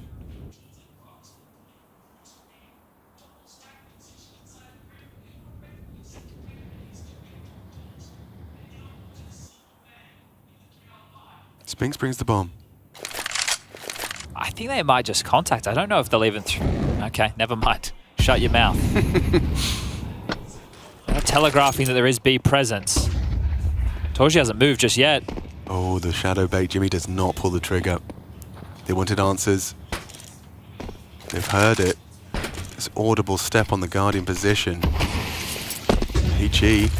Jimmy will have vision. Messi's exposed. Nice adjustment. Oh, and Spinks falls as well. MOUZ, that is a clean close. 2v2, but they make it look easy. Yeah, I'm just surprised that they used util, because the way that they could have just walked on in and searched for the fight, I guess you can be worried about quad. It's such a difficult position to deal with. I love this opener. They brought Exertion over to assist with A. They had 3 riflers while Torji's AWP was towards middle yet again. And right now, I think with that reaction of Apex, he's stumped. He doesn't know what to do. Oh, lovely. Good read of the situation from Torji. So I guess if there's no flamesy openers, they are in a bit of hot water. Yeah, for real. And ooh, Jimmy punished by Spinks. So there's an opener. Gift from Spinks. As I was talking about the seesaw, right, they don't really establish enough control. Ooh, they might kiss in the smoke. Hello. Apex just touches W and confirms there's someone in the way. 2 kills to the good for Vitality to tie this back up. You've got to convert this one, surely. Yeah, their best opportunities in a short while. Yeah, but Torji, he's a real problem for them at times. See if he can start racking up some more multi-kills. Spinks heard that. That is a very audible rotation. And so a free frag, the freest of frags there, Shui, with his loud steel-toe boots on. Oh, they're rotating back. No, Jimmy's dead. Shui removed as well. Still might be slightly worried for Exertion. He had hedged over towards A. Spinks giving up a little bit of ground while being a diligent clear for his teammates, but they'll be in. The bomb will go down, and Torji and Exertion, do you give this one a crack? Well, it's overtime, and you've got the finances, so may as well have a look. But, there's the seesaw, because not only does it keep your sights open and options available, right? It can act as a very deadly lurk. Especially now with the new hole in elevator, right? If you come up gap, you can be behind them in middle so much quicker. Yeah, it does feel valid, like parking someone towards that gap position, unless they're diligent on their clears, which they can't always be. Round dependent. Nice work. Vitality, they do tie us up even. 13-13. Will MOUZ be able to leave with the lead on the end of their CT side? Well, I think it's been about the T sides, right? Because they've had 2 extra rounds. So we're talking 7-5 in both of the halves. Right. So, yeah, bang on no matter how you frame it. MOUZ are going to expend their overtime tactical timeout. Maybe Cyclone is having that exact conversation. Hey, if we get 2 on the CT side, we should be able to putt this thing. No AWP for Torji. Jimmy has enough, right? Yeah, he could have bought himself as well. So this is probably what the timeout is about. It does become a little bit more difficult to retake the sites with the AWP. So, what does that mean for the opener? I'll get to find out here. But yeah, as discussed, a second TCT round certainly would give you a nice edge coming into the second half of overtime. Starting heavy B again. Jimmy, he tries the same move. This time no Spinks to find him. Just Mezzi.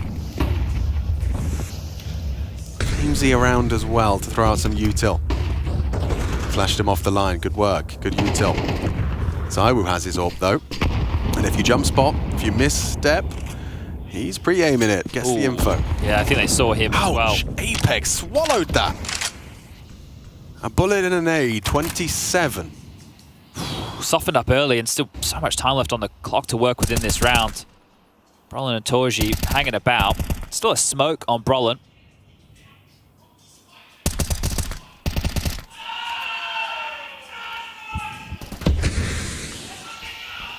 A-Stream is currently out of control. I'd be watching that one at the same time, if you can. Yeah, we got overtime here. It sounds like they got overtime there. Let's see what happens with that early damage onto Apex, because he is going to be walking around the smoke. The clear! Oh, perfectly timed. It's Flames. Another opening to the tally. He's gone quiet for a little while, hasn't he? Spinks crossing the smoke. Exertion wasn't ready for it. Oh, completely caught off. Okay, well, now things are looking a bit pear-shaped. Spinks, another. Jimmy rotates in without any support. Torji smoke. lets him know where he is. And Spinks, yeah, in combination with Zywoo, we are going to see that T-side bias even in overtime. Okay. Brolin, he does the waterfall smoke, plays behind it, and they're clearing. You just see 3 Ts down the bottom of the ramp staring directly at you. Torji, a 1v5. Now has been spotted, dealt with by Flames, closing the round as well as opening. And now they get to swap back over to the CT side Vitality. Now those clutches hurt their finances a lot in the first half. We have to go back. There was a Brolin clutch, there was a Torji clutch, and that's where the finances took a big dent and MOUZ were able to work their way back into the game. They closed the half very strong, but now the finances aren't a conversation. You can have whatever you want. Zywoo will go for the AWP on the CT side as well as the T side. Gonna post up towards middle. Torji's got his as well. Yellow smoke, we've seen plenty of this. Flamesy and Apex, the A defense was beautiful in the first half of play. Yeah, this is a nice change-up. Intrigued to see what Vitality do with this, because they've already concerned, or rather put invested now that Molly comes in. Good idea, the ladder might be occupied if the communication's good.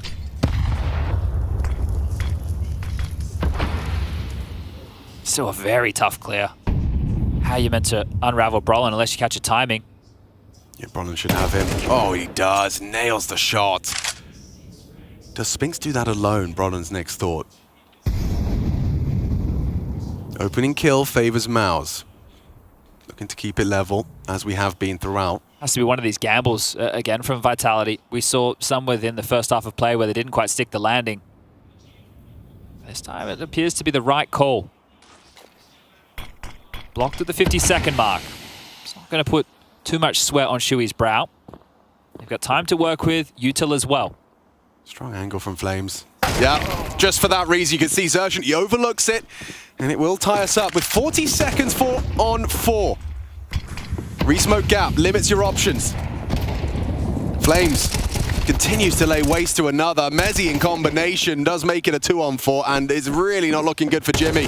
A loud trundle towards the gap position, a full magazine sprayed. Brolin's lurk, you can see they're cognizant it's a possibility. Flames averts his gaze. Mezzy's not looking, does adjust. And now Jimmy with a crazy transfer attempt, but 15 is secure. 1 round away from the semi-finals now, Vitality, and 2 opportunities. I can't believe they played forward on Crane there after short got blocked. I thought they might just wait it out, allow the Util to be siphoned through. They had the number advantage. It felt like it wasn't a necessary peak, and then another one for Flamesy. So he's done a great job denying this A site, aware of the fact that Brolin wasn't spotted in the feed, and you bang on. Just 1 more round, 5 more kills, back in a winning position are Vitality, but MOUZ have done it once. Can they do it again? 2 more consecutive rounds required to go to OT number 2. Shui takes a lot of damage early, down to 67. Smoke, yeah. Like smoke. I forgot about that. So did Vitality. And now Apex is going to have to function without it.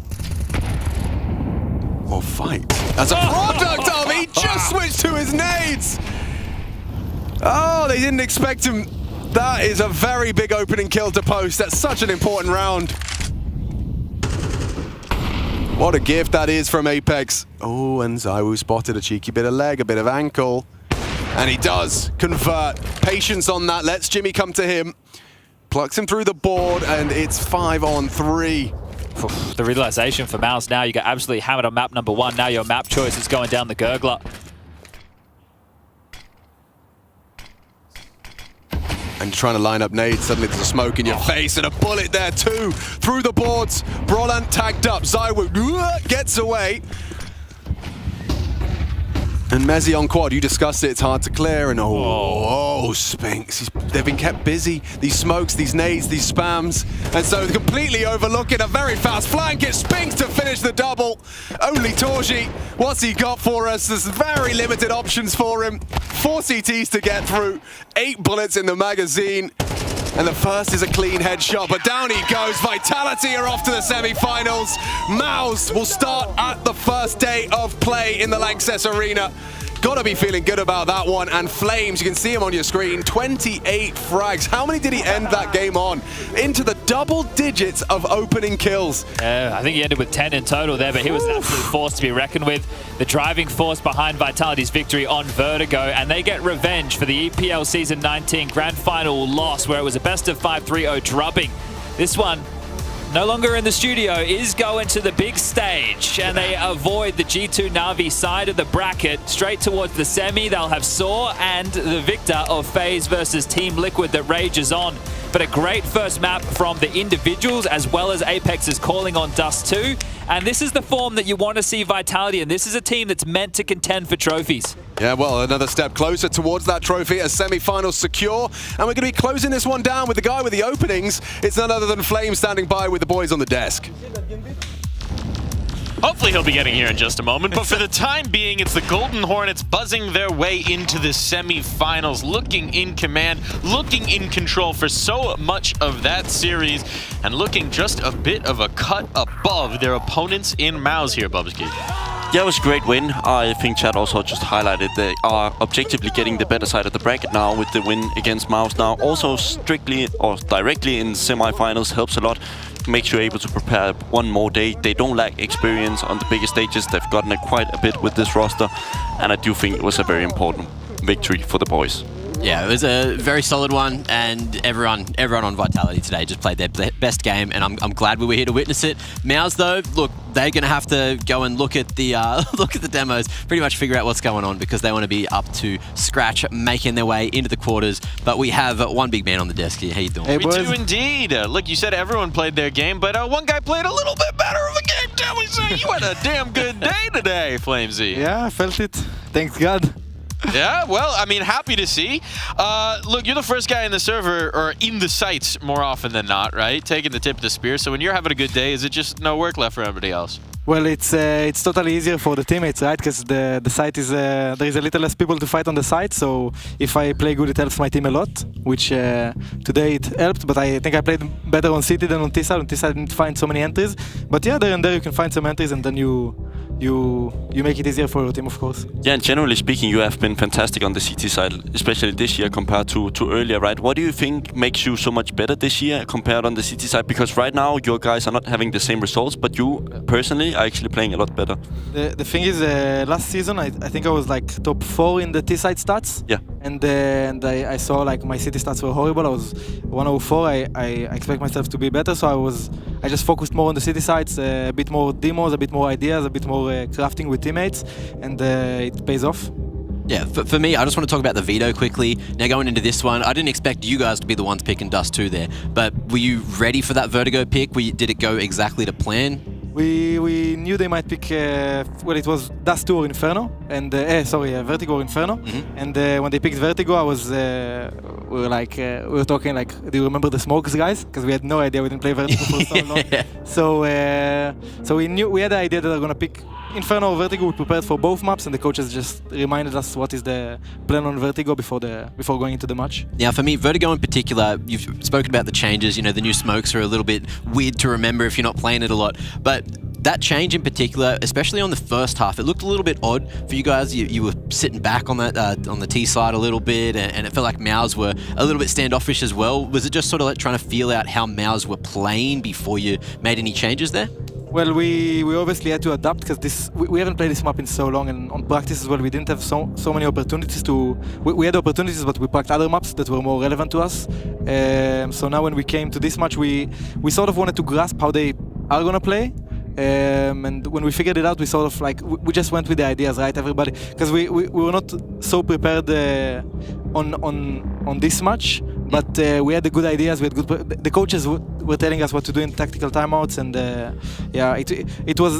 it was tough to come into this match because we didn't remember the smokes and stuff like that. But we had a good idea in our head how they play, how we should play, how we should adapt, when we should do the stuff. So it worked out well. We just need to worked out.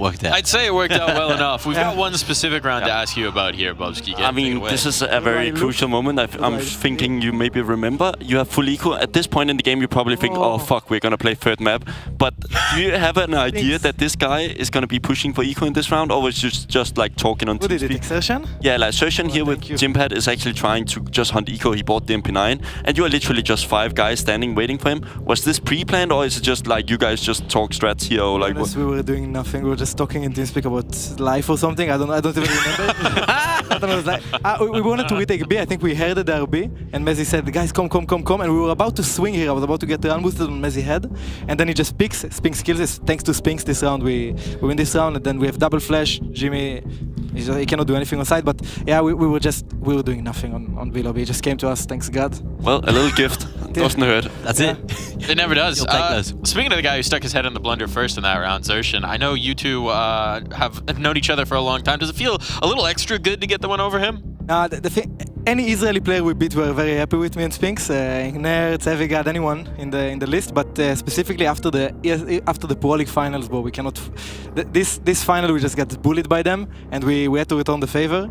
And yeah, it feels good to take revenge, but right now I don't think about Exertion. I'm just happy that we beat them, because last time we played against them, we had no chance. Well, thinking about yourself as well, you are our US Air Force Aim High player of the match. You could probably see that coming. I don't know if you were paying attention to the numbers, but they were good. Yeah, good. I'm happy. No, put that number up. Get a bonus in there. Come on. Gas yourself up. Come on. You don't get to do this. I'm happy, but obviously, like there is going to be moments without Zayu doing a 1v3 in Pistol on Dust 2. We have it's not an option to go 12-0 in the half. So it's all thanks to the teammate and the opportunities I get. But yeah, sometimes it works out. You shoot well, and yeah. At least you're not one of those players who takes out their phone, go to HL TV and check the stats, and then they will see how good they played. I mean, it's good to see that you can. Okay, you're spinning Cyber's secrets here. But I mean, well, the role sometimes works out. Entry fire, if it go really bad or really really good, and yeah, if it goes like that, I'm happy. In the context of the tournament, right? You guys have had these before, these matches for the semifinals. They haven't always gone your way. How much of an emphasis was there on making it straight to the semis? Every single game we have like this, we keep repeating it, because we're playing bad in those games when there is no elimination and we play for semis, so we treat it like quarter, but in your brain it's not the same, sadly.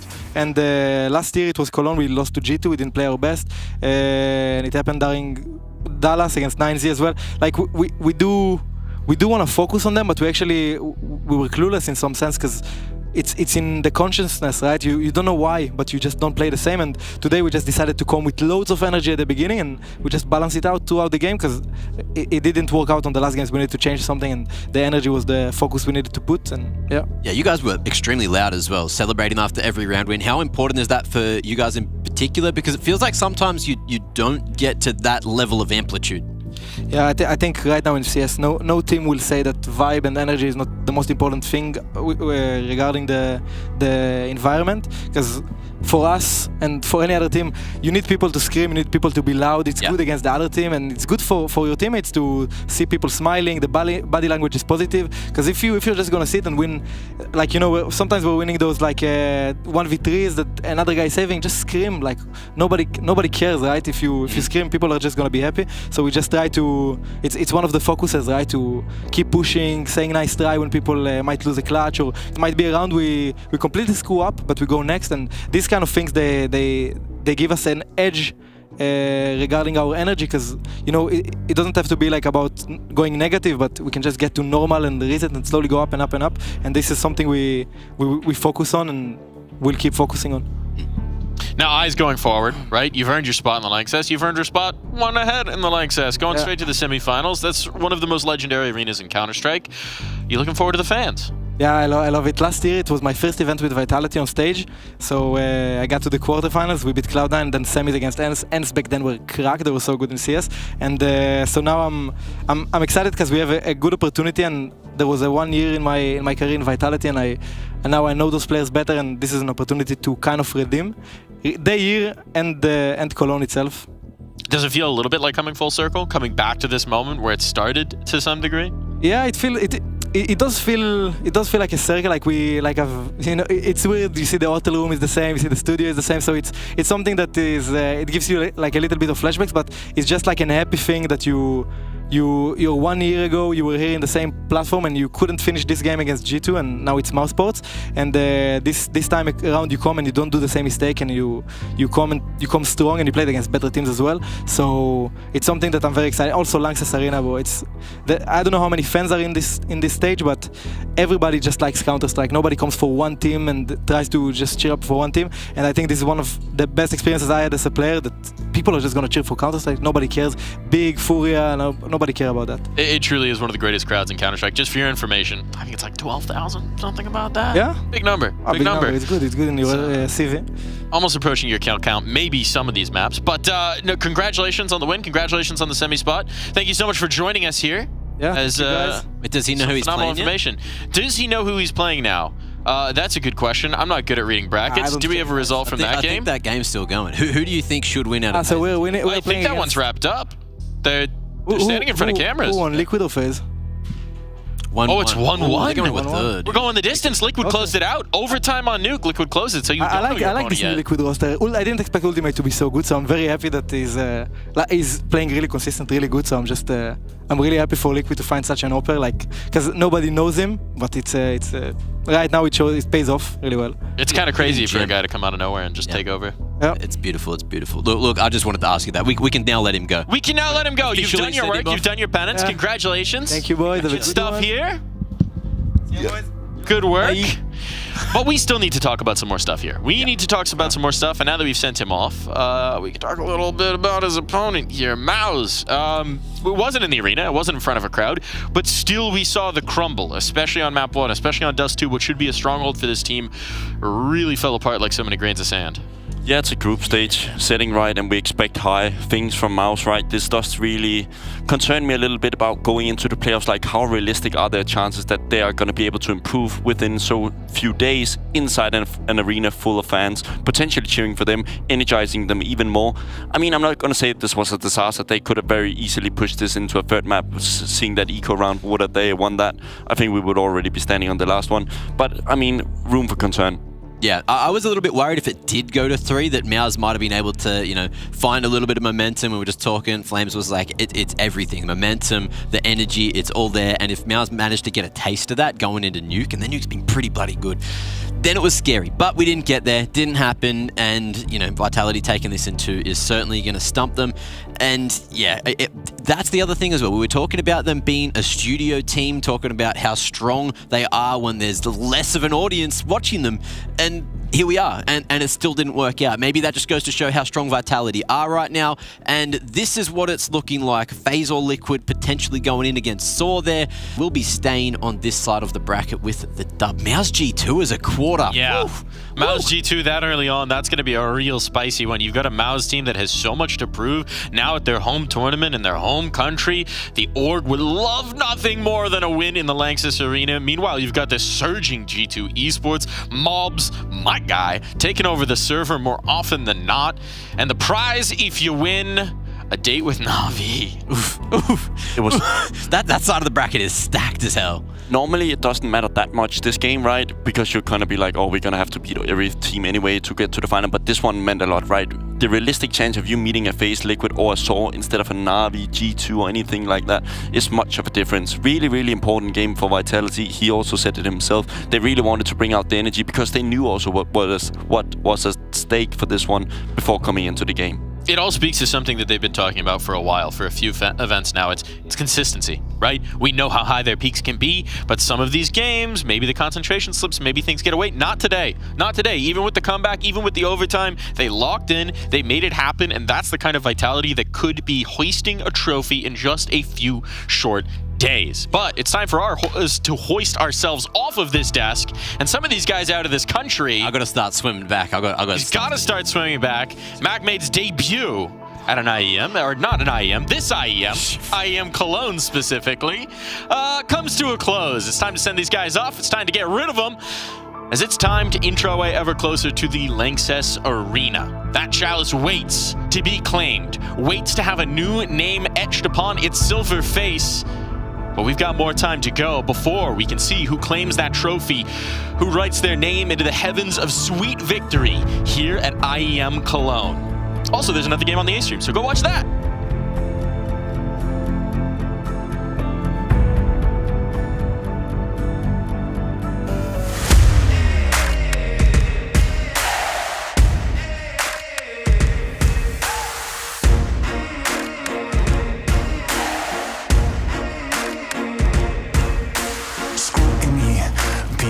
Up the truth, this ain't new to me. Since the age of 22, I've been using it like it's fuel to level up. like it's champagne in my cup, like there's nothing interrupting my persona dreams. There's a vision in my mind, it's consuming me. Take my confidence combined with opportunity, mix it up with unity, soon to be the greatest of my generation. Operation Victory. Fight or fly, we will stay. Through the perils we dare not to stray. Spark the match, light the flame. Out of luck, out of sight, dangerous, dynamite. Dynamite! Setting fire to the clouds at the speed of light. Going up, not coming down, screaming. Superman's kryptonite. Blowing up, dynamite. Dynamite! Setting fire to the clouds at the speed of light. Going up, not coming down, screaming. Superman's kryptonite. Blowing up, dynamite.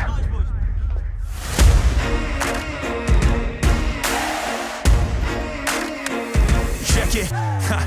Troubled days, lonely nights, lot of tears, lot of fights. Big dreams met with bigger lies. It ain't what it seems from the outside. On my downfall they pray. Will I surrender or will I betray? Given the trauma that lives in my brain, or use it to fuel up the fire in my veins. I never complain, I boss up and do it. If there's a battle, I'll fight my way through it. If the wind blows, I thank God that he blew it. Cause what is a blessing depends how you view it. The fruits of my labor are in abundance. Indispensable, I'm not redundant. Incomprehensible the way I've done it. When the struggle pushes me, I don't shove it. I rise above it.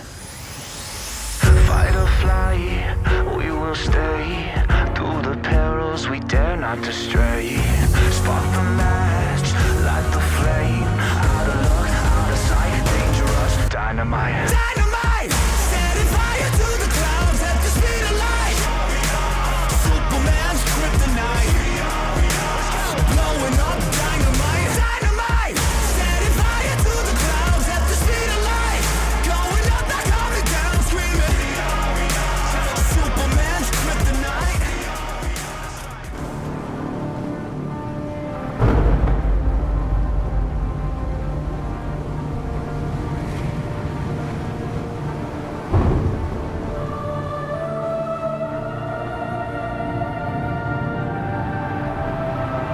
Rafa really making history.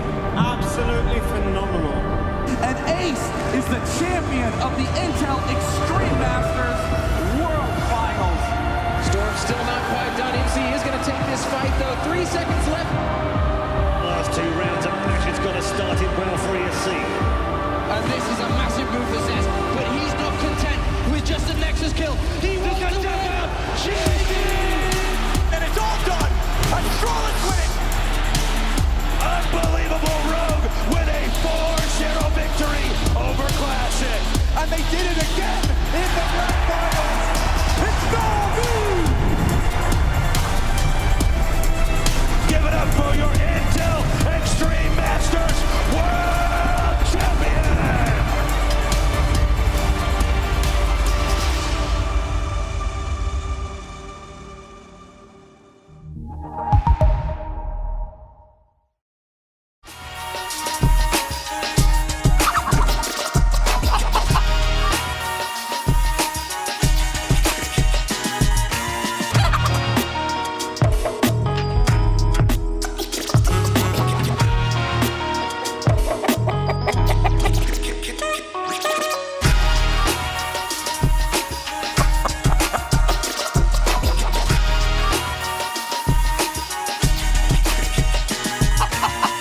Think you've seen it all? With FaceIt Watch's Point of View Selector, you can experience the game from any pro's perspective. Use the multi-view feature and customize the stream with up to 4 angles. Control what points you see while earning rewards. Drops are activated and lucky winners will receive FaceIt points. And if you ever miss a match, VODs are now available. Get instant access to demos with multiple POVs and commentary. Watch it, control it, FaceIt.